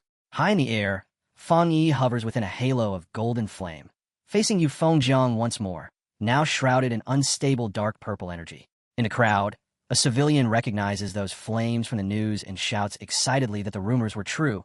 The spiritual energy revival is real. Fang Yi looks down at his opponent with icy indifference. He glances at the time, then calmly tells Yu Fengjiang that 5 minutes remain. With quiet ridicule, he throws the captain's own words back at him, asking whether he did not want to witness 100% of his power. Beaten, enraged, and humiliated, Yu Fengjiang can only snarl in response. Then Fang Yi descends. He falls from the sky like a blazing star, flaming blades swinging as he unleashes a colossal arc of fire. His voice slices through the roaring fire as he ridicules the captain, asking how someone can look so miserable when Fang Yi is only using 30% of his strength. Yu Fengjiang's expression warps in disbelief, his thoughts collapsing under the truth. This cannot be real. No two-star cultivator should ever wield power like this. The moment he sees the attack descending, terror completely consumes him. A massive torrent of flame crashes into him head-on, drowning out his scream as it blasts him across the sky like a torn scrap of cloth. His body is hurled through the heavens, his strength and arrogance annihilated in a single overwhelming blow. At the same time, far away in Shun City, the Spirit Association headquarters erupts into chaos. Sirens howl, while operators shout over one another. A report comes in of a massive energy surge detected inside the country. The map on the central screen zooms in rapidly, locking onto Kong City, where the energy levels around the Spirit Association building are spiking to dangerous extremes. The superior with glasses frowns as he studies the data, unsettled by what he sees. The energy does not belong to a dark attribute, which rules out a monster invasion. Slamming his hand onto the desk, he demands an explanation. Before anyone can answer, a subordinate rushes in, his face drained of color as he delivers the stunning news. The newly appointed Kong City captain, Godblade, is engaged in combat with the Tai City captain, the sealer himself. The story spills out fast. After Fang Yi helped save Kong City, Godblade tried to seize his weapon. When Fang Yi refused, Godblade attacked with lethal intent. The superior's composure snaps. Fury surges as he pounds the table, roaring that Kong City must be courting death. He orders his people to contact Kong City immediately and force the fight to stop. His voice sharpens as he threatens to strip every senior official in the Kong City Spirit Association of their authority if they fail. This is no minor conflict. It is a catastrophic incident, and it requires personal intervention. At that moment, the doors to the conference room slowly slide open. A lone figure stands in the light. A blue-haired woman steps inside, and the room falls silent at once. Calm, steady, and commanding, she offers to handle the matter herself. She is the forerunner of the Spirit Association headquarters, Guyuro, the one known across the nation as the Ocean Mystic. A young girl presses up to the window and suddenly yells to her mother that she can see a shooting star, her wide eyes catching and reflecting that blinding flare from the fight in the sky, and her mother doesn't hesitate for even a second before grabbing her and pulling her back, shielding her with her body while she stays out in horror as a massive bloom of light detonates and bounces off the surrounding skyscrapers, then snaps into action and tells the whole family to run. Inside their apartment, everyone moves at once, stuffing things into bags as fast as their hand can manage. And the father makes the call that Kang City isn't safe anymore and they have to leave for Shin City immediately, with their bags in hand. They pause at the window one last time to watch smoke rolling up from the city, the mother breaking into frightened tears as the father tries to steady them, telling them they'll find a way out. And then they finally turn and leave their home. Up in the sky a minute earlier, Yu Fengjiang is screaming in agony as a tremendous wave of fire engulfs him, his whole body fighting the brutal heat as he forces himself through it. Then he bursts out of the flames shirtless and injured, eyes furious, and he snarls at Fang Yi that he'd better understand one thing. His powerful Tai family will never let him go. Fang Yi simply hangs there in the air, calm and unmoved, giving the threat nothing, while Yu Fengjiang keeps screaming that the Kang City Spirit Association won't let him get away with this either. Inside the glass-walled headquarters of the Kang City Spirit Association, a cluster of officials watches the clash with panic tightening their faces, and as the flashes from the attacks flare brighter and brighter, they realize their captain, Yu Fengjiang, can't hold much longer and they start shouting for someone to help him. They demand that the Tai City captain stop his attack, but Fang Yi answers only by staring down in silence, his expression cold and irritated. From above, Fang Yi looks down at the officials in the building as they declare that UFG Jiang is their captain and that striking him is the same as openly challenging their entire association. And when one of them slams his fist into the glass and yells that they will not accept this kind of behavior, Fang Yi turns those glowing red eyes on them, unimpressed that the Kang City Spirit Association can still act so arrogant even while staring at a force stronger than them.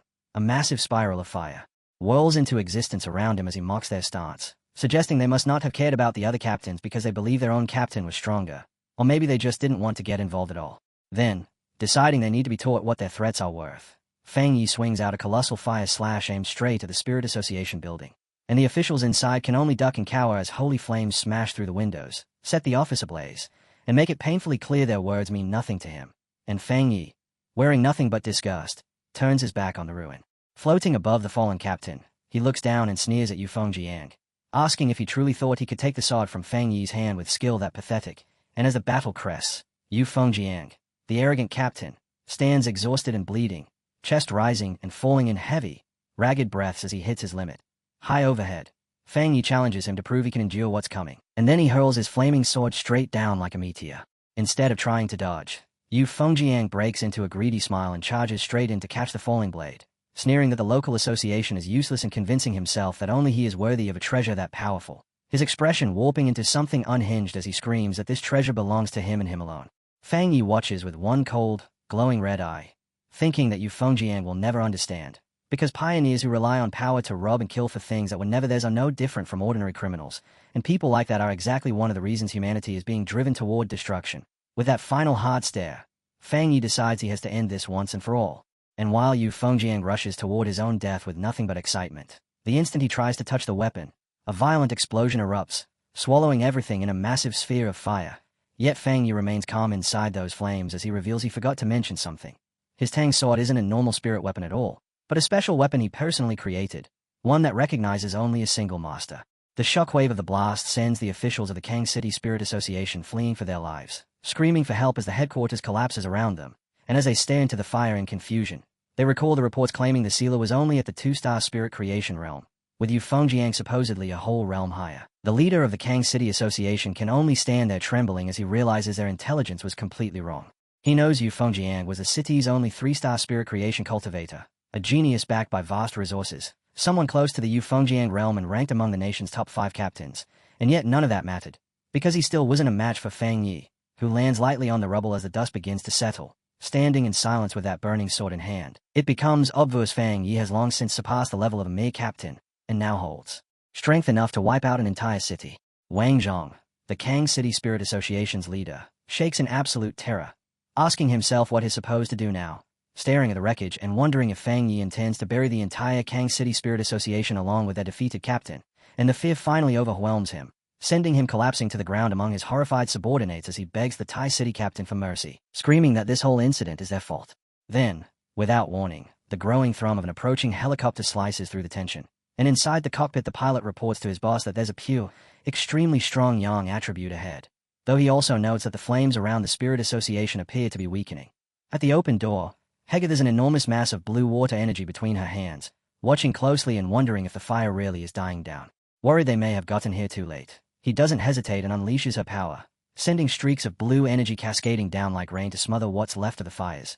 And as she takes in the wreckage below, she openly acknowledges Fang Yi's strength, thinking it's incredible that he could nearly ruin the 3rd largest city by himself. In her mind she places his capability at the level of a national-level pioneer. But as her reign continues to fall, a sharper understanding settles in, because the only reason her water can extinguish those flames is that Fang Yi deliberately drew back his own power, meaning he showed mercy. Otherwise her water would never have been enough to stop his fire. On the ground, Wang Zhong tilts his head up in sudden joy and shouts to Fang Yi that headquarters has arrived to save them. Yet Fang Yi doesn't answer at all, simply standing there in silence as he looks up at the newcomer in the sky, and from the helicopter Ju stares back down at him. As a water attribute pioneer herself, she can sense that Fang Yi's pure power is far beyond what Yu Fengjiang had, placing him among the strongest pioneers she has ever encountered. Then Ju's expression snaps into surprise when she notices something else, and she locks her attention onto the flaming Tang sword in Fang Yi's hand, analyzing the weapon's pure power and its fusion level until she's certain of what it implies, because according to everything she knows, The Tai City Spirit Association does not possess the technology to create a spirit weapon this advanced. As Fang Yi calmly puts the sword away and draws the flames back into his own body, Jiu Yuro arrives. At the only conclusion that fits, this spirit weapon was made by Fang Yi himself. With the helicopter now overhead, Wang Zhong finds his courage, jabbing an accusing finger toward Fang Yi as he demands to know whether the sealer truly has to be so ruthless, and asks how Fang Yi intends to explain what is done now that someone from headquarters is here. Fang Yi answers with a glare so intense it turns the air cold, and he reminds the official in a flat, merciless tone that he gave them 10 minutes to resolve the situation. Yet they fail to provide any explanation at all, and as he turns away, Fang Yi states that their silence can only mean they agreed their own captain deserved to die. In the next instant, Fang Yi releases a huge surge of fiery energy that swells out and encircles the officials, and as they recoil in terror he warns them that if they ever dare address him with that level of disrespect again, he will kill every last one of them along with their fallen captain. Right then, Jiu Yuro descends from above wrapped in swirling blue water energy, calling out to the Tai City captain to stop this aggressive behavior, and Fang Yi only turns his head in silence to face the new arrival, while Wang Zhong nearly bursts with excitement, convinced Fang Yi is finally in trouble. In his mind, no matter how strong a sealer is, he can't murder a city captain and simply walk away, and if something like this goes unpunished, then captains everywhere would be in danger. Jiu Yuro touches down and introduces herself. She fixes Fang Yi with a stern look and asks how they are supposed to manage spirit associations across different regions if this kind of chaos is simply allowed to happen. And Wang Zhong immediately lets a wicked smile creep across his face as he convinces himself she's taken his side, practically itching for her to punish Fang Yi for leveling their headquarters. Yet to everyone's shock, Jiu Yuro doesn't attack at all. Instead, she steps forward with respect, acknowledges that this entire incident was a dereliction of duty by the Spirit Association, and then lowers her head in apology, promising Fang Yi that headquarters will provide a proper explanation for what happened. At that, Fang Yi's expression loosens into a faint smile, and he only gives a quiet hum of agreement, accepting her apology, while Wang Zhong stands completely rigid, his face locked in stunned disbelief as it finally hits him that headquarters has chosen Fang Yi over him. Trembling, he can't make sense of it. Watching Jiu Yuro bow to Fang Yi and understanding that this is the respectful way headquarters deals with the sealer, and she makes it plain that their objective is to support and reward him so they can prevent further conflict.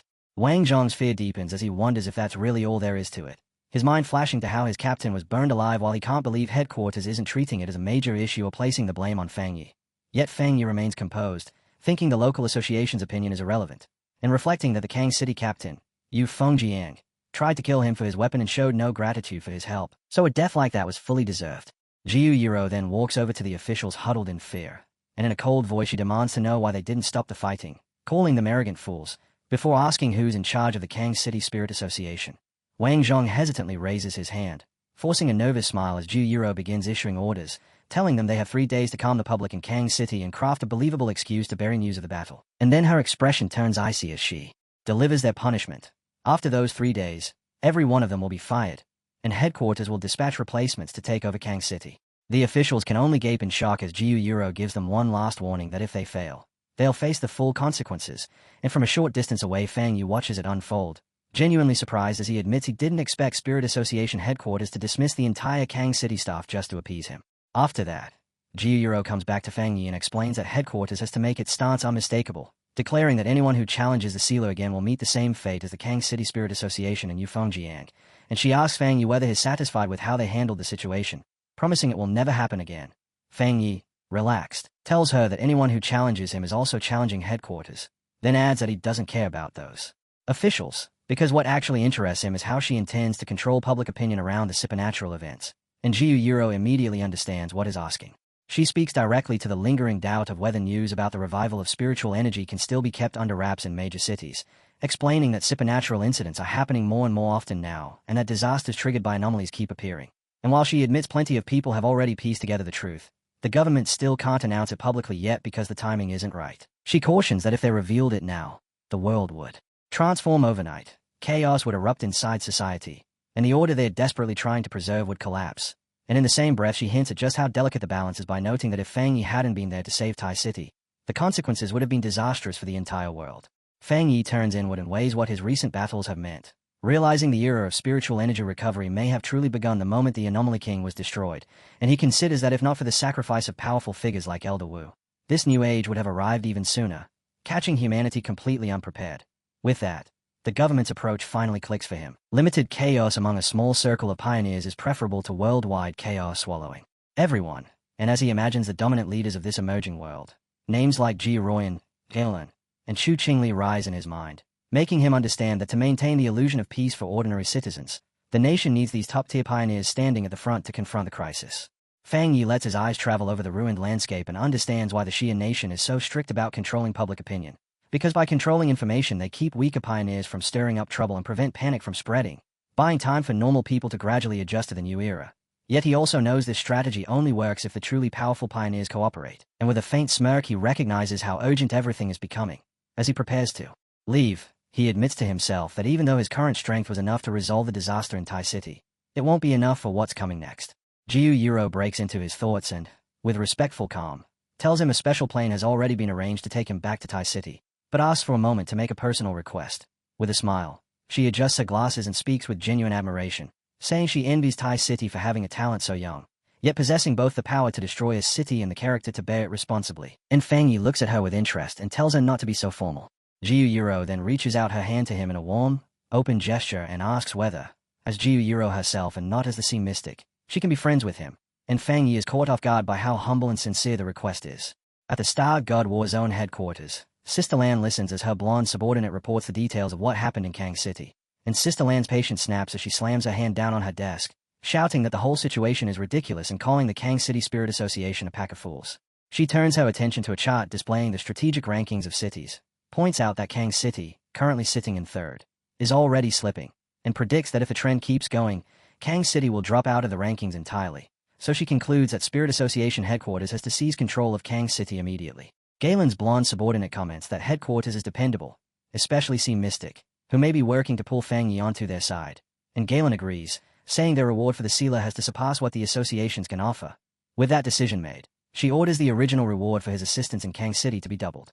The subordinate then admits is impressed by Fang Yi's strength, saying the way he balances ruthlessness with control makes him suited to be a city leader, and he proposes a particular reward that he believes fits Fang Yi better than anything else, setting a folder on the desk stamped Top Secret Restricted Area.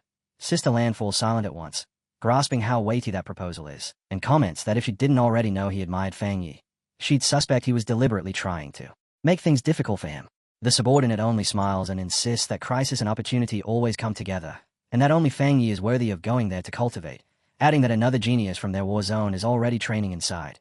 Looking ahead, he warns that in the future threats even more terrifying than the king's sacrifice hell will emerge, and they need Fang Yi to become stronger as quickly as possible to face the unknown. And Sister Lan agrees as she draws out the documents, thinking that maybe their restricted area will be too simple for him. Before she can say more, a staff member suddenly bursts into the room and shouts for Sister Lan, and she delivers the news that leaves Galen and her subordinate stunned. Elder Wu has awakened, and he wants to speak with her. Several hours later, back in Tai City, sunlight washes over Fang Yi's new luxury villa, and is sitting on the couch scrolling his phone when a bank notification pops up for 10 million yen, which is likely the reward Galen promised.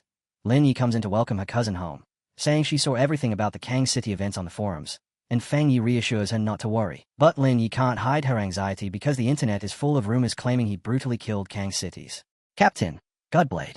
Fang Yi tells her the rumors are blown out of proportion, then flicks her forehead and tells her to stop reading forums and concentrate on training instead. And as Fang Yi rises and says he's going to cultivate and try for a breakthrough, Lin Yi stares at him in shock and asks, almost disbelieving, whether he's moving too fast. He just advanced, yet is already aiming for the 3-star spirit creation realm. Fang Yi only laughs and says it's not certain yet. And once he's gone, Lin Yi is left, alone clasping her hands with a worried expression, feeling like her cousin is carrying something heavy. Upstairs, Fang Yi sits on his bed with dark energy swirling around him.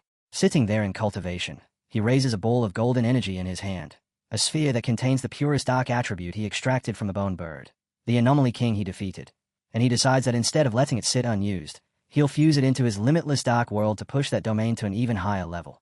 The moment he activates the energy, the bone bird spirit manifests before him, and a system window appears to ask whether he wants to embed the dark attribute. So he agrees, and a golden orb of power instantly wraps around him as the embedding begins.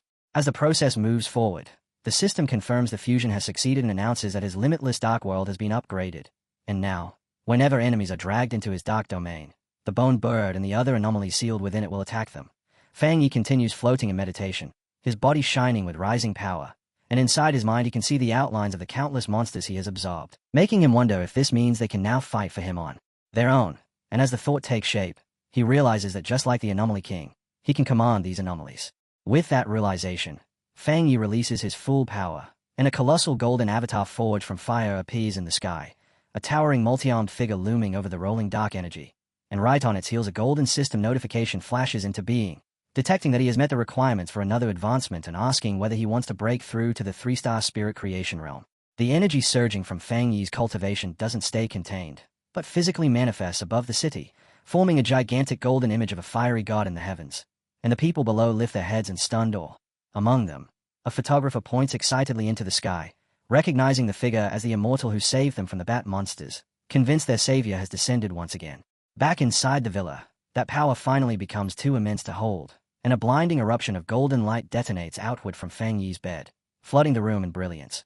While at the same time, within Fang Yi's spiritual world, the scene shifts into a dark purple void where the spirits of the formidable monsters he has slain and absorbed, among them the massive boned bird and the giant serpent, rise up from the darkness, their forms towering over him.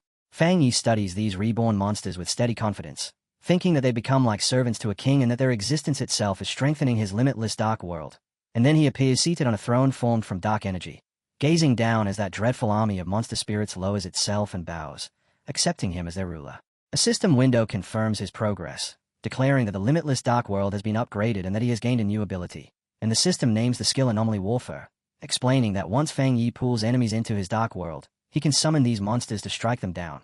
Though it also warns that the stronger the enemy is, the more spiritual power it will consume to maintain the summons. And as the dark energy swirls, Fang Yi holds a churning sphere of darkness containing the bone bird's essence, smirking as he welcomes the newcomer into his limitless dark world. He praises the bird spirit for being unbelievably pure, noting that it's going to give his own strength a huge boost. And then he addresses the gathered spirits and tells them to work hard for him, promising that if they do, he'll treat them well. As he surveys this newly formed army, it hits him that to truly unleash this new ability at full power, he'll have to raise his spiritual energy even further. Out in the real world, the accumulating energy finally crests, and a colossal pillar of golden light erupts from the city, spearing straight through the clouds and illuminating the sky, announcing his success to everyone who can see it. Inside his room, Fang Yi floats amid a thick golden aura as the system confirms he has successfully broken through to the 3-star spirit creation realm, and he silently feels the difference, sensing that his abilities now sit perfectly within his body. His power clean, refined, and purified.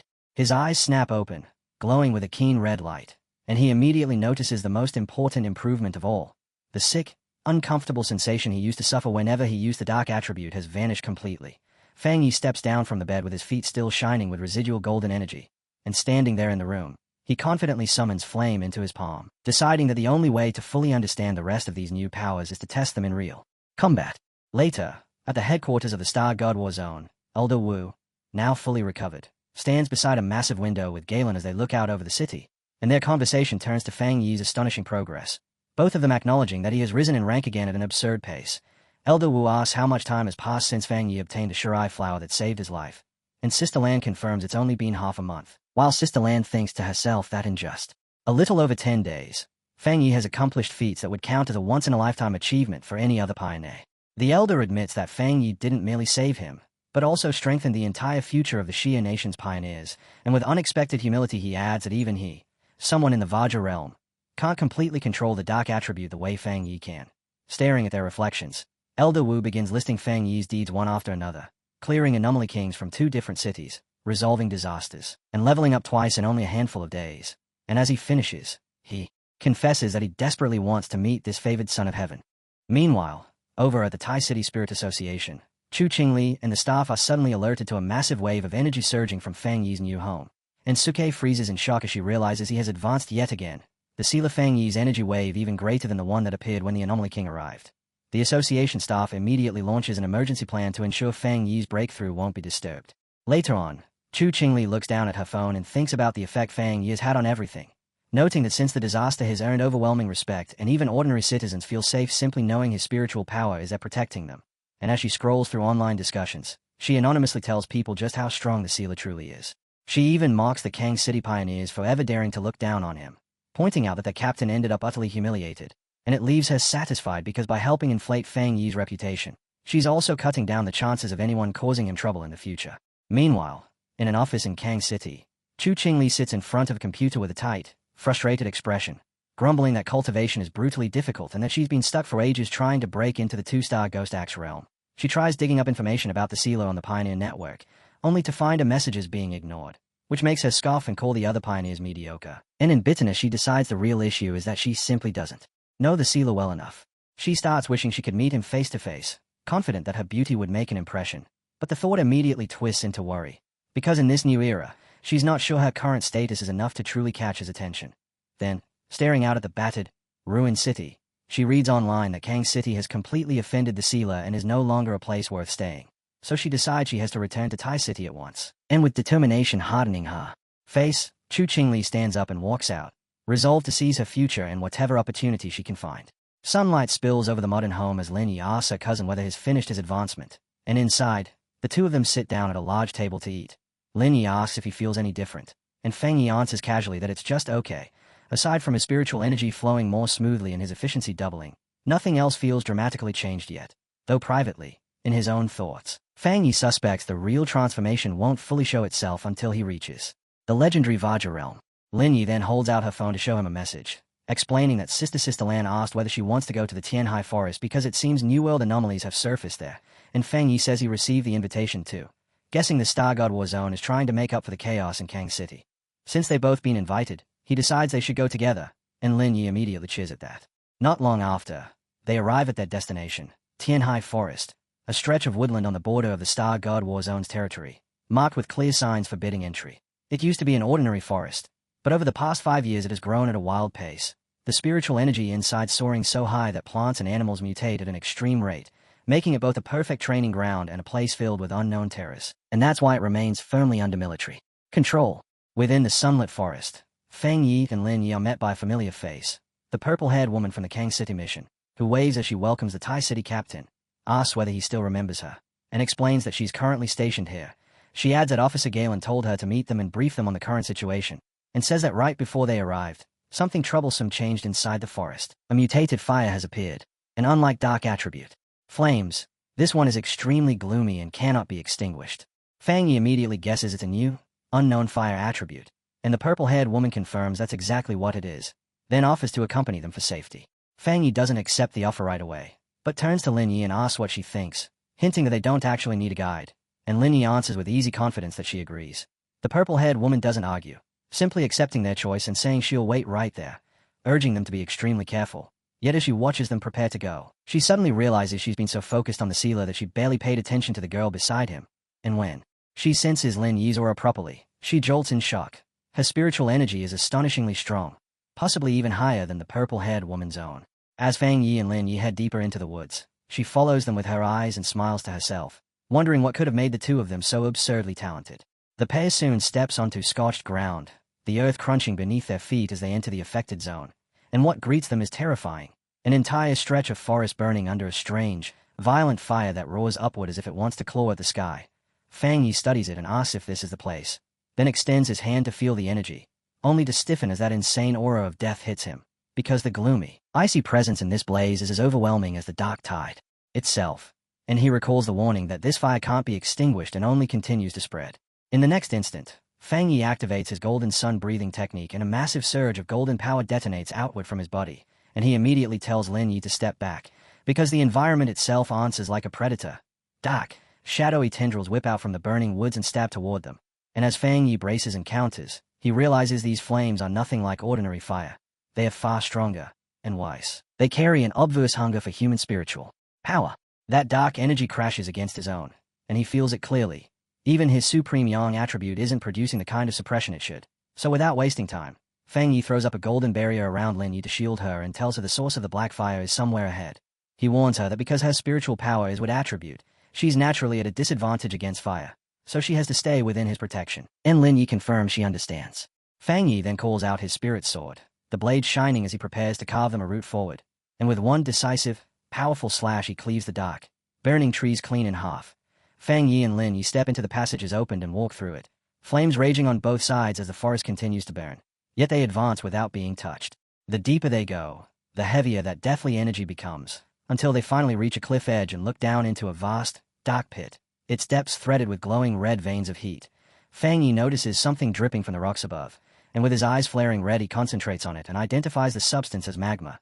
And in that moment they understand they've reached the anomaly's core, standing over a basin of flowing lava. A system window appears in front of Feng Yi and alerts him that it has detected a great change of heaven and earth.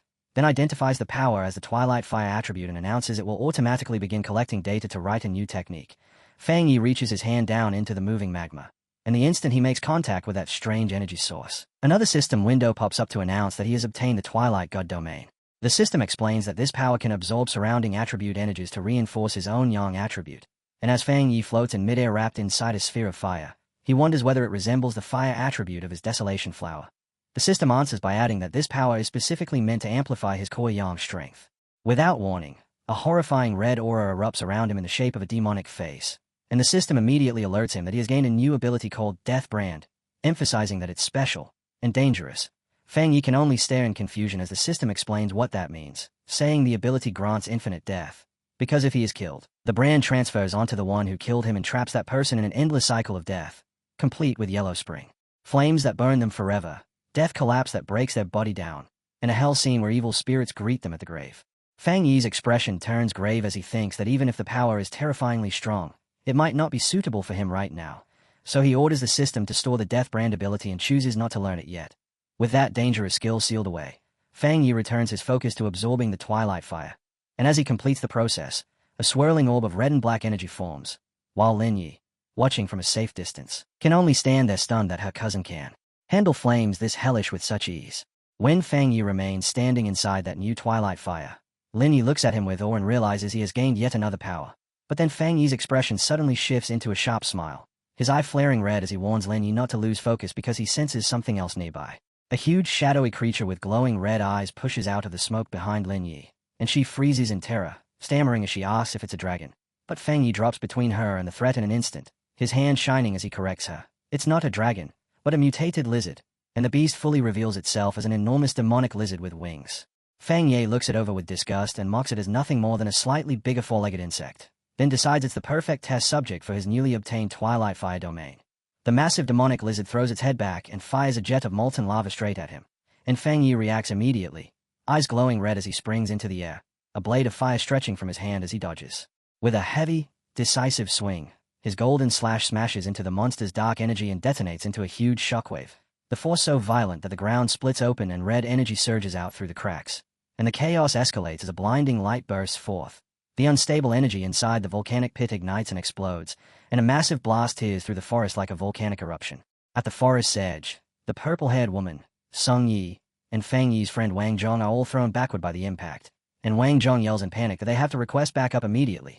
While elsewhere at a monitoring station, a red warning screen flashes to alert the staff that a new mutated life form has been detected in the Tianhai forest.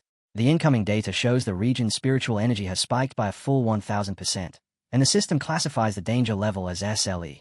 At Star God War Zone headquarters, Sister Lan and Elder Wu receive the alert, and Sister Lan immediately finds it odd that the forest's energy, previously stable, would suddenly spiral out of control right after the sealer entered to train. Elder Wu, already in his combat armor, says that even though he trusts Fang Yi's strength, they should still go confirm the situation for safety. So without a second wasted, Elder Wu and Sister Lan launch into the air and tear across the sky at terrifying speed, and as they near the danger zone, Wang Zhong and Song Tai are already sprinting away from it. They glance up and catch sight of two streaks of light slicing toward them, recognize the arrivals instantly, and shout in a rush of excitement and relief that it's Officer Galen and Elder Wu. Elder Wu drops in like a meteor and slams into the ground with such overwhelming impact that the earth fractures and shatters beneath him. And when the dust clears, Elder Wu is standing upright, wreathed in a yellow aura, poised to confront an S-level threat. Song Yu runs forward, stunned by the speed and presence of the man before her, and wonders if this is what the true power of a Vajra realm pioneer looks like, even comparing him to Fang Yi. Thinking that while the sealer's power tends to produce huge, dazzling displays, Elder Wu is the opposite, terrifyingly strong yet tightly restrained. In only a few seconds, they reach the exact spot, and Galen lands smoothly and confirms the target is right there, while Elder Wu steps ahead with a grave expression. He reaches his armored hand out toward the solid rock barrier blocking their path, and with a casual swing he releases a frightening force that pulverizes the wall instantly, clearing the way at once. And with the entrance open, Elder Wu orders the team to move in, with Sister Lan, Chu Qingli, and the rest of the soldiers following behind him. Deep within the pit, Lin Yi throws an arm up to shield herself from the lingering violent energy and calls out to her cousin to make sure he's all right. And as the dust finally settles, Fang Yi is revealed standing there unshaken, his flaming sword in hand, with the enormous corpse of the mutated lizard sprawled behind him. He tells Lin Yi is fine, but adds that it looks like someone has come looking for them. And then Fang Yi turns a glowing red eye toward the entrance, sensing the powerful figures closing in as he quickly conceals some of his strength, the dark energy around him fading away. Elder Wu steps out from the tunnel as his yellow aura dims, and he and Fang Yi stop and face one another, two generations of top-tier powerhouses meeting for the first time. Elder Wu breaks the silence, recognizing Fang Yi as the one who saved him and addressing him as the sealer, while Chu Qingli and the others rush in behind, their faces tight with shock and worry. Yet Elder Wu doesn't spare them a glance, keeping his attention locked on Fang Yi as he looks from him to the massive S-level mutated lizard's carcass and asks whether the sealer truly became this powerful all on his own. Clearly impressed, Elder Wu then works out what they interrupted, that the mutated lizard had been on the verge of a perfect evolution, and he realizes that if it had completed the transformation into a dragon, its strength would have risen to a level equivalent to the legendary Vajra realm. As he examines the corpse, he can hardly believe what he's seeing. Fang Yi just erased a creature that terrifying with a single slash, and when he reaches out with his senses, he catches that twilight fire aura clinging to Fang Yi's body, eerily reminiscent of the half-dragon's power yet far cleaner, far purer, to the point that a sudden thought strikes him. What if the warning signal they received wasn't truly reacting to the monsters at all, but to Fang Yi's power itself? Sister Lan steps up next, staring at the dead beast like her mind refuses to accept it, then turns on him and asks if he solved the problem again, still shaken that he would simply kill it outright instead of waiting for backup. And as her shock settles into cold realization, she points out that if the half-dragon had actually managed to break through, it would have awakened Jing realm abilities, because they hadn't detected it before, and the idea makes her shudder at what might have happened if the sealer hadn't been there.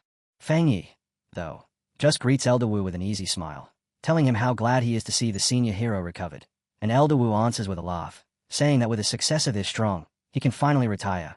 But the mood shifts when Elder Wu immediately follows by asking Fang Yi to keep the true nature of this creature hidden from everyone outside Tianhai Forest, even from the Spirit Association, and Fang Yi only smiles again, understanding at once. As Fang Yi turns it over in his mind, he finds himself thinking about what Tianhai Forest truly is, realizing it was never merely a training ground but a hotspot of spiritual change where anything might surface. And with that comes an unsettling guess, that whatever appeared here could be even more dangerous than the dark anomalies in the extreme dark zone. So he grasps the weight pressing down on the Star God War Zone, and he agrees with their approach. And while he walks away, his attention slides inward as he dissects this newly gained Twilight Fire power, recognizing that its core leans heavily toward devouring, a trait that instantly reminds him of the legendary beast Tauti, and that resemblance leads him to wonder whether the real secret of Tianhai Forest is that a Tauti once existed here. Elder Wu reaches a hand toward Fang Yi, thanking him, and adds that it seems Fang Yi already understood why this must remain secret, and when the group comes together again, Elder Wu says they shouldn't be wishing for the birth of high anomalies and there's no reason to place needless pressure on the people, to which Fang Yi agrees. Then, without warning, a powerful gust of wind tears through the forest, and Fang Yi's expression tightens the instant he catches a distinct aura riding on it, the wave of presence rolling over the group as it passes. Lin Yi closes her eyes and smiles, murmuring, "It feels incredibly refreshing." But Galen reacts the opposite way, her eyes snapping wide as she recognizes the spiritual power and cries out at how intense it is.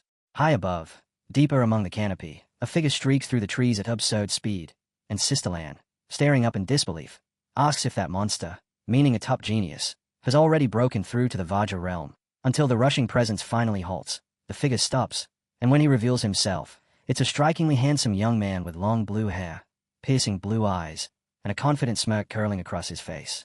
High above the bamboo forest, Baisu, the wood attribute pioneer and the Star God War Zone's ace, glides down with effortless grace, even planting a foot on a falling leaf in mid-air as if it was solid ground. And below, the gathered pioneers lift their faces with open excitement, feeling that overwhelming aura and immediately whispering guesses that he must have crossed into the legendary Vajra realm, convinced their war zone has finally gained a supreme expert. Fang Yi, however, watches with a cool, dissecting stare, his eye burning with a red glow as he analyzes what he's sensing, and he realizes the spiritual power around this man isn't what everyone else thinks it is. Baisu touches down and speaks to Elder Wu and Galen, stating that he has completed his training. Then he sweeps his glowing blue eyes across the group, pauses when he notices Fang Yi among them, and asks who this stranger is. Elder Wu introduces Baisu as their zone's ace, explaining that he has been in seclusion to push into the next level, and Baisu offers a greeting, yet immediately corrects the assumption hanging in the air by saying is only at the half-step Vajra stage and has not truly broken through. Fang Yi answers with an easy, confident smile as he introduces himself as the captain of Tai City and the Sealer, and while he speaks, he continues observing the green energy flowing from Baisu, noting that unlike most people's power, Baisu's feels clean and comfortable, so similar to his own that Fang Yi quietly confirms just how difficult it is to truly step into the Jing realm. Baisu's expression turns doubtful at Fang Yi's claimed title, but Elder Wu cuts in at once to correct him, stating bluntly that Fang Yi saved his life and resolved the Tai City disaster, making him a crucial partner, and he follows up with a stern command for Baisu to show respect.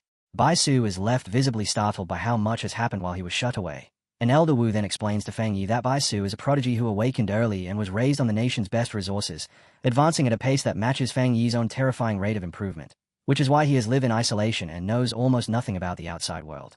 From there, Elder Wu lays out the brutal truth of this new era, saying that human cultivation runs against the natural order, and because of that, humans evolve more slowly than the creatures they are forced to battle. And even though pioneers seem numerous, genuine strength is incredibly scarce.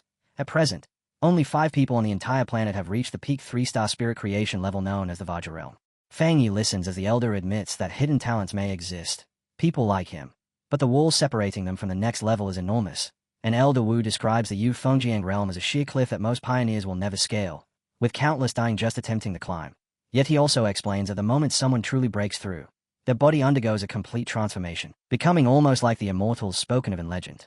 Elder Wu finally turns back toward Baisu with a proud smile, praising him for reaching the half-step Jing stage and emphasizing how calm and pure his energy is, calling it a remarkable achievement, while Feng Yi says nothing and simply watches the exchange, until Baisu suddenly steps closer to Feng Yi, closing the distance and fixing him with a hard stare as if daring him to blink first.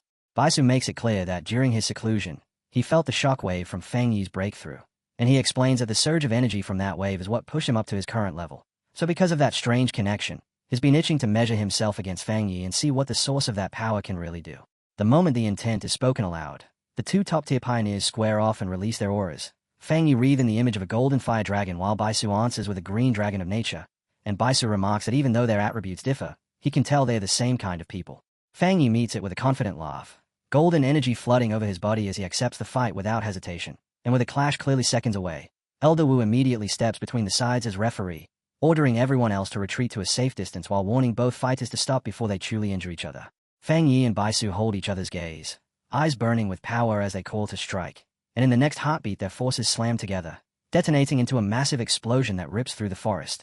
Chu Qingli stays in stunned disbelief, unable to look away from a battle between 2 monsters of this level, while Galen watches without a word, and Elder Wu keeps his eyes fixed on the collision, silently weighing the question of who will prevail, the rising star of Tai City, or the Star God Warzone's longtime ace. As the duel properly begins, Baisu brings his hands together and gathers his energy for his signature technique, and as a wood attribute pioneer who can command nature itself, he makes the earth tremble until enormous green vines burst upward in a surging ring, rolling toward Feng Yi like a living wave that wants to swallow him whole. Feng Yi answers instantly, condensing blue spiritual energy into his hands. Then moving with such speed he seems to weave through the chaos, he slices the onrushing vines apart with sharp energy blasts while noting to himself that Baisu can treat the entire forest like an extension of his weapon. More vines lash out from the shadows to snare him. But Feng Yi only grins and says that all this wood is perfect kindling for him. He calls his sword, flames flaring along his hand, and with one heavy swing he sends out a massive arc of fire that cleaves into the giant roots, fully expecting the blaze to catch and consume them. Yet instead the severed vines flare with green light and the wounds knit shut in an instant, repairing themselves before the fire can even spread. Feng Yi's expression tightens as he realizes his fire isn't taking effect, and facing that towering wall of vines, he asks if Baisu's plants are somehow immune to fire, pointing out that wood should be weak to it. Baisu places a hand on the thick trunk and answers with calm confidence that while that's normally true, his plant army is different now, and it can no longer be suppressed by the fire attribute. Feng Yi glazes back, his red eyes shining brighter. Then the ground beneath him erupts again, the vine shooting up so suddenly he has no time to react, and massive roots surge over him from every angle, binding his body and locking him away inside a huge spherical cage of wood. With Feng Yi sealed inside, Baisu stands outside the prison as if nothing could be more natural, asking how he likes that move and adding that if there were genuine enemies, this wooden cage would have been impossible to escape. While in the vine-darkened interior, Feng Yi stays composed, his red eye glowing steadily as he evaluates the situation. Feng Yi reaches out and presses his palm to the inner wall of the cage, his hand flaring with energy as he tests it, and immediately he notices just how pure the wood energy is in here. Yet the instant he makes contact, a corrosive poison bites into his skin. Outside the sphere, Baisu watches with calm confidence and warns him not to keep touching the wood for too long, explaining that the giant tree carries toxins naturally, and now that his spiritual power has saturated it, the poison has become even more lethal. Feng Yi doesn't flinch. Instead he smiles, his eyes igniting with golden light as he challenges that warning, deciding he wants to see for himself exactly how strong this poison really is. A blinding radiance suddenly bursts through the cracks of the wooden sphere, and Baisu's face snaps from confidence to shock as he senses a terrifying surge, because in the next instant a colossal pillar of golden fire detonates straight upward. blasting the cage apart and painting the night sky in flame. Baisu stares in outright terror, sweat streaming down his face as the heat rolls over him. And his mind reels because it should be impossible. His spiritually enhanced plants are supposed to be immune to burning. Yet he can only watch as the flames devour his creation, and a shaken Baisu realizes this isn't ordinary fire at all, wondering what kind of horrifying power Fang Yi is truly wielding. Fang Yi uses that split second to strike from above, snapping at his opponent that is distracted, and Baisu's eyes go wide as he reacts at the last possible moment, bursting away in a blur of green energy and barely dodging the descending, flame-wreathed sword. When he lands, Baisu is visibly rattled, struggling to accept how Fang Yi, still only in the 3-star spirit creation realm, can display abilities that don't seem inferior to his own. Fang Yi drops down hard onto the scorched earth, surrounded by roaring heat, and as Baisu takes in the burning landscape, realization creeps in. This was Fang Yi's plan, because he knew Baisu would try to draw on the forest again, and he arranged his withdrawal so perfectly that the forest itself has been turned against him. Standing amid the destruction, Baisu accuses Fang Yi of deliberately setting the forest ablaze to strip away his advantage, and Fang Yi answers with a dangerous smile, admitting he did it on purpose, then explains that because Baisu is so strong he had to think ahead and cut off his retreat, adding that if he hadn't, Baisu could have kept drawing endless energy from the woods and become far harder to defeat. Baisu lowers his gaze, his whole body trembling with rage as he thinks of his reputation as a genius and the humiliation of being forced into a corner on his own ground. But that anger twists into something wilder, his expression shifting into a crazed determination as he refuses to accept that he could lose, telling himself that as a half-step Jing, he cannot be defeated. He throws his head back and laughs madly, challenging Fang Yi to survive what comes next, then slams both hands into the earth, and the ground answers with violence as enormous jagged roots spear upward in a brutal eruption that shatters the soil. Fang Yi watches with a grave, focused stare, sensing the danger in this reckless release of power, and seeing how far Baisu is pushing things. Elder Wu and Sister Lan surge forward in panic. They are yelling at Baisu, demanding to know if he has a death wish, warning him that trying to rebuild the entire forest with nothing but his own body will suck him dry of spiritual energy. But Baisu doesn't listen to his senior at all. Instead, he forces his power higher and higher until it hits the absolute limit. And in that instant massive roots explode out of the cliffside, his face contorting under the strain as he screams, his eyes burning with a harsh green glow. Elder Wu and Galen watch in outright panic, the elder shouting Baisu's name as if he can stop what's coming, terrified of what will happen next. And then Baisu finally releases the technique, recreating heaven and earth, until a colossal vine-made avatar takes shape and a roaring gust throws Fang Yi backward. Yet even as his push away, Fang Yi stays locked in, pulling together a fireball while calmly remarking on how dense the wood energy is. Rather than retreating, Fang Yi charges straight into the oncoming tide of vines, calling out to the anxious spectators that the match isn't finished and that he'll take care of it, and Elder Wu can only stare in rigid silence, unable to step in even if he wants to. Then, without warning, Fang Yi's eye lights up with a golden flame, a clear sign his power has shifted, and with that change he starts carving through the thick plants in sweeping waves of fire. From high above, Fang Yi gathers energy into the shape of an enormous sword, and Baisu snaps his head up, startled as he realizes he's left himself exposed. Fang Yi brings that gigantic blade down in a thunderous crashing slash, and Baisu only barely avoids it, the strike cleaving through the vines behind him as it passes. That's when the strain finally hits Baisu all at once. He clamps a hand over his mouth and coughs up blood, punished for pushing his power too far. But even wounded he refuses to accept defeat, and with a wild, unsteady glare he clasps his hands together again, screaming that he can still fight and that he'll recreate the entire forest one more time. Fang Yi looks down at him with a faint, almost contemptuous smile and asks if this is truly all the strength he has, then doesn't even wait for a reply, flashing in to close the gap and springing into the air for a heavy punch.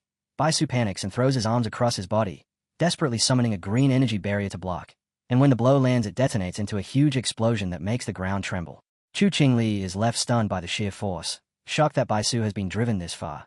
Yet right beside her Lin Yi is smiling with quiet confidence as she watches her cousin drift down out of the smoke, thinking to herself that Fang Yi still hasn't even shown his full strength, or used his other elements yet, and she openly mocks the so-called genius for collapsing this easily. Elder Wu and Sister Lan keep watching with grim, heavy faces, Elder Wu admitting that Baisu's mind has snapped under the pressure and that the difference between him and the sealer is simply too vast, while Sister Lan adds that Baisu is the kind of pure battle addict who's never tasted a defeat like this in his life. Fang Yi assumes it's finished when Baisu drops to his knees in the dust, blood trailing from Baisu's mouth as he lowers his voice and murmurs a quiet thank you, like he's accepted the lesson at last. But then Baisu suddenly screams that he can still go on, green energy surging up around him as he refuses to yield, shouting that his spiritual power isn't gone yet. Fang Yi stands there without a hint of panic, lets out a quiet sigh, and decides it's time to finish this, while Baisu brings his hands together again with razor-sharp focus and orders all living things to heed him, and at his command multiple glowing green avatars of himself manifest in mid-air, lining up as if for one last, desperate strike. Fang Yi reads the situation in a single glance, admitting to himself that Baisu being able to create clones is proof as a top-tier pioneer and the strongest opponent he's faced so far, because his forced Fang Yi to burn through a huge amount of energy. Yet even as those green duplicates dive down to attack, Fang Yi doesn't retreat an inch. With terrifying speed, he erupts into a barrage, a storm of fire slashes, each cut splitting a clone cleanly in half and wiping it out instantly, and the flames swell into a vast blaze that consumes the illusions until nothing is left. Baisu stays, confused, suddenly unable to locate his opponent, and only realizes the truth a beat too late. Fang Yi is already right beside him, and the sealer strikes without warning, a surprise blow that catches the wood pioneer completely off guard. In the next instant, Baisu is sealed inside a vortex of golden fire, his face locked in shock as if his body has been frozen in place, unable to move at all, and sweating hard in disbelief he forces himself to look up and finally sees the real gap between their powers. Fang Yi is standing atop a gigantic dragon head formed from golden fire, sword leveled and pointed at Baisu, and with the same calm tone as ever he asks if they can finally end the match. Elder Wu watches the spectacle and knows Baisu's defeat is already decided, leaving him with nothing to do but marvel again at how the sealer keeps overturning his expectations, while Galen remarks that she did expect Baisu to lose, just not to lose this completely. Behind her, Lin Yi only smiles and says she knew it would turn out like this. Chu Qingli and Wang Zhong agree as well, saying the result isn't surprising at all, because Fang Yi is the man who handled two anomaly disasters by himself. The duel closes with Fang Yi landing smoothly, flames settling, while Baisu remains across from him drawing heavy breaths, and Baisu keeps staring at the man who beat him, muttering in disbelief as he wonders whether Fang Yi is a half-step Vajo or simply a monster. Bitterness and disappointment wash over Baisu's face as he admits that compared to Fang Yi, his own strength was nothing more than this, and finally humbled, Baisu clasps his hands and bows deeply toward Fang Yi, thanking the sealer for the lesson, only to abruptly add an apology, saying he has urgent business and must leave. Before anyone can stop him, Baisu explodes into a streak of green light and shoots away, and Sister Lan shouts after him. But Baisu's voice carries back on the wind, saying he's returning to seclusion to train. Sister Lan spins on Elder Wu in frustration, complaining that the war zone still needs Baisu. Yet Elder Wu watches with understanding and says this is the first time that proud genius has ever been driven into such frustration, so they should let him go. Then Elder Wu shifts his gaze to Fang Yi, who is extinguishing the lingering flames in his hand, and as the last embers fade, the Elder walks up to him and makes a serious offer. Elder Wu asks Fang Yi whether he consider remaining in the Star God War Zone, saying he could take a position under them while still keeping his role as captain of Tai City, and with a grave expression he finally reveals what he's really after. He wants Fang Yi to become his successor. Fang Yi is visibly stunned by how direct the offer is, but Elder Wu keeps going, explaining that the Star God War Zone holds the second-best resources in the entire Xian nation, then shifting into a description of the true center of power, Shin City, the largest city in the nation, where the people who control everything are the absolute peak pioneers. He promises that if Fang Yi accepts, he'll eventually be brought into that higher circle. Even so, Fang Yi turns him down with courteous restraint, his red eyes glowing as he thanks Elder Wu and says plainly that he has no such plan, adding that he isn't even formally part of the Spirit Association and only accepted the captain title to protect his hometown, and he states without wavering that he doesn't want to belong to any specific group. Chu Qingli and Wang Zhong are stunned when they hear it, unable to imagine someone refusing an offer like that. But Elder Wu takes Fang Yi's rejection with calm understanding, because he knows the strongest pioneers hate being bound by rules. Rather than press him, Elder Wu proposes something else, friendship, telling Fang Yi that even if he doesn't join, he can still ask for anything, forming a relationship of mutual backing. Fang Yi then says that he and Galen will remain in the forest to continue training on their own, and right as those words land, the sky suddenly dims as storm clouds roll in. Elder Wu tilts his head up and notes that the forest is packed with elemental energy and that a thunderstorm is about to break, and he realizes the ferocity of the battle has churned the natural energy so violently that the thunder attribute is about to become terrifyingly strong. He remembers in that same breath that Fang Yi never even used his thunder power during the match, and with a laugh Elder Wu praises Fang Yi's potential, then immediately orders everyone to withdraw from the forest and leave the entire area to Fang Yi so no one interrupts his cultivation, watching him with the thought that as long as Fang Yi remains a pioneer of the Xian nation, it's the greatest blessing their country could have. Fang Yi smiles, understanding that Elder Wu has seen exactly what he intends, and as he springs up into the air he reflects that the Star God War Zone won't dare pressure him because his strength is already too great, realizing that this power is what grants him true freedom. Blue electricity flickers in his eyes as he feels the storm's approach, and floating high above he welcomes the lightning, activating his divine thunder technique until a vast web of electricity wraps around him and his training begins. In the Tianhai forest, with the heavens darkening overhead, Fang Yi flies straight into the violent lightning storm, and below, Baisu, still healing from their fight, raises a protective barrier and watches in disbelief, thinking it's insane for someone with such a powerful fire attribute to go and touch an equally pure thunder power. Baisu understands immediately that if two opposing forces are both pushed to that kind of extreme, they should collide and lead to self-destruction. Because even pioneers who possess two attributes always have a clear hierarchy, one dominant, one supportive, and never two wildly conflicting powers at their peak. So as he watches Fang Yi being wrapped in electricity, he can't help wondering if the sealer somehow doesn't even know this most basic rule. Right then a massive bolt of lightning slams straight into Fang Yi. Yet instead of being injured, Fang Yi's mouth curls into a confident smile as his eye flashes with blue electrical light and he draws the thunder into himself, absorbing it cleanly. From a safer distance, a frantic Sonu yells at Elder Wu and Galen, demanding to know why they aren't stopping him, warning that the thunder attribute is so intense that no living thing should even get close. But to her disbelief, Elder Wu and Sister Lan remain completely composed. Sister Lan turns and tells her team the shocking truth. Fang Yi isn't in danger because he also possesses a top-level thunder attribute. And she goes even further, explaining that the pioneer called the Tyrant and the Sealer are actually the same person. Chu Qingli and Wang Zhong freeze in stunned disbelief. And Chu Qingli thinks that while it isn't impossible to have two attributes, Fang Yi's level is outright monstrous. While Sister Lan just smiles and admits she reacted the exact same way when she first learned it, thinking that everyone has been so fixated on his identity as the Sealer that they forgot he's also the Tyrant, a once-in-an-era genius. Out in the heart of the storm, Fang Yi reigns in the raging energy, convinced that the stronger the lightning becomes, the more power he can absorb to harden and strengthen his body, and with a whirlwind of electricity spiraling around him he shouts up at the heavens for more, demanding more spiritual power because he won't be satisfied otherwise. Suspended in the violent electric field, Fang Yi uses the divine thunder to temper his body, feeling that immense force surge through his bones, his muscles, and every part of him as it refines him from the inside out, and as the tempering continues his various attributes, fire, yang, and even dark, begin to intermingle, smoothing out and settling into a more balanced state within him.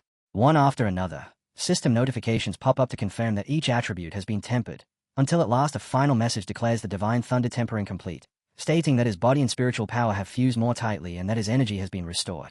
Fang Yi smiles with absolute confidence, feeling as if he's been reborn, and to try out this renewed power he casually flicks a bolt of thunder toward a distant mountain, blasting its peak apart in a violent explosion. Staring at the damage, he realizes the thunder in this forest really is extraordinary.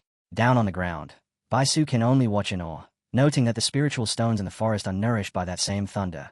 Yet Fang Yi just destroyed a mountain with a single strike, and Baisu can sense he didn't even use a third of his full strength, concluding that no other pioneer could possibly do something like that from so far away. As the storm finally settles, Baisu watches Fang Yi descend, certain the training has ended, and with a hard, determined gaze he tells himself that one day in the future, he and the Sealer will fight again. Not far away, Elder Wu smiles to himself, thinking that this young talent never stops overturning his expectations, and the urge to keep Fang Yi in their war zone only grows stronger. He runs through Fang Yi's astonishing achievements in his mind, recognizes that his talent is practically without limits, and believes that if someone like that became his successor, he could leave this world with no regrets. When the last of the storm fades, Elder Wu lets out a laugh while Sister Lan remarks that the truth is the Star God War Zone needs the Sealer's help, not the other way around. And Elder Wu turns to Sister Lan to comment on how much she's matured, which only makes him more confident about their future, prompting a flustered Galen to ask if that's really true. Elder Wu's attention shifts again, and when he notices Lin Yi meditating in calm focus, a new thought strikes him. If Fang Yi won't be tied down, maybe they can invite her instead. With his training complete, Fang Yi lands lightly near his cousin, who is still drawing in the storm's rich spiritual energy, and with red eyes faintly glowing he tells her this chance is rare and that she need to work hard. Then he realizes Elder Wu and Galen are still present, and Fang Yi asks them why they haven't left yet. Elder Wu says he has a new proposal, one that asks nothing of Fang Yi, and he formally extends an invitation for Lin Yi to come cultivate at their Star God War Zone. And as he speaks, Lin Yi's green spiritual energy swells and surges around her. Fang Yi weighs the offer, thinking it's an incredible opportunity for his cousin, yet he still wonders what she herself truly wants. And when Lin Yi hears everything, she opens her eyes and ends her meditation. Fang Yi turns back to Elder Wu and thanks him, explaining that as her guardian it's difficult to refuse something like this, but he can't make the decision in her place.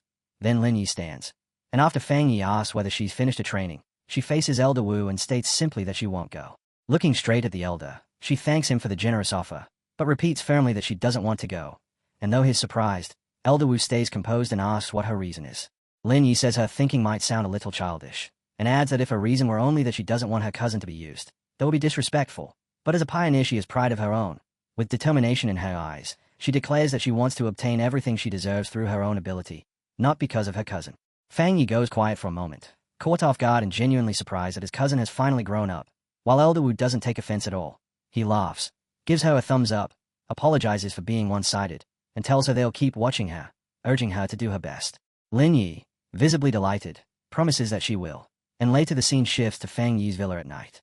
As he and Lin Yi head up the stairs, Fang Yi turns inward, running through everything that's changed, thinking that the problem of his spiritual energy reserves is basically settled now, and that what he needs next is to figure out how to properly wield this new Twilight Fire attribute, while the Death Brand ability he obtained feels even trickier, a thorny issue he'll have to unravel sooner or later. When they reach the upper floor, Lin Yi abruptly halts and points ahead, asking her cousin why there's someone squatting right in front of their door, and the figure lifts her head to reveal Chu Qingli, looking exhausted as she stretches and tells them they're finally back.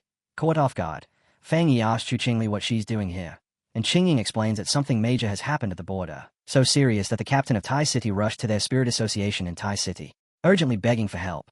Fang Yi immediately asks where that captain is now, and Qingying answers that the captain is badly injured and currently being treated at a medical facility, adding that she fought her way out of the disaster in Tai City just to deliver a message, and with no other option left she specifically requested aid from the sealer at the Tai Spirit Association Medical Center. Fang Yi and Chu Qingli go to meet the wounded captain, and in the hallway of the hospital a young woman with short, messy dark hair, her face and arms wrapped in bandages, turns in surprise when someone calls her name. It's Qingying, arriving with Fang Yi, and the young woman greets Chu Qingling with obvious relief before her eyes shift to Fang Yi and she asks who he is. Qingying introduces him as the captain of Tai City, the sealer, and then introduces the injured woman as Chen Ruo, the captain of Yu City, and the moment Chen Ruo hears it she immediately greets Fang Yi and, in a surge of desperation, grabs his hands and begs him for help, explaining that the anomaly in Yu City is far more dangerous than what was reported, definitely above A+ rank, and that she's heard he has experience dealing with disasters on that scale. Fang Yi doesn't answer right away, staying silent as he calmly examines her, and Chen Ruo realizes she came on too strongly, releases him, and apologizes, explaining that she's acting out of sheer desperation.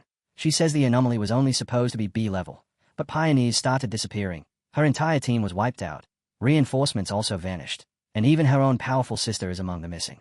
Fang Yi listens without missing a word, his expression tightening into something serious as he thinks it's deeply suspicious for a so-called B-level anomaly to cause this many disappearances, because even a border city should have competent pioneers, and he turns to the shaken captain and asks her bluntly whether the pioneers, including her sister, are truly missing, or if they are already dead.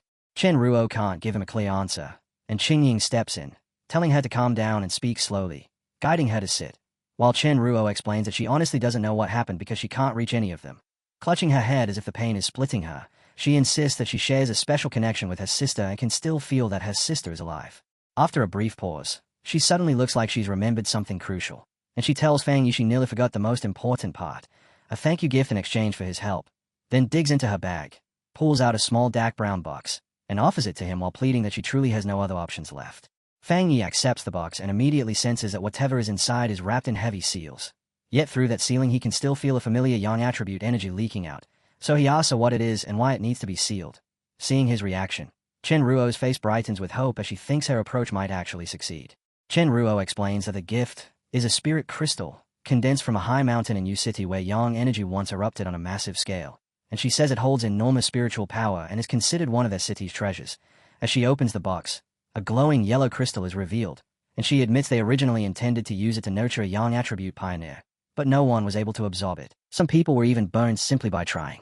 Qingying, standing right beside Fang Yi, stays in shock at the sight of a real spirit crystal, then hurriedly explains to Fang Yi that spirit crystals are extremely rare and incredibly valuable because pioneers who don't already have a specific attribute can absorb one to awaken power, which is exactly why they are so fiercely sought after. Fang Yi responds with a confident smile, closes his fist around the crystal, and absorbs its golden glow, then tells Chen Ruo it's a deal and asks if they should leave immediately. Chen Ruo, startled by how smoothly it went yet clearly relieved, stammers that there's no problem. Later, the group is driving along a mountain road toward Yu City, and inside the car Fang Yi asks Chen Ruo to explain the anomaly from the beginning. She tells him it started when tombstones began appearing in the mountains, and villagers who spotted them claimed they could hear sounds coming from inside, but when pioneers went to investigate, the tombstones gave off no abnormal signs at all, so they sealed the area, only for that same night to turn horrific, when skeletal arms burst from one of the tombstones and dragged a villager straight inside. As Chen Ruo finishes that account, the car comes to a stop in heavy rain, and they find themselves at a village that is now encircled by a vast field of grey tombstones. Chen Ruo tells Fang Yi this is the place and asks what he thinks, and Fang Yi studies the unsettling sight yet finds something off about it, because he can't sense any abnormal aura. They step into the field, and as they move between the tombstones, the markers begin to show a faint purple glow, while Chen Ruo explains that more and more tombstones have been appearing at random all across Tai City, and at unpredictable times skeletal arms reach out to seize people and drag them down into the graves. She scans the area in disbelief, realizing that in less than a day the number of tombstones has multiplied dramatically. Then tells Fang Yi and Chu Qingling to follow her so they can meet the rest of her people. As they continue on, Fang Yi keeps turning the situation over in his mind, because the anomaly's energy concentration feels unbelievably low, and he can't tell if that's meant to lure everyone into dropping their guard, or if there's some other reason behind it. Fang Yi decides that what's happening here doesn't feel like a simple, random hunt at all, and that the way people are being taken resembles a ritual, so he places his hand on one of the tombstones and a thought clicks into place. He explains that anomalies can carry out sacrifices too, using them to trigger the revival of a far larger, more terrifying anomaly. And he brings up what happened back in Tai, where bat-like anomalies massacred residents specifically to summon their anomaly king. The moment she hears that, Chen Ruo stops dead, horror spreading across her face as she asks if this disaster might also be a sacrifice. And then, panicking, she adds that the mountain villages here are extremely traditional and have refused to evacuate. Wise, they are even preparing to hold their own ceremony the very next day. She suddenly yells that it's happening again, and right in front of Fang Yi a skeletal hand, glowing purple, blasts up from the ground. Fang Yi slips away from it effortlessly and notes that its strength really is weak, only B rank just like the report said. Then he calls out his flaming sword and cleaves the arm in half. But another skeletal hand instantly erupts and clamps onto his shining blade, and Fang Yi's eyes sharpen as he watches, because that hand is connected to something far bigger, a huge, monstrous skeleton with multiple limbs that tears its way out of the earth, while all around them more skeletal creatures burst up in a ring, closing in on Chu Qingling and Chen Ruo. Chen Ruo shouts in disbelief, demanding to know why these things aren't afraid of Fang Yi's powerful yang attribute. And within moments a massive horde of glowing purple skeletons floods the area. Yet instead of showing worry, Fang Yi's lips lift into a faint smile as he thinks his theory is probably right, though he still needs proof, and he remarks that the mission has suddenly become interesting. In the middle of the chaos, Chen Ruo raises her flute and plays, even as skeletons surround her, and with each burst of green energy she releases she slices them apart, grimly noting that although the skeletons aren't high level, they are relentless precisely because they don't feel pain. Then despair creeps in as she realizes their numbers have swelled far beyond before and seem impossible to erase completely. And as her hope starts to slip she can't help wondering if even the sealer might be helpless here. Chu Qingling sees her falter, kicks away several skeletons, and tells her not to lose heart, only for Qingying to suddenly find herself encircled by an enormous wave of hellish red fire that incinerates the skeletons around her, leaving her staring in shock as she wonders what this unfamiliar power could be. At the battlefield center, Fang Yi releases his Twilight Fire domain, lifting into the air above a gigantic sphere of red energy while the ground beneath becomes a sea of flames that annihilates the skeletal swarm in an instant. And as this new ability activates, a system notification appears announcing it has detected a special death attribute. The system then states that his domain is continuously absorbing that unique attribute and converting it into energy to reinforce his own yang attribute. And a moment later a final notification confirms the enhancement is complete. Qingying and Chen Ruo can only watch as a tremendous fireburst washes over the field and erases the last of the skeletons. Chen Ruo is clearly shaken yet impressed, saying the sealer's reputation is well deserved, and with relief washing over her she feels Yu City might actually be saved. She apologizes for how she acted earlier and offers to bring them to meet her team. Chen Ruo leads them to a camp that serves as the base for the Yu City Spirit Association, and a group of pioneers immediately greets her, calling her captain, while Chen Ruo introduces Fang Yi and Chu Qingling, explaining that she's brought reinforcements, the famous sealer and the captain of the Yu Association. Her three teammates stare at Fang Yi in disbelief, openly doubting that someone so young could possibly be the legendary pioneer who resolved the disaster alone, and one of them remarks that his age isn't the point anyway, because what's happening in Yu City is on a completely different level. The atmosphere tightens when he snaps at Chen Ruo for coming back at all, and for dragging outsiders here to die alongside them, shouting that almost no one is left, that the city is on the verge of being swallowed whole, and that they were deceived, lured here so they could be used as sacrifices. As Chen Ruo tries to explain how badly her team has already suffered, Fang Yi simply watches the exchange with calm attention. Then, wearing a sober expression, states that he accepted a request and he'll fulfill it. With absolute confidence, he declares that he will solve what's happening here. Meanwhile, Chen Shi tries to calm the furious he, explaining that because their city is remote and their customs are more traditional, the people turn to prayer when they face problems they can't overcome, pleading with the gods for help. From the edge of a cliff, Fang Yi looks down at a village wrapped in a strange purple haze rising from the tombstones, and he wonders if the villagers are preparing a large ceremony to seek blessings. Thinking about those old traditions and ritual habits, he begins to suspect that their customs are tied to the anomaly itself. A sudden, eerie wind stays through the woods, making Chen Feng and Chen Shi flinch, and when they reach a clearing they see a huge crowd of villagers gathered for a ritual. Chen Ruo realizes the ceremony is about to start and worries that if the tomb anomaly erupts during it, the result will be a catastrophe. Yet in contrast, Fang Yi finds it intriguing, and with a confident smirk he asks who wants to watch the activity. Up close as he starts walking straight toward the crowd. They arrive at Wan Square, where an enormous bonfire is roaring, and the villagers, driven to desperation, cry out to their god to witness their suffering. One man even offers his own life if it will save his children, and all around them people kneel with heads bowed, begging for the heavenly god's mercy. Then, without warning, the bonfire snuffs out, the stone platform splinters, and deep cracks spider across the square, and the real terror begins as skeletal hands claw up from behind the tombstones. Someone shrieks that the tomb monsters are coming out again, and from a swirling purple mist several skeletons rise with glowing red eyes, fixing their stare on the villagers as panic detonates through the crowd. An old man shakes uncontrollably, trying to insist this must be a trial sent by their god, while everyone else screams and bolts in every direction. A mother clutches her sobbing child, terror carved across her face as the little one cries and asks whether their god will still save them, and the chaos only intensifies as skeletons rush in and the villagers break apart in every direction, screaming for someone, anyone, to help. In the middle of that stampede, one skeleton lunges and slams into the mother, tearing her away from her child, and the little girl is left staring in horror, wailing for her mother.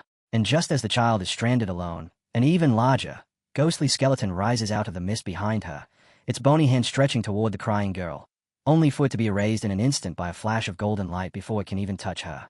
Right after that, a tremendous wave of holy fire surges across the square, engulfing the attacking skeletons and turning the entire area into a blazing inferno, and the villagers who survive stop running as if their legs have given out, staring in absolute shock.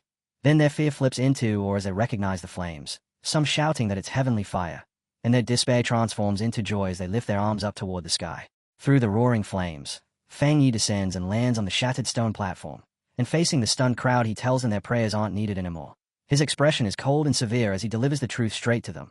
There are no gods in this world, and no gods are coming to rescue them. For a heartbeat the villagers remain silent, still kneeling as they absorb his words, but then they completely misread what he means, and instead they start crying with happiness, shouting that a god has appeared and defeated the disaster, begging this new god to save them from the other monsters as well. Watching them, Fang Yi can only let out a quiet sigh at the misunderstanding.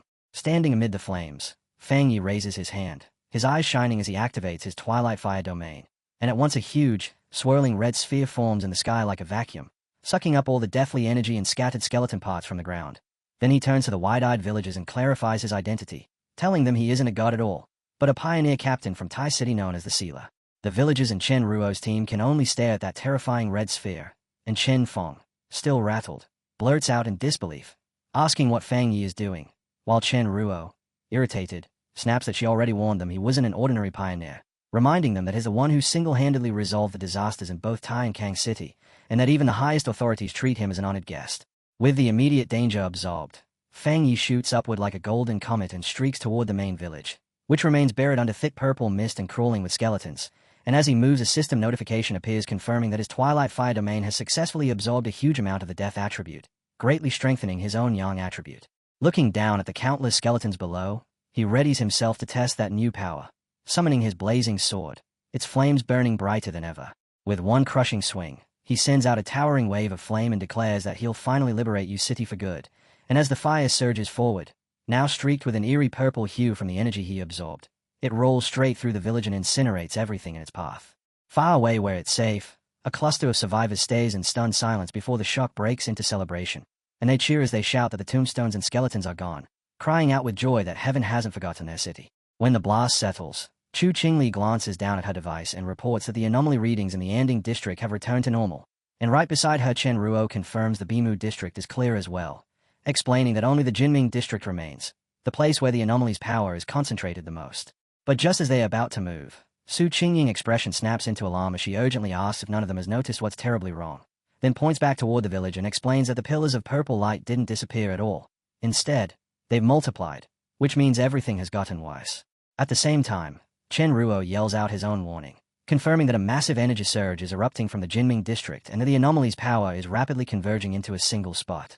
Right in front of them, something horrifying begins to take shape as a spiraling vortex of dark green and purple energy swells and molds itself into a monstrous form, and from that churning mist a gigantic skeletal figure rises, a new anomaly king, its hollow eye sockets lit by a vicious green glow. In the face of that overwhelming presence, Fang Yi doesn't budge, steady and fearless, and as he squares up to the Threat 2 system windows pop into view, the first informing him it's analyzing the unknown power it has detected, Then a beat later the second window delivers the name of that strange force, the Death Attribute. The enormous Anomaly King, wrapped in green and black energy, glazed down at Fang Yi, its sheer scale swallowing the entire village beneath it. While Fang Yi hovers in the air with a golden aura and locks eyes with the monster, sensing a presence that feels strange, heavy, and difficult to deal with. From a distance, Chen Ruo and Chu Qingling can only watch in disbelief as Chen Ruo stammers out what this thing even is, saying, its strange energy is even stronger than the S-Class disaster in Tai City, and the group realizes at once that this new Anomaly King has to be the source behind those pillars of light. Chu Qingling shouts for everyone to brace themselves, warning that it's about to attack, and the Anomaly King responds by releasing its power, blasting out a swarm of shadowy black tendrils that rush forward in a wave. The moment that energy washes over Fang Yi, he jolts at the sensation, because what hits him is a dense, sickening force that seems to twist at his thoughts, like his brain is being poisoned simply by the creature's proximity, and with sudden horror he understands what he's facing, a fully evolved Anomaly King, carrying an aura of death far more terrifying than anything he's fought before. The mass of black tendrils crashes down toward him, trying to smother him completely, and Fang Yi's expression tightens as his red eye flares with sharpened focus, his body bracing as he prepares to strike back. He moves with astonishing speed, whipping his flaming sword through the air and carving straight through those shadowy arms. Yet even as he cleaves tendril after tendril, Fang Yi is already weighing the situation in his head. Yang power should naturally suppress dark power, so his flames ought to be the perfect counter, and still, to his unease, even his intense yang energy isn't fully shutting down the enemy's assault. The instant he finishes cutting the tendrils apart, the Anomaly King's power swells again, and at the very same time the surviving villagers begin chanting and praying once more, pleading for their god to descend, as the Anomaly King answers by releasing its full power.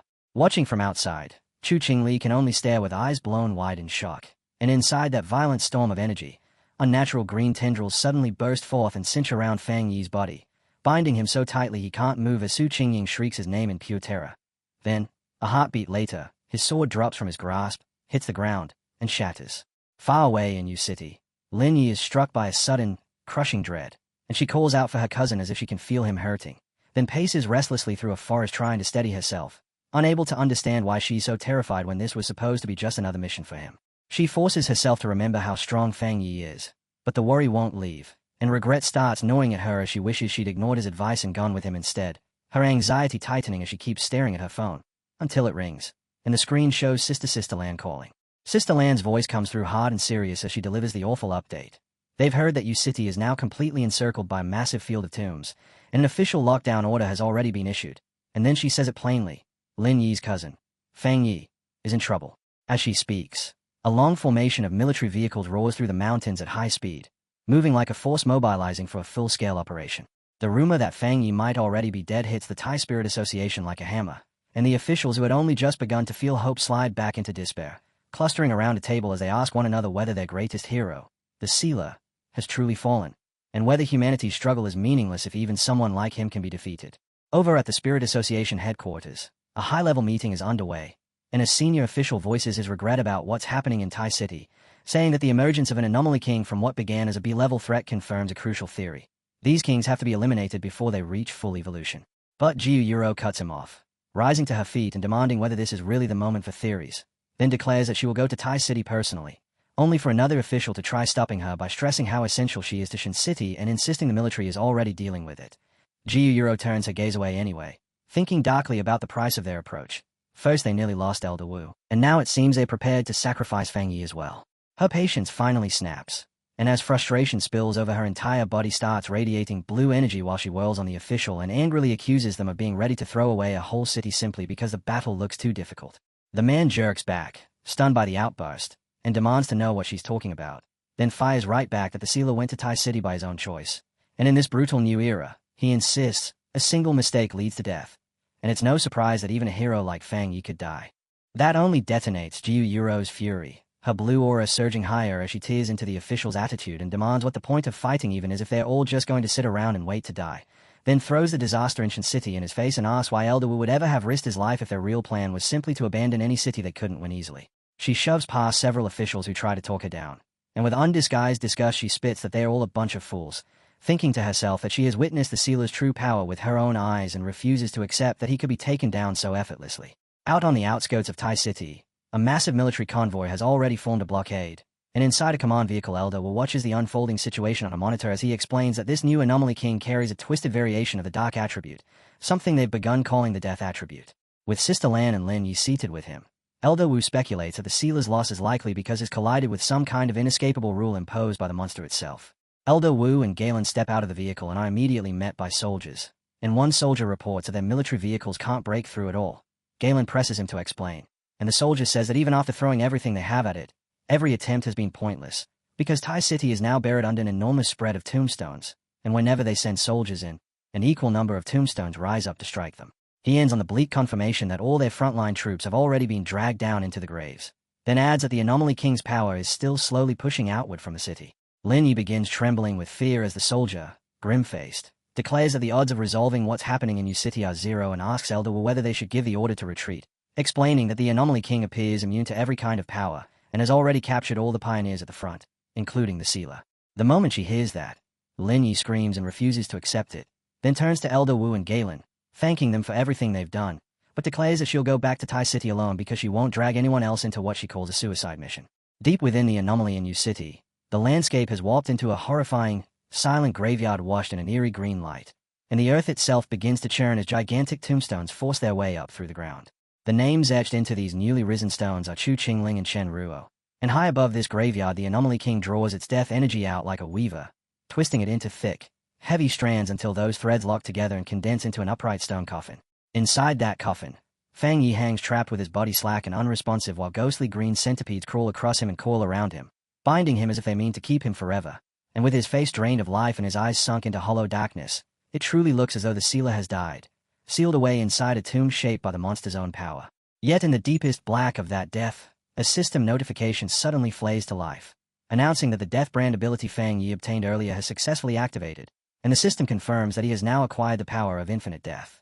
Soon after, the system declares that the death brand trial has ended, and Fang Yi, drained to the bone but unmistakably awake, releases a long breath as he thinks to himself that the death brand trial was an unbelievably intense ordeal. He lifts his gaze toward the massive, terrifying green skull of the Anomaly King looming above, and notices that the King of Death now seems far more friendly toward him than before. Still, even as his eyes brighten with power, he admits inwardly that he never wants to endure that rebirth trial again. He remembers the instant just before the coffin sealed him in, when he realized the Anomaly King had singled him out with an unavoidable, inevitable death ability he couldn't evade, and with death guaranteed he gambled on a last, desperate move. He chose to manually implant the dangerous death brand skill, the one he'd taken from the magma but had been too hesitant to learn earlier, directly into his own body. The system confirmed the implantation and began learning the abilities, and in the next moment a massive surge of scorching red, agonizing energy erupted from Fang Yi as the skill fused into him. While the system prepared to activate it, that energy tightened and compressed like a vice, leaving Fang Yi standing helplessly before the Anomaly King as the monster readied the killing blow. Then the system warned Fang Yi that the king's inevitable death rule was beginning, and in that instant Fang Yi truly died, his eyes rolling back as his body slackened completely, while the system confirmed the death and stated, Step 1 of the ability was complete. But because Fang Yi was slain by the monster while carrying the brand, the system immediately identified the killer, announcing that the death brand had been driven into the body of the King of Death, thereby completing Step 2. And as Fang Yi's lifeless body fell, still wrapped in the monster's dark, lethal energy, the system initiated its final phase by triggering the death trial.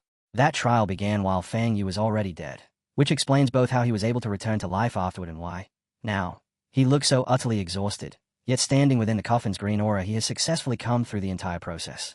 The system then explains that the death trial he just endured was a triple trial meant to test the holder, and that Fang Yi had to withstand 3 horrific tests in order to obtain the death brand's 3 abilities. First, the fire attribute's mystery yellow spring, where he was burned without end by hellish flames. Second, the poison attribute's death collapse, where his body was cursed to shatter apart again and again without respite. And third comes the earth attribute's hell evil scene, where the gates of hell itself swing open and try to haul him down into a burial swarming with evil spirits. And as Fang Yi relives it in his mind, he thinks about how the agony was so extreme he could barely separate reality from illusion, as though he were trapped in an endless loop of dying over and over. Still, after clawing his way through that brutal test with immense effort, he has finally mastered the skill, and his eyes snap open, blazing with a sharp red glow as he decides this is the moment the real fight begins. He lifts his head with a hardened look, realizing he is now actively resisting the Anomaly King's inevitable death rule, and blue electrical power starts surging into his hand, stirring the air with a disturbance that the Anomaly King immediately senses. The colossal skeleton leans down through the green haze, confused by the sudden strength rising from within the coffin. And then, without warning, a violent burst of blue lightning rips through the stone prison as Fang Yi smashes apart the slab, breaks free, and drops out, slamming into the ground. The monster peers down through the emerald mist, watching its prisoner escape, while Fang Yi pushes forward through smoke and shattered debris, one hand covering his face as he gasps for air, spent from resurrection, but alive, and finally free. The Anomaly King is struck dumb with shock, incapable of understanding how the human it just killed has returned to life, and as Fang Yi stands there facing it, the system reveals that the Death King has already sensed Fang Yi's resurrection. The giant skeleton gathers its power, preparing to crush this revived threat, and without giving Fang Yi even a second to recover, it rains down a barrage of massive green energy blasts from the sky. Each strike slams into the earth with terrifying force, and the impacts bloom into a huge eruption of green energy that swallows the spot where Fang Yi had been standing. But when the dust and energy finally thin, Fang Yi is there in a low crouch, completely uninjured. A grin tugs across his face as he realizes the monster's attacks no longer affect him, and the system confirms it outright.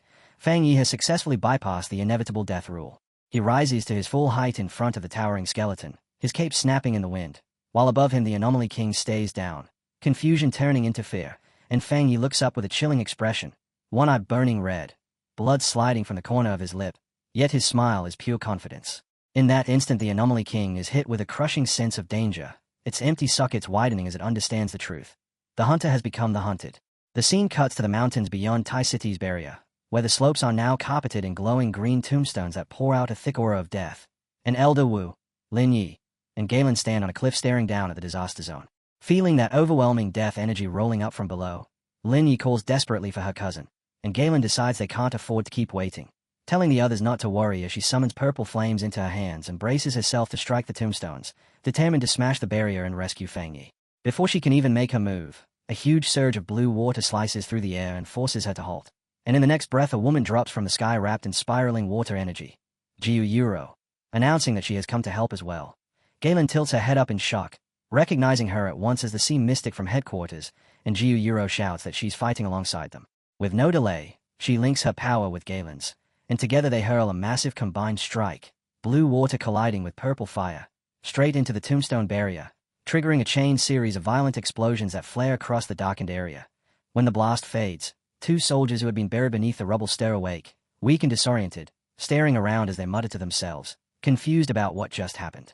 The anomaly answers immediately, making the earthquake as enormous green tombstones burst up from below like spears, and Jiu Yuro, Sister Lan, and Lin Yi end up forced into a back-to-back stance, completely boxed in by a ring of towering stone slabs. Sister Lan clicks her tongue in annoyance, realizing the trap has activated again, and she warns the other two to stay sharp, explaining that this anomaly can drag any living creature into the tombstones. All at once, skeletal hands punch out of the ground and claw from the stone surfaces, and a swarm of skeletons drops in from above, diving toward the three women, only to freeze mid-attack, their bodies trembling as terror washes over them as if they've sensed something far more horrifying than the enemies in front of them. Instead of pressing the assault, the skeletons panic, scrambling to disappear as they fling themselves back into the earth and into the tombstones, desperate to hide, leaving Jiu Yuro and Lin Yi staring in complete confusion, unable to understand why the monsters suddenly fled. The group moves across the now emptied battlefield, trying to make sense of why the Anomaly King would order such a mass retreat and what it could possibly be planning. And then a heavy boot thuds down. Elder Wu arrives, carrying two unconscious soldiers slung over his shoulders, and he tells them this might actually be a good sign. He explains that the Anomaly King has withdrawn its power, which means anyone who was buried alive still has a chance to be revived. And as he surveys the field, where countless soldiers lie unconscious but safe, he concludes this can only mean the sealer hasn't died. In fact, Elder Wu reasons, Fang Yi must be causing so much chaos inside that the Anomaly King was forced to pull its power back just to defend itself. And as the smoke finally thins, Fang Yi's sharp red eyes appear, calm and steady, his body completely untouched as he stands in the center of the battlefield. The system then refreshes its report, Death Count, 2, and it explains that because the King of Death used its power to kill Fang Yi, it has been dragged into a cycle of death, and as punishment its strength has been reduced by 10%. Fang Yi silently weighs what that means, thinking about how being marked by the King of Death usually equals guaranteed death, and he knows it's that inevitable death rule that makes this monster so uniquely dangerous. Yet a dark, self-assured smile curls across his face as he realizes the tables have already turned, and in his own mind he tells himself that the so-called inevitable death rule is about to apply to the monster instead. Far overhead, the creature stays down in stunned disbelief, unable to comprehend why this human is still standing. and in a rush of panic it attacks again, blasting a torrential barrage of green energy beams straight out from its ribcage. The beams poured down like a storm, and Fang Yi doesn't even bother to dodge, simply standing there as the strike lands at full power, detonating into a massive green explosion that swallows him completely. The monster flashes a grin, convinced it has finally won, but the system manifests again and bumps the death count up to 3, declaring that because the king has killed Fang Yi once more, its strength has been reduced by another 30% and it has begun collapsing. Right on cue. The monster's body starts to come apart, its face splintering as chunks crack loose and drop away. And then, from the lingering smoke, Fang Yi steps out at an unhurried pace, his body knitting itself back together until he is once again fully intact and unharmed. The monster can only gape in pure horror, green eyes blown wide as it understands the truth. Every attack it throws is damaging itself. Fang Yi drags a hand across his mouth with a smirk, openly taunting the creature as if it's perfectly willing to keep repeating this cycle until it's erased, and he gathers his focus and fires an enormous beam of energy straight at the monster. The creature casually flicks it aside with a single hand, but at that same moment a system notice pops up announcing that a new mark has been activated. In an instant, red, hellish flames burst across the monster's body, blending into its green aura, and the creature stays at its own arm in bafflement. Fang Yi doesn't waste that opening. He springs into the air, yanks his sword free, and the blade is already roaring with fierce fire as he comes down to strike, while the system confirms the monster has been inflicted with a hellfire burning debuff that will deal constant damage. The monster glares up at him, eyes glowing an angry green, and as it bristles at being forced back, Fang Yi pours everything into a full force swing, his heavenly fire slash, only for the monster to catch the blow with its massive hand, the collision erupting into a brutal clash. The impact hits the monster hard, and the system updates again, raising the death count to 4 while announcing the monster's power has been slashed by a staggering 4 to 5%. As the energy churns and whips through the air, a fresh system window opens to initiate the next phase, Death Collapse Mark, and the change is immediate and agonizing as Fang Yi's body begins to fracture like glass, signaling that the cycle of death is starting all over again. Still refusing to surrender, the monster lunges in, snatches Fang Yi up, and clamps down in a crushing squeeze, dragging him close to its face as if it can intimidate the human who refuses to stay dead. But Fang Yi meets it with a calm, mocking smile instead of fear, and even with cut streaking his face he tells the monster to take a look at its own state. The creature hesitates, thrown off by that confidence, and then suddenly fierce flames explode around Fang Yi. Yet he only smirks, completely unharmed. The flames crawl from Fang Yi onto the monster's hand, and it can only stare in stunned shock as its own bones begin turning to ash right in front of it. The system confirms the death count has reached 5 and that the monster is now weakened by 60%. Then another notice flashes to announce the Hell Evil Scene mark has been triggered, accelerating the destruction of the monster's body even further. The creature bellows in furious rage, but no amount of screaming can stop it from crumbling apart. And outside the barrier the enormous tombstones encircling the city start collapsing one after another. Sisterland watches, unable to believe it, realizing the entire anomaly is breaking down, and overhead the dark clouds peel away until light finally pours through, making Lin Yi lift her eyes with a bright, relieved smile because her cousin is still alive. Elder Wu powers up his armor and immediately issues orders for the team to enter the city, rescue survivors, and evacuate the injured.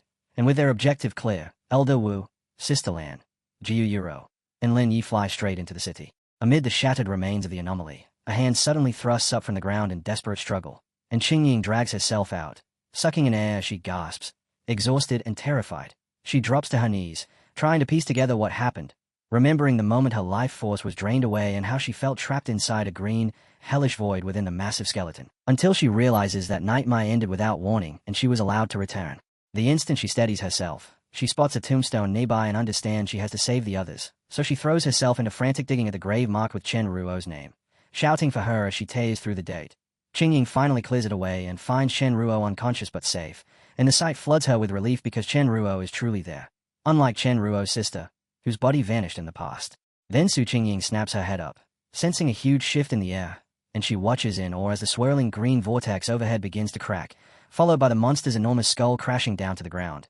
Even in its collapsed state it still refuses to admit defeat, glaring upward as it proclaims itself the noble king of death and demands to know what kind of being Fang Yi is to dare challenge it, enraged that a mere human would look down on it.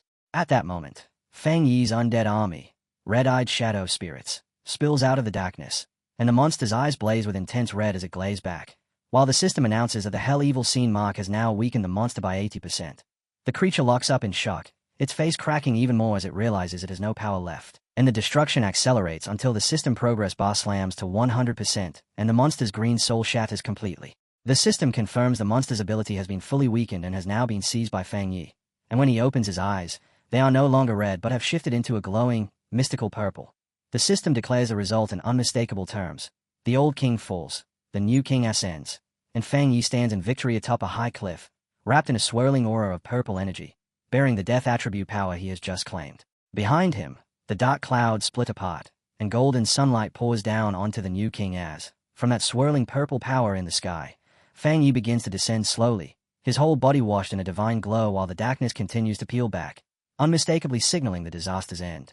Below, the survivors can only stare in stunned disbelief. Su Qingying braces the injured Chen Ruo on her shoulder, while Jiu Yuro pushes her glasses into place with trembling hands, still shaking as she tries to understand how the sealer not only lived through the Anomaly King's inevitable death rule, but even seemed to call up spirits from hell to devour the monster. And Elder Wu looks up with all laced with a grim realization as he thinks that Fang Yi's strength may be far beyond what they ever assumed. Fang Yi has done what shouldn't be possible. Since he couldn't escape the death rule, he shattered it, then seized the very power that governs life and death. And Jiu Yuro turns to Elder Wu to ask whether humans can truly wield something like this. Yet as she stays up at Fang Yi, she glimpses the ghostly skeletal face of the Death King layered over his own, and panic spikes through her as she wonders if the Anomaly King has awakened inside him. Before that fear can spread, Galen steps in wearing a confident smile and tells Jiu Yuro to look closer at the battlefield, because across the emptied land something miraculous is unfolding. The shadowy spirits Fang Yi summoned aren't attacking at all, and instead the people believed to be dead are sitting up, unharmed, as the death power is being turned toward saving them. Among the broken rubble the villagers discover Qingying, bruised and battered, but alive. And when she comes to, she looks around in confusion while Grigali blurts out, asking if she wasn't already dead, confirming that she has been brought back. All around them, the people of U City lift their eyes to Fang Yi floating above, and the crowd splits. Some see that dark aura and call him a death god, while others insist he is the sealer who saved them. Then the little girl who was rescued earlier cuts through the arguing, loudly complaining that the sealer's name sounds ugly, and with a bright smile she recalls the golden flames that shielded her, declaring that to her he is their god who defeated the evil. High in the night sky, Fang Yi decides it's time to end the conflict once and for all, so he raises one hand and summons a massive, jagged scythe forward from dark purple energy, and with a cold, unyielding expression, one eye glowing red, he declares that everything must end now. He swings the enormous weapon downward and unleashes a gigantic arc of purple light, making the U City pioneers on the ground, including Chen Feng, gape upward in absolute shock at the sheer spectacle of power. The strike rips straight through the dark energy barrier that had sealed the city, then slams into the swarm of red, ghost-like spirits in the air, shredding and absorbing them with terrifying force. And amid the raging storm of red and black energy that follows, Fang Yi orders the spirits to return to where they belong, before shifting his power again and drawing on his yang attribute to unleash a mass purification. He stretches out his hand and releases a blinding surge of golden light, letting it sweep across the battlefield to scrub away the last traces of death energy. And the survivors can only watch in awe as that brilliance punches through the darkness and turns the night bright as a second sun. When the technique finally ends, Fang Yi feels a quiet relief because the fighting is truly finished at last. Not far away, Chen Ruo breaks down crying and throws her arms around Chen Feng, overwhelmed with joy that they made it through. While Fang Yi, fully aware that battling the King of Death drained an enormous amount of his spiritual power, can't help worrying about what unknown side effects might come from the death brand he absorbed. Still, he slowly descends from the sky and lands lightly among the ruins. The moment his feet touch down, Lin Yi barrels in without warning and tackles him into a fierce hug, shouting in pure relief for her brother and leaving Fang Yi momentarily confused, until he gently steadies her and pats her head to comfort her. She blurts out how terrified she was that he'd died, and Fang Yi only smiles and tells her everything turned out fine. Then Fang Yi's sharp gaze catches something off to the side, and he turns to see Su Qingying standing there with a bright smile, thanking him, which makes Fang Yi look a little lost until Su Qingying glances past him toward the survivors, where the U City captain, Chen Ruo, is sitting on the ground sobbing with relief as she clutches her teammate, and Fang Yi watches that scene with a warm smile before asking whether Chen Ruo's sister is still alive, thinking that in the middle of so much misfortune, saving her is a rare piece of good luck. Meanwhile, the tone among the leaders is far heavier as Elder Wu receives the final damage report, and the sight alone is bleak, rows of body bags and coffins laid out. While the numbers cut even deeper, nearly half of U City's population is gone, most of them ordinary people, and of the 1,500 pioneers who came to help, 50 are confirmed dead, 30 are missing, and more than 1,000 are injured. Elder Wu lowers his eyes with a hard, steady expression and speaks about reconstruction and the necessity of ensuring the victims' families are compensated, with Jiu Yuro standing behind him and adding that Shin City will also lend support to the devastated city. Beside them, Sister Lan looks down, guilt and frustration weighing on her, and she asks her teacher if they can finally make the spiritual energy recovery public, admitting she feels useless because they couldn't save everyone while still keeping secrets. Elder Wu answers her with kindness but no hesitation, telling her that a decision that big isn't theirs to make, then reminding her that ordinary people aren't as fragile as she believes, that many have already pieced together the truth and are preparing themselves for what's coming. And as he sets a reassuring hand on her shoulder, he tells her she doesn't have to carry the burden of the entire world alone. Nearby, Jiu Euro smiles and says she originally came to meet the sealer, but now she can see her help is no longer needed. And the leaders watch as Fang Yi is swallowed by a crowd of cheering pioneers, all of them realizing this battle has pushed him into the center of the nation's attention. The voices rise together as the crowd chants his name, calling him their god and thanking him for saving them. Meanwhile, the shockwaves of the battle spread worldwide, and Elder Wu understands that publicly confirming Xia Nation's pioneer, the sealer, defeated the Anomaly King isn't just good news, it's a blunt warning aimed at every other country. Spies from all over scramble to dig up intelligence, furious that they still can't figure out Fang Yi's real abilities. While Elder Wu calmly recognizes what will happen once the full details of the Yu City incident go public, the world will conclude that Xia Nation, through Fang Yi, has deciphered the king's rule in a way no other nation ever managed. And that fear alone will keep other nations from daring to move against Xia Nation. Because Fang Yi's victory has handed his country an enormous strategic advantage. With that settled, Elder Wu turns to his own people and orders them to return at once and begin analyzing every scrap of data from the scene, then delivers a forceful speech that reminds them the path ahead is long and that they cannot lean on the sealer to solve everything for them. Sister Lan and Jiu Euro smile as they agree with their teacher, and Jiu Euro adds that retirement is out of the question anyway, promising that their Shin City team will be the ones to handle whatever comes next. Later, at his villa in Tai City, Fang Yi lounges in a large bathtub, idly scrolling on his phone while his thoughts drift back to the battle, remembering how, after the area was cleared, officials discovered a dark attribute spirit crystal left behind by the King of Death and presented it to him as a thank you gift. Still holding his phone as he tallies up what he's gained, he also recalls the yang attribute spirit crystal Chen Ruo gave him earlier, and as two glowing crystals appear before him, the purple dark crystal alongside the golden yang crystal, he realizes he now possesses two top-tier attribute crystals. Fang Yi rises from the water and decides not to wait, reasoning that even though light and dark attributes normally clash, the system has already acknowledged him as a new King of Death, so absorbing dark energy should be safe. He presses the purple crystal into his chest and lets that dark power coil and swirl around him as a system window appears to confirm it has detected the dark attribute and identified the spirit crystal, then announces it is beginning an ultimate calculation and starts generating a brand new technique. Not long after, the system reveals the result, a dark attribute technique called Death Walk. And the moment Fang Yi activates it, purple shadows wrap over his body while the system explains the skill allows him to teleport through darkness. He thinks that even if the name sounds ominous, it's essentially a teleportation ability, so to test it he disappears from his second-floor balcony and instantly reappears on the level below, satisfied as he notes that a technique combining evasive potential with mobility is incredibly valuable in combat. Afterward, Fang Yi examines his internal condition and realizes that surviving the Death Brand trial has altered his body so that it can directly absorb dark attribute energy. He summons his skeletal avatar and senses that his command over dark spiritual power has surged, and having absorbed energy from the Anomaly King's spirit crystal, he feels himself closing in on a breakthrough to the legendary Vajra realm. He then turns his eyes to a cabinet where a warm golden glow is leaking out, and there it is, the Yang attribute spirit crystal, the reward Chen Ruo had promised him. Fang Yi remembers with a wry sense of humor that after the battle, city officials decided it was far too casual for Chen Yu to hand over something that valuable in private, so they staged a grand, formal ceremony to present it to him properly, and he even heard they'd gone as far as putting up a statue in his honor. Letting that memory drop, Fang Yi lifts the golden crystal, thinking that coming into possession of two top-tier crystals is a rare stroke of luck, then holds it up near his eye to study the pure yang energy churning inside.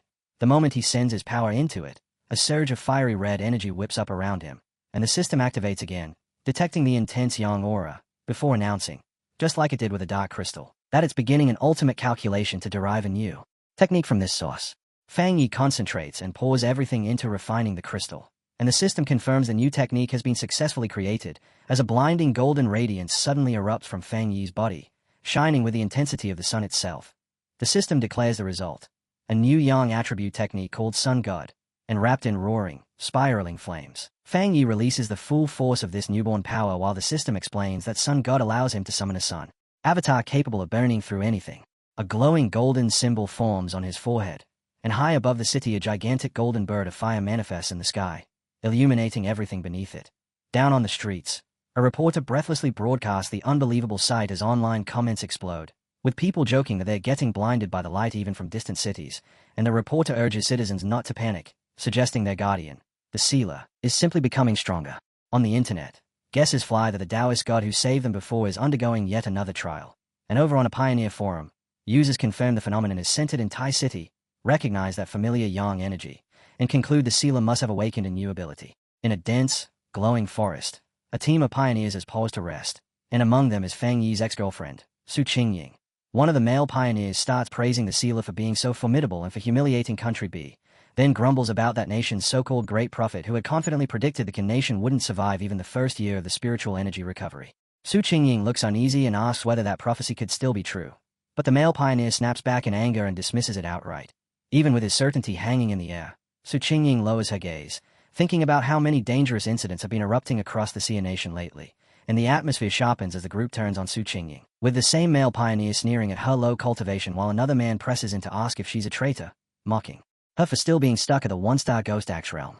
He jabs at her by saying she used to be some rich young miss, but in this new world she's the one who's worthless. And Su Qingying folds her arms tight, forcing herself to hold on to what pride she has left as she fires back that their so-called strength is nothing impressive compared to the sealer. She challenges them outright, saying they don't have the right to sneer at her until they can stand at his level.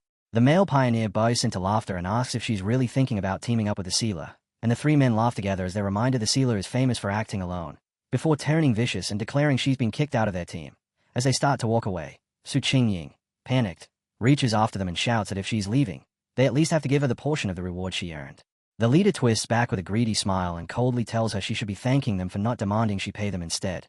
Then he snaps his power forward in a blast of wind energy that slams into her and throws her backward as he yells for her to get lost. Su Qingying lies there trembling with pain and fury, silently swearing that they'll pay for what they've done. Soon social media is overflowing with fear as that so-called great prophet from Country B announces a new prediction, that the Xia nation will be destroyed within a year. And inside the Thai Spirit Association office, the association superior brings it up with Fang Yi, explaining that these rumors are rattling the local pioneers. Qingying adds that Country B is deliberately using psychological warfare to undermine their citizens' confidence, and the superior follows by saying word of Fang Yi's power has already spread, pushing Country B into more aggressive moves, to the point that there are even rumors they manipulated events to trigger a near disaster in another city. The superior admits the whole situation was abnormal, because every sign suggested the disaster should have occurred in Country B, yet it almost wiped out their own elite forces instead, and with panic rising, the association decides Fang Yi must respond publicly. He walks up to a computer and, with a single keystroke, sends out a message from his verified profile, Sealer 5, posting one short, forceful sentence. The apocalypse won't catch up to my speed of breaking through. The internet detonates instantly as a tidal wave of comments pours in, survivors insisting they saw Fang Yi destroy the Death King, and people begin ridiculing Country B's prophecy. Fang Yi figures the fastest way to silence them is to state the one fact nobody can argue with, his strength. And across the nation pioneers stare at their screens in shock as they realize Fang Yi is breaking through yet again, then erupt into cheers for the god of Great Xia, convinced that even if the hell that prophet predicted reaches their city, Fang Yi will be there to stop it. Meanwhile, inside the enemy's headquarters, Country BS information post, the atmosphere is pure chaos, with staff working themselves ragged while cursing the sealer and his frightening power, still unable to obtain even his personal data. The Country B Pioneer Network's data expert finally snaps, roaring at the team for failing to dig up information on this single person and threatening to fire every last one of them. Back at the Thai Spirit Association, the atmosphere settles, and Fang Yi tells the superior that his statement should be enough to quiet things down, drawing a laugh from the superior as he thanks him. Then an assistant suddenly rushes in clutching a tablet, face tight with panic, and reports that a new restricted area has appeared in the western region of the Xia nation after two powerful attributes collided, with the military already locking the place down. Fang Yi immediately asks what attributes are involved, and the assistant explains it's a blend of Yang attribute and Dark attribute, two opposing forces crashing against each other so violently that the zone is lethally dangerous, yet packed with enormous opportunity. The message also states that Sea Mystic Ju Euro from headquarters sent this notice specifically for him, inviting him to go the next morning, and Fang Yi accepts on the spot, clenching his fist as he thinks this is the perfect chance to test the two new abilities he's just obtained. Not long after, in the barren stretches of Western Xia Nation, a military convoy rolls toward a swirling vortex known as the Black Sun Pool, until one armored vehicle pulls to a stop and Fang Yi steps out with Galen. Fang Yi remarks that they had to bring so many people purely for monitoring because of the black wind and rain curtain, a natural barrier they still have to break through, and he stands composed before the raging storm, studying the magnificent, chaotic clash of Yang and Dark attributes twisting within. At his side, the team asks whether he's ready, and facing the gigantic tornado of dark power, Fang Yi steels himself to meet this new challenge. Outside the black wind and rain curtain, the restricted zone lies under a colossal dark tornado, and Sister Land begins introducing a set of newly arrived pioneers, explaining that they are elite members dispatched from headquarters in Shan City and High City. She adds that these arrivals are the same type as Fang Yi, top-tier geniuses of the three-star spirit creation realm who are expected to step into the Vajra realm soon. As she speaks, the newcomers emerge behind her, spiritual power rolling off them, and a blue-haired man steps forward to introduce himself as Wang Lan, the new captain of High City and a 3-star water attribute pioneer. While at his side stands a spiky-haired man named Song Yiming, an elite Shin City pioneer wielding formidable dual wind and fire powers. Wang Lan offers a polite apology for arriving late, and Xiaolan addresses the whole group, reminding everyone of the rules for entering a restricted area before challenging them to rely on their own abilities to break through the dark curtain and push inside. Fang Yi remains silent, red eyes faintly glowing as he notices the two new captains staring in his direction, and Song Yiming answers with a dismissive snort, clearly unimpressed and eager to prove himself as he steps forward and declares he'll go first. He drags a large blade from his back, poised to display his strength, and as he channels his power into the weapon he thinks to himself that at least half the reason he took this mission was because of the sealer. He'd heard plenty of rumors about Fang Yi's rare yang attribute, and he came here wanting a direct comparison of strength, so the instant he commits, flames burst off his body as he springs into the air and triggers his dual powers, mixing blue wind energy into the blazing fire on his sword. He boasts that his fire attribute is the purest and that he uses wind to drive it to its absolute limit. Then with one heavy swing he sends a roaring wave of fire and wind crashing into the dark barrier. Galen watches and acknowledges that Song Yiming truly is a genius who has pushed both attributes to their peak. And when Song Yiming lands, the force of his strike has already carved a passage through the darkness. He gives a contemptuous scoff, saying the barrier is nothing more than fake bad weather and it's easy for him to break. Then Wang Lan steps up, deciding it's his turn, and he releases his spiritual power to form a sharp, blue water construct before charging into the dark storm. As he moves, he shapes a protective water umbrella around himself, using that defensive technique to force his way through the brutal conditions, and inside the churning blackness the water shield shines bright. Yet even so Wang Lan can feel the frightening pressure of the dark climate pressing down, realizing that if he'd come here right, after only just reaching the 3-star spirit creation realm, he might have died. He looks up, stunned, trying to comprehend how yang attribute and dark attribute can truly coexist. Because ahead the huge vortex of clashing energies is twisting across the sky, and nearby Song Yiming pinches up a trace of dark energy, remarking that it feels icy and repels the human body, thinking that simply enduring this environment is impressive enough. Wang Lan grows uneasy and guesses that maybe Fang Yi handles the pressure so well because his fire attribute is naturally close to the yang attribute, then comments aloud that breaking through the curtain is genuinely difficult. In the next instant, Fang Yi answers by detonating a surge of golden flame, using a fire slash to rip straight through the darkness, forcing Wang Lan and Song Yiming to spring away as the golden figure streaks past. Wang Lan shakes as he recognizes that unmistakably pure yang attribute, and Fang Yi cuts through the final layer of the barrier, tearing open a massive window of light. With Sister Lan at his side, he stands there as if it took no effort at all and greets the others casually, saying they've been waiting a long time, and that presence alone hits like pressure, leaving Song Yiming and Wang Lan staring in open shock because the sealer has crossed the lethal barrier as if it were nothing. Wang Lan finally asks how Fang Yi is keeping the black wind and rain curtain split apart, and Fang Yi lifts a sphere of golden energy, explaining with calm simplicity that the method is straightforward. As long as you use a yang attribute stronger than the surrounding dark attribute, you can suppress the darkness. He admits it consumes a huge amount of spiritual power, but says it can be maintained as long as you have sufficient reserves. Song Yiming bristles, irritated that Fang Yi can call something like that simple, while Wang Lan can't help wondering whether Fang Yi is truly even in the same realm as they are. And Sister Lan just smiles and tells him he'll get used to it, because every genius pioneer reacts the same way the first time they witness Fang Yi's abilities, while Fang Yi merely returns an easy smile, completely unfazed by their disbelief. All at once, the system warns him that a pollution source has appeared along with an A-level dark anomaly, and the ground immediately begins to quake with violent force.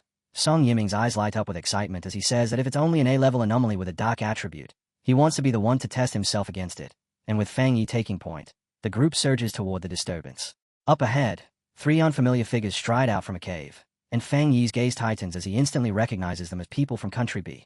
Sister Lan and Song Yiming stiffen in shock at the sight of outsiders here, and Sister Lan quickly realizes these strangers have already destroyed the anomaly, so she shouts that there are no other authorized pioneers scheduled for today and concludes they must be stowaways, then demands to know exactly who they are. The 3 intruders don't flinch as they stand their ground, a blonde man in a purple shirt, a muscular man with long black hair, and a third figure hidden under a hood. And the blonde man with an arrogant smile as he introduces them as pioneers from Country B who came here to train. Song Yiming erupts with fury, yelling that this is Xia Nation's territory and they have no right to enter a restricted zone without permission, and Sister Lan backs him up, ordering them to leave at once.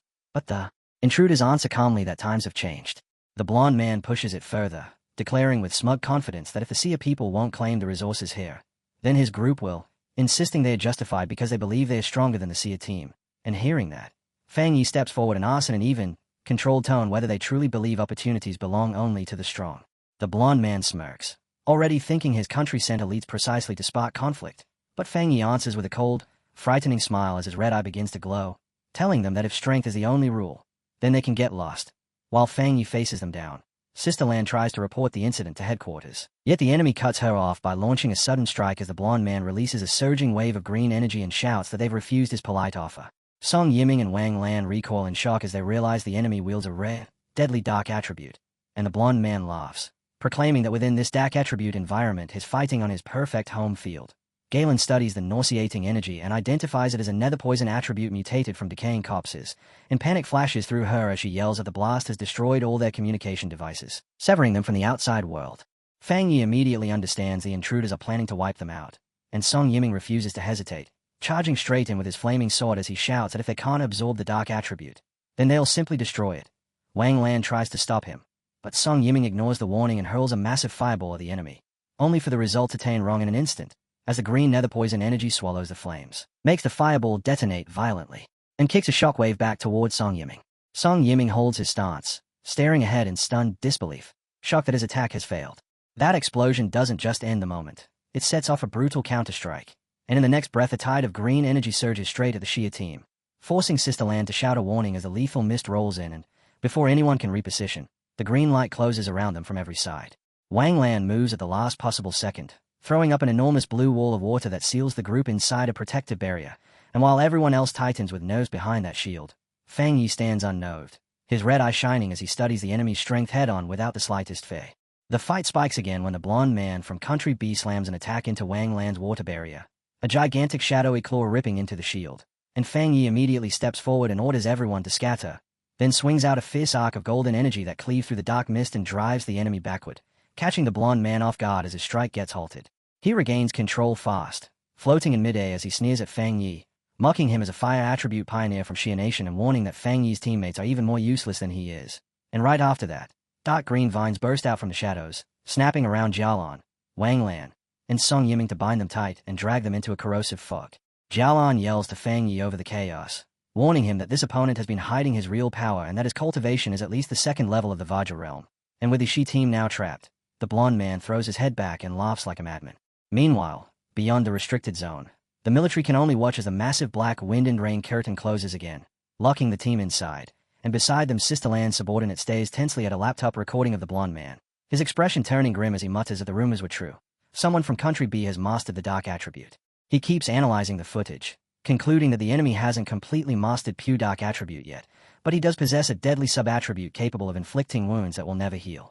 Back inside, the blonde man gloats that Fang Yi's partners have been poisoned and will soon rot to death, their spiritual power turning into his nourishment, and he demands that Fang Yi come back with him to the Great Country B and become part of him. And with everyone pinned in place, Sister Lan screams at Fang Yi to strike back. In response, golden flames detonate from Fang Yi's body, blasting the darkness away as he mocks the enemy and asks whether he still hasn't noticed something crucial about the way their powers match up. And then Fang Yi expands his bonfire domain, forming a massive sphere of golden light that forces the nether poison outward. He challenges the blonde man again, asking if he's shocked that the poison doesn't affect him at all, and the blonde man can only stare, utterly confused, as Fang Yi smiles with calm confidence and unleashes an enormous torrent of fire, not at the leader, but straight at the two subordinates down on the ground. The blonde man's fury spikes as he sees his defenses cracked and his men suddenly under attack, and Fang Yi springs up into the air and jeers at him, asking if he's really not going to save them, only for the blonde man to snarl that Fang Yi is arrogant as he calls forth a huge, compressed sphere of poison mist and shouts that as long as Fang Yi is human, there's no escaping its power. Ignoring the threat completely, Fang Yi charges straight into the incoming attack, his flaming sword carving a blazing path through the sky. And the closer he gets, the more the blonde man's face twists from confidence into pure shock as recognition finally hits him. With a jolt of horror, the blonde man realizes what Fang Yi is wielding, the Yang attribute, the one force that can truly counter him. And Fang Yi lifts his burning sword high and calls out the name of his strike, Skyfire Slash, then brings it down in a single overwhelming swing that tears clean through the enemy's defense and his body, splitting the blonde man in half. Stunned beyond belief, the blonde man can't accept it, unable to understand how a human could command a power so close to that of an anomaly king. And as his severed body collapses and falls apart, he's left in a dazed, defeated confusion while Song Yiming and Wang Lan stare on in absolute shock. Even coughing up blood, the blonde man refuses to die, and drawing on the dense dark energy saturating the area, he uses green vines to haul his two halves back together, shouting that with a dark attribute this rich, Fang Yi can't kill him. Fang Yi just hovers in the air with a bored expression, thinking to himself that the nether poison attribute is too weak and that its healing ability is miserably low, and he decides this opponent doesn't even deserve his ultimate move. Then the blonde man suddenly stares at his own hands, bewildered, and as he realizes his regeneration has stopped, he screams out, demanding to know why he isn't healing anymore. Fang Yi answers by snapping his fingers, and the power he had quietly planted behind the enemy detonates in a violent burst of golden light that wipes him out completely. And after it's over, Fang Yi drops down lightly, strolling away from the scorched remains with the same cool, unbothered attitude. He extends a hand toward Wang Lan and Song Yiming, and crackling blue lightning coils around them, homing in on the green poison patches across their bodies, and Fang calmly explains that it's stripping away the dark attribute, leaving both pioneers staring at him in amazement. After that, he reaches over and taps Galen on the shoulder as well, purifying her too, and she can only voice her shock that he killed a Vajra realm pioneer so effortlessly. Fang Yi turns a moment over in his head, concluding that the blonde man didn't reach the Vajra realm through any normal path because his spiritual power felt contaminated and impure, and he finds it equally suspicious that the enemies acted as if they didn't even know he existed. Sister Lan admits she's confused too, but then she remembers an internal rumor. Years ago, Elder Wu threw his own body in the way of a strange disaster that was supposed to strike Country B, and they start weighing the idea that the rivalry between the two nations has always been intense, and that Elder Wu likely became a target precisely because of that heroism. The tension finally breaks when Song Yiming explodes with excitement, declaring that from now on he'll hang a portrait of the sealer beside his bed to push himself forward. And Wang Lan, dead serious, asks him if the Yang attribute has finally broken his mind. Fang Yi turns away from the group and tells them that even though he has removed the dark attribute, their condition still isn't good enough for them to enter the core area of the restricted zone. Fang Yi tells Sister Lan to either escort the others back or have them train in the outer area, and as he says it, he turns and walks forward alone into the churning wind and dust, leaving the team behind, because with his eyes burning gold he makes his real purpose clear. He intends to see the core of this restricted area's true face with his own eyes. He stops by himself before an enormous, terrifying storm made of blue lightning and dark energy, the sky splitting with raw force as he steels himself to step into the deadly core that nobody else can reach, and when Fang Yi finally strides into that storm, Sister Lan, Song Yiming, and Wang Lan can only stand and watch. Song Yiming, stunned by that audacity, stays in outright disbelief, while Wang Lan turns to Sister Lan and asks what their odds of success would have been if they'd gone in without him, and Sister Lan answers with a bitter smile that she used to be the top candidate to succeed Elder Wu. Yet ever since the sealer arrived she's accepted being second. Song Yiming and Wang Lan are shaken to hear that their proud leader's mindset has changed so drastically, but before they can say more, the dark energy overhead suddenly crackles with violent intensity, and Song Yiming panics and yells, demanding to know what's happening. Sister Lan senses the danger instantly and screams for her teammates to dodge, and a defensive barrier snaps into place just as an immense wave of dark energy detonates into a gigantic explosion, blasting through even their precautions and hurling Sister Lan, Song Yiming, and Wang Lan backward through the air. The blast gouges massive trails into the ground, and when the three pioneers finally hit and lie battered across the scorched earth, they understand that this overwhelming destructive force is the restricted area core revealing its real nature, so they lift their eyes in awe and see a horrifying landscape shaped like a giant fiery eye, exactly like the satellite images they had studied. Galen points out that Fang Yi is already ahead of them, suspended in the storm's center, and there Fang Yi hovers with his body acting like a bridge between golden fire wings and jagged spikes of dark purple energy as he studies a sphere of darkness gathered in his hand. He frowns in confusion at the strange reaction he's sensing, and then he realizes the impossible is happening. These two opposite attributes, yang and dark, are slowly blending into an entirely new kind of spiritual power, the energies spiraling together as a chaotic vortex that won't settle. The system warns him that it has detected a tremendous change of heaven and earth caused by the collision of yang and dark attributes, and as the reaction surges, Fang Yi's body seems to split down the middle, one side turning into a skeletal shadow while the other blazes with golden radiance. Then the system declares the birth of a completely unknown attribute, turbid yang, and Fang Yi steadies the fused energy in his grasp as the system immediately begins collecting data to write a brand new technique rooted in this power. Fang Yi concentrates, drawing that twisting vortex of purple and black energy up into his head and absorbing the newborn attribute into himself. And in the next instant his eyes erupt with a blinding white glow. The system confirms the result. He has obtained a new technique, the Spirit Turbid Eye Technique, a power that governs infinite transformations and deals with illusions and reality. And as that new force takes hold, the dark energy inside the crater abruptly disappears, drained completely as the vortex sucks it dry. Song Yiming can only stand there dumbfounded, wondering if the dark attribute has fused with the yang attribute and birthed some kind of monster. But Sister Lan catches something off in the air around them and asks the others if they feel it too. And as they focus, they realize that even though this new spiritual power looks frightening, the instinctive rejection and terror the dark attribute normally brings has vanished. Wang Lan proposes they use this pure energy to cultivate.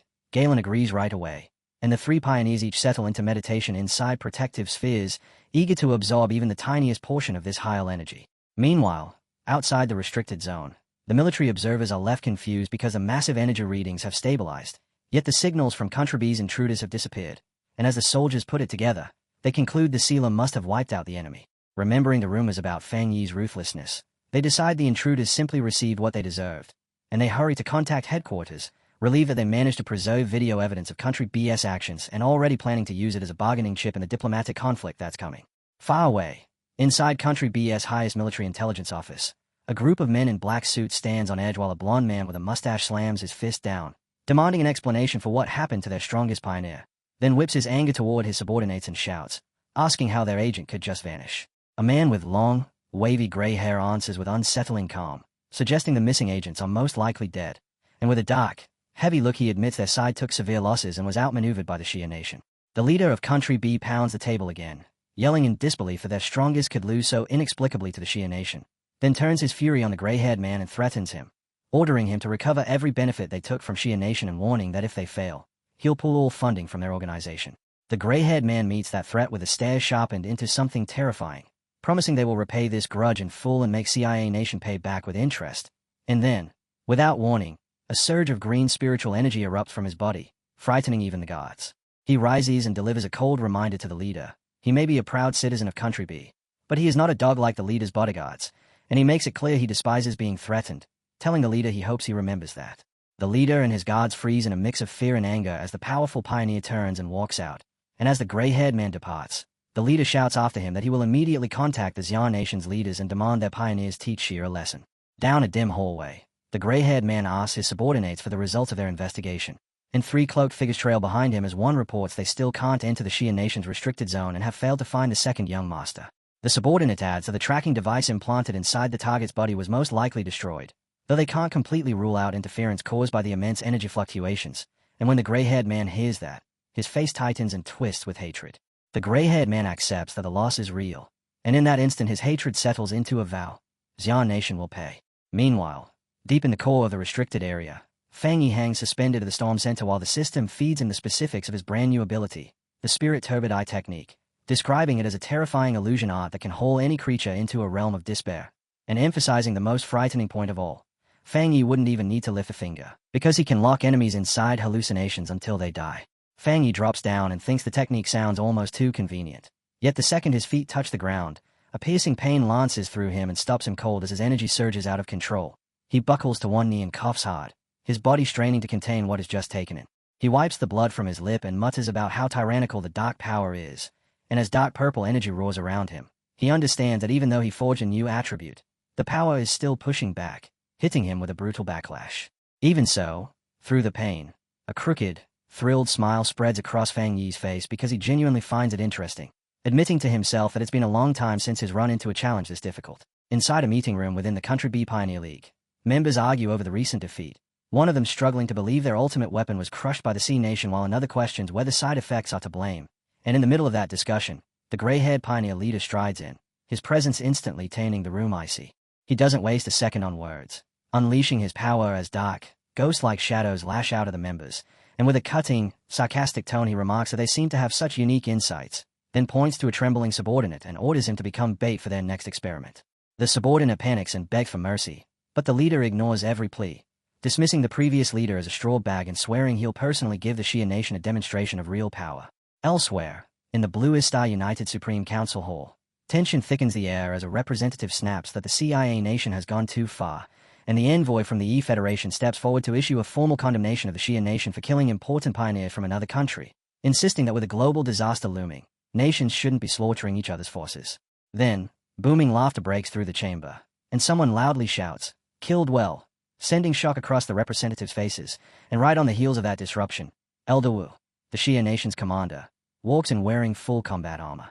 He surveys the room with open mockery and tells his men to swap everyone's drinks for chrysanthemum tea, implying they need to cool their internal fire and calm down. And when the gray-haired pioneer leader sees Elder Wu, he's briefly caught off guard, though he immediately discards any niceties and demands an explanation for how his country's powerful pioneer ended up dead within Shia's borders. His suspicion sharpens as he studies Elder Wu and wonders how he recovered it all. But Elder Wu answers by flaring a golden aura and scoffing, asking whether the man truly believes is qualified to demand explanations from him, then firing back with an accusation that country BS pioneers struck first and are now trying to play the victim while acting as the aggressors. The gray-haired leader demands proof of those accusations, even as fear chews at him, because if Elder Wu has truly returned to his peak, then every one of their plans is already hanging by a thread. Elder Wu doesn't rise to the agitation. He simply lifts a remote with steady calm and says that if proof is what he wants, then proof is exactly what he'll give him, and the screen behind him lights up with footage of the blonde leader and his team, clear evidence that Country B's pioneers crossed the border illegally to plunder resources. As the video plays, Elder Wu explains that the intruders destroyed their own recording equipment, yet were still killed in self-defense by Shia's pioneers, and he states outright that those arrogant invaders deserve to die, leaving the whole stunned by how undeniable Country BS treachery looks on display. Elder Wu fixes his gaze on the gray-haired leader and quotes that those who commit injustice will destroy themselves, then issues a hard warning to the entire room. If any other nation dares to steal CIA's resources, they will meet the exact same end. Fury boiling over, the gray-haired leader secretly condenses green energy into his hand and tries for a cheap strike, flinging 3 blades of green spiritual power straight at Elder Wu. But Elder Wu answers with ease, raising a golden barrier that sends the attack rebounding back to where it came from. The reflected force smashes into the gray-haired leader and hurls him backward, and Elder Wu laughs loudly, dismissing it as a meaningless little trick, while the gray-haired leader crashes down onto the stairs and his subordinates scramble to him in alarm. Elder Wu watches the mess with a satisfied look, thinking of Fang Yi, and wondering how many more miracles the sealer will still bring to the Xia nation. Back at the restricted area, an enormous vortex of dark energy churns like a living storm, and Sister Lan, Wang Lan, and Song Yiming stand at its edge staring in, with Galen's face tight with worry as she fears the sealer may be in trouble. Inside the eye of that storm, Fang Yi stands alone, and without warning his eyes blaze with golden light as the power inside him surges to a limit he can no longer hold. So he screams and a colossal burst of golden energy erupts from his body. Then the flare compresses and settles into a dark purple aura. The system confirms that the Spirit Turbid Eye technique has been fully absorbed and that his body will no longer reject the dark attribute, and Fang Yi touches his eye with a confident smile, deciding it's time to test what he's gained. He commands the technique to open, and in response reality fractures into countless purple shards, forming a chaotic new dimension. And as Fang Yi scans his surroundings, he's briefly put on alert when he notices images trapped in those shards, monsters he has fought before. He quickly understands the rule behind what he's seeing, realizing the illusions are built from his own experiences, and that discovery makes the power feel even more fascinating to him, because he reflects that the life-and-death encounters that forged his strength would become a lethal hell for anyone else dragged inside. Moving forward along a road split cleanly between ice on one side and lava on the other, he turns over a new possibility in his mind, thinking that if he were to fuse this technique with the 3 hellish trials of the Death Brand, it would become something even more terrifying. To try it, Fang Yi calls forth spirits of blue energy and blazing orange fire, and the 2 opposing forces whip around each other with violent turbulence until they form a spinning vortex, and at that instant the system flashes an urgent report of a massive overflow in spiritual power, announcing that he is about to break through into the legendary Vajra realm. Fang Yi stomps down hard and the ground fractures apart, and with that sudden surge of advancement rushing into him, a confident smile spreads across his face as he welcomes it instead of resisting. A colossal bolt of blue lightning drops from above, and out of that blinding flash a gigantic golden, armored avatar condenses into form, prompting Fang Yi to spring into the air and charge it head-on, his strike meeting the avatar's body in a white-hot collision that erupts into an explosion so bright it rattles the entire dimension. Outside, Sister Lan and Song Yiming both sense the violent fluctuation, and Sister Lan's eyes snap wide as she blurts that Fang Yi is about to break through to the Vajra realm, while inside, the clash keeps detonating in waves of golden brilliance and blue lightning until, after the blast finally clears, Fang Yi is left hovering in the air wrapped in crackling power. He stays calm, yet a trace of confusion crosses his face as he wonders if that was really all the trial had to offer, and then his red eye gleams as a predatory smile creeps in, because he decides it's his turn to answer back.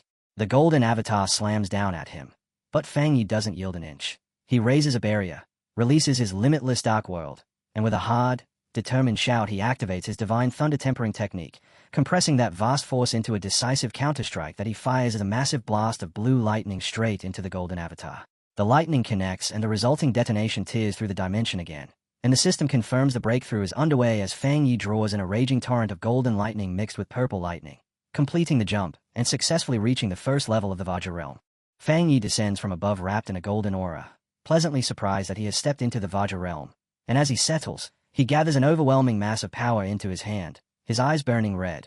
Then with one casual swing he releases a crushing force that pulverizes the nearby rocks. The shockwave hits so hard that Sister Lan and Song Yiming can barely keep their footing, their bodies nearly overwhelmed by the raw pressure of his spiritual power, and the storm born from his breakthrough whips debris in every direction, even flinging an armored vehicle into the water as if it weighs nothing at all. An observer tracking the situation stays in disbelief as the energy data jumps past the maximum limit in an instant, and with suspicion turning into certainty as they watch that golden glow on the horizon, the team realizes the sealer has successfully advanced into the Vajra realm. Sister Lan stands at the rim of a massive crater and notes that the restricted area's spiritual energy has been sucked nearly dry, because Fang Yi absorbed almost everything and left only a tiny remainder, and Wang Lan, stunned, remarks that Fang Yi is like a bottomless pit, though he admits it's still far better for the sealer to take that power than for country BS enemies to steal it.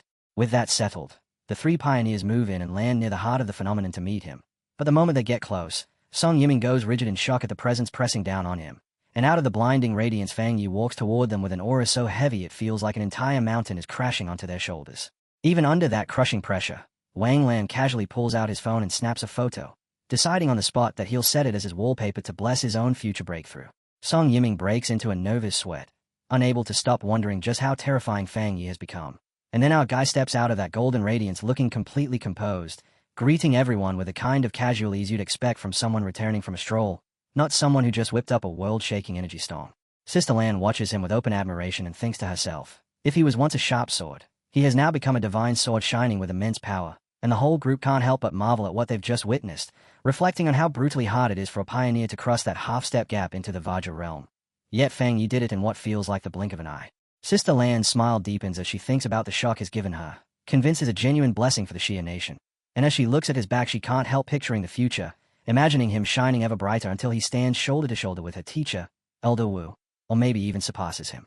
Meanwhile, the news detonates across the internet, with reports confirming that the sealer has broken through again in the Xia nation's western region, and as the comments pour and people connect the dots and realize that an S-level restricted area was drained dry by him, citizens celebrate the rise of another Vajra realm expert, praising their hero and reveling in what it means for their country.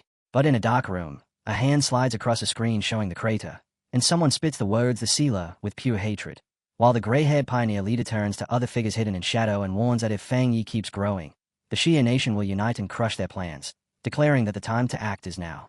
He seethes as he remembers how the sealer ruined their work in Tai City and allowed it to escape destruction, and he swears that this time none of them will get away. And right then a woman with long nails steps forward and produces 2 photos of Fang Yi. She explains that her followers hacked into the Pioneer mobile database and pulled these images to expose Fang Yi's real identity, and the gray-haired Pioneer leader takes the tablet with a wicked grin, telling her he doesn't care what methods they use as long as they succeed, clearly pleased with their collaboration and eager for the moment they can peel back the sealer's true face. At 3 a.m. in a city, a massive red beam of light suddenly drops from the sky and spears a high-rise building, and on the rooftop Jianglu completes his cultivation with a swirling red fire aura twisting around him. Satisfied with the results of his effort, he laughs in triumph and celebrates his breakthrough into the 2-star spirit creation realm. Then, riding that confidence, Jianglu strikes a pose and snaps a selfie, already excited to see how the internet is worshipping the phenomenon he caused. Before he can dive into the praise, one particular notification grabs his attention, and he opens a news report about the sealer breaking through a restricted area and the chaos it stirred online. And as he reads, Jianglu's face flushes with astonishment when he realizes Fang Yi has improved yet again. The shock turns into motivation on the spot as he punches the air, thinking that if a genius like the sealer is still pushing himself this hard, then he can't afford to be content with a small breakthrough. And staring at an image of Fang Yi, he feels a surge of conviction, like he's strong enough to chase those footsteps and follow that same path.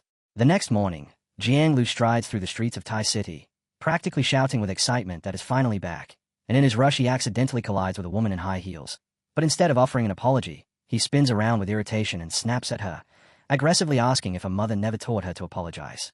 The woman responds with a calm so smooth it feels almost staged, adjusting her sunglasses and giving him a polite apology. Yet behind those lenses a complicated, glowing purple pattern lights up in her eye, and before Jianglu can even process what's happening, a wave of psychic power sweeps over him and the hypnotic technique clamps down. His pupils wash into a dull purple glow as his will drains away, and seeing him fall under her control, the woman lets a sinister smile curl across her lips, then orders the dazed Jianglu to follow her, saying someone is looking for him. Stripped of any resistance, he emptily asks where they are going, but his feet still carry him after her like a puppet. As she adjusts her hat, she murmurs the name of her organization, the Heaven's Choice Cult, and in her mind she pictures their base, a dark and ominous cathedral she reveres as sacred ground, and with her face turning solemn, she guides her captive into a shadowed alley while cloaked figures leap across the rooftops above, silently escorting them. She steels herself, repeating that her mission is to infiltrate Tai City and that she must not disappoint the leader she calls father, And as she leads Jianglu deeper into the dark passage, she swears that Fang Yi's home base will become their new territory, declaring that the Heaven's Choice cult will soon shine across the entire nation. Jianglu comes to in a place so black and frightening it feels unreal, a chamber identified as the repentance room of the Heavenly Chosen Church's headquarters in Tai City. And the moment awareness returns is already screaming in agony under torture, shouting that he doesn't know the person they're demanding information about.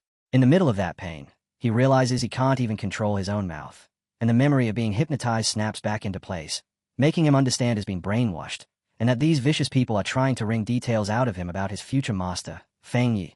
Yet he can't help finding a strange sliver of comfort in the fact that he truly knows nothing to give them. In a grand hall elsewhere, a subordinate reports to a woman dressed like a nun, asking whether the prisoner has spoken, and the nun-like woman continues praying as she answers that although she forced him to talk, he appears far too ignorant to be of any real use. The subordinate hesitates, worrying aloud about whether Jianglu is even qualified to serve as bait, and voicing his fear that the sealer might not bother coming to rescue someone like him.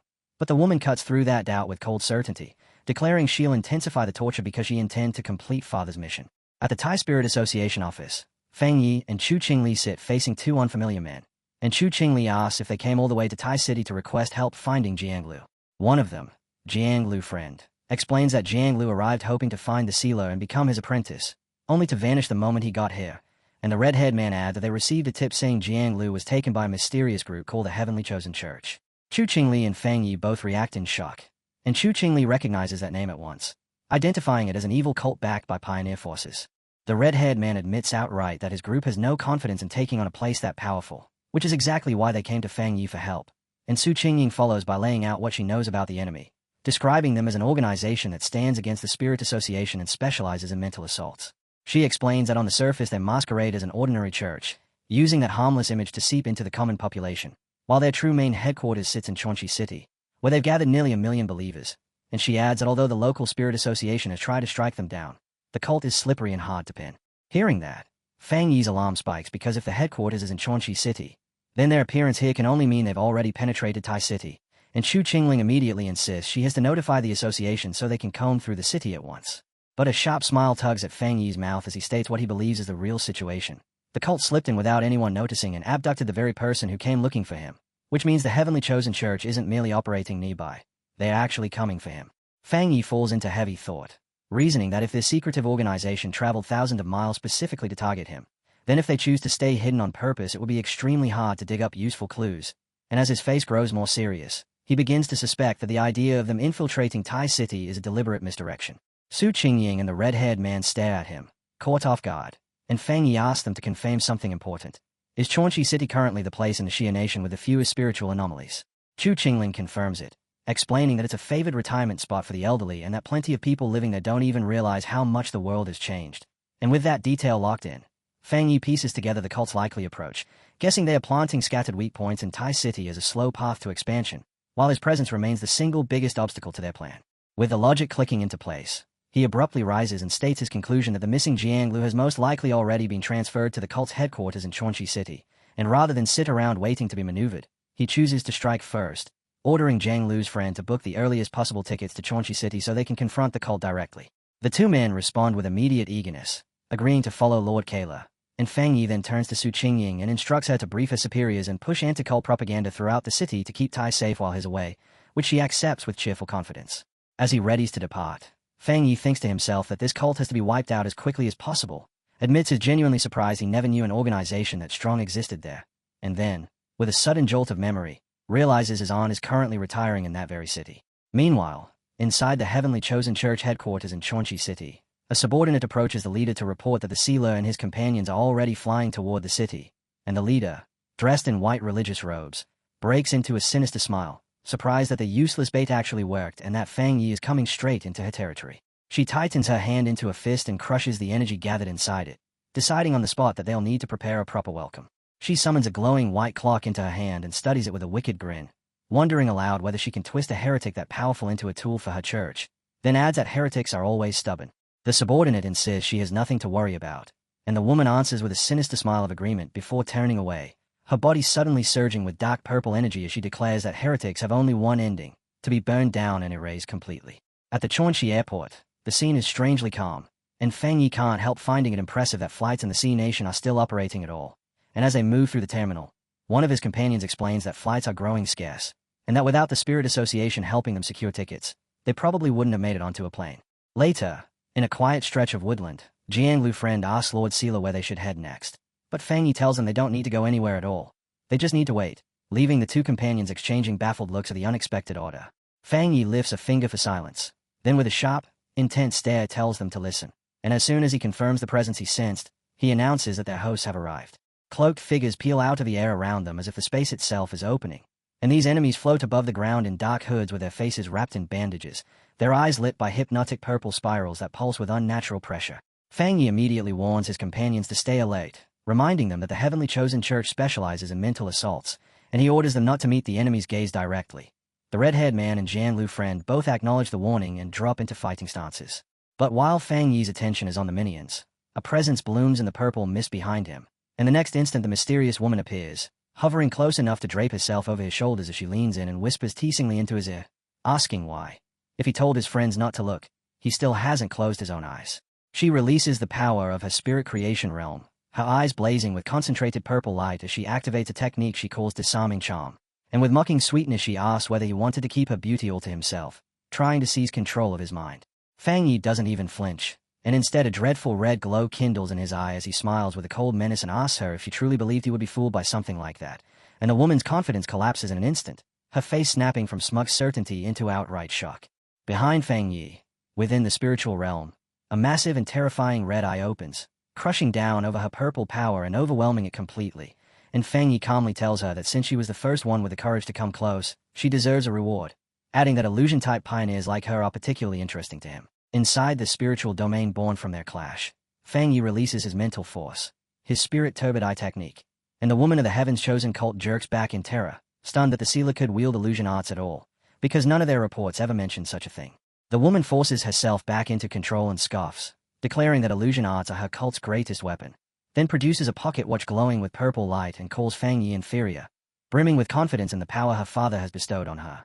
Inside the illusion she casts, she believes she has already cut Fang Yi cleanly in half. Yet when the moment passes, Fang Yi is still standing there untouched, wearing a smug smile, and he coolly tells her to keep going, an answer that leaves her frozen in shock. Then Fang Yi takes his turn, remarking that an opponent this lively makes the perfect test subject, and a huge sphere of red energy packed with dark spirits manifests in front of her, swallowing her whole as Fang Yi's power crashes down. She screams because the illusion is unbearably real, and wise, her own abilities refuse to respond, and from that darkness chains crawl outward and snap into place, stretching her up and crucifying her above an inferno of flames. Desperate, she shrieks that she is a child chosen by her god, but humiliation and terror slam into her at once as she remains trapped, ringed by darkness and countless hostile red eyes, her certainty splintering as her mind begins to crack under the pressure. The illusion devours what she thought was reality, and she spirals into panic until she forgets who she even is, and with shadow monsters towering above her, Fang Yi descends like a judge, his presence crushing her from every direction. In that moment she understands how weak her skills truly are, and that if she keeps resisting she will unquestionably die. And with his red eye glowing in a frightening pulse, Fang Yi demands she tell him everything she knows about the Heaven's Chosen cult's ultimate objective. Shaking, she confesses that father said they must eliminate the Sila to complete their grand plan, and Fang Yi immediately presses harder, demanding more details about that plan and demanding the location of father and his friend Jianglu. She struggles to speak, stammering that they are at the altar, but then her face contorts in sudden terror as a restriction buried deep inside her mind activates, and before she can finish the sentence, a fatal force detonates from within and cuts her off instantly. Her body drops limp and lifeless at Fang Yi's feet, and as the illusion collapses and fades, he stays down at the corpse and understands what happened. She triggered a forbidden restriction planted by father, so he concludes that any follower who tries to expose truly sensitive information is executed on the spot. The woods fall quiet again, and Fang Yi walks through the aftermath where his companions have already been defeated and lie scattered on the ground. And when he senses eyes on him from the shadows, Fang Yi calls out toward the hidden watcher, asking if they really kill their own subordinate just to keep her silent. In response, the cult's minions spring out, purple energy spiraling around clock-like objects in their hands as they shout angrily that they'll capture Fang Yi and use him to make their cult famous. They close in around him and issue a brutal ultimatum, threatening to kill his companions if he refuses to surrender. But Fang Yi only scoffs and calls forth a blade made of pure flame, and as he readies to strike, his glowing eye sweeps across them and dissects what they really are. On paper, their levels look impressive, yet in the instant he reads their foundations he sees the truth, that their strength is hollow, built on something weak. So with a quiet, disappointed look he tightens his grip and unleashes a massive heavenly fire slash, ripping straight through their defenses while remarking that their real combat power is downright pathetic. The cultists are blasted apart by the surging fire, screaming as they are flung back and crash down in total defeat. And Fang Yi steps over one of them and pins him with that terrifying red glow in his eye, making the cultist tremble as he finally understands the hopeless gap between them. A shaking subordinate edges forward holding a strange oval mirror pulsing with purple energy, and Fang Yi studies it with interest as he senses something inside. A dark silhouette forms within the glass, and a voice speaks directly to the sealer, insisting this has all been a misunderstanding. The voice claims the heavenly chosen cult exists to save humanity, boasting that they've already resolved 3 spiritual anomalies in Chuanxi City, and the leader pushes the comparison further, declaring that next to their holy work, the Spirit Association is nothing but incompetence. Fang Yi answers with open mockery, telling her not to start believing her own fabricated story, and then he methodically tears apart the claim, pointing out that Chuanxi City is considered a secure zone with no record of beast disasters at all, which means the anomalies they supposedly solved never existed in the first place. From there, Fang Yi exposes what he believes is the real scam, deducing that the cult manufactures fake crises to lure in believers, siphon wealth, and convert it into cultivation resources for themselves, dismissing that kind of method as utterly despicable. The woman inside the mirror laughs down at him with cold condescension, then reveals more of her strength by turning what looked like an ordinary pocket watch into a vessel brimming with dark energy, and with anger twisting her voice she snaps that Fang Yi has misunderstood their noble cause, claiming that pioneers like him who throw themselves into danger for the Spirit Association are the ones who've been brainwashed. She challenges the very idea of protecting the weak, calling ordinary people a burden that should be abandoned to die so that powerful pioneers can rule. And as her expression warps into full fanaticism, she screams that they are walking a glorious road of evolution. Fang Yi doesn't budge, and his flaming sword suddenly crackles with blue lightning as he bursts forward at blinding speed. The cultist clutching the mirror shrieking in terror while the leader's silhouette watches in stunned disbelief. With a face gone cold, Fang Yi tells her that if she truly believes the weak should die, then she should be the first one to go. And in the same motion he swings, fire and lightning smearing into a single streak, aiming through the cultist and the mirror together. From the other side, the leader can only gape as his strike seems to cut through reality itself, and the mirror explodes into fragments, their connection severed in an instant, and she screams, unable to comprehend how he could shatter what she considered a sacred object. The woman recoils as the flaming slash sweeps past her, barely missing its mark. For a moment it feels real, but she quickly realizes the truth. The strike wasn't physical, it was a powerful illusion. The thought immediately crosses her mind. She had almost been trapped inside Fang Yi's illusion. Fortunately, her real body wasn't present. Within her mind, the experience had been far more intense. In that mental space, an enormous Fang Yi with glowing red eyes dragged her into his domain and cut her down in a single strike, her head falling instantly. Even though it was only an illusion, the damage left a trace behind. A purple crack of energy spreads across her forehead, forming a wound. It stands as proof of Fang Yi's strange and unsettling power. Meanwhile, deep in the forest, a cultist raises a mirror. Inside it, their leader's shocked face appears clearly. She studies Fang Yi through the reflection and comments that his methods are quite interesting. Then she regains control and acknowledges his strength. Since he's this capable, perhaps they should talk. Fang Yi notices the mark on her forehead. It isn't blood. Instead, the wound appears tainted with a dark attribute. From that detail, he reaches a conclusion. His illusion still isn't strong enough to fully trap her remotely while her real body remains elsewhere. So he delivers a clear ultimatum. She and the Heaven's Chosen cult must leave Chuanxi City within 3 days. This is only a warning. If she refuses, then after those 3 days, something much bigger will happen. Blue lightning begins crackling around Fang Yi's hand as he adds another demand. They must release the person they captured. He already understands the cult won't retreat easily, so for now he plans to adapt depending on how things unfold. The woman listens before smiling. She agrees.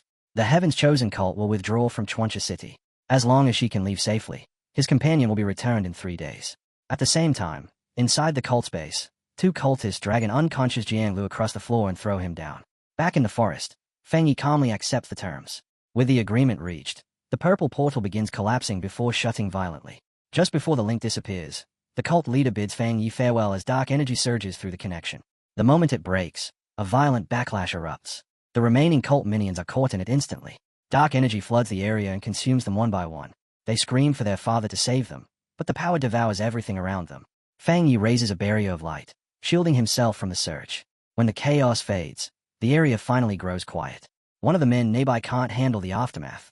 The pressure overwhelms him, and he begins screaming in panic. Fang Yi shifts his attention to Jianglu's companions.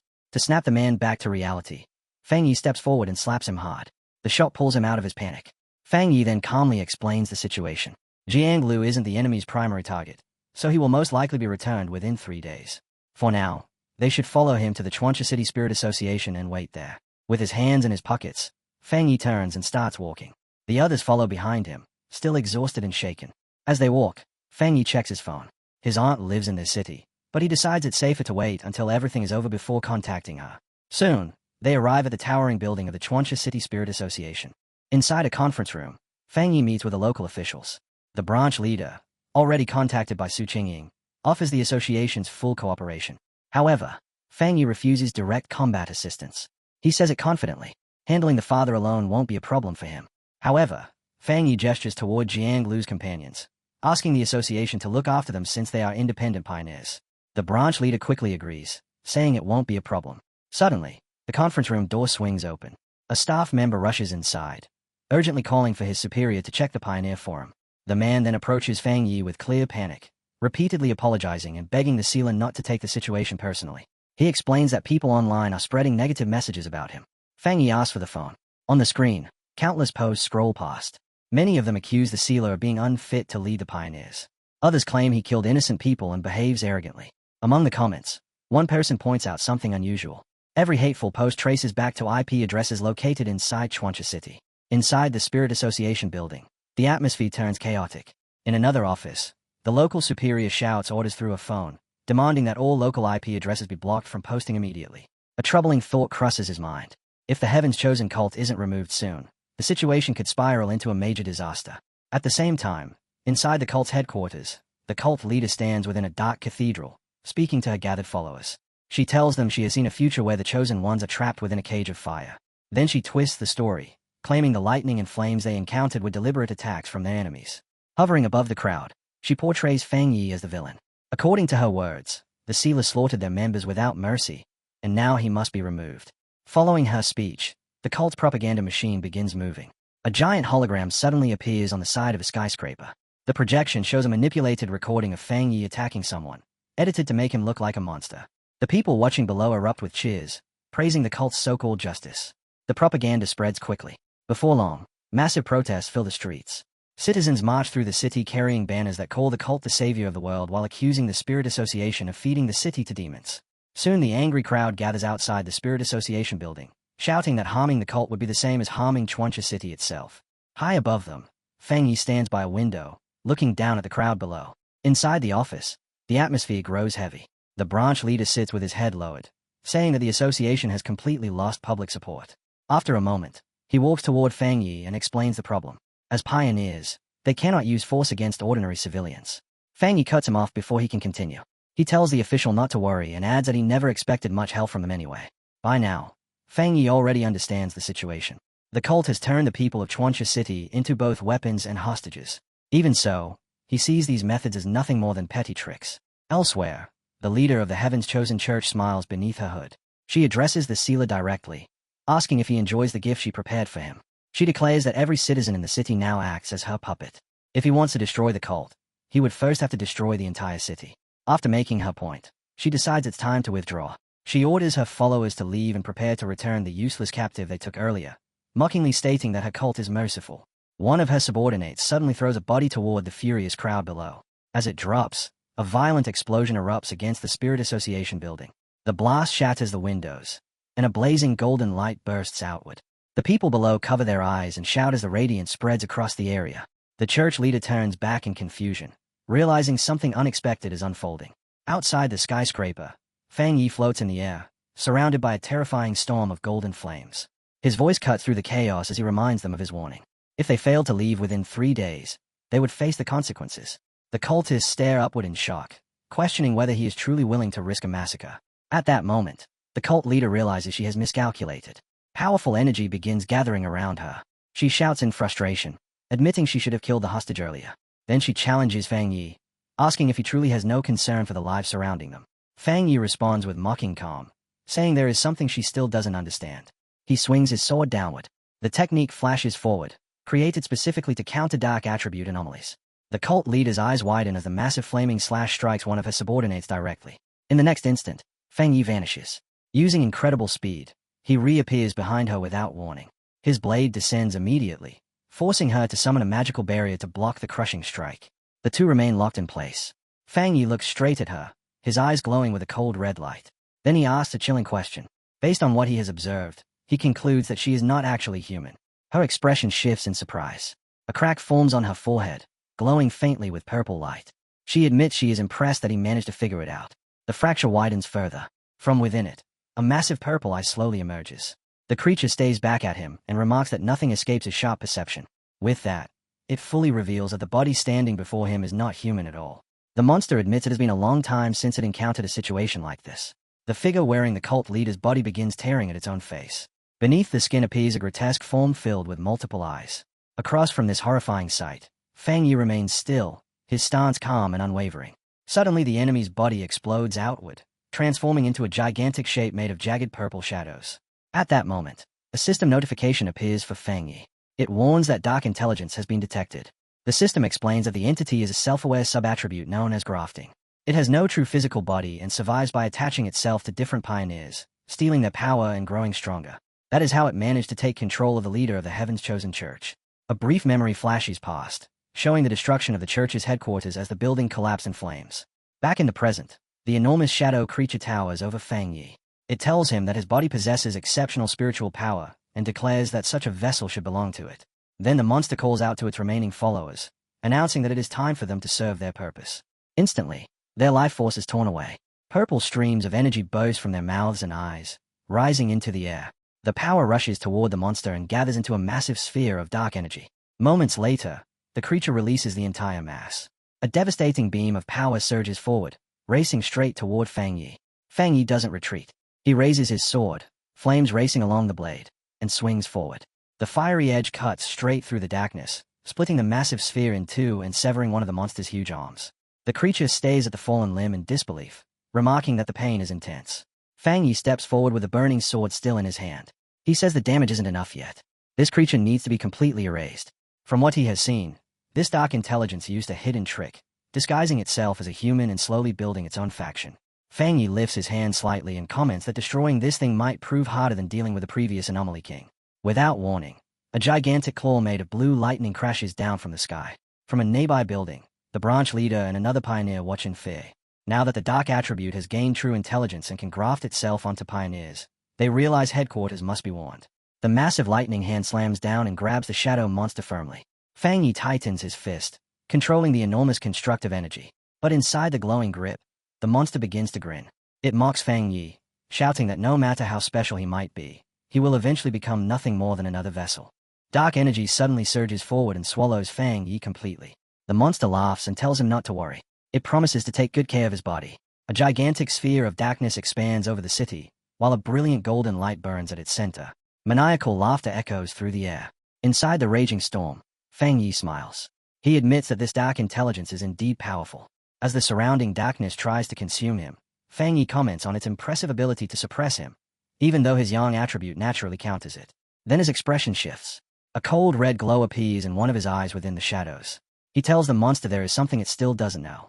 Behind him, a massive demonic face formed from red energy suddenly appears. Fang Yi calmly declares that he cannot be killed. The monster senses the terrifying presence and shouts in confusion, demanding to know what he just said. The purple sphere of energy begins swirling violently as the balance of power starts to shift. Outside the sphere, panic spreads among the people watching. The red-haired man shouts in disbelief, asking if the sealer has truly been swallowed. Beside him, Jiang Lu's friend watches with fear while supporting the injured Jiang Lu. The woman nearby remains hopeful. She insists that Fang Yi will survive, though she admits this dark intelligence is unlike any enemy they have faced before. The branch leader raises his voice and orders everyone to calm down. They must believe in him. Amid the chaos, Jiang Lu slowly regains consciousness. Still dazed, he asks what is happening. His first thought is a frightened question about whether his master has been defeated. But inside the swirling purple dimension, Fang Yi is completely unharmed. He walks calmly through the storm of dark energy, looking around as he realizes something important. He is standing inside the body of the dark intelligence itself. A system window appears in front of him, confirming that his plan worked. The death count increases to 1, activating his death brand. Because he allowed himself to be devoured, the system applies a debuff to the enemy, weakening the dark intelligence's abilities by 20%. Fang Yi lifts his hand and studies it, puzzled by the result. Fang Yi observes his surroundings carefully. Even though he is inside a spiritual space, he realizes he does not possess a spirit body. His glowing red eye shifts downward. Below him, countless glowing blue figures drift silently through the darkness like wandering ghosts. Fang Yi moves closer to one of them. After studying the silhouette, he asks if she is the pioneer most recently grafted by the monster, the woman who once led the Heaven's Chosen Church. The blue spirit floats quietly, her posture heavy with sorrow.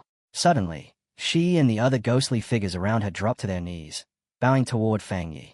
He looks down at them, his red eyes narrowing as he understands what they are trying to convey. They are begging him for release, begging for freedom from the monster that trapped them. Fang Yi quickly reaches a grim conclusion. These pioneers are already dead. What remains before him are only fragments of their soul breaths, imprisoned and bound to the creature. He summons his sword. The truth is tragic. The trapped souls share the same life force as the dark intelligence. Destroying the monster will also destroy them. Fang Yi gathers his strength, deciding that the only mercy he can offer is to burn everything away with his pure world divine fire. He lifts the blade and swings with full force. A massive arc of fire tears through the darkness, splitting the giant shadow entity straight down the middle. As the purifying flames spread across the space, the spirit of the female pioneer slowly fades. This time, the form disappears peacefully, free to last. But the dark intelligence refuses to surrender. It shrieks in pain and twists its shape, transforming into a jagged mass of spiked shadows. The creature shouts that Fang Yi's resistance is meaningless and threatens to tear his limbs apart. At that moment, a system window appears. It confirms that contact with such an enormous dark attribute has activated the Hell Evil scene mark. The system immediately announces that the monster's power is being drained at an incredible rate. First, its strength drops by 50%. Then the reduction rapidly increases to 80%. As the Hell Evil scene spreads through the entity, the once massive monster collapses inward, shrinking into a chaotic sphere filled with countless red eyes. The system reports that the weakening has reached a critical point. 99% of its power is gone. Now the dark intelligence can barely maintain its existence as it faces Fang Yi's glowing gaze. Fang Yi extends his hand toward it. His voice is cold as he commands the creature to surrender its power. The dark intelligence stays back in complete shock and fear, realizing that defeat is inevitable. Fang Yi gives one final order. Break. A blinding explosion of light erupts through the darkness. The entire dimension shatters apart as the monster releases a final scream of despair. The monster muttered that it had been a long time since it had faced something like this, its voice laced with both surprise and anticipation. The creature suddenly clawed at its own face, tearing the skin apart as a horrifying form with multiple writhing eyes revealed itself beneath the cult leader's disguise. Standing opposite the grotesque reveal, Fang Yi remained completely still, his expression calm and utterly fearless.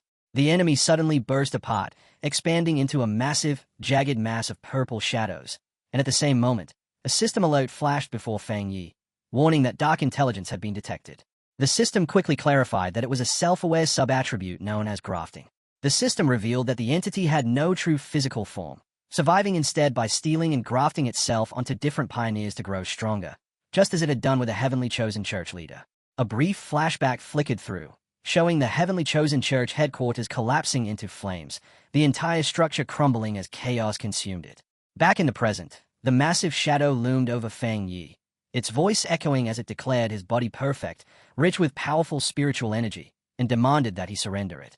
The monster then called out to its followers, coldly declaring that the time had come for them to be used.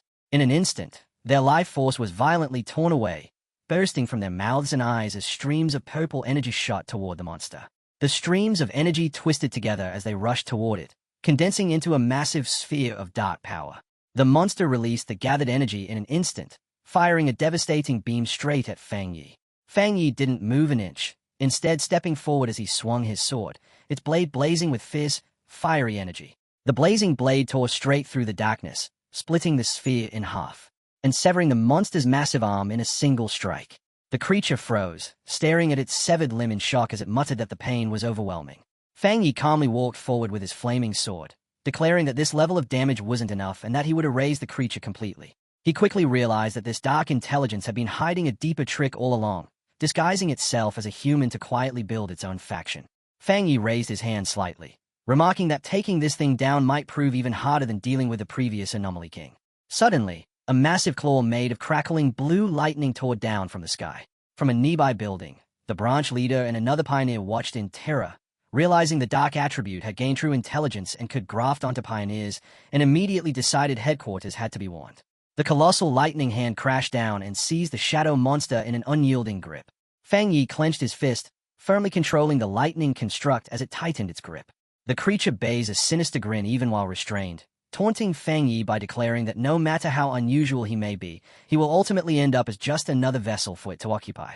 In the next instant, A surge of dark energy swallows Fang Yi whole, and the monster calmly assures him not to resist, promising that it will make excellent use of his body.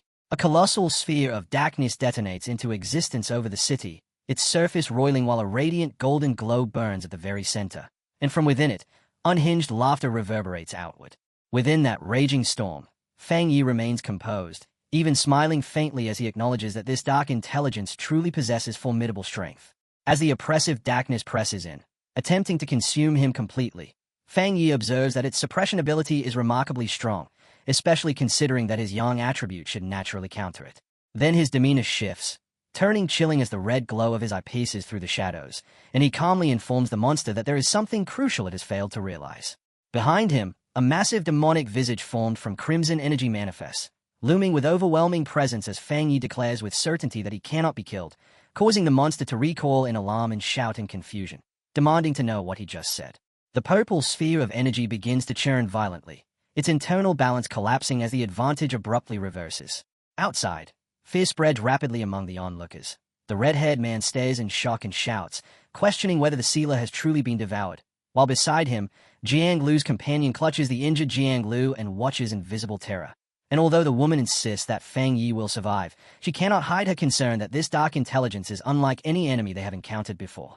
The branch leader cuts through the rising panic, loudly insisting that they must trust Fang Yi. And amid the turmoil, Jiang Lu slowly regains consciousness, his voice weak as he asks what is happening, only for his first clear thought to emerge as a fearful question of whether his master has been defeated. Yet within the chaotic purple dimension, Fang Yi remains completely unharmed, walking steadily through the storm as if untouched by its violence. He surveys his surroundings and quickly realizes that he is now inside the body of the dark intelligence itself. A system interface materializes before him, confirming that his plan has succeeded as the death count increments to 1, activating his death brand, and because he deliberately allowed himself to be devoured, the system imposes a debuff on the enemy, reducing the dark intelligence's capabilities by 20%. Fang Yi lifts his hand, examining it with slight confusion as he notes that even within what should be a spiritual domain, his form is not that of a spirit body. Then, the glow of his red eye shifts downward as he notices something beneath him. He soon discovers that he is surrounded by faintly luminous blue figures, ghost-like forms drifting silently through the surrounding darkness. Moving closer to one of them and recognizing its outline, Fang Yi asks if she is the pioneer most recently assimilated by the monster, the same woman who once led the heavenly chosen church, yet the blue spirit offers no reply, only floating there with a sorrowful expression. Without warning, she and the other spectral figures around her drop to their knees in unison, bowing toward Fang Yi in silent supplication. Fang Yi lowers his gaze, his red eyes narrowing slightly as he grasps the meaning behind their actions. He asks if they are pleading with him to grant them release, to free them from the monster's control. From this, Fang Yi reaches a clear conclusion. The pioneers themselves are already dead, and what remains before him are nothing more than fragments of their souls, imprisoned and sustained by the monster. Fang Yi calls forth his sword and, with a quiet acknowledgement, accepts the cruel truth that these imprisoned souls are bound to the same life force as the monster itself, meaning that destroying the dark intelligence will inevitably erase them as well. Drawing in his power, he resolves that the only mercy he can grant is to incinerate them with his pure world divine fire, giving them release through purification. With no hesitation, he brings the massive blade down in a full force swing. The blazing arc cleaves through the darkness in a single stroke, splitting the enormous shadow entity cleanly in two. As the purifying flames spread, the spirit of the female pioneer dissolves, her face finally at peace, freed at last, while the dark intelligence howls in searing pain yet stubbornly refuses to yield, twisting its form into a jagged mass of spikes as it shouts that Fang Yi's resistance is meaningless and threatens to tear him apart limb by limb. At that moment, a system window appears, confirming that contact with such an immense dark attribute has activated the Hell Evil Scene mark. The system reports that the monster's strength is being siphoned away at high speed, its power first cut in half before surging downward to an 80% reduction, and as the Hell Evil Scene engulfs it completely, the entity collapses into a disordered sphere filled with writhing red eyes, no longer able to sustain a stable shape. Another system notice follows, declaring that the weakening has reached a critical 99%, leaving the once overwhelming being nearly powerless beneath Fang Yi's steady, glowing gaze. Fang Yi extends his hand and, with chilling calm, orders the creature to surrender its power. The dark intelligence stays back in utter disbelief and terror, fully aware that its defeat is absolute.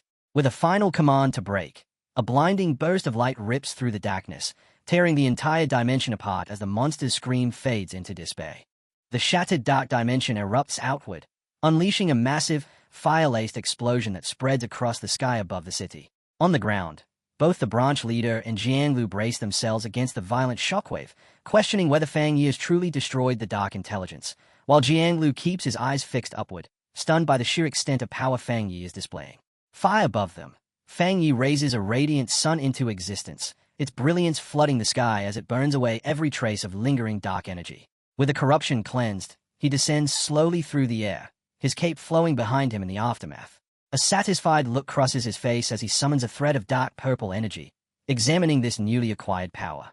The system confirms that the Dark Intelligence has been completely eliminated, and that Fang Yi's body shows no rejection toward the dark attribute, while his illusion and domain abilities have both grown stronger.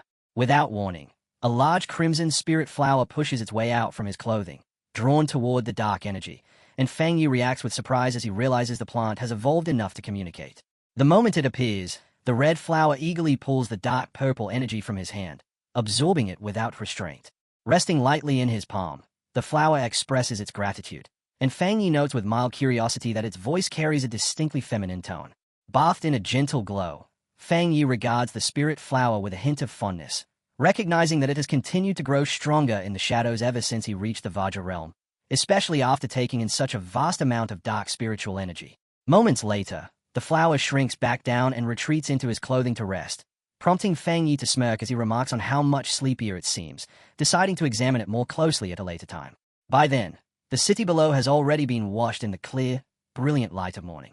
The branch leader, Jianglu, the red-haired man, and Jianglu's friend gather together, relief spreading across their faces as they smile, celebrating the salvation of their city while confirming with astonishment that the sealer has completely annihilated the sentient dark attribute. Beaming with satisfaction, Jianglu admits that witnessing Fang Yi save the city leaves him without a single regret. Without any warning, a sinister swirl of purple aura begins to gather behind Jianglu. From above, a lethal beam of dark purple energy suddenly descends straight toward him. Just before it can strike, a surge of golden power crashes into it mid-air, triggering a violent explosion that leaves Jianglu frozen in shock. Disoriented and unsettled, Jianglu asks what just happened. At that moment, Fang Yi lands calmly on the street, golden flames still coiling around his hands, making it clear that he was the one who intercepted the ambush. The branch leader steps forward with a broad smile, expressing heartfelt gratitude for Fang Yi's timely rescue. He continues offering thanks while Jianglu remains safely positioned behind him. The ground beneath them tells the story of the clash, with the concrete fractured and shattered from the sheer force of Fang Yi's interception. Gazing at Fang Yi, Jianglu's eyes fill with admiration as he declares that the pioneer is his greatest idol. The branch leader then warmly clasps Fang Yi's hand in farewell, joined by Jianglu and his companions, all expressing relief that the evil cult has been eradicated. However, Fang Yi does not return their light mood, his expression remaining stern as he warns that eliminating the cult is far from enough and that they must stay alert. He explains that although the city appears calm, its rich natural resources make it highly susceptible to a large-scale spiritual mutation in the future. At these words, the branch leader goes rigid with shock. Beads of sweat form as he nervously insists that they are always vigilant and conduct daily patrols of the restricted zones.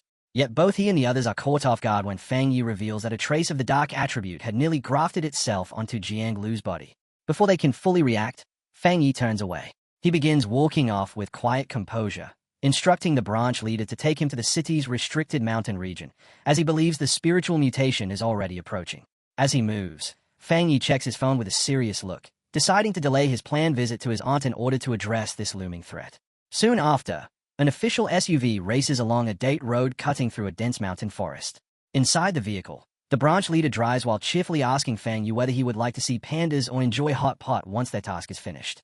Seated in the passenger seat with his eyes closed, Fang Yi politely declines, stating that their priority must remain on official duties. Quietly, he reflects on the laid-back attitude of the locals and considers whether the concentrated spiritual energy in the area could cause pandas to mutate into something far more dangerous.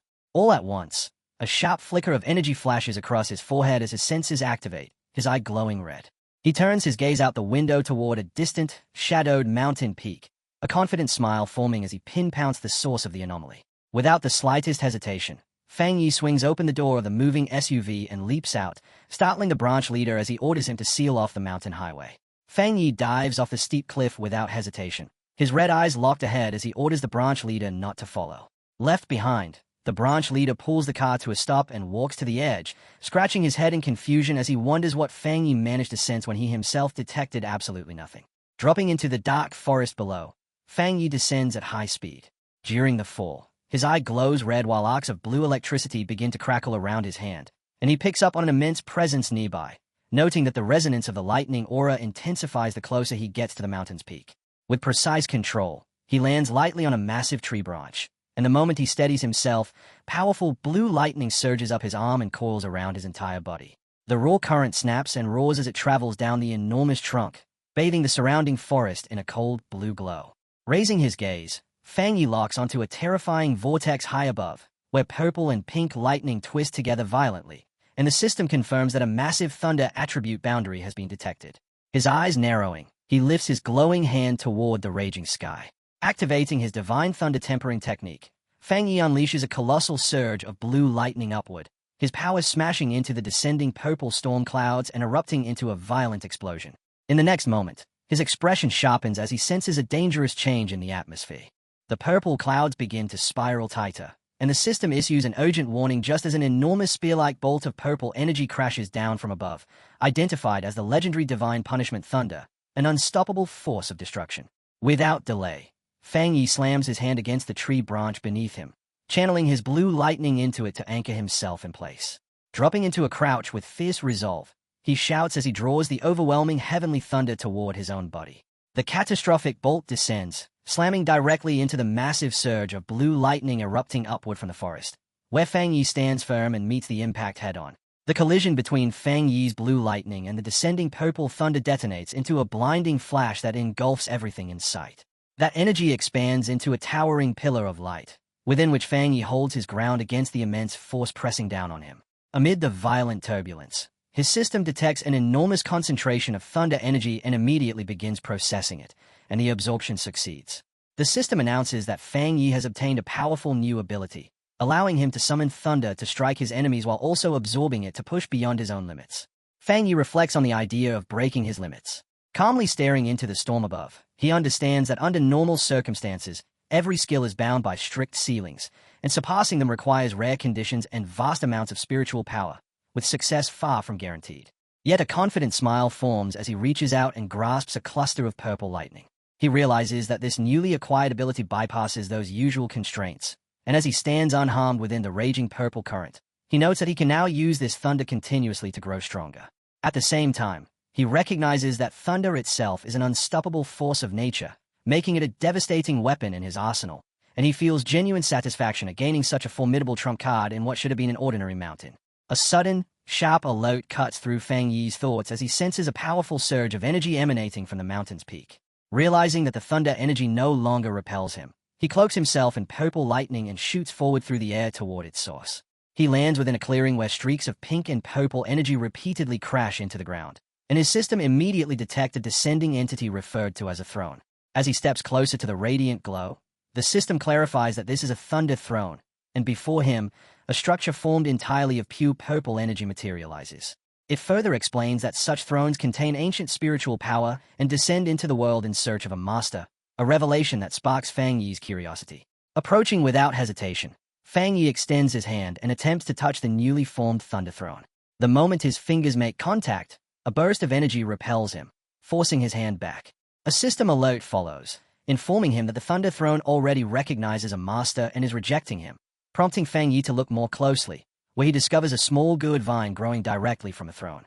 He is struck by the realization that this ancient entity has chosen something as simple as a plant to inherit its power, and with a faint smile, he reflects that in this era of spiritual resurgence, any form of life, even a mere flower or blade of grass, can encounter extraordinary opportunities and rise to greatness. At that moment, the red spirit flower emerges from Fang Yi's coat, asking who is calling out to it. Fang Yi lifts the flower toward the floating gourd, reasoning that the vine must have sensed it and initiated contact. The glowing purple gourd bobs happily in mid-air, greeting the red flower with clear enthusiasm. Acting as an interpreter, the spirit flower relays the message to Fang Yi, explaining that the vine is offering a greeting and expressing a desire to become friends, as they are the first beings of its kind it has ever encountered. Fang Yi finds himself both amused and puzzled at being grouped into a plant's kind, then quickly realizes the vine is likely drawn to him because he has just absorbed the same thunder energy that fuels the throne. The red flower continues, explaining that the vine cannot leave yet, as it has absorbed a large amount of energy and must enter a deep sleep to fully process it. Understanding the situation, Fang Yi recognizes that the vine has obtained an extraordinary opportunity, and he concludes that once it finishes digesting the immense power of the throne, it will undergo a dramatic evolution, much like his own spirit flower. With an easy, friendly smile, Fang Yi reaches out his hand toward the glowing vine, offering a handshake to the newly chosen master of the Thunder Throne. He accepts that he arrived too late to claim it for himself, but he has no intention of taking it by force, knowing that building a connection is far more worthwhile than engaging in a costly fight against a rightful master. As he watches the vine gently interact with his spirit flower, Fang Yi notes its mild and friendly nature despite wielding such potent thunder energy, and he feels reassured that it chose to communicate, suggesting it poses no threat to humanity. Even so, his expression gradually turns serious as he realizes that this throne cannot be the only one, and he begins to consider the possibility of similar thrones awakening across the world, making the acquisition of one a top priority. At the same time, he recognizes the danger inherent in this phenomenon. If a throne can select something as simple as a plant, then it could just as easily choose a malevolent creature, and as he imagines a lightning-infused monster rampaging through a city, Fang Yi understands that if such opportunities fall into the wrong hands, humanity's chances of survival will become far more precarious. Rising to his feet, Fang Yi decides that these thrones must be reported to the Spirit Association and the military so they can monitor the situation, while also wondering whether a single person could claim more than one throne. Before he can dwell on it further, the red spirit flower cuts in, relaying a message from the vine telling him to head west, which makes Fang Yi lower his gaze in surprise. The flower explains that the thunder has detected a wood throne descending somewhere in that direction. A confident smile spreads across his face as he prepares to pursue this newly revealed opportunity. Just as he is about to take off, the green vine gently coils around his ankle, halting him in place. Fang Yi looks down in confusion, and the red flower explains that the vine wants him to stay and practice his newly acquired thunder ability here instead. The vine conveys that this area is saturated with pure thunder energy, and training within it right now would bring him immense benefits. And touched by the gesture, Fang Yi smiles and agrees, deciding it would be impolite to refuse such a sincere offer from a new friend. He settles into meditation, his body lifting slightly off the ground as purple lightning wraps around him. And as he begins cultivating, he feels genuine gratitude that the vine is treating him as a true ally, willingly sharing its vast spiritual resources. Fully activating his new technique, the Thunder Divine Limit, Fang Yi draws in the surrounding energy, causing a massive storm of purple lightning to spiral around his body. Eager to test the boundaries of his strength, he unleashes a powerful surge of thunder into the darkened sky, intent on discovering how far this energy can elevate him. The purple lightning roars and spreads uncontrollably, expanding in all directions. Within the raging storm, Fang Yi's eyes shine as he simultaneously activates his golden sun-breathing technique. In response to his power, a colossal pillar of golden thunder crashes down from the clouds, engulfing the forest in an overwhelming explosion of light. Under the crushing pressure, sweat forms on Fang Yi's body as he marvels at the terrifying force of the thunder, feeling the lightning pour into his bones where it is rapidly absorbed and refined by his golden aura.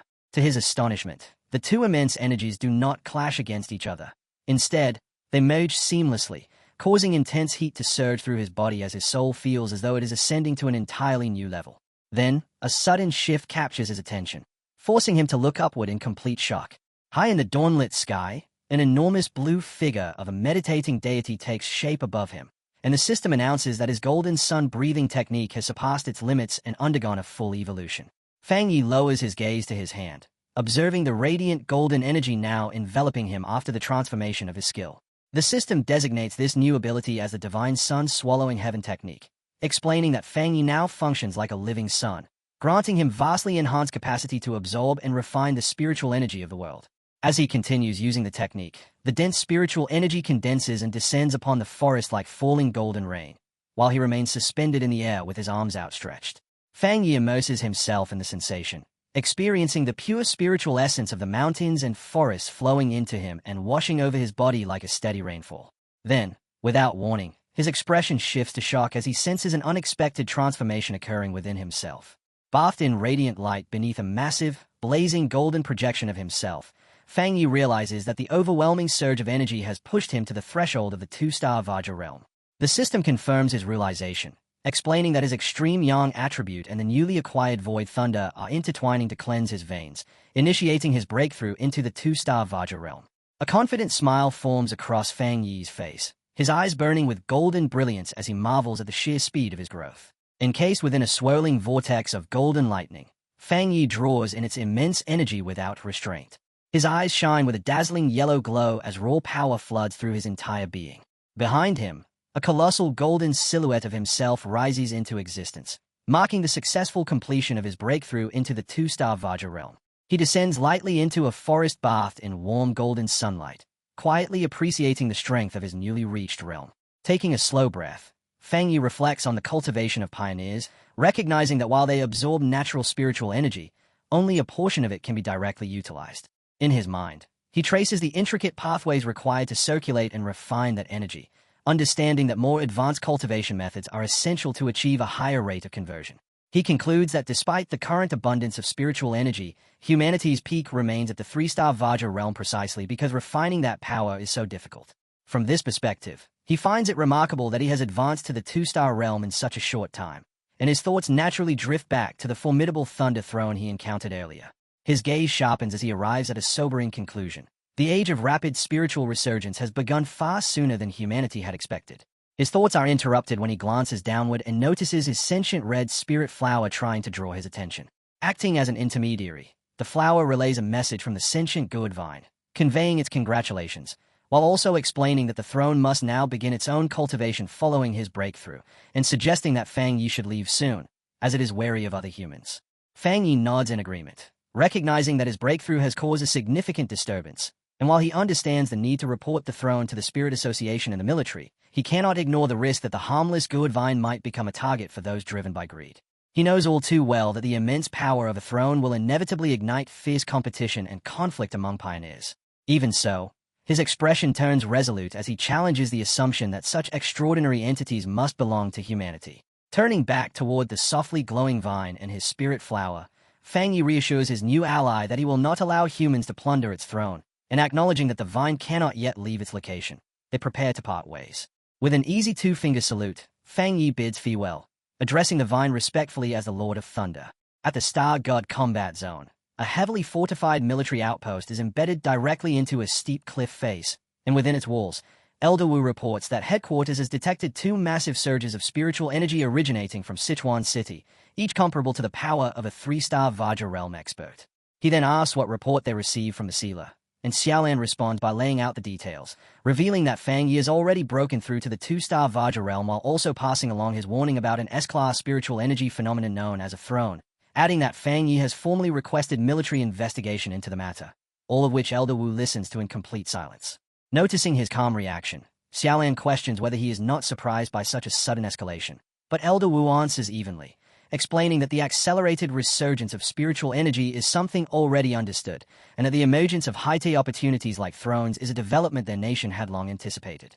Jiang Lu then remarks that Elder Wu has remained at the half-step Vajra realm for quite some time and asks whether he is close to advancing, prompting Elder Wu to confirm that he is, noting that as abnormal activities intensify, many pioneers are beginning to break through, and he himself can finally sense the signs of his own impending advancement, which leave Jiang Lu visibly surprised. Casting his gaze across the base, Elder Wu reflects in a solemn tone that in such turbulent times, both the opportunities and the dangers arriving alongside them will be immense, reminding Jiang Lu that beyond being pioneers, they are soldiers whose responsibility is to face these threats head-on and secure the nation's safety, even at the cost of their lives. Imagining a unified force composed of the nation's strongest pioneers, including Fang Yi and Xu Qingli, Elder Wu declares that their country must seize this critical moment, and that even a veteran like him intends to ride this rising tide of power. Clenching his fist, he states their objective clearly. They must ensure that the sealer secures a throne, while their other loyal pioneers claim as many as possible. With commanding authority, Elder Wu issues orders for full coordination with Fang Yi and the Spirit Association, demanding complete unity, and asserting that any independent pioneers or rogue factions driven by selfish ambition will be suppressed under the combined pressure of both the military and the association. At the Spirit Association headquarters, Jiu Euro stands before a monitor displaying the Purple Throne, announcing to the command center that they have received the Sealer's intelligence and are initiating a nationwide investigation to locate potential thrones and monitor abnormal spiritual fluctuations. Her expression firm, Jiu Euro orders the mobilization of all city team captains, yet internally she is troubled by how rapidly the crisis is escalating, questioning whether humanity can endure this turning point. Meanwhile, at the Thai Spirit Association, The local superior receives a startling call and reacts with disbelief upon hearing that Fang Yi has already advanced to the 2-star Vajra realm. And while wiping away Nova's sweat, he assures the caller that the Tai branch will maintain full control over its jurisdiction so Fang Yi can act freely within Chuan without interference. Lowering the phone, the superior turns toward Chu Qingli and confirms Fang Yi's breakthrough, prompting her to smile with pride as she remarks that Fang Yi is now the second strongest pioneer in the nation, surpassed only by Elder Wu, and adds that Tai City is already benefiting from the prestige of his reputation. However, she then rubs her head with a slightly embarrassed look, admitting that she had been overly confident about her own recent advancement to the half-step Vajra realm, failing to foresee the massive global surge in spiritual energy that Fang Yi has now set into motion. The superior's expression darkens with concern as he considers the possibility that if Tai were to face another catastrophic spiritual anomaly, one potentially even worse than the last, they might not survive it, and with that fear in mind, he resolves that they must defend their city at all costs to avoid becoming a burden to Fang Yi. 10 hours later, an emergency meeting is convened at the Sichuan Spirit Association, where all pioneer captains from the surrounding cities gather, and at the head of the conference table, Jiu Yuro stands before a projected image of the throne. She reports that, based on Fang Yi's intelligence, headquarters has identified more than 20 similar spiritual energy anomalies across the world, though it remains unconfirmed whether all of them are thrones. And as she speaks, a map of their nation appears on the screen, highlighting 7 confirmed locations within their borders that exhibit comparable energy signatures. Song Yiming, the captain under Fang Yi who has recently reached the first-level Vajra realm, leans back in his seat with his boots resting on the table, grinning as he bluntly points out the obvious issue, that there are only 7 possible thrones but far more captains present. He then questions how the association intends to divide such rare and highly coveted resources. Nearby, Wang Lan, the captain of Haisha who has just stepped into the half-step Vajra realm, calmly prepares tea, seemingly unaffected by the tension, and casually reprimands Song Yiming by telling him to remove his feet from the table during a formal meeting. Offended by what he perceives as disrespect from someone of a lower realm, Song Yiming fixes Wang Lan with a fierce glare and challenges his right to speak. Without hesitation, he releases a burst of wind energy across the table, attempting to intimidate Wang Lan while mocking him for daring to desire a throne. Wang Lan remains completely unmoved, channeling a trace of lightning energy to steady his teacup against the gust, and responds calmly that everyone present desires a throne, making such intimidation meaningless. Around them, the other captains remain silent, watching the confrontation unfold. As the tension rises further, Chen Ruo, the captain of Yuishi, sits quietly, observing everything with a cold and detached gaze. Leaning forward with a malicious smile, Song Yiming continues to provoke Wang Lan, ridiculing him by questioning how someone with his attributes could ever hope to claim a throne and even insulting his city for appointing him as its leader. Finally pushed past his limit, Wang Lan forms a swirling vortex of water and spiritual energy in his hand, preparing to strike back. Before the conflict can escalate into violence, Jiu Yuro slams both hands onto the table and angrily orders them to sit down, strictly forbidding any fighting during the conference. At that exact moment, a crushing aura descends upon the room. Jiu Yuro, Wang Lan, and Song Yiming all freeze instantly, their expressions shifting to shock as they feel the overwhelming pressure bearing down on them. Song Yiming is forced violently back into his chair, pinned in place by heavy, phantom-like hands formed from dark purple energy, leaving him gasping in terror under the sheer oppressive force. Sweat pours down his face as he frantically wonders if Elder Wu from the Star God Combat Zone has arrived. Then Fang Yi steps through the doorway, golden energy crackling around him, and as the captains sense the magnitude of his power, they realize it rivals the very peak of the 3-star Vajra realm. Song Yiming shivers in confusion as he realizes the crushing aura filling the room does not belong to the Elder, and at that moment Fang Yi steps inside with a courteous smile, calmly greeting the gathered captains and offering an apology for arriving late. As he walks toward the table, Jiu Yuro formally acknowledges him and announces the sealer's arrival, while Song Yiming shrinks back in his seat, stealing nervous glances at Fang Yi and wondering why every instinct in his body is urging him to retreat, until it finally clicks that this seemingly ordinary young man is the legendary pioneer everyone has been discussing. Yet in the next instant Fang Yi's polite expression disappears, his gaze sharpens as he fixes his eyes on Song Yiming, and he coldly demands to know what was going on just before he entered. Overwhelmed by Fang Yi's presence, Song Yiming stammers anxiously that nothing is wrong and they were only in the middle of a discussion. But Fang Yi says nothing and simply locks him in place with a silent stare, his red eyes piercing straight through him, while Song Yiming, pinned under the pressure of a purple energy claw, is left in shock, unable to understand how his first-level Vajra realm strength has been completely immobilized. Then, as the pressure eases, Fang Yi takes a seat at the conference table and greets Wang Lan and Chen Yu, remarking that it has been quite some time, prompting Wang Lan to respectfully welcome Lord Kayla and explain that they have been discussing the matter of the new throne. Leaning back, Fang Yi states that he came specifically to share intelligence, confirming as a member of the Spirit Association that the anomaly at Sichuan Mountain is a thunder-attributed throne possessing world-altering power, before revealing a critical detail, that the master of the Thunder Throne is a sentient good vine, which immediately ignites outrage among the pioneer captains, who argue that leaving such divine authority to a plant is a complete waste and insist it should belong to a capable human instead. Song Yiming eagerly agrees, slamming both hands onto the table as he declares they must seize the throne by force, arguing their nation would become a laughingstock if it were controlled by Mei Plant. Fang Yi's expression turns cold as he firmly states that he will not allow it, then addresses everyone present, making his stance unmistakably clear as he warns that if anyone attempts to take the Thunder Throne, he, the sealer, will personally reclaim it, and the weight of that threat freezes the entire room into stunned silence, beads of sweat forming as no one dares respond.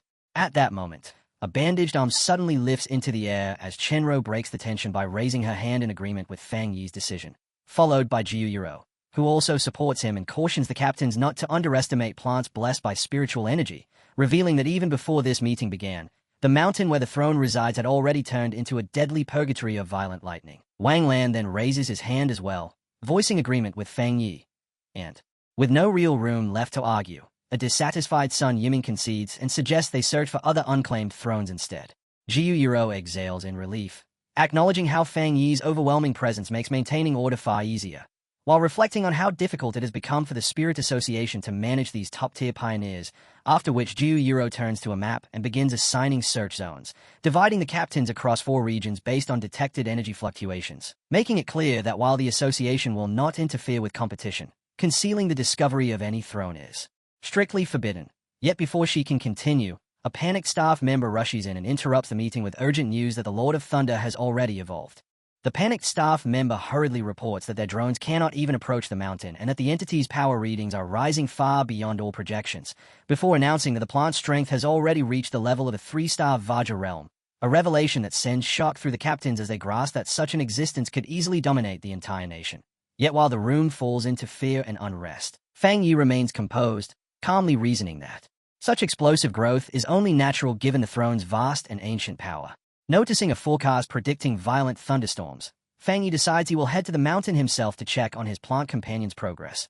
And with that, Jiu Yuro brings the meeting to a close, the captains leaving with determined expressions as she wishes them success in securing thrones of their own. As Fang Yi exits, Jiu Yuro calls out to him and passes along a directive from headquarters instructing him to remain in Sichuan City, causing him to pause as Jiu Yuro explains their concern that rogue pioneers might attempt to seize the Thunder Throne, adding that although the Dark Intelligence incident appears resolved, there are lingering doubts. Fang Yi narrows his eyes and asks whether the association believes the shadow monster may have survived.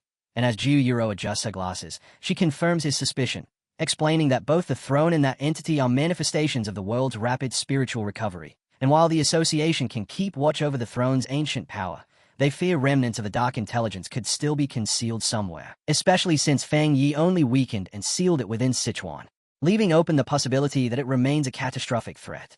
Glancing down at his phone, Fang Yi scrolls past his aunt's contact and decides to delay his visit home, ultimately agreeing with Jiu Yuro's caution as he acknowledges it is wiser to stay prepared, confirming that he had already considered the same possibility and will not leave the city for now. Later, Fang Yi returns to the restricted mountain zone and walks straight into the forbidden territory, completely unfazed by the violent purple lightning crashing down around him. And as he senses the overwhelming power saturating the area, a faint smile forms as he welcomes the storm and decides to use this thunder energy to refine his cultivation techniques. As he approaches the radiant Thunder Throne, a voice suddenly speaks, remarking that Fang Yi's cultivation speed has already surpassed its own, revealing the sentient good vine entwined with the throne as it expresses gratitude for his assistance. Caught off guard, Fang Yi questions how he could have possibly helped, only to realize that the Lord of Thunder has already developed human-like intelligence, something expected at the peak of cultivation. And the vine explains that the throne's awareness showed it how Fang Yi protected them during the meeting, prompting it to offer its spiritual energy in return while admitting it had feared he might not come back. At that moment, the red spirit flower bursts eagerly from Fang Yi's clothing, clearly wanting a share of the offered power, and holding golden fire in his hand. Fang Yi smiles and admits he had planned to include the spirit plant in this training session, then without hesitation accepts the offer and sits cross-legged to meditate, allowing the red spirit flower to rest beside him and absorb the surrounding aura as the good vine channels its strength, sending waves of purple lightning and dense spiritual energy surging toward them. Within the swirling vortex of energy, the red spirit flower spins happily, drawing in the immense power to accelerate its growth. While Fang Yi, enveloped by crackling lightning and a blazing golden aura, sharpens his focus and uses the crushing environmental pressure to drive his red fire blade technique toward its next breakthrough. As power surges through his glowing eyes, Fang Yi summons his blazing golden blade into existence above him, the enormous sword forming in the air before crashing downward, radiating searing heat as it collides head-on with a raging storm. At that moment, a system notification appears, reporting that a massive influx of thunder energy has been detected, and as the blade absorbs the violent lightning, the system confirms that the red fire blade technique has reached the point of breakthrough. Fang Yi focuses deeply, drawing in and refining the chaotic power as the system announces that his blade technique is evolving. And while he continues to meditate, towering pillars of golden fire and crackling blue lightning wrap around him, pushing the skill to its absolute limit until, in a sudden burst, his eyes snap open, glowing with intense red light as the system confirms that the red fire blade technique has successfully evolved. Gripping the newly enhanced sword, Fang Yi unleashes a single, overwhelming swing, the upgraded technique now merging his fire with a thunder attribute, and as the strike lands, it detonates into a violent explosion of lightning and flames that rips across the, shredding and obliterating everything in its path in a terrifying display of his newfound strength. Funi's system immediately notifies him that heavenly thunder has tempered his blade technique, allowing it to break past its previous limits and evolve into a fused thunderfire attribute, and as he lifts his weapon, the system confirms that the blade's enhancement is finally complete, while the sheer force of his breakthrough ignites a massive, awe-inspiring eruption of fire and lightning at the mountain's peak. From a distance, Wang Lan and Chen Ruo spot the blazing phenomenon and instantly recognize the familiar flames, questioning what Fang Yi could possibly be doing within the restricted area of the Thunder Throne. While not far away, a restless Song Yiming grows suspicious, voicing his belief that Fang Yi may have gone back on his word to seize the throne for himself, only for his subordinate to quickly counter that Fang Yi actually regards the entity as a friend. Back at the Spirit Association, red alarms blare as staff urgently report that the energy concentration within the restricted zone has surpassed all measurable limits, forcing them to withdraw their surveillance drones, and the branch leader watches the distant glow with a heavy expression, concerned that Fang Yi might be engaged in a fierce battle against the throne itself. Meanwhile, on the mountain, Fang Yi stands firmly with his newly evolved sword clenched in his hand, its intense glow reflecting in his red-lit eyes as a satisfied smile spreads across his face, the weapon feeling as though it has been completely reforged by the overwhelming power coursing through it. At the same time, the dense ambient energy triggers the evolution of his sentient red spirit flower, enhancing its intelligence and strengthening its unique traits as the massive bloom joyfully weaves itself around the radiant structure of the throne amid the surrounding flames. The spirit flower conveys its excitement to Fang Yi, and in response he decides it is time for them to move on and search for the next throne. But just then the sentient good vine rises and hovers above him, drawing his attention as it speaks warmly, congratulating him on achieving such a powerful breakthrough before sharing a vision it received during cultivation, that a new throne will descend very soon, and that its aura carries a profound connection to his spirit flower, one that is both opposing and complementary. Hearing this description of simultaneous opposition and harmony, Fang Yi quickly deduces that the incoming throne must belong to the wood attribute. The glowing good vine confirms that the new throne has already begun descending somewhere in the distance, and as a wave of green spiritual energy flows toward Fang Yi, it offers to share the general location it sensed through their psychic link. Closing his eyes, Fang Yi focuses and silently accepts the transmission, and when he opens them again, a confident smirk forms as he confirms he has clearly received the exact coordinates. The scene shifts to a vast neon-lit metropolis at night, which Fang Yi identifies as Yuan City, noting that it is an autonomous municipality located roughly 2 hours from Chuan City and widely known for its extreme luxury and extravagance. Yet beneath that dazzling exterior lies a violent and chaotic underworld, as the city is infamous for its ruthless residents and has long held the highest crime rate in the nation. Arriving in the downtown district, Fang Yi walks calmly through crowded, dimly lit streets, recalling intelligence from the Spirit Association that their attempt to establish a branch here had been repeatedly obstructed due to the city being firmly controlled by deeply rooted local gangs. As he observes rough-armed pioneers lingering beneath glowing neon signs, he reflects that none of the awakened individuals here are willing to cooperate with authorities, leaving Yuan City as a lawless zone, with no official Spirit Association branch and no assigned captain to enforce order. Suddenly, Fang Yi senses a sharp change in the surrounding atmosphere, and his sentient red spirit flower slips out from his coat, urgently tugging at his sleeve, prompting Fang Yi to acknowledge its reaction as he notes that both of them can feel a new energy rising from the west. To the west, at the base of a dark, towering mountain, stands a massive and lavishly illuminated private estate, where inside its walls a luxurious nighttime pool party is in full swing, attended by the city's elite. A bodyguard wearing sunglasses approaches the host and quietly delivers a report, causing the host to raise an eyebrow with interest upon hearing that other pioneers have appeared nearby. The host, Jian Zhenxing, the infamous kingpin of Yuan City, bursts into arrogant laughter, flinging his jacket open as he boasts that no one has the power to stir trouble within his domain. But his laughter is abruptly cut off when a blinding surge of green light erupts from the mountain directly behind his estate, as a colossal sphere of pure green energy, the descending wood throne, slams into the mountain peak and unleashes a devastating shockwave that tears through the area. The impact reaches the mansion in an instant, shattering glass and sending debris flying everywhere, leaving Jian Zhenxing visibly stunned as his guests erupt into terrified screams, yet quickly regaining his composure. The enraged Jian Zhenxing storms toward the mountain alongside his bodyguard, vowing aggressively to find out who dares to cause chaos on his property. Just 2 minutes later, Jian Zhenxing and his bodyguard make their way up the forest-covered mountain, now saturated with dense, lingering green spiritual energy, only to be stopped in their tracks by Fang Yi, who stands calmly within the eerie glow, stating that the source of the disturbance lies just ahead. Enraged by the intrusion, the bodyguard launches himself through the air toward Fang Yi, shouting to know who dares trespass on young Master Zhang's private property, and as a heavy punch hurtles straight for his face, Fang Yi lets out a dismissive scoff at the arrogant claim. Then without even removing his other hand from his pocket, he casually catches the incoming fist mid-air, stopping the full force of the attack instantly and leaving the man completely stunned, his eyes glowing red.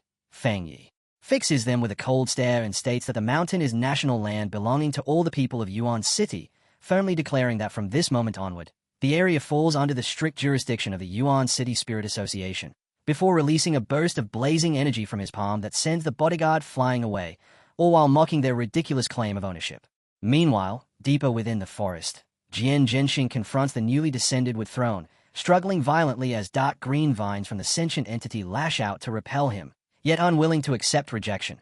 The arrogant kingpin shouts that the throne must obey him simply because it landed within his territory, and as he forces his way forward using his aura to tear through the dense vines, Jian Zhenxing stubbornly insists that the seat of power belongs to him, even threatening to destroy the ancient relic entirely if it continues to refuse him. Watching this display from the side, Fang Yi lets out an amused scoff, the sound instantly drawing attention as a furious Zhang spins around and demands to know who is lurking nearby, only for Fang Yi to step forward and walk past him without concern, calmly explaining that high-tier treasures possess awareness and select their own masters, then bluntly stating that Zhang lacks the qualifications to command the wood attribute. Humiliated and enraged, Jian Zhenxing stays in disbelief as Fang Yi continues toward the violently swirling green energy of the throne, and unable to endure the insult, he suddenly lunges at Fang Yi's unguarded back while screaming a threat to kill him. But in the very next instant, he freezes in place, his eyes widening with overwhelming terror as Fang Yi, without even turning around, summons his massive sentient red spirit flower to silently intercept the attack. Faced with the towering and oppressive presence of the spirit plant, Zhang begins to tremble uncontrollably, completely paralyzed by fear. While Fang Yi casually remarks that this so-called gang boss is somehow even weaker than his own bodyguard, then with a faintly mocking smile, dismisses the infamous ruler of Yuan City as nothing more than a disappointment, and leaving the terrified man behind, he steps forward alone until he stands directly before the immense, crackling green structure of the wood throne.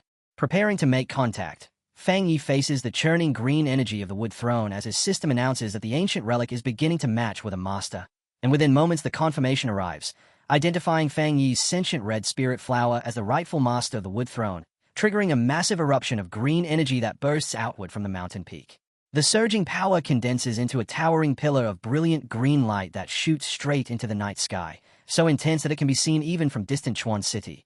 And at the Spirit Association headquarters, Jiu Yuro and Wang Lan immediately notice the massive spike, prompting Jiu Yuro to realize that the wood throne has already chosen its master, a thought that unsettles her as she worries that if someone from the lawless Yuan City obtained it, the situation could quickly spiral out of control.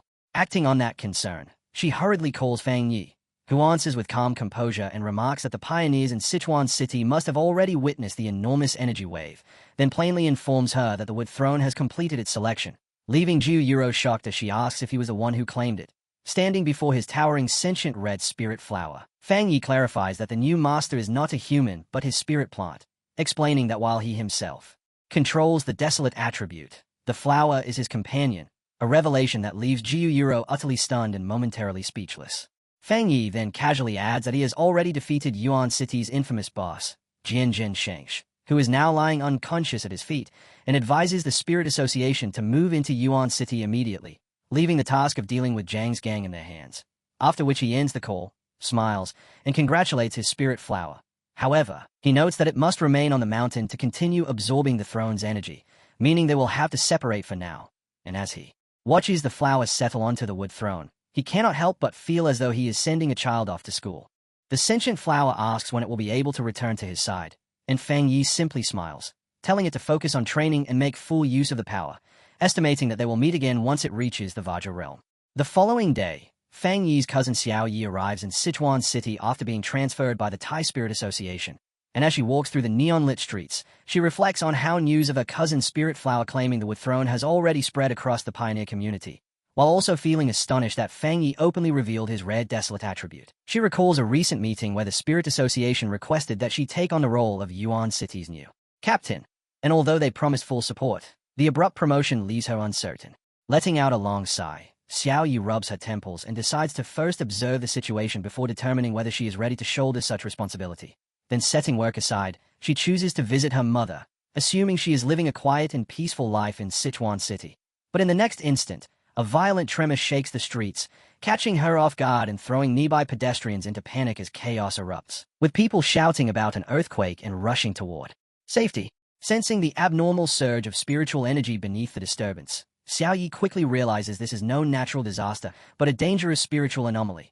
And at the same time, red alarms begin flashing within the Chuan Spirit Association as Zhu Yuro and her team struggle to understand how such a large-scale anomaly could have formed without triggering any prior warning systems, until a panicked staff member rushes in to report that a massive spike of spiritual energy has been detected within the restricted mountain zone. He reports that the sudden surge of energy has triggered violent mutations among the mountain beasts, and now a terrifying horde, ranging from massive armored flying creatures to enormous spiked predators, is pouring out of the forest and rushing straight toward the Sichuan urban district, where the monsters flood into the streets, smashing through buildings as civilians panic and scream while desperately trying to escape. Caught in the chaos, Xiao Yi immediately springs into action, narrowly evading a strike from a gigantic multi-eyed beast. And as she weaves through the rampaging creatures, she attempts to call her mother, only for the connection to fail. And when a shadowy beast appears behind her, she realizes with dread that her mother could already be in serious danger.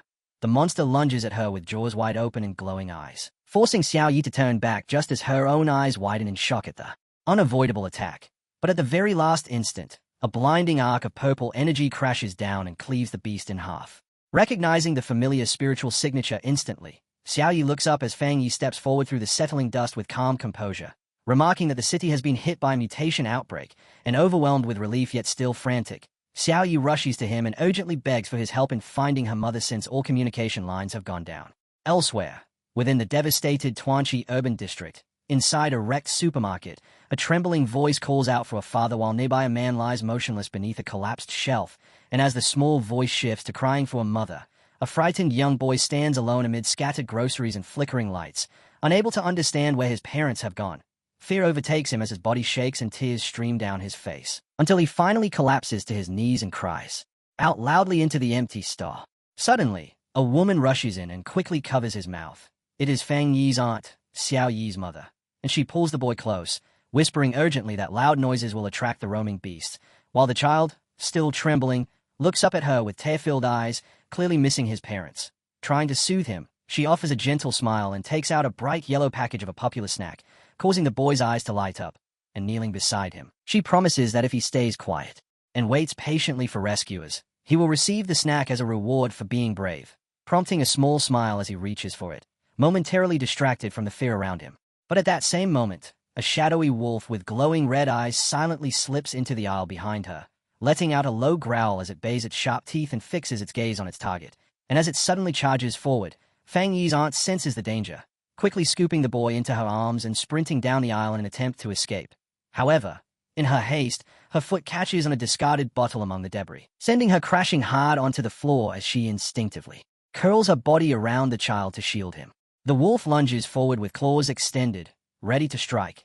Embracing herself for the inevitable, she shuts her eyes, prepared to sacrifice herself. But just before the attack lands, a blazing streak of golden energy tears through the darkness and slices the beast cleanly in half, as Fang Yi arrives at the last possible moment, stepping in front of his aunt with his flaming sword raised in protection. Glancing back, Fang Yi calmly asks whether they are unharmed. But his expression suddenly shifts as he notices something familiar, his gaze dropping to the terrified boy held safely in his aunt's arms, clutching a yellow snack packet, and the sight instantly stays a deep sense of nostalgia within him. In his mind, he recalls a sorrowful childhood memory of himself crying before a gravestone while his aunt stood beside him, gently stroking his head and offering him that very same snack to comfort his grief. Returning to the present, his aunt looks up at him in disbelief, her eyes widening with relief as she recognizes a nephew, and Fang Yi's expression softens as he asks about the child she had just risked her life to save. Despite everything, she smiles warmly and explains that the boy was separated from his parents during the chaos in the supermarket and that she could not bring herself to abandon him to the monsters. Before the moment can settle, a familiar voice suddenly calls out for her mother, and turning in surprise, the aunt sees Xiao Yi rush into the ruined store, tears streaming down her face as she throws herself into her mother's arms, admitting how terrified she had been, while her mother gently smiles and strokes Xiao Yi's hair, soothing her and assuring her that she is safe. Nearby, Fang Yi watches the emotional reunion in silence, a faint smile on his face. His attention is then drawn downward when he feels a small tug at his sleeve, and looking down, he sees the young boy gazing up at him with hopeful eyes, calling him a superhero, before bravely holding out the yellow snack as a reward and asking if the hero can take him home. Moved by the gesture, Fang Yi kneels and accepts the snack with a warm smile, telling the boy to make a wish on it and promising that it will help him reunite with his family. In the next instant, an alert flashes through Fang Yi's senses, and his gentle expression sharpens into a deadly glare as he detects a massive spiritual presence closing in, prompting him to shout for everyone to get back as he grabs the boy and leaps away just as a gigantic claw crashes through the building, sending heavy debris raining down. The ceiling collapses completely, exposing the shattered store to the night sky, and through the swirling dust, Fang Yi lifts his glowing red eyes, locking onto the overwhelming aura of the approaching enemy. As the smoke begins to clear, a towering, muscular monster steps into view, its wild manhwa, glowing red eyes, and massive prayer beads giving it an imposing presence, and Fang Yi's expression turns grim as he states that this is no ordinary creature, but the Beast King leading the mutated horde. Without hesitation, Fang Yi releases a powerful surge of golden energy that expands into a protective barrier around his aunt, his cousin, and the young boy, knowing that as the one with the strongest spiritual energy, he will become the anomaly's primary target, which in turn reduces the danger to the others and buys them time. Turning to Xiao Yi, he tells her to take the two of them and escape immediately, explaining that he cannot fight at full strength while shielding them, and Xiao Yi quickly nods in agreement. As they begin to retreat, the colossal Beast King towers over Fang Yi and unleashes a deafening roar that shakes the surroundings, prompting Fang Yi to study it closely and note that it possesses both thunder and wood attributes, a combination he finds far too coincidental given the recent descent of the two thrones. Before he can dwell on it further, the Beast King attacks, slamming its massive fists into the ground, but Fang Yi reacts instantly, springing backward to evade the crushing blow. Raising his glowing golden sword, Fang Yi senses the violent fluctuations in the creature's aura and quickly realizes it has been tainted by the dark attribute, and as his flaming slash cuts across the battlefield, it lands cleanly, leaving a burning wound near the monster's red eye. However, the Beast King shows no hesitation, gathering force for another assault as it lunges forward with jaws wide open, only for Fang Yi to leap back calmly once more. Then mid-E, he swings his blazing sword. With tremendous force, the impact driving the enormous creature backward and forcing distance between them. Meanwhile, leading the escape, Xiao Yi projects a protective green energy barrier as she runs, with her mother following close behind while carrying the young boy. But their path is suddenly blocked as a second massive shadowy beast with glowing blue eyes emerges before them, causing Xiao Yi to freeze in shock as she realizes they are now facing not one, but two Beast Kings. The second creature radiates an overwhelming presence as it looms above them, its blue eyes glowing ominously, and without hesitation, Xiao Yi raises her green energy shield to protect her mother and the frightened child. Understanding she must act decisively, she reassures her mother and then surges forward, leaping away from the civilians and toward the towering monster in order to draw its deadly attention onto herself. In response, the Beast King opens its massive jaws and begins charging a dense, swirling sphere of wood-attributed energy before unleashing it as a devastating beam, which Xiao Yi meets head-on as her own green aura collides against the attack. Yet despite her efforts, she is steadily pushed back by the crushing force, her body trembling under the immense pressure as fear grips her, though she refuses to give in. With her mother and the child trembling behind her, Xiao Yi quickly evaluates the situation and realizes that because both she and the monster wield would attribute energy, she holds no elemental advantage whatsoever, and if her shield breaks, those behind her will be killed instantly. Faced with no alternative, she makes a desperate decision to sacrifice herself, offering her spiritually rich body to the creature under the belief that it would gain nothing from ordinary humans, hoping to exchange her life for theirs. At the same time, inside the chaotic control room of the Sichuan City Spirit Association, staff members monitor the escalating crisis through holographic displays, their expressions turning grim as they confirm that an S-class disaster has emerged, with the tactical map clearly showing two massive Anomaly King signals within the city limits. While the monitors register rapidly rising hostile energy levels as local pioneers throw themselves into danger to cover the evacuation of civilians. Out in the burning streets, cloaked pioneers engage the invading forces from the air, desperately holding the line, as a frantic field report comes through warning that endless waves of mutated beasts are pouring out from the restricted mountain zone, threatening to completely overwhelm and annihilate the city.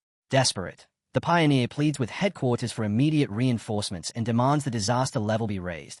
And amid the chaos he recalls the sealer's warning, lifting his gaze toward the distant mountains where a colossal pillar of purple lightning tears through the storm clouds, making him realize that this overwhelming surge of energy is coming from the exact territory where the Thunder Throne descended. Elsewhere, Fang Yi effortlessly subdues another beast and forces it down by its enormous snout, questioning whether it escaped from the restricted mountain and whether it recognizes the sentient good vine. Yet before the creature can respond, a vortex of crackling purple lightning begins spiraling across the sky, prompting Fang Yi to look up as he suspects his plant companion, the new master of the Thunder Throne, may have accidentally triggered the stampede. And as he considers the implications, he understands that if claiming a throne brings this level of destruction, then every pioneer must be facing extreme danger, which directly conflicts with his system's classification of thrones as beneficial and leaves him wondering what critical detail is being concealed.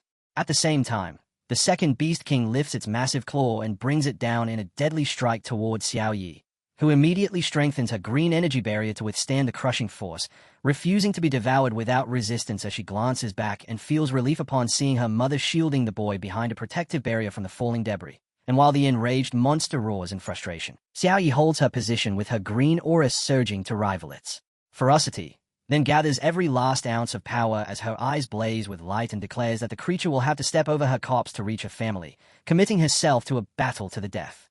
Without warning, a surge of purple lightning rips across the darkened sky and halts the desperate clash as a colossal pillar of thunder crashes down from above, and from within that blinding radiance, the glowing form of the sentient good vine slowly descends, while nearby two members of the Spirit Association stare upward in complete shock as they recognize the overwhelming aura and realize that the Lord of the Thunder Throne has arrived on the battlefield. Watching in awe as the enormous, radiant purple vine manifests above the city and towers over everything with its majestic presence, Fang Yi silently watches the sky, and rather than continuing their assault, the ferocious Beast Kings suddenly stop, begin to whimper, and shrink back in fear, completely overwhelmed by the immense pressure. And as he observes them trembling before the giant vine, Fang Yi finally understands that the beasts were never acting under the throne's command but had merely absorbed its residual energy to mutate, leaving them now utterly suppressed by its true master, leading him to conclude that neither the throne nor the sentient good vine intentionally caused the stampede. Massive glowing purple goods hang from the ancient vine's branches, each pulsing with immense spiritual energy. And then one good suddenly opens to release a swirling stream of green energy that lashes through the air and coils around the aggressive Beast Kings, purifying the corrupted creatures and transforming the once terrifying monsters into harmless, fluffy beings. A radiant good drifts down toward Fang Yi, and through their psychic connection the sentient good vine expresses its apology for the chaos, explaining that it had only just completed its breakthrough and intended to leave the mountain, while it dangles the newly transformed, now harmless creatures before him and gently asks whether it may spare their lives and bring them back as pets instead of killing them. Inside the Spirit Association's control room, the staff stare at the satellite feed, in stunned disbelief as they witness the Lord of Thunder apologizing to the sealer, confirming that the entire disaster was unintentional, and the man monitoring the screens breaks into a sweat as he marvels at the throne's power, which allows a Mei plant to effortlessly purify S-class anomalies, while a younger staff member standing behind him looks on with envy and admits he wishes he could also be chosen by a throne. And as the officials take in the scene, they arrive at a shocking conclusion. Seeing an entity as powerful as the Lord of Thunder behave so submissively toward Fang Yi forces them to realize the Spirit Association must completely reassess the sealer's true strength. At the Spirit Association building, the shifting state of the world becomes the focus of discussion, and inside, the branch leader addresses Fang Yi, Xiao Yi, and his aunt, telling them that the era of peace has ended while reassuring them that the combat zones and the Spirit Association will do everything in their power to keep people safe. Fang Yi's aunt, visibly troubled, asks whether humanity is truly on the brink of extinction. But the branch leader calmly reassures her that the situation is not that dire, pointing to Fang Yi's remarkable accomplishments as a sealer and emphasizing that even S-class anomaly kings fear him, then turning to praise Xiao Yi as a core pioneer and mentioning that Yuan City intends to recruit her as a captain. Yet the aunt, seated close to her daughter, responds that in times this dangerous such praise offers little comfort, explaining that her only concern is whether the two young people are exhausted or hurt, and admitting she fears the possibility of them sacrificing their lives, prompting the branch leader to gently tell her not to dwell on such thoughts. Fang Yi then shifts the conversation by asking about Jiang Lu and his group, noting that they had gone missing during the recent beast mutation crisis, and the branch leader, sounding exasperated, explains that he had them sent to the hospital, but they slipped away overnight, adding that Jiang Lu had been restless during his stay and insisted on continuing his training because he felt ashamed of his own weakness. Suddenly, a frantic man and woman rush into the room calling out desperately for Xiao, and the young boy immediately recognizes them as his parents. As his mother rushes forward in tears to embrace him and expresses heartfelt gratitude, identifying Fang Yi's aunt and the others as the ones who saved her son, while the father bows deeply to Fang Yi and his aunt and says that although they are ordinary people, they will not hesitate to help if they are ever needed, only for the aunt to humbly refuse and say they simply did what was right. After which the parents leave happily, with their son riding on his father's shoulders.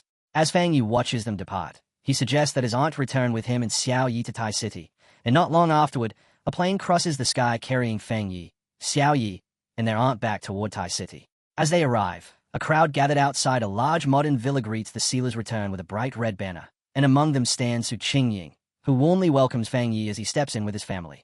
Once inside, his aunt is left astonished by the sheer size and luxury of the spacious living room, while Xiao Yi playfully covers her mother's eyes to set up a surprise, and Fang Yi, smiling, asks his aunt to guess what they have prepared before presenting her with a property deed, revealing that they purchased the villa for her so she can live safely near his own home and visit easily. Then adding, as she stands stunned by such generosity, that they have also bought a replacement house in Chuan City to ensure her comfort if Xiao Yi accepts a transfer to Yuan City, which deeply moves her and prompts her to express how proud she is of them. However, her expression shifts as she notices her daughter's troubled face and points out that Xiao Yi is carrying a heavy burden, leading Fang Yi to remark that his cousin is still conflicted about moving to Yuan City, and Xiao Yi admits she is struggling to decide whether to accept the Spirit Association's promotion, explaining that she suspects Yuan City officials may simply be trying to use her as a link to Fang Yi's power while also acknowledging that cleaning up the city's corruption would be an enormous task, one she cannot depend on Fang Yi to handle for her indefinitely. Her mother encourages her to take the risk and trust herself, reminding her of her once bold and impulsive nature, even teasingly recalling how Xiao Yi once lied about attending a cram school just to go find Fang Yi, which startles Xiao Yi as she realizes her lie had been seen through all along. And with that support, her hesitation fades as she smiles, gathers her resolve, and decides it is time to grow up and accept the challenge in Yuan City. The warm family moment is suddenly broken by the ringing of a smartphone, and Fang Yi answers a call from Xiaolan, asking whether the combat zone has uncovered any new leads, to which he responds that Elder Wu has discovered a mysterious new territory and invites him to join an expedition. Meanwhile, in a dim alley within an underground black market, a group of dejected individuals huddle in the shadows as a purple-haired woman questions a smoking man about whether returning to Yuan City is truly impossible, only for him to snap back that their exile is certain, recalling how their boss Zheng Jian was defeated and realizing that the Zhang family gang has completely lost both its territory and influence, when suddenly a chilling laugh echoes through the alley and the group turns to see a cloaked figure approaching, the masked stranger smirking as he tells the Zhang family members not to panic, claiming their goals aligned before proposing a dark and ominous deal. At the Star God combat zone, Fang Yi walks toward the massive metal gates of the military facility when his heightened senses suddenly trigger a warning, causing him to turn just as he detects an incoming ambush, and in the next instant Elder Wu rushes him and throws a powerful punch. Yet Fang Yi remains completely composed, raising one hand to effortlessly block the heavy strike as a massive shockwave bursts outward. And without the slightest sign of strain, he calmly asks for an explanation. Elder Wu suddenly bursts into laughter, offering an apology as he explains that his veteran comrades simply refuse to believe the rumors about such an extraordinary young talent. Then he turns toward a group of men clad in advanced combat armor and proudly declares that his brief demonstration should be enough to convince them of Fang Yi's astonishing strength. One of the veterans chuckles and points out that Elder Wu is actually forced to take a step back from Fang Yi's block, while another jokes that the younger generation has already surpassed them and suggests that perhaps it is finally time for Elder Wu to retire. And as Fang Yi watches their easygoing banter, he is struck with amazement upon realizing that every single one of these men possesses the formidable power of the two-star Vajra realm. Elder Wu then shifts his attention back to Fang Yi and asks whether he remembers the extreme dark zone they had discussed before, going on to explain that far beyond their current world, far more dangerous domains have existed for a long time and are closely tied to the global resurgence of spiritual energy, before revealing a tightly guarded military secret, that the nation's strongest fighters were absent during the recent monster outbreaks because they had been deployed to these domains, which he declares to be the true front line where humanity has been waging a hidden war long before the public ever became aware of spiritual energy. Hearing this, Fang Yi recalls the intelligence he received from Jiang, noting that these domains function like unstable time rifts filled with chaotic forces and a dark attribute capable of spawning horrifying monsters, and Elder Wu confirms this grim reality, warning that these classified regions have recently become highly active, with new rifts continuously opening across space. Yet alongside the danger lies immense opportunity, as Elder Wu explains that entering these domains is the only path to establishing higher-level cultivation routes, enabling pioneers to break into the ghost acts and creation stages.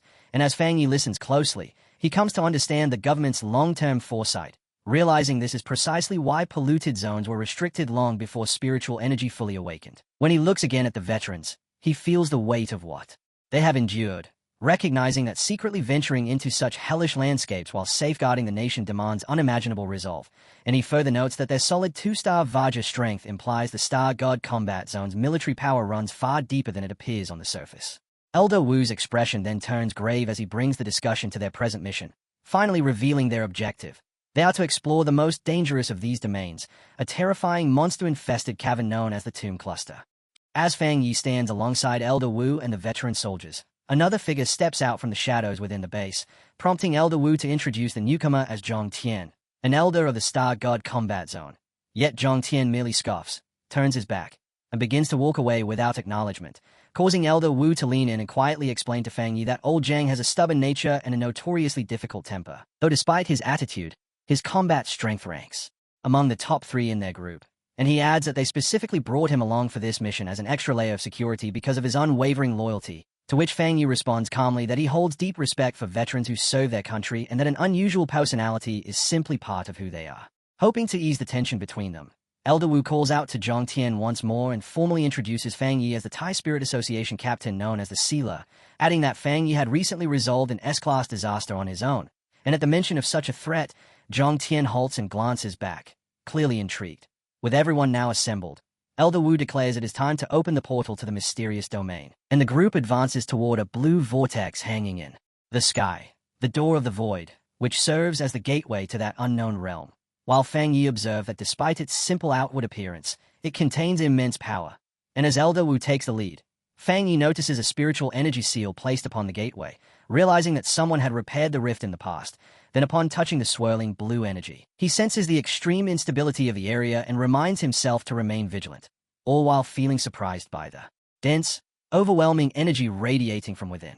Soon, the group is drawn upward into the enormous blue tunnel, and as they drift through it, Fang Yi questions whether the strange, shifting visuals around them are merely side effects of the intense energy, until his sharpened perception detects something far more profound, revealing flashes of space and ghost-like whale-shaped forms moving through the void, whose energy feels utterly alien, as though it originates from beyond their known universe. As they pass by strands of green energy, resembling vines, Elder Wu warns everyone not to approach or stare directly at those shapes, cautioning that their raw power could destroy them instantly.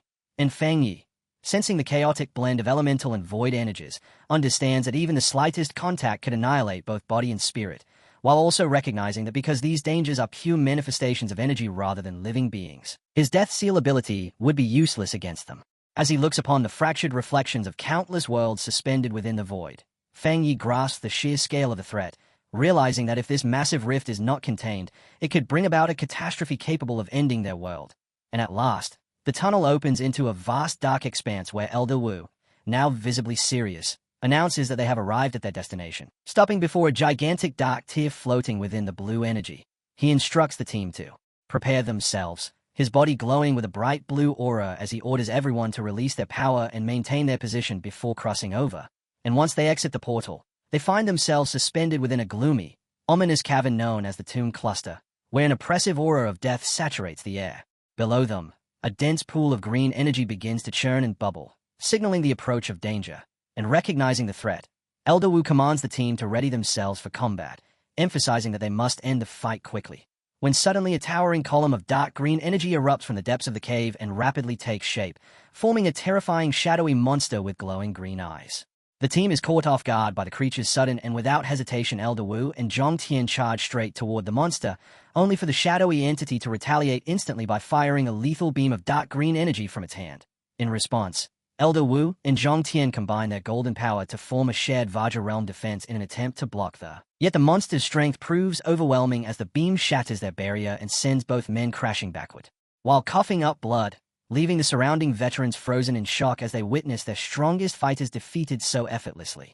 Recognizing the severity of the situation, Fang Yi states that they are in critical danger and must coordinate their attack, and as the veterans rush to catch Elder Wu and Zhong Tian, they quickly realize that the monster's dark energy is actively suppressing a pioneer's spiritual strength, with one veteran pointing out that the weakening effect is so severe that even Elder Wu and Zhong Tian could not unleash a tenth of their true power. Unfazed by this, Fang Yi's body ignites with golden light, as he summons his sword and declares that he will test his own strength, then leaps into the air while enveloping his blade in blazing golden flames to execute a powerful dragon slash, which collides with the giant shadow monster and erupts into a massive explosion of clashing energies. As the smoke gradually clears, Fang Yi remains suspended in the air, though his aura has noticeably dimmed, and he calmly remarks that his strength was heavily suppressed by the cave's dark energy, otherwise that single strike would have been enough to kill the creature. A statement that leaves the veterans below in awe as one of them points out that Fang Yi nearly destroyed the monster alone, confirming that his reputation is no exaggeration, while Zhong Tian stares upward in stunned respect and repeats Fang Yi's title, the Sealer, with newfound reverence, prompting Elder Wu to comment that they would be even more shaken if they understood the true meaning behind that name. Ignoring the oppressive weakening effect, Fang Yi sharpens his focus and releases a surge of dark energy, forming massive shadow claws around himself as he activates his Twilight Fire domain.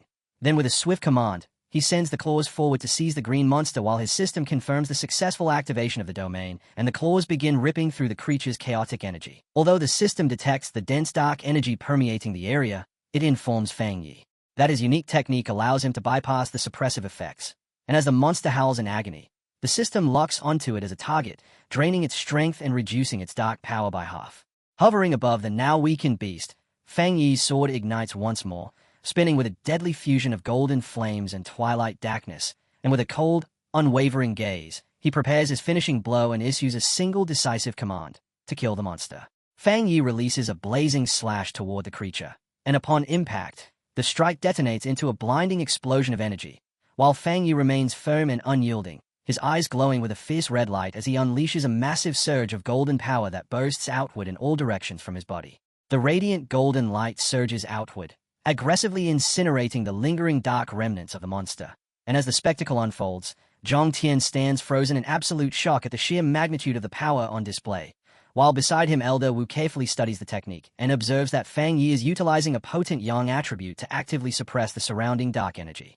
Far away, at Yuan City's wood attribute throne, the sentient good vine begins to shine intensely, its body glowing with a vivid green radiance among the mountain crags, and the sentient red spirit flower flares in response as it senses that its master requires aid, prompting a reaction as a massive, concentrated beam of green energy violently erupts from the peak where the sentient good vine is rooted. Back on the battlefield, Fang Yi remains engulfed in chaotic, crackling golden energy as he continues pressing his attack, yet it becomes increasingly clear that despite wielding the authority of death and being the throne's master, the dark giant possesses extraordinary resilience and is proving extremely difficult to eliminate.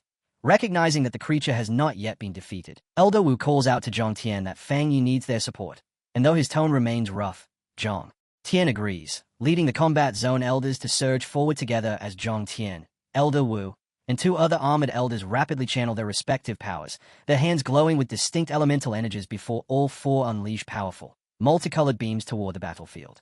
The converging streams of energy strike Fang Yi in the back, merging into him as he drives his own golden power to its absolute limit, and the fusion of their combined triggers a colossal, blinding explosion of golden light that engulfs everything in its path, while the violent shockwave forces Elder Wu, Zhong Tian, and the others to shield themselves as they are pushed backward. When the smoke and turbulent energy finally begin to settle, the environment has been drastically transformed, and, as the elders look down, they realize that the blast has revealed the area's true nature, a vast, desolate burial ground filled with countless tombstones stretching across a deep, newly formed chasm. Fang Yi approaches the group and politely thanks the seniors for their timely assistance, acknowledging that without their help he could not have eliminated the dark giant so smoothly, then admits that he had underestimated the enemy earlier and asks whether anyone was injured in the aftermath of the explosion.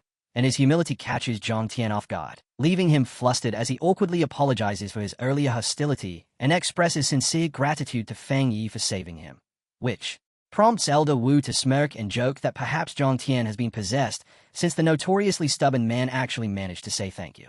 The brief moment of ease is abruptly shattered as the ground beneath them violently splits open and skeletal hands glowing with an eerie green light claw their way out of the earth, followed by a terrifying horde of reanimated skeletons radiating the same ghastly energy as they crawl from the freshly exposed graves and begin advancing toward Fang Yi and the stunned elders, remaining calm. Fang Yi asks Elder Wu if he remembers the unnatural disaster mutation that once occurred in Moon City, and Elder Wu grimly confirms, realizing with dread that they are facing that exact horrifying phenomenon once again. Repulsed by the sudden emergence of the undead, Zhang Tian steps forward eagerly, gathering bright yellow energy into his hands as he declares he will take the lead, then rapidly unleashes a barrage of explosive blasts into the approaching skeletal horde. While unwilling to remain on the sidelines, Elder Wu and another combat zone elder charge into the fray alongside him.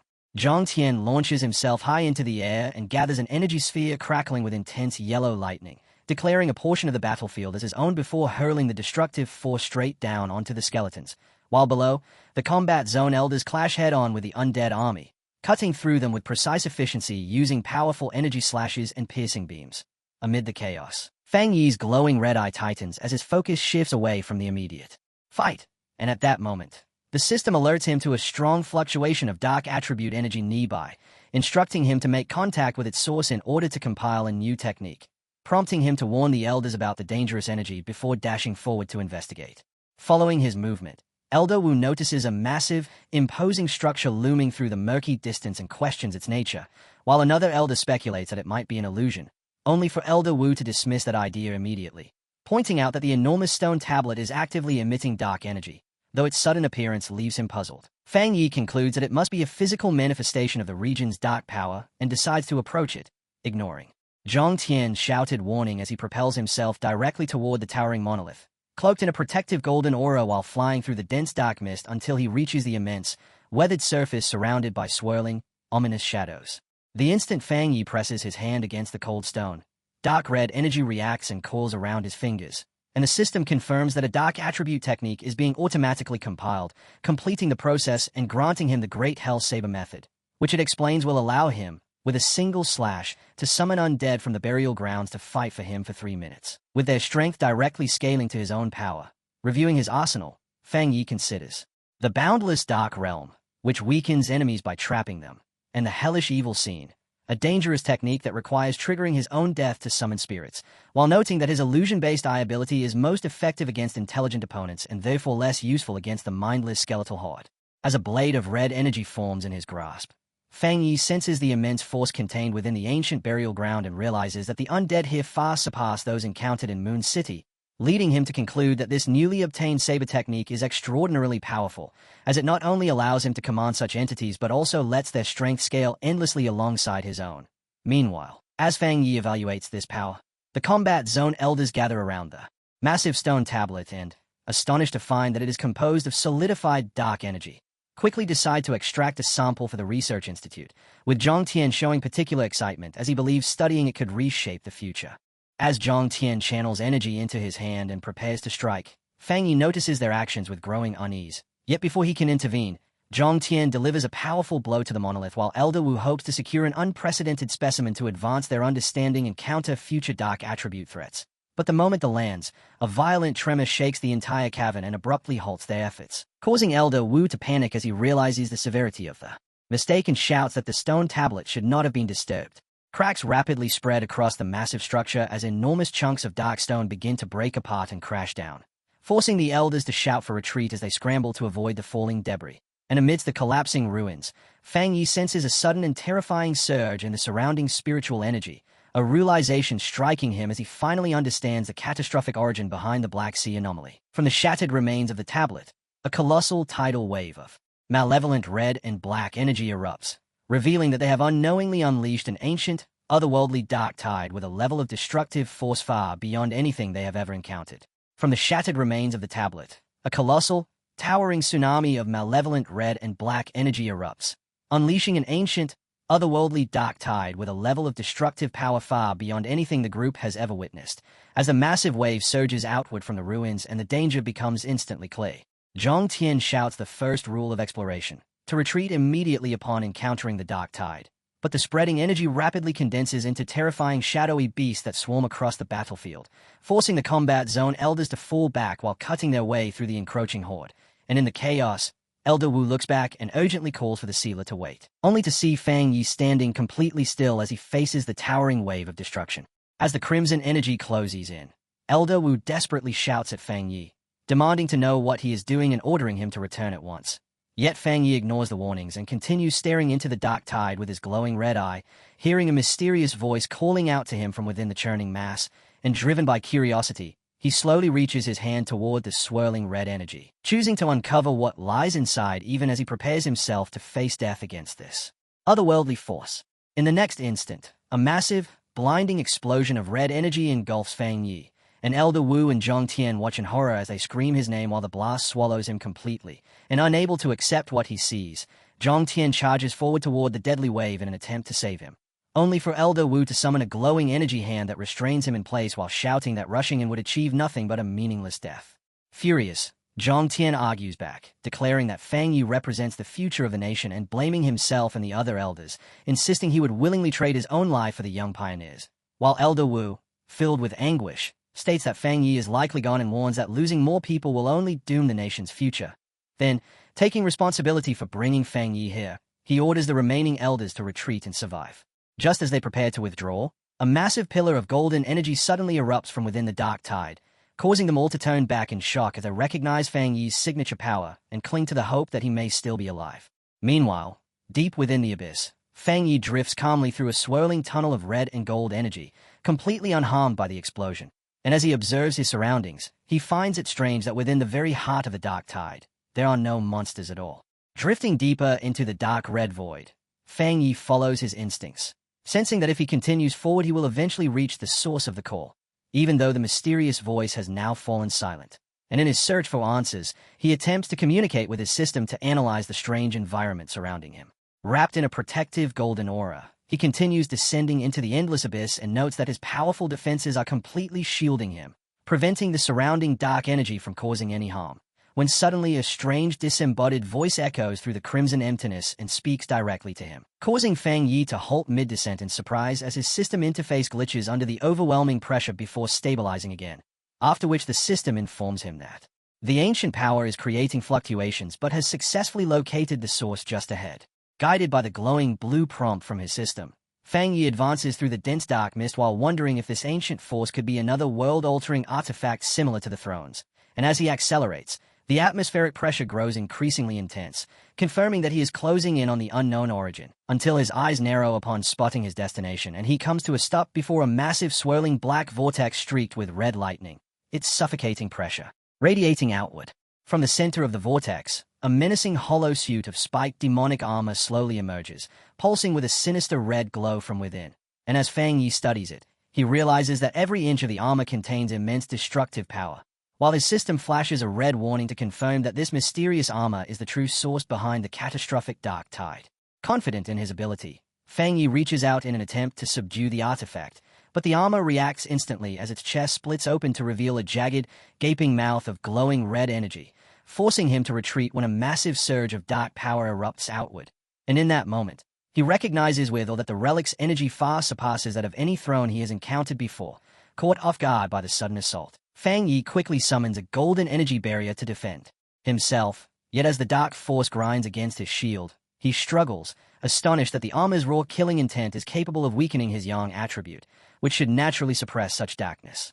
Rather than pulling back, the resistance only intensifies Fang Yi's determination to claim the artifact, and he releases a burst of golden energy to force the attack away before activating his boundless dark realm, surrounding himself within a vast dark purple sphere. Drawing his sword, Fang Yi immediately unleashes the Great Hell Saber method, and in response, the technique summons a vast legion of menacing, glowing red spectral undead from the abyss to fight at his command, which then surge forward in unison, diving toward the floating demonic armor in a coordinated assault, while Fang Yi watches closely, only for his confidence to collapse the moment the armor retaliates, releasing a violent eruption of razor-sharp red energy tendrils that effortlessly tear through and annihilate the spectral attackers. Seeing his ultimate technique so easily neutralized, Fang Yi acknowledges the overwhelming strength of his opponent and realizes that the armor's dark aura far surpasses his own, completely suppressing his abilities, and before he can recover, the demonic armor launches a high-speed barrage of red energy slashes that strike him and force him backward. Yet even as he is driven back, Fang Yi refuses to yield and declares that this battle will decide who subdues whom. The entity speaks once more, urging Fang Yi to surrender and become like it. And as dark energy gathers and forms a jagged mask over his face, Fang Yi understands that the armor is attempting to corrupt his mind and seize control of his body, forcing him into a desperate struggle as he channels his divine sun swallowing heaven technique to preserve his consciousness and resist then, refusing to be overtaken. He shouts that the entity has underestimated him as a massive surge of blue energy bursts from his body, pushed to his absolute limit. Fang Yi commands his system to activate all of his powers and techniques simultaneously, prompting the system to issue a critical warning, explaining that although his realm is only at the 2-star Vajra level, his true capabilities are immeasurable, yet calculating that releasing everything at once will overwhelm his body and carries a 99% probability of total destruction. But despite the near-certain fatal outcome, Fang Yi glares into the darkness without hesitation, fully prepared to take the risk. Driven to the very edge of his endurance, Fang Yi stakes everything on suppressing the demonic entity as golden energy collides violently against dark red power. And with no path left except forward, he orders the system to unleash every cultivation method he possesses at once, swearing he will either win this battle or die in the attempt. The system immediately confirms Fang Yi's command and activates all of his learned techniques simultaneously. But the burden of forcing so many conflicting energies through one body becomes unbearable almost instantly, causing Fang Yi to clutch his head in agony while the violent power threatens to rip him apart from within as he struggles desperately to hold on to his sanity. The strain finally overwhelms him, his eyes turning blank a moment before a catastrophic eruption of crimson energy explodes from his body. And as the system detects the fatal overload, it instantly triggers its emergency safeguard, the Death Seal technique. Lightning flashes into existence alongside a protective aura and binding dark chains. And through the sequence of elemental energies, Fang Yi's lifeless body is revived as the system confirms that he has survived. While drifting through the abyss, Fang Yi suddenly opens his eyes, now glowing with a deep red light. And the system informs him that the ancient artifact has been defeated through the combined force of his cultivation methods. It further confirms that the ancient entity has acknowledged Fang Yi as its new master and willingly submitted to him. The surrounding dark energy immediately begins to gather around his body before condensing into a menacing suit covered in sharp spikes, and the system finally reveals the artifact's true identity, the ancient god-demon armor. Suspended within the newly formed armor, Fang Yi releases an overwhelming dark aura while the system grants him a new ability, the secret technique known as Dark Torrent, a technique that shares the same origin as the armor itself and is mastered by him instantly. To test the strength of his new power, Fang Yi slowly clenches his armored fist, producing a massive shock wave of dark energy that bursts outward. As he studies the energy gathering around his hand, Fang Yi notices something strangely familiar within it. And when dark veins begin pulsing across his face, he realizes with shock that he may now possess the ability to control the dark tide itself. With this newfound mastery, he can freely walk across the chaotic dark tide. And beyond that, he can even force the destructive energy to retreat whenever he wills it. Thinking back on his previous dark abilities, Fang Yi reflects on how completely different this power feels compared to before. Because in the past, using dark energy constantly consumed both his stamina and spiritual power, whereas now the dark attribute obeys him like a loyal pet. Letting the energy swell calmly within his palm, he confidently declares that it will never become a burden to him again. After remaining in the abyss long enough, Fang Yi decides it is finally time to return, casually snapping his fingers as he prepares to leave the abyss behind. Though before departing, he wonders how much time has passed and suspects his disappearance has already thrown the outside world into chaos. At the Xia Nation Spirit Association headquarters, the president slams both fists onto his desk in fury while Zhu Yuru silently watches from beside him.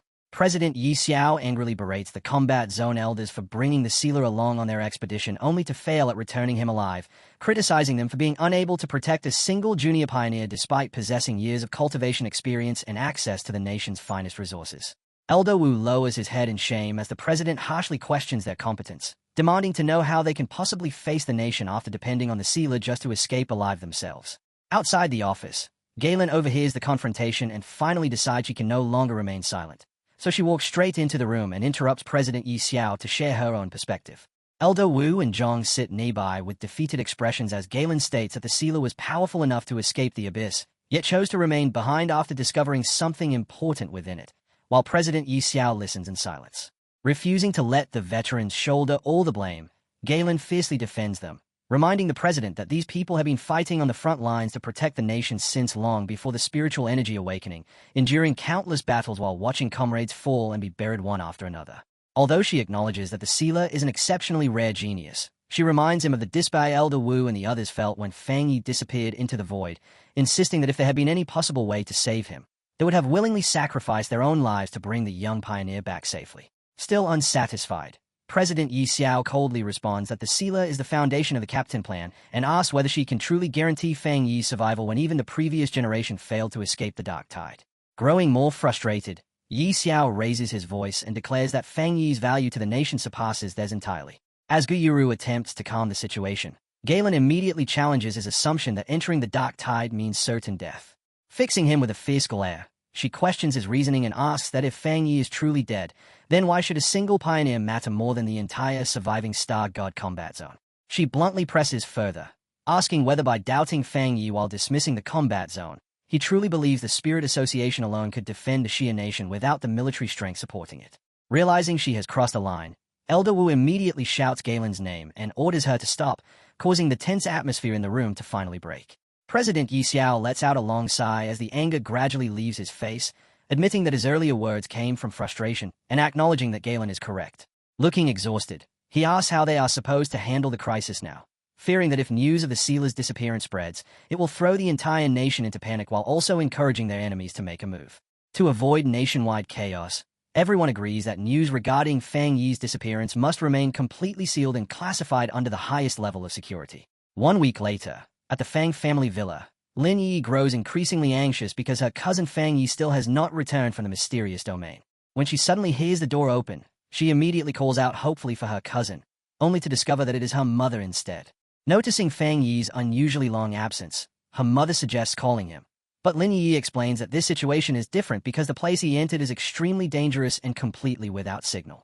Her mother agrees that even so, it is still strange for him to remain out of contact for this long. The conversation soon shifts as her mother asks about her assignment as Tai City's new captain, and Lin Yi explains that she originally planned to wait for Fang Yi's return before beginning a trial run. But now that he is gone, even the association has fallen strangely silent. Her unease deepens because this level of silence has never happened before. In the past, Fang Yi always returned quickly. Yet now Captain Shu knows nothing while Xiaolan has completely ignored all of her messages. Unable to endure the uncertainty any longer, Lin Yi suddenly tells her shocked mother that she is going out. As rain pours down outside, Lin Yi runs frantically through the streets while anxious thoughts race through her mind. If something truly happened to her cousin, then she fears the entire Xia nation could descend into chaos and the captain plan itself might collapse. Even so, she continues trying to reassure herself that with Fang Yi's strength, he must still be alive, especially when the world around her still appears peaceful. Her thoughts are suddenly cut off when massive bolts of unstable purple lightning tear across the storm-covered sky above the city's skyscrapers. Lin Yi immediately freezes in shock as terrified pedestrians begin scattering in panic while a blazing meteor descends rapidly toward the city. Shielding herself from the blinding impact, she instantly recognizes the familiar energy signature and realizes that another ancient throne has arrived. A gigantic pillar of blue energy erupts upward and lights up the entire skyline, while from a distant vantage point, several unnamed captains silently observe the impact site from afar. At the same time, the throne's arrival draws out the city's darker forces, and hidden within the shadows, sinister figures with glowing red eyes smile coldly as they anticipate the violent struggle for control over the newly descended throne. Drifting through the chaotic blue void, Fang Yi moved by leaping across floating debris while surrounded by a newly formed dark red aura. Yet despite continuing forward, he felt as though he had become trapped inside an endless maze with no clear exit. Growing increasingly frustrated by his inability to locate the coordinates needed to return to reality, he glanced toward his shadow, which was actually the subdued ancient god demon armor, and asked whether it was also unable to find a way out. The system, however, remained completely silent and unresponsive, displaying no signal just as it had before. Fang Yi could not help wondering whether attempting to take the ancient armor out of the mysterious domain had triggered some kind of butterfly effect, or if some unknown force was deliberately keeping them trapped there. Suddenly, the dark aura around him reacted. When Fang Yi questioned it, the shadowy figure immediately shook its head to show that it was not responsible. He then asked why the entity could no longer speak, especially after previously using a human voice to lure him into the dark tide earlier. But the shadow merely trembled nervously, seemingly incapable of answering him. Letting out a sigh, Fang Yi eventually stopped pressing the issue and decided that escaping the domain had to remain their highest priority. At that moment, his glowing red eyes suddenly narrowed after sensing a faint connection to the outside world. Back in reality, an enormous beam of blue energy ripped through the storm-filled sky before crashing into Tai City as a mysterious new throne descended from above. While frightened civilians fled through the heavy rain, Lin Yi rushed directly toward the impact zone because she understood that the appearance of a throne while her cousin remained missing would only throw the city deeper into chaos, so despite the danger, she chose to investigate the situation herself. As she sprinted through the rain-soaked streets, her sharpened instincts suddenly warned her that something was wrong. A sinister-looking man holding a knife stepped directly into her path and grinned while confidently greeting her as Miss Lin. Startled, Lin Yi immediately took a defensive stance and demanded to know who he was, but before she could react further, several more armed thugs emerged from the rain and quickly surrounded her, cutting off every possible route of escape. Lin Yi mocked the group without hesitation, calling them idiots for recklessly entering Tai City during such a dangerous moment, then demanded to know exactly what they wanted. Without even waiting for their response, she instantly unleashed a violent shock wave of green spiritual energy that blasted backward against the attackers attempting to close in around her. Flowing smoothly into her next attack, she transformed the energy into thick vines that tightly bound one of the older thugs before driving a fierce kick straight into his chest and demanding answers from the stunned man. The man slammed heavily onto the rain-soaked pavement, and after realizing their opening attack had failed, another thug immediately blew a piercing whistle to summon reinforcements. Within moments, the entire area became flooded with enemies as armed thugs carrying different weapons emerged from alleyways, rooftops, and the surrounding shadows until Lin Yi found herself completely encircled.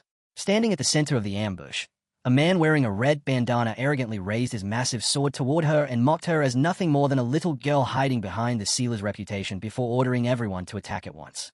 Green energy glowed sharply within Lin Yi's eyes as she glared back at them and coldly asked whether they were underestimating her. Declaring that this was the perfect opportunity to test the results of a recent multi-target combat training, she immediately released a barrage of sharp vine-like whips formed from green spiritual energy. The vines lashed through the air, striking and restraining several attackers at once while she simultaneously engaged others in close combat, rapidly knocking down anyone who managed to approach her. As the vines tightened around the captured enemies, the older thug struggled helplessly and cursed after realizing that her unique wood attribute was actively suppressing their spiritual energy. Completely seizing control of the battle, Lin Yi gathered the restrained thugs together before swinging her vines with tremendous force and hurling the entire group violently through the air while fiercely telling them to get lost. Suddenly, a sharp projectile infused with dark purple energy pierced through the rain and shot directly toward her. Lin Yi instantly recognized the danger and realized it was a fire-based ability combined with a corrosive dark attribute. Ordinary flames would never burn through her durable vines so easily, but this dark fire was far more dangerous.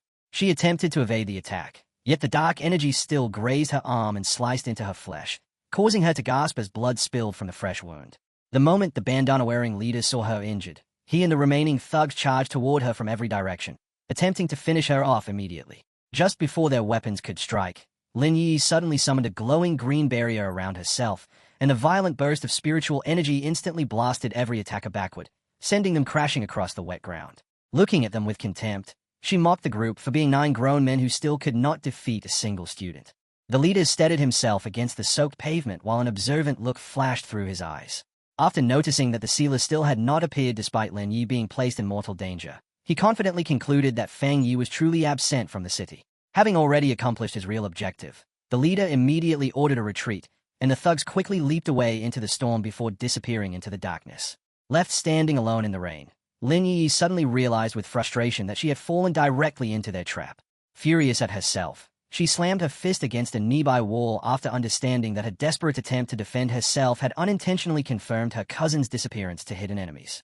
Cursing her own carelessness, she knew the next attack would come with full preparation, and she immediately realized she needed to come up with a plan as quickly as possible. Before she could think further, her racing thoughts were interrupted when an enormous pillar of golden light suddenly pierced through the storm clouds and struck the distant city skyline. The moment Lin Yi recognized the meaning behind the pillar of light, determination immediately filled her eyes. Without wasting another second, she pulled out her phone and urgently contacted Captain Shu. At the barricaded zone surrounding the newly descended throne, Shu Qing stood guard beneath the pouring rain while speaking with Lin Yi through the call. She immediately asked whether Yi had been ambushed, and Yi confirmed that she had managed to drive the attackers away, though only temporarily, because everyone's true objective was the throne itself. In a solemn voice, Yi explained that their enemies now fully believed Tai City had become completely defenseless after the sealer's disappearance. Hearing those words, Su Qingying fell silent in shock as the terrifying implications settled over her. Staring toward the restricted forest area, she listened in disbelief while Yi calmly made a bold decision. The young pioneer declared that she intended to approach the artifact personally and force it to acknowledge her as its new master. After arriving at the restricted site, Yi firmly explained that she had no other option left if she wanted to protect the city. In response, Su Qingying immediately pulled her into a tight embrace beneath the heavy rain and angrily scolded her for acting recklessly. She warned Yi that the newly descended artifact possessed a metal attribute, making its power far sharper and more lethal than any anomaly they had encountered before. She reminded her that a wood attribute user had virtually no defense against metal energy, meaning the attempt was practically equivalent to a death sentence. Terrified for her friend's safety, Su Qingying tearfully begged Yi not to throw away her life on what she believed was a suicidal mission. Their emotional exchange was suddenly interrupted when a panicked guard rushed toward them with urgent news. He reported that large numbers of underground organizations and neutral factions were rapidly converging on the area, and even worse, registered pioneers from various places were now flooding into Tai City as well. Elsewhere within the shadows of the city, an enormous gathering of rogue pioneers and mutants continued to grow. Encouraged by rumors claiming that the sealer was dead, they openly disregarded both the military and the spirit association, treating the entire situation as a brutal free-for-all. Consumed by greed, the massive crowd prepared to storm the restricted zone while blindly believing that whoever succeeded in claiming the throne would become the next absolute ruler of the Xia nation. A rescue team passes through a swirling portal into the mysterious domain as they search for the exact location where Fang Yi disappeared. Elder Wu and Yi Xiao emerge into a vast white desert beneath a bright and cloudless sky, and Wu immediately confirms that this is the place where the dark tide swallowed the sealer. However, the dramatic change in the environment leaves him completely bewildered, causing him to wonder how the overwhelming dark energy and the countless ancient tombstones could have vanished without leaving behind a single trace. Suddenly, the sky tears apart as an enormous wave of terrifying dark energy bursts outward, instantly leaving the entire rescue team frozen beneath its overwhelming pressure. Moments later, Fang Yi falls directly from the rift and crashes onto the white sand. He himself seems surprised to arrive there, having only followed the energy signature of the newly descended throne in order to find a path back to reality. The instant Elder Wu and Yi Shan notice the familiar golden aura radiating from him, they immediately recognize Fang Yi and are left utterly stunned to discover that he is still alive. Even more shocking is the spiritual power now flowing from his body, because its intensity has already surpassed Elder Wu's own strength by an enormous margin. Elder Wu immediately senses the overwhelming aura radiating from the young pioneer and quickly realizes that Fang Yi's strength has already surpassed the third level of the Jingong realm by a tremendous margin. Hearing his name called, Fang Yi turns around, his glowing red eye locking onto the combat zone elders descending toward him. Yi Xiao steps forward first and warmly grasps Fang Yi's hand while introducing himself as the president of the Xia Nation Spirit Association, declaring that they have come personally to bring the sealer home. Fang Yi calmly accepts the greeting, though inwardly he quietly reflects on the introduction, because he has never heard of Yi Xiao before and assumes the man must have been appointed during his disappearance. As Yi Xiao mentions that the appearance of a newly descended throne may explain the strange spatial disturbances, Fang Yi explains that he had been trapped inside the mysterious domain the entire time, wandering aimlessly without any way to locate Earth's coordinates until he finally managed to trace the throne's energy signature back to reality. Suddenly feeling an intense sense of urgency, Fang Yi immediately requests that they return to Tai City without delay. Elder Wu and the other veterans readily agree, proud to assist the now overwhelmingly powerful young pioneer. Without wasting time, the group gathers their spiritual energy together and activates a massive blue portal for the journey back. However, the instant they begin crossing through the portal, a terrible sense of dread suddenly overwhelms Fang Yi. An ominous feeling tells him that his cousin Lin Yi may already be in mortal danger, and although he desperately hopes the sensation is only his imagination, the unease refuses to dissipate. As they travel rapidly through the swirling blue void, Elder Wu suppresses his growing curiosity and silently wonders how Fang Yi managed to survive the catastrophic dark tide while also achieving such a terrifying breakthrough in cultivation. Meanwhile, absolute chaos has consumed Tai City. Heavy rain pours endlessly over shattered streets filled with smoke and destruction, while defending pioneers struggle desperately against a massive wave of invading enemies. At the center of the battlefield, the Spirit Association's lead official projects a golden shield to block a strike from a cloaked rogue attacker. As the enemy mocks their desperate resistance, The official grimly reflects on how fearless these underground factions have become, openly attempting to overturn order itself in pursuit of power. Releasing a blazing golden shockwave, the lead official blasts the surrounding attackers backward before immediately ordering counteroffensive. In the middle of the battle, however, he receives a frantic report informing him that the defensive perimeter protecting the newly descended throne has already been breached. Fully aware of how critical the situation has become, the official orders his subordinates to immediately reinforce the frontline squads defending the throne. Declaring that he alone will hold the current position, he unleashes a barrage of golden fire blasts to intercept assassins leaping through the rain toward them. When one subordinate hesitates, the official sharply orders them to obey at once. Then, after touching his earpiece, his hardened expression suddenly shifts with renewed hope as he reveals a crucial piece of news. If they can survive this current wave of attacks, victory will belong to them. Elsewhere across the rain-soaked city streets, two defending pioneers continue struggling against the advancing enemy forces. As Wang Lan and Song Yiming approach through the downpour, the exhausted defenders immediately ask with hope whether headquarters has finally sent reinforcements. Song Yiming explains that nearly every pioneer now covets the vulnerable resources within Tai City, while Wang Lan smiles calmly and says they have only come to repay a favor. Without hesitation, Song Yiming throws a blazing punch that erupts into a devastating fiery explosion, instantly engulfing the attackers. The pair mock the enemy's weakness while questioning why they are fighting so desperately over a sealer they already assumed to be dead. Song Yiming coldly declares that a weak and disorganized mob like them has no right to claim the immense power of the newly descended throne. As several opposing pioneers arrogantly declare that the metal attribute throne already belongs to them, Wang Lan calmly responds by unleashing a violent strike with his water abilities, instantly freezing the attackers solid and turning them into lifeless ice sculptures. Meanwhile, the invasion spreads all the way to Fang Yi's private villa, where a group of armed thugs quickly realizes they have discovered the sealer's home.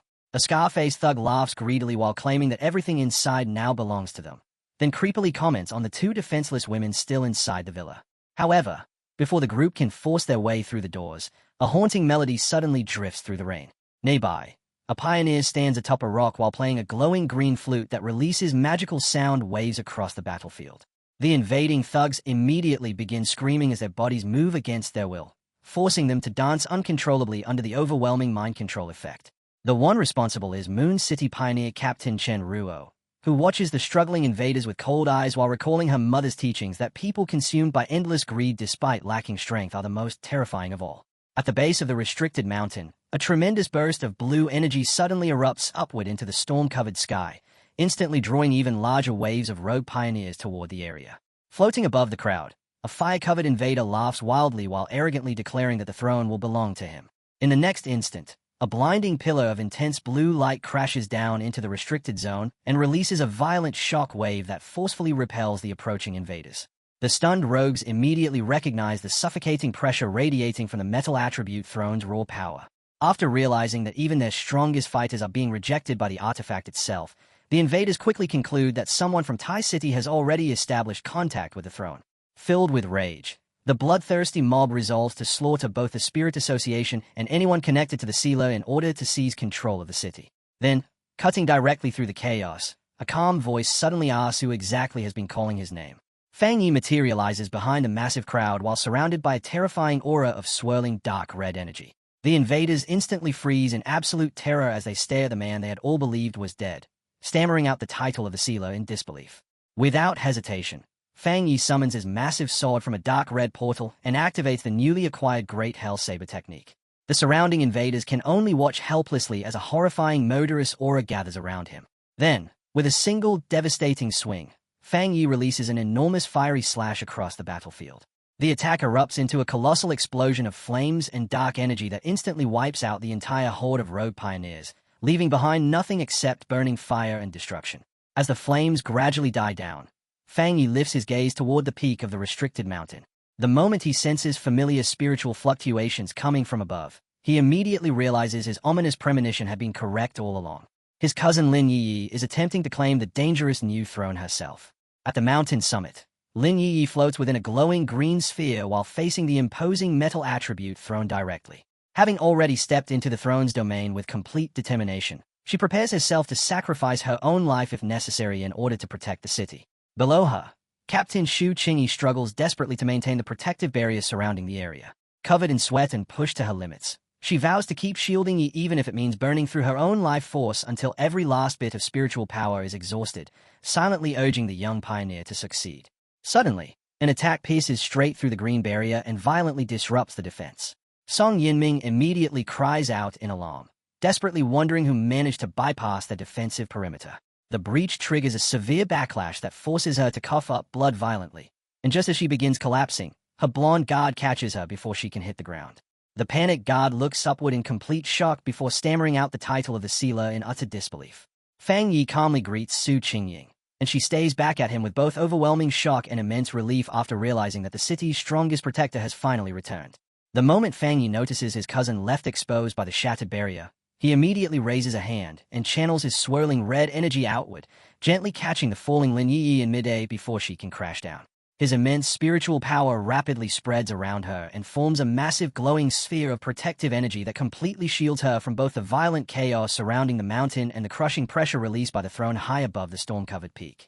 Floating high above the chaotic city, Fang Yi stares down at the countless explosions below with furious red eyes while questioning whether the invaders flooding into Tai City came solely to seize the newly descended throne. Standing behind him, Su Qingying calmly explains that the situation is not that simple. When the throne first descended, Fang Yi's terrifying reputation alone was enough to keep hostile forces away. But once rumors of his death began spreading, enemies everywhere became fearless and started targeting not only the artifact itself, but also the Spirit Association and even his family. She further explains that Lin Yi only attempted to claim the throne because she felt completely powerless against such a coordinated assault. The instant Fang Yi hears this, his aura erupts violently into a towering column of flames. He immediately spreads his senses across the entire city, locating every invading enemy one by one while coldly vowing not to spare a single person involved. As his suffocating power sweeps across Tai City, the invading forces everywhere freeze in terror beneath the overwhelming pressure. Watching this terrifying display of strength, Su Qingying breaks into a cold sweat. For a brief moment, the presence radiating from Fang Yi feels so monstrous that she can hardly view him as human anymore. Suddenly, Fang Yi senses several familiar auras entering the battlefield. Looking across the flooded streets below, he spots Jiang Lu, Jiroi Yang, and several allied pioneers fighting directly against the invading forces. Relief briefly passes through him after realizing reinforcements have arrived to help defend the city, making him understand that the overall battle on the ground can still be salvaged. That relief vanishes instantly when Lin Yi suddenly cries out in pain. Fang Yi immediately turns and sees his cousin coughing up blood while struggling beneath the crushing power of the metal throne. Watching her suffer, he understands that he cannot blame her reckless decision, because his sudden disappearance combined with the throne's descent had forced her into protecting the city herself.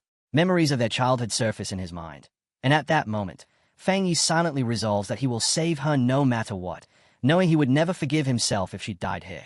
Realizing there is no time to hesitate, Fang Yi launches himself directly toward the throne's blinding blue energy. As he collides against the massive sphere of overwhelming power, he declares that a single elemental attribute is not enough to stop him. Even while the crushing pressure tears into his body, his glowing eyes remain filled with determination.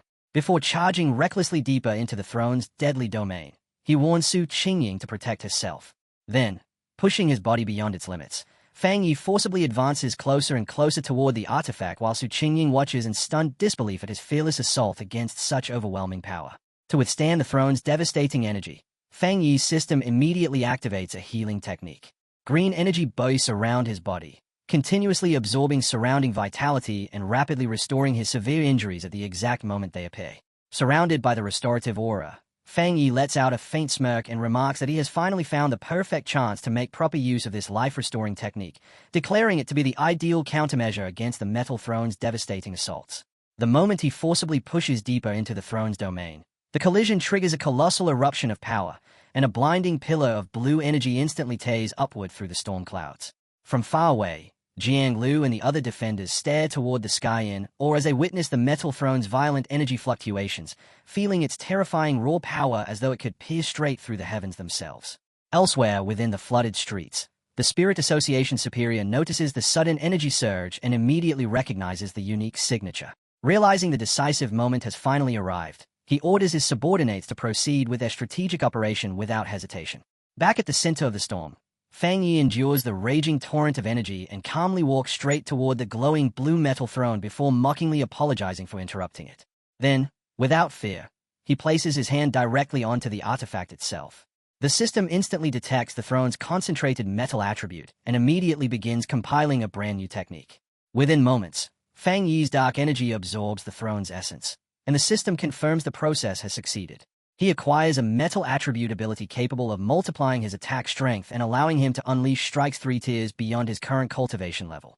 Although the technique temporarily leaves him vulnerable to metal-based attacks during its cooldown period, he also gains another skill that can grant objects or individuals a metal physique, dramatically enhancing their physical strength. After extracting the throne's core power, Fang Yi studies the glowing diamond-shaped construct now floating within his hand. Without hesitation, Fang Yi immediately chooses Lin Yi as the target for his newly acquired implantation ability and directs the glowing golden energy toward her.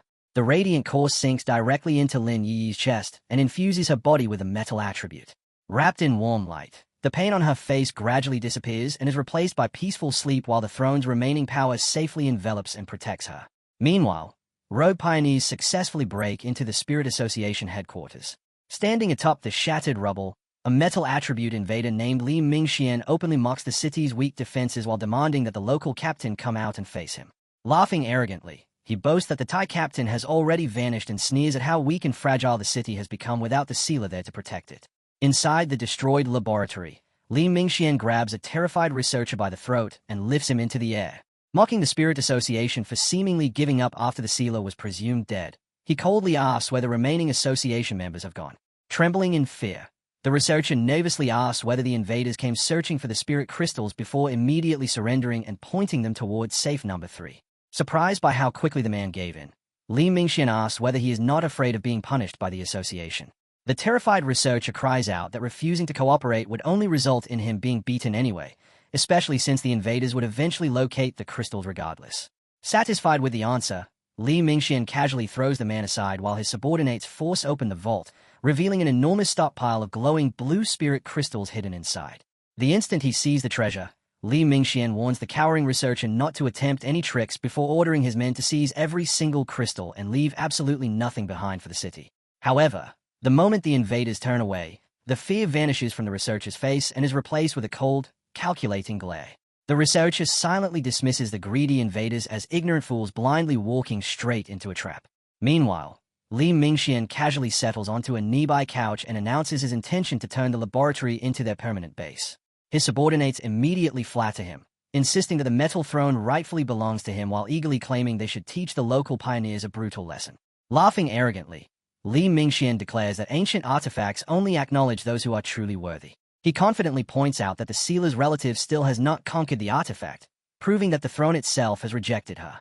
One of the thugs then mentions hearing rumors that the pioneer attempting to claim it is merely a young girl. As the group laughs together while discussing plans to ambush her later, a swirling void of darkness silently opens across the ceiling above them. Their laughter abruptly stops when Li Mingxian suddenly hears an odd dripping sound. Confused, he glances around the room and wonders whether the ceiling has begun leaking. However, the moment he looks upward, he sees sharp tendrils of black energy descending from the darkness overhead.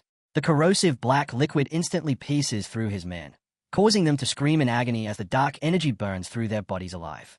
From within the swirling shadows, Fang Yi calmly steps down into the room. The instant Li Mingxian recognizes the legendary pioneer standing before him, absolute terror overtakes his face and he stammers in disbelief that Fang Yi's return should have been impossible.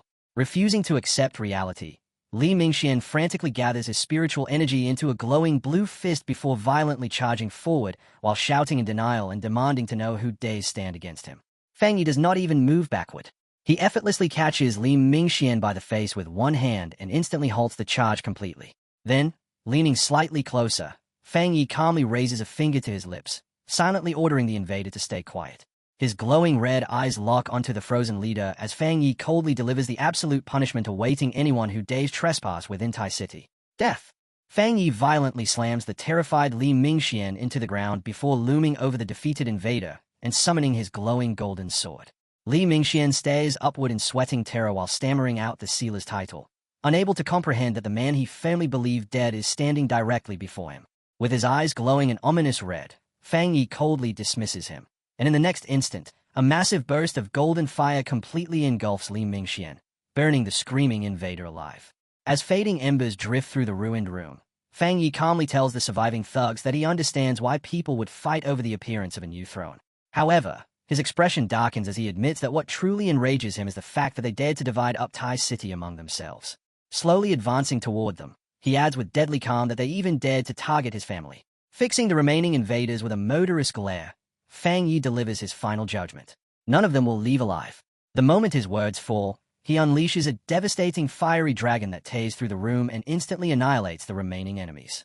Outside in the flooded streets, Jiang Liu and the allied pioneers find themselves surrounded by hostile forces when a colossal fiery explosion suddenly erupts from the Spirit Association headquarters and illuminates the storm-filled sky. The enemy thugs stare upward in complete horror as they realize the sealer has truly returned. The disappearance of Li Mingxian's aura instantly throws the invaders into panic, and furious voices begin cursing the false rumors that tricked them into entering the city.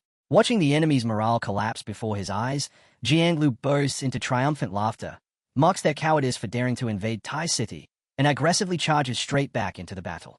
Just as the thugs begin ordering a frantic retreat, the invaders scatter in every direction and run for their lives, fully aware that encountering the sealer means certain death. Seizing the momentum, the Spirit Association's lead official immediately commands his forces to pursue them, giving strict orders not to allow even a single invader to escape and regroup. At that moment, a massive wave of fire tears through the streets, instantly swallowing the fleeing rogues and cutting off every path of escape. Watching the raging flames, Captain Chen Ruo immediately recognizes the familiar overwhelming power descending from the sky. Wang Lan and Song Yiming stare at the destruction in complete shock, and after witnessing powerful Jingong realm pioneers erased in an instant, both conclude that only the sealer could release such a terrifying attack. Looking over the city below, Su Qingying calmly declares, "No enemy will dare approach them now," before using the sudden shift in power to order her subordinates to collect every available metal attribute spirit crystal within the association. Meanwhile, the surviving thugs flee desperately through the nearby forest, horrified when they realize heavily armed military reinforcements are already hunting them down. President Yi Xiao arrives together with Elder Wu, Gu Yuru, and the military forces, then immediately orders every invader captured so the sealer can personally decide their fate. Broken and cornered, the remaining rogue pioneers collapse to their knees and beg for mercy, offering to join the Spirit Association and swearing to defend the Xia nation if their lives are spared.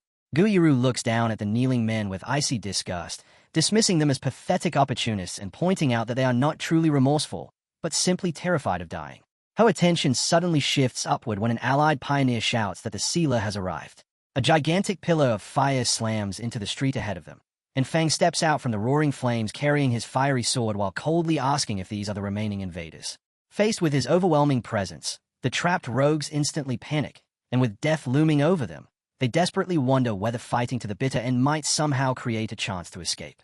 Yet the fear crushing them is so overwhelming that none of the thugs can even move. Finally, one of them screams, "It isn't fair," cursing Tai City and blaming their impending deaths on the false rumors surrounding the sealer. Ignoring their desperate excuses entirely, Fang Yi slowly raises his hand as an enormous surge of fiery energy gathers around him. Watching the terrifying power condense, Gu Yuru is stunned because she can sense that his raw spiritual energy alone is capable of leveling the entire city, leaving her shocked that he possesses such overwhelming strength even without claiming the new throne. Then, with a merciless motion, Fang Yi brings his hand down, unleashing a colossal wave of fire that instantly incinerates the remaining invaders and reduces them all to ash. As the flames fade, Gu Yuru realizes that Fang Yi's strength has already surpassed even Elder Wu's. Remembering how Wu became a legend after saving an entire city by himself, she understands that if Fang Yi had not carefully controlled his attack, the flames would have annihilated everything in their path. Yi Xiao watches the aftermath in amazement, marveling at how effortlessly Fang Yi eliminated the invaders who had nearly overwhelmed their entire force while maintaining such precise control that not a single ally was harmed. Smiling, he remarks that every pioneer across the Xia nation witnessing this battle is probably just as astonished. As Fang Yi steps out from the fading flames, Yi Xiao silently reflects that everyone now finally understands the enormous gap separating ordinary pioneers from the sealer. Fang Yi's merciless display not only saved Tai City, but also shattered any thoughts of future rebellion, because restoring order through fear was necessary, and showing mercy to the invaders would only insult those who sacrificed their lives defending the nation. Approaching the group, Fang Yi apologizes for arriving late and thanks Yi Xiao and the others for protecting the city, but he immediately explains that there is still one urgent matter requiring their help. Fang Wei reveals that his cousin, Lin Yi, tried to subdue the metal attribute thrown by herself in order to protect the city, and although he injected her with protective spiritual energy the moment he arrived, he can already sense her condition rapidly worsening. Inside the metal attribute throne's spatial domain, Lin Yi forces her energy beyond its limits while desperately trying to subdue the glowing artifact. The sentient throne mocks her efforts without restraint, calling her a foolish human and refusing to submit to weak trash, then arrogantly demands a stronger master before violently ordering her to get lost as it unleashes a massive blast of blue energy. Lin Yi quickly crosses her arms to block the attack, but the overwhelming impact sends her flying backward as blood spills from her mouth. Covered in sweat and badly injured, she still glazed stubbornly at the throne, refusing to allow it to look down on her. Growing impatient, the artifact coldly declares that she will die at its feet and that her corpse will remain groveling within its domain forever. Just before the throne can strike again, a warm golden energy suddenly envelops Lin Yi. The protective aura catches her in mid-air and shields her from the crushing pressure released by the artifact. Relief instantly appears across Lin Yi's face as she recognizes the familiar power. And the moment the throne senses Fang Yi's incredibly pure and overwhelming spiritual energy, its attitude changes completely. Realizing her cousin has returned, the stunned artifact immediately declares that this newcomer is the true candidate worthy of becoming its king. The sentient metal throne bursts into triumphant laughter, declaring that it has finally discovered someone worthy of inheriting its power while Lin Yi floats before it inside the glowing golden sphere. Curious to witness her true potential, the ancient artifact announces that it will personally test her. The throne's descent immediately releases a massive shock wave that crashes through Tai City, and a gigantic dome of blue energy rapidly expands from the back mountain, shaking the streets so violently that terrified citizens begin screaming about an earthquake. Understanding the danger at once, Galen quickly channels her power to create a defensive barrier. She realizes the metal throne's energy has become incomparably violent, and if they fail to contain it, the resulting catastrophe could tear the entire city apart. Without hesitation, she calls on the remaining defenders, including Gu Yuru, Song Yiming, and Wang Lan. Together, they push themselves to their limits in order to stabilize the shield while Galen urges everyone to give everything they have to reduce the damage as much as possible. Meanwhile, at the edge of the throne's expanding barrier, Elder Wu and President Yi Xiao watch the swirling energy with growing unease. After witnessing the artifact's terrifying destructive force, both fear that Lin Yi's attempt to claim the throne may already be ending in failure. Yaya then turns toward Fang Yi and warns him that if these violent surges continue any longer, both his cousin and the entire city will be doomed. Fang Yi watches Linia floating in the distance and frowns in confusion. He understands that subduing the throne is something she must accomplish herself, yet the metal core he gave her should not be triggering such a violent reaction, especially when her actual condition still appears stable. Without any warning, an amused voice suddenly echoes from the dark red energy twisting inside Fang Yi's shadow. The ancient god-demon armor speaks, revealing that the throne is not testing Yi at all, but is instead trying to attract Fang Yi's attention because it has already chosen him as its true master. Startled by the revelation, Fang Yi immediately realizes the throne's desire is destroying his plan for Yi to inherit it. Knowing he can no longer stay out of it, he asks the demonic armor for assistance, and the ancient entity gladly agrees. Taking advantage of the moment, Fang Yi summons the ancient god-demon armor, allowing jagged dark metal and glowing red energy to spread across his entire body. Wearing a confident smirk, he decides this is the perfect opportunity to test the legendary armor's defensive power against the overwhelming force of the throne itself. Turning toward Elder Wu and the others, he tells them to stay back while he verifies a theory, then calmly begins walking toward the swirling blue barrier surrounding the metal throne. Before stepping into the raging energy, he warns everyone not to follow him or rush in to help if anything unexpected happens. Outside the barrier, President Yi Xiao watches in complete shock as the metal throne's violent energy suddenly calms the instant Fang Yi enters, proving beyond doubt that the artifact truly recognizes him as its chosen master. After landing safely within the throne's inner domain, Fang Yi quickly surveys the core space of the artifact. Slightly surprised that a physical body can actually enter this kind of domain, he soon notices Lin Yi struggling desperately against the crushing pressure released by the throne. Without wasting a moment, Fang Yi immediately intervenes, and the ancient armor effortlessly blocks the rapid attacks aimed at her. He calls out to the sentient throne, and the artifact eagerly responds that it has been waiting for this conversation. Floating within the chaotic space, a stunned Lin Yi calls out to her cousin and asks how he managed to enter the barrier at all. The throne completely ignores her and focuses entirely on Fang Yi, marveling at his dense spiritual energy and ancient noble aura while proudly boasting that its instincts were correct to choose him. Just as Lin Yi desperately warns Fang Yi to be careful, enormous spheres of pure energy suddenly materialize around him. Yet instead of attacking, the throne offers him an alliance, explaining that humanity desperately requires a powerful weapon like itself. Its energy coils tightly around Fang Yi as it enthusiastically promises to make him the supreme ruler of their world, the universe, and even realms beyond his understanding. The artifact boldly declares that together they can rewrite the laws of reality itself and elevate him into the one true king. In response to the throne's grand offer, Fungi simply smiles. Without hesitating for even a moment, Fang Yi flatly rejects the offer and effortlessly shatters the energy restraining him, leaving the sentient artifact completely stunned. He calmly tells the throne that he has absolutely no interest in claiming it, then immediately points out a flaw in all of its grand promises. Since several other thrones already exist on Earth, he remarks that it has no real way to prove it is the strongest among them. Casually, he asks whether the ancient artifacts are ranked against one another, and the question insults the throne so deeply that it stammers in outrage before demanding to know whether Fang Yi truly dares to doubt its power.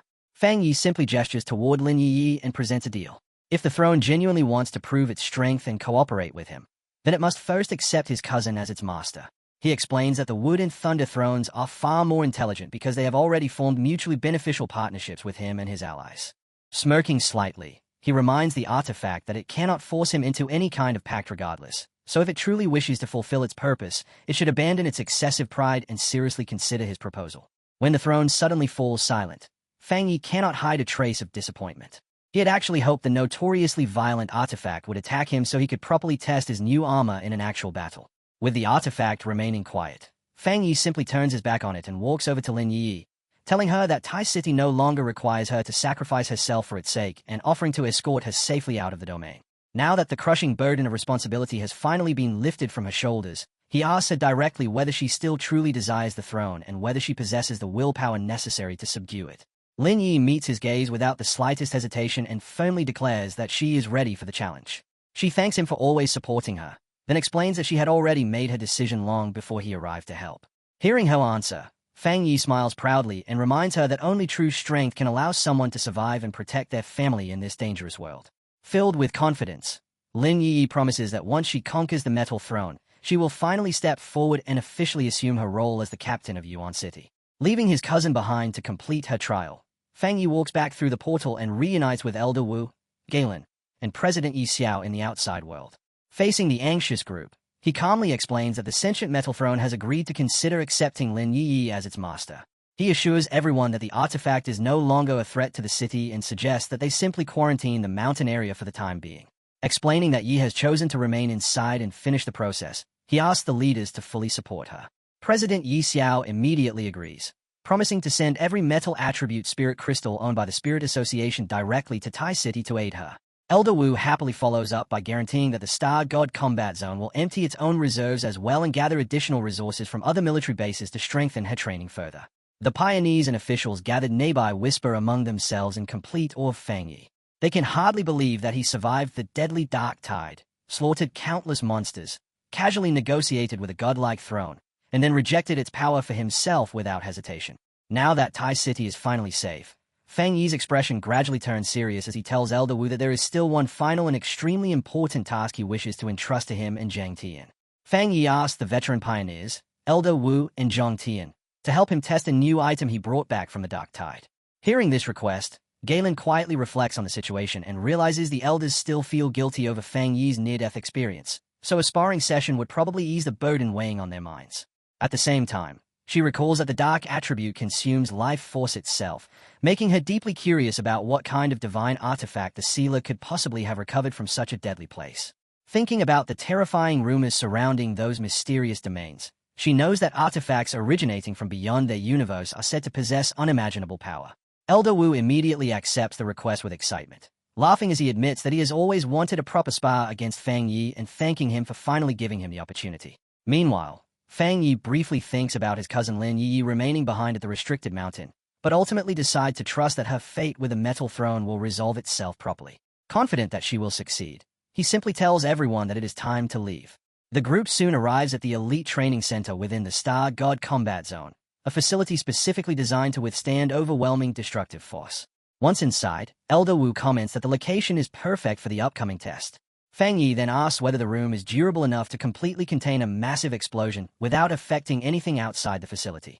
Standing within the training chamber, Elder Wu confidently assures Fang Yi that the structure is secure and tells him not to restrain himself. When Elder Wu asks how they should begin, Fang Yi calmly explains the rules. He will remain completely still while the elders attack him. Instantly, dark energy erupts around his body as he challenges both veterans to strike him together with their full strength. Feeling the terrifying pressure released by Fang Yi's ancient power, Zhang nervously asks whether he is using some kind of defensive artifact. Another veteran, however, praises Fang Yi's confidence while gathering his own energy with an excited grin, declaring that they truly will not hold back. The elders launch themselves toward Fang Yi and combine their powers into a single devastating energy beam. Fang Yi does not move at all as a dark energy shield bursts outward around him, and the combined attack slams directly into it. The collision unleashes a massive shockwave that forces the attackers backward, yet Fang Yi's silhouette remains perfectly unmoving within the smoke. As the dust finally clears, Fang Yi is revealed standing completely still while wearing the terrifying ancient god-demon armor. The elders stare in stunned disbelief after realizing that their combined full-strength attack failed to leave even the slightest mark on the armor, leaving Fang Yi entirely unharmed. A nervous Elder Wu admits that if Fang Yi ever became an enemy, he would be more terrifying than any disaster or beast king they had ever encountered. Meanwhile, Fang Yi calmly remarks that their attack was still too weak. Feeling almost nothing from the impact, he finally begins to understand the true power possessed by the ancient god-demon armor. Forged across countless millennia, the ancient god-demon armor continuously absorbs both spiritual and demonic energy, making it naturally immune to dark attributes while even allowing those powers to strengthen it further. Breaking the heavy silence inside the training facility, Elder Wu suddenly bursts into laughter and declares the test finished. Completely convinced of the sealer's overwhelming strength, he nudges Zantian and urges him to finally admit defeat as well. Relieved, Elder Wu openly states that he can now step down from his responsibilities with peace of mind, then respectfully calls Fang Yi a true hero destined to guide humanity toward a better future. As the dark armor fades from Fang Yi's body, Elder Wu asks whether he intends to become the supreme commander of the Xia nation. Almost immediately afterward, an official announcement is broadcast directly from headquarters. The sealer has officially been appointed supreme commander of the Xia nation combat zone. Elder Wu and Zhang Tian celebrate the unanimous decision enthusiastically because the nation's strongest combatant now possesses absolute authority over all military forces. The announcement sends shock waves everywhere. Fang Yi's former girlfriend, Su Qingying, stays in complete disbelief at how far he has risen. Others who once knew him react with excitement, while old friends cheer loudly and Major Hanley smiles as he remembers that they once jokingly referred to this tyrant as their future leader. Lin Yi's friend is left stunned after learning that the legendary sealer is actually her cousin. Elsewhere, Wang Ling excitedly shares the news with Gyro Yang, only for her to angrily order additional training instead of celebrating. Jianglu cries tears of joy while proudly boasting that his teacher is the greatest pioneer alive. Guru and Captain Chenro celebrate as well, fully convinced that the sealer will continue creating miracles.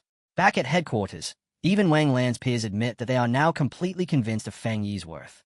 Su Qingying quietly marvels at the fact that the man she once monitored has now become the very pillar supporting the nation, while the lead official agrees that the entire country owes him an immeasurable debt. During a public rally, a speaker praises the sealer as a hero who resolved countless disasters and declares that every student must remember his contributions to humanity. At home, Fang Yi's aunt breaks down in tears of relief while thinking about all the hardships both he and Yi endured to reach this point. Meanwhile, inside the Divine Pavilion, one furious official smashes a crystal apart in rage after realizing his faction was completely ignored during such a major appointment. While he seethes with anger, a sinister red shadow suddenly emerges nearby. The mysterious entity mocks him, claiming the other factions clearly intend to push the Divine Pavilion aside. It then offers him a pact, promising that he can still obtain everything he desires. Suspicious, the official asks what kind of assistance it could possibly provide. Before the shadow can answer, however, his phone suddenly rings. Hearing the frantic report on the other end, the official is shocked to learn that the Thunder Throne has gone berserk. Smiling sinisterly, the red shadow calmly remarks that the promised help has already arrived, then tells the official to deal with the crisis because it is curious to see how he plans to use the situation.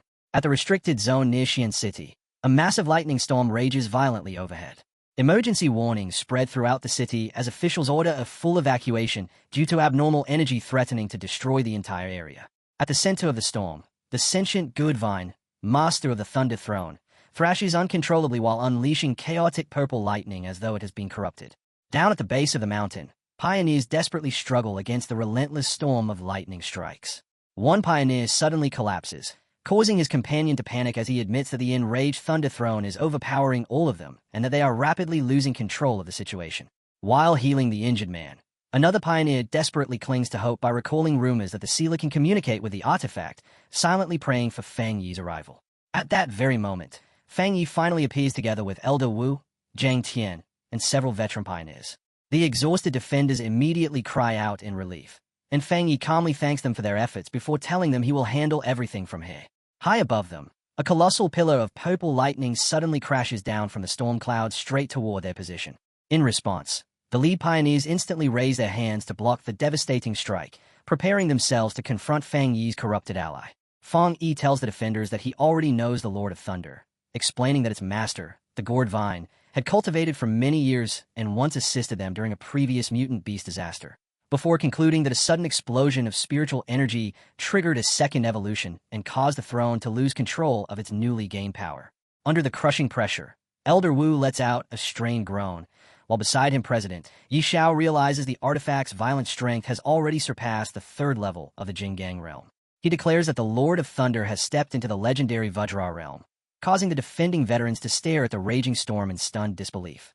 Yi Xiao explains that once a being reaches the Vajra realm, its spiritual power breaks beyond earthly limits, allowing it to ascend like a new god and command power equal to a mysterious domain or a throne. He further notes that because spiritual energy recovery is accelerating, entering the Vajra realm is no longer impossible, and he realizes that even greater stages, such as the star-altering Vajra realm, will eventually appear. The pioneers immediately panic after understanding the situation, realizing that the Xia nation does not possess even a single Vajra realm pioneer, and they despairingly question whether anyone can stop the rampaging Thunder Throne. Fang Yi calmly tells everyone not to panic, and after sensing a trace of the artifact's original consciousness, he declares that hope still remains before deciding to communicate with it directly. Activating the technique known as Thunder Domain Divine Limit, Fang Yi gathers immense energy and focuses intensely as a glowing spiral manifests on his forehead. The chaotic lightning instantly freezes around him, then condenses into a gigantic, glowing silhouette of the gourd. The pioneers quickly realize that the sealer has stopped the assault and successfully connected with the artifact's master, causing them to pray that the ruler of the Thunder Domain has not completely lost its sanity, while wondering how Fang Yi intends to resolve the disaster. Sensing the tremendous energy erupting from Fang Yi, Yi Xiao immediately shouts for everyone to assist him. But Elder Wu quickly stops him after realizing Fang Yi has already formed a connection with the Thunder Throne. Fang Yi's consciousness then enters the inner domain of the Thunder Throne, where he finds the gourd vine writhing violently within chaotic energy. He asks whether the artifact has lost control over its own power, but after seeing that it cannot even respond, Fang Yi confirms that the artifact has been completely overwhelmed. He tells the struggling entity to follow his guidance and instructs it to sense its spiritual energy while imagining it as a splashing lake. In the middle of the process, the rampaging throne releases a stray blast of energy, which Fang Yi effortlessly avoids. Realizing that the artifact will eventually lose all sanity if it cannot regain control soon, Fang Yi releases a calming aura and carefully guides the entity to return the lake to a peaceful state. He tells it to stop resisting the leaking spiritual energy and instead accept its ability to control it. Following Fang Yi's instructions, the chaotic energy gradually settles before being absorbed back into the sentient gourd vine. Fang Yi praises the artifact after it finally stabilizes and regains control, and the sentient gourd vine thanks him, admitting that it already feels much better before asking whether it caused any trouble. Fang Yi smiles and remarks that the gourd vine awakened its consciousness rather late, adding that although it behaves like a child, its understanding is surprisingly human. The artifact nervously asks whether it was becoming a demon, and Fang Yi explains that it merely suffered a temporary loss of control caused by a sudden power surge, while also pointing out that its violent resistance only pushed it closer to insanity. He warns the entity that anyone who relies entirely on the throne's power without maintaining a stable mind will inevitably lose control, then advises it never to depend solely on that power during a dangerous situation. Outside the domain, the storm clouds finally disperse as Elder Wu and President Yi Xiao watch in astonishment, realizing that the Lord of Thunder has accepted the sealer's guidance. Yi Xiao marvels at Fang Yi's ability to communicate with a chaotic artifact, while Zhang Tan stares at Fang Yi floating safely in the air and questions whether the young pioneer is even human. He cannot believe Fang Yi is capable of commanding a throne, and as he reflects on how Fang Yi protects the Xia nation more than all the veteran elders combined, he also wonders why someone with such terrifying strength still has not advanced into the next realm. Fang Yi finally lets out a relieved breath, but after exhausting himself guiding the artifact, he complains internally that teaching others is far more troublesome than cultivation itself, and admits that he now has newfound respect for teachers. With the crisis resolved, Fang Yi safely descends from the sky and lands before Elder Wu, Zhan Tian, and President Yi Xiao. But before their reunion can continue, a helicopter lands nearby. 3 cloaked figures step out, and the leading official walks forward before asking whether Fang Yi is the legendary sealer and introducing himself as Zhang Huyan of the Divine Pavilion. Confused, Fang Yi asks Zantian who these people are, and Zantian dismissively describes them as corrupt bureaucrats who hoarded wealth before the spiritual awakening. He explains that the Divine Pavilion depends on its enormous wealth and connections to aggressively fight for influence within the Xian nation. Zhang Huairan immediately accuses the sealer of creating a disaster that heavily damaged both the Xian nation and Yuan City. But Fang Yi remains completely calm and asks the official to explain those accusations. Furious, Zhang Huairan shouts that Fang Yi clearly possessed the ability to communicate with the artifact yet intentionally delayed intervening. He blames Fang Yi for endangering Yuan City and demands compensation for such negligence. But Fang Yi simply replies that the Lord of Thunder has already returned to normal. Still unsatisfied, Zhang Huairan angrily yells that recovery alone is not enough and demands assurance that the throne will never threaten them again. He insists that Fang Yi must force the Lord of Thunder to serve the Xian nation, emphasizing the overwhelming military advantage such power would provide. Pushing even further, Zhang Huairan threatens Fang Yi and declares that if he refuses to admit fault immediately, the Divine Pavilion will impose severe sanctions across the entire combat zone. Before Fang Yi can answer, a blinding purple light suddenly engulfs the area, and Zhang Huairan freezes in absolute terror as he looks upward. A colossal bolt of lightning crashes directly onto the arrogant official while high above the mountain. The gourd vine furiously declares death to anyone who dares disrespect its teacher. The purple lightning finally fades, yet not even a trace of the arrogant official remains behind. Stunned by the sudden annihilation, Yi Xiao asks whether the man has truly disappeared, then immediately turns toward Fang Yi and asks if the Thunder Throne really acknowledged him as its master. Fang Yi calmly confirms it without hesitation. Raising a hand, Fang Yi disperses the remaining energy in the area and thanks the artifact, treating that lethal strike as repayment for the guidance he provided earlier. He then faces the stunned crowd and reassures them that the Thunder Throne is actually gentle and well-behaved, explaining that it holds no hostility toward ordinary people. Fang Yi casually praises how quickly the artifact learns, leaving everyone speechless at the way he describes a being capable of catastrophic destruction. Yi Xiao laughs and agrees outwardly, although he understands the reality far better than the others. The artifact possesses enough power to destroy the world, and this calm, protective nature exists only because Fang Yi is the one it chooses to obey. Nearby, Zantian snorts dismissively and says he is glad the scheming official received exactly what he deserved. Elder Wu then informs Fang Yi that they intend to publicize the entire incident, especially how the Lord of Thunder personally chose Fang Yi and destroyed his enemies to protect him. Fang Yi smiles and accepts the idea, remarking that secrets can no longer stay hidden in this new era. Since he is already standing in the spotlight, he has no reason to avoid more attention, especially because the throne's terrifying power will serve as a warning to every enemy watching them. His expression soon darkens as he warns Elder Wu that the nation's current peace cannot last forever. The era of the thrones has already begun, and everyone understands that possessing one of these artifacts is the only path to securing true power in this changing world.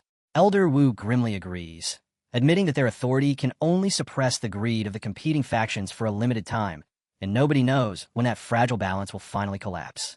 Fang Yi then asks whether anyone else has successfully claimed a throne, and Elder Wu confirms that there is already one known individual who publicly revealed himself as a throne master. When Fang Yi asks where that person is located, Elder Wu reveals that he is in Country B. Meanwhile, along the coast of Country B, an enormous crowd erupts with excitement as they celebrate their alliance leader for successfully obtaining the Earth Throne. The leader of Country B excitedly throws both arms into the air and declares that this achievement is the greatest symbol of fortune and strength their nation has ever received. Above the crowd, the newly crowned throne master rises into the sky and proclaims himself the Lord of the Earth. He promises to display divine power that will elevate their nations standing across the world, proudly claiming that his ascension was ordained by heaven itself. Clasping his hands together, the throne master unleashes his new abilities with a thunderous shout, instantly causing gigantic masses of rock to violently burst upward from the ocean. The spectators stare in complete awe as colossal stone formations emerge from the sea, overwhelmed by the horrifying power granted by the throne. The leader of Country B eagerly orders his people to record everything, wanting the entire world to witness the overwhelming strength of their nation. Praising the world-shaking authority that only a throne master can possess, The pioneer leader then turns toward the camera and publicly issues a challenge. He mocks the Xia nation and asks whether their so-called strongest pioneer, the Sealer, has ever managed to claim a throne. Wearing a smug grin, the leader of Country B confidently answers his own question by declaring that Fong Yi has not.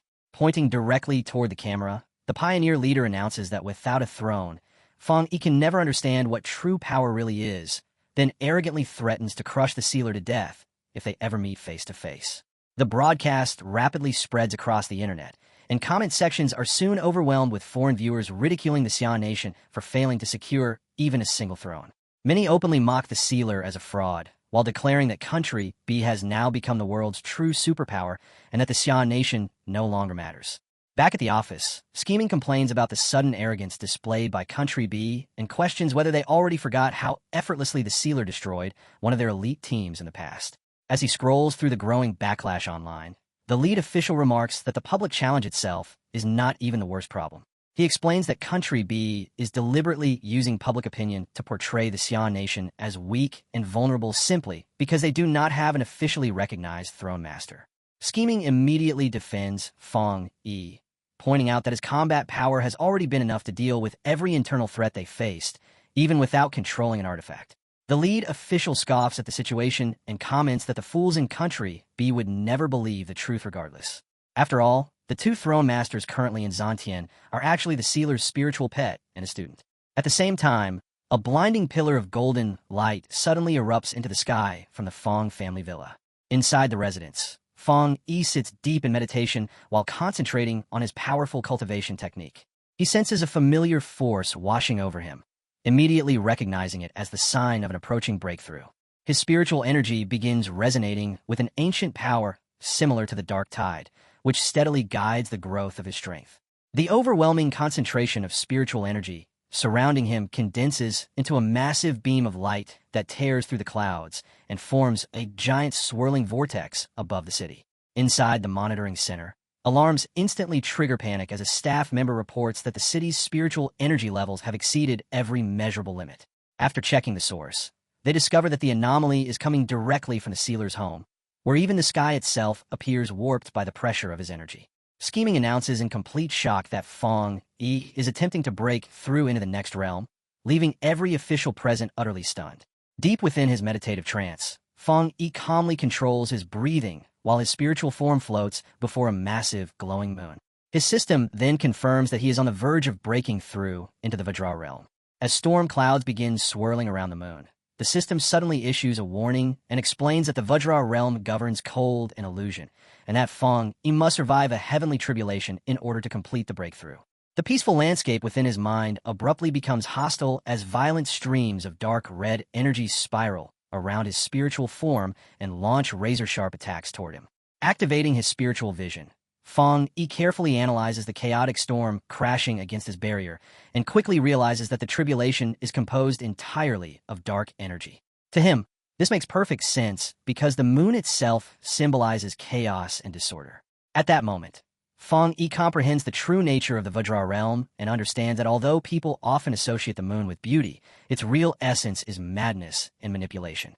The realm's ability to gather faith is, in truth, nothing more than fanatic worship and mental control. Fong Yi smiles confidently and admits to himself that this breakthrough was never going to be simple.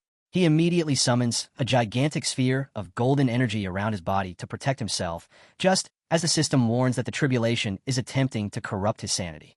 At once, countless blades of dark energy and bolts of divine lightning descend from above, slamming violently into his blazing barrier as the heavenly tribulation gathers its strength in an attempt to destroy his defenses. Refusing to be suppressed, Fong Yi roars into the storm and summons his ancient god-demon armor, causing an enormous wave of dark red power to explode around him while he releases the artifact's energy to strike back against the tribulation. Fong Yi retaliates against the heavenly tribulation and unleashes a powerful fire attack that tears through the storm. Pushing his strength even further, he activates a secret technique and releases an immense dark flood into the chaotic skies. Gradually, the swirling dark energy begins devouring the violent power of the storm itself, until the chaos is finally suppressed. With the tribulation calmed, Fong Yi slowly rises toward the glowing moon above him, then smiles confidently and snaps his fingers, calling all the scattered dark energy back into his body. Soon afterward, the system confirms that he has successfully broken through to the first level of the Vajra realm. As the remaining dark energy flows into him, Feng Yi quietly enjoys the sensation of his newly gained strength. His senses rapidly expand, and he feels as though he has become the divine moon itself. Completely synchronized with the universe's power, he can now effortlessly command endless spiritual energy. His expression suddenly sharpens as he abruptly turns around after sensing something unusual. His vision expands further until a massive galaxy appears before him. But at that moment, a damaged system window suddenly interrupts him with a warning that his newly formed Vajra realm remains unstable. The system immediately issues a new command, ordering him to enter deep training at once, so he can prepare himself to absorb cosmic storms and confront hidden dangers waiting in the future. Feng Yi becomes confused after hearing about these mysterious cosmic storms. As he descends from the sky, Feng Yi grows deeply troubled because he knows he cannot simply disappear right now. He fears that if he enters isolation training, the Xia nation will be left defenseless against the growing threats around the world. The system immediately interrupts his thoughts with a severe warning, stating that if he refuses the training, his cultivation will permanently stagnate, leaving him with a 99% chance of death and guaranteeing a 100% chance that the Xia nation will eventually be destroyed. Floating silently above the forest, Feng Yi thinks carefully about those grim odds. He quickly realizes just how terrifying the cosmic threat must be and finally accepts that he has no choice except to obey the system's instructions. Meanwhile, back at the Star God Combat Zone base, Su Qing, Elder Wu, and Xiaoling gather for a tense meeting where they announce that the Sealer has officially entered deep training. Elder Wu firmly states that their responsibility now is to hold the line and manage the nation properly, so they do not disturb their commander during such an important breakthrough. However, before the discussion can continue, a panicked soldier suddenly rushes into the room with an urgent report that the Lord of the Earth from Country B has already begun invading the Xia nation's southern border. Hearing the report, Elder Wu remarks that the enemy moved far faster than expected and immediately orders Galen to deploy the Spirit Association's forces according to their backup plan. Galen firmly acknowledges the command and immediately rushes into action. At the southern border, the Xia nation's fighters raise an enormous blue energy barrier to block the incoming attack, while warning the Lord of the Earth that he has already crossed into Xia territory. One of the defenders loudly demands to know whether the foreign throne master intends to start a full-scale war. Floating arrogantly above them, the gray-haired leader bursts into laughter and justifies his invasion by blaming the Sealer for killing 3 fighters from Country B, including his own brother, before declaring that he came for revenge. The Xia defenders angrily fire back, calling those fighters criminals who illegally invaded a restricted zone, and they openly mock the Lord of the Earth for treating thieves as if they were innocent victims. Infuriated by their fearless response, the Lord of the Earth insults the Xia nation's defenses and feels personally offended that ordinary guards would dare speak to him so boldly. Swearing to slaughter them all, he unleashes his power, causing gigantic stone spikes to violently erupt from beneath the Xia fighters. Massive, razor-sharp pillars of rock tear across the coastline and form a terrifying wall of earth that threatens the city beyond. At that moment, a specialized squad of Xia fighters wearing green uniforms charges into the battlefield. Their leader praises the border guards for holding the line and declares that it is now their turn to fight. Hovering above them, the Lord of the Earth stares at the newcomers with confusion while the plant research team quickly spreads into position, preparing to capture the invading throne master using their military research on mutated plants. The squad leader channels powerful green energy directly into the ground, summoning a gigantic, rapidly growing plant that bursts violently out of the earth. The enormous growth transforms into monstrous vines lined with huge, open jaws filled with sharp teeth. The defenders proudly announce that their secret wood weapon was specifically developed as the perfect counter to the invader's earth abilities. As the giant plants rush toward him, the defenders vow to protect the honor of the Xia nation and command the vines to wrap around the massive stone spikes and destroy them. The wild vines quickly bind the Lord of the Earth in midair, tightly restraining both his arms and body. Seeing the invading throne master successfully trapped, the leader of the plant research team clenches his fist in excitement and cheers in triumph. However, despite being completely restrained, the Lord of the Earth merely smiles. Laughing at their claim of possessing a natural counter to his powers, he casually grabs the thick vines wrapped around him. The squad leader watches in horror as the supposedly powerful vines begin melting apart and breaking against the invader's overwhelming strength. Realizing the danger immediately, the squad leader urgently orders his men to activate their strongest defensive measure. Slamming their palms against the ground together, The team summons a deadly poisonous mist that spreads across the coastline and forms a highly toxic barrier designed to kill any enemy attempting to pass through it. Completely ignoring the lethal traps surrounding him, the Lord of the Earth coldly mocks the SI defenders and calls them nothing more than weak insects. With nothing more than a snap of his fingers, the Lord of the Earth completely destroys the massive wall of toxic mist. Furious that their defenses failed so easily, the squad leader refuses to retreat and shouts that they must stop the invader even if it costs them their lives, before leading his men in a fearless frontal assault. Looking down at the charging fighters, the Lord of the Earth contemptuously calls them trash and casually forms a gigantic sphere of blazing dark energy above his head. The moment the squad sees the enormous attack blotting out the sunlight, they freeze in pure terror. With a cold command ordering them to die, the Lord of the Earth hurls the destructive energy sphere directly at them. The horrifying attack instantly annihilates the entire defending squad and triggers a massive explosion that devastates the coastline. After wiping them out, the Lord of the Earth slowly shifts his dark gaze toward a nearby city of the Xian Nation. Naming it as his next target, he mocks the nation for lacking a throne master capable of protecting it. A towering pillar of dark energy crashes into the city center and destroys everything in its path. Deep within the wreckage, terrified civilians huddle together while crying out and desperately asking who will save them. Standing in front of the frightened survivors, a local fighter shields them from the collapsing debris and promises that the defenders have not abandoned them yet. Far away inside his isolated training space, Feng Yi remains seated in meditation before the enormous moon, but the violent spiritual shock created by the attack suddenly disrupts his concentration and forces him to cough up blood. Ignoring the injuries to his body, Feng Yi immediately realizes that he must stop his training and intervene at once before the situation becomes irreversible. At the southern border of the Xian Nation in Nanming City, the sudden invasion leaves the streets consumed by flames and ruin. The Lord of the Earth laughs arrogantly while using his powers to tear massive sections of the city's infrastructure into the sky, causing helpless civilians to fall toward the ground in panic. Suddenly, waves of green energy sweep through the battlefield and safely catch the falling civilians before they can crash down. Elder Wu and Zhang Tian arrive at the scene, and after rescuing the civilians, Elder Wu immediately orders the defenders to focus entirely on protecting the population while his group takes care of the enemy. Completely unimpressed, the Lord of the Earth complains that he is being forced to fight a group of old men and demands to know where the sealer is hiding. Elder Wu immediately fires back that the sealer does not even need to appear because their veteran team alone is more than enough to deal with him. Without warning, a surge of green energy shoots upward toward the invader, but the Lord of the Earth effortlessly blocks the attack by summoning an enormous mass of rock in front of himself. He mocks the defenders as weak insects who greatly overestimate their own strength. Yet before he can continue, a new presence suddenly catches his attention.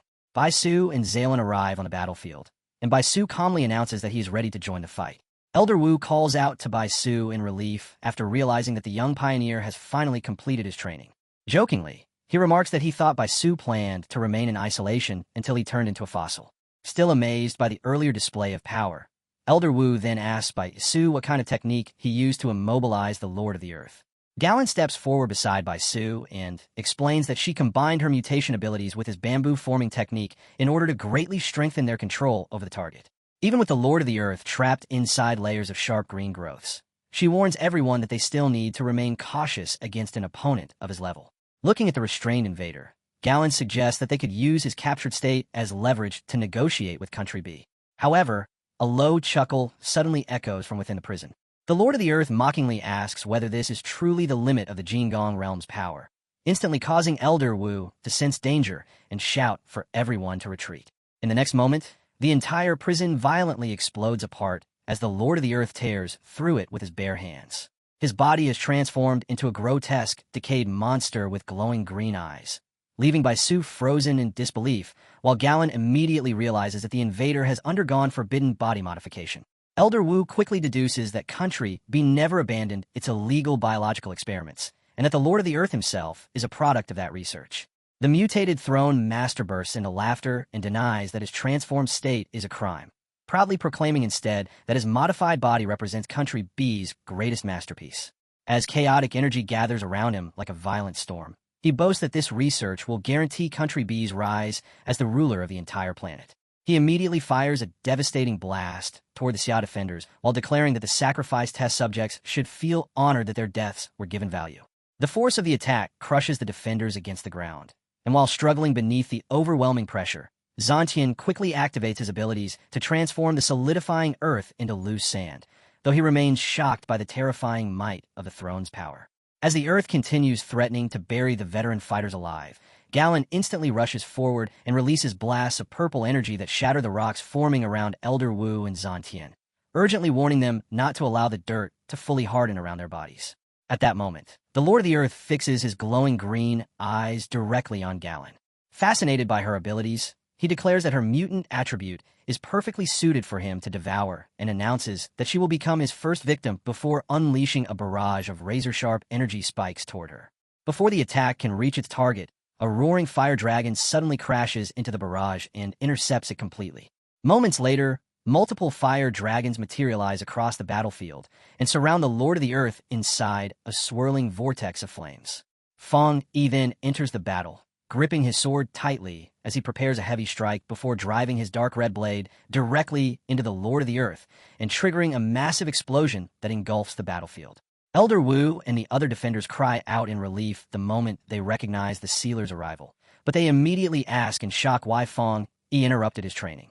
Feng Yi orders everyone to retreat at once and warns the veteran fighters that they are no match for this enemy. The Lord of the Earth slowly walks out from the center of the crater while laughing arrogantly and claiming that the sealer is nothing special. Shattering the rock armor surrounding his body, he declares that without possessing the power of a throne, Feng Yi's flames are incapable of harming or restraining him. Feng Yi immediately rushes toward his opponent again, and after observing the invader's grotesque, mutated appearance, he mockingly asks whether that form is the result of a failed breakthrough and an energy backlash. Ignoring the insult entirely, the Lord of the Earth clashes directly against him, while Feng Yi unleashes a relentless storm of blade strikes against the invader's rocky defenses. Watching from a distance, Xiaolan notices that Feng Yi's condition appears abnormal. She briefly debates with Elder Wu about whether they should interfere, but ultimately chooses to trust Feng Yi's orders and remain back so they do not become a burden during the battle. During the clash, the Lord of the Earth lands a heavy strike directly onto Feng Yi's back, causing Feng Yi to realize that the invader's assumptions about his current power are incorrect. Coughing up blood, Feng Yi understands that the Vajra realm's energy is dangerously unstable and difficult to control. At the same time, his system continuously flashes warnings that his cultivation realm remains unstable. Overwhelmed by the chaotic power inside him, Feng Yi screams in pain as violent red energy erupts uncontrollably from his body. While struggling to suppress the unstable aura, he realizes the severe consequences of interrupting his seclusion midway through the breakthrough. Not only is he unable to access the true strength of his post-breakthrough state, but his body is also suffering intense side effects. The Lord of the Earth immediately takes advantage of Feng Yi's vulnerable condition. Mocking the sealer for daring to fight while suffering an energy backlash, he summons two gigantic stone pillars and, with a cruel grin spreading across his face, clasps his hands together as he sentences Feng Yi to death.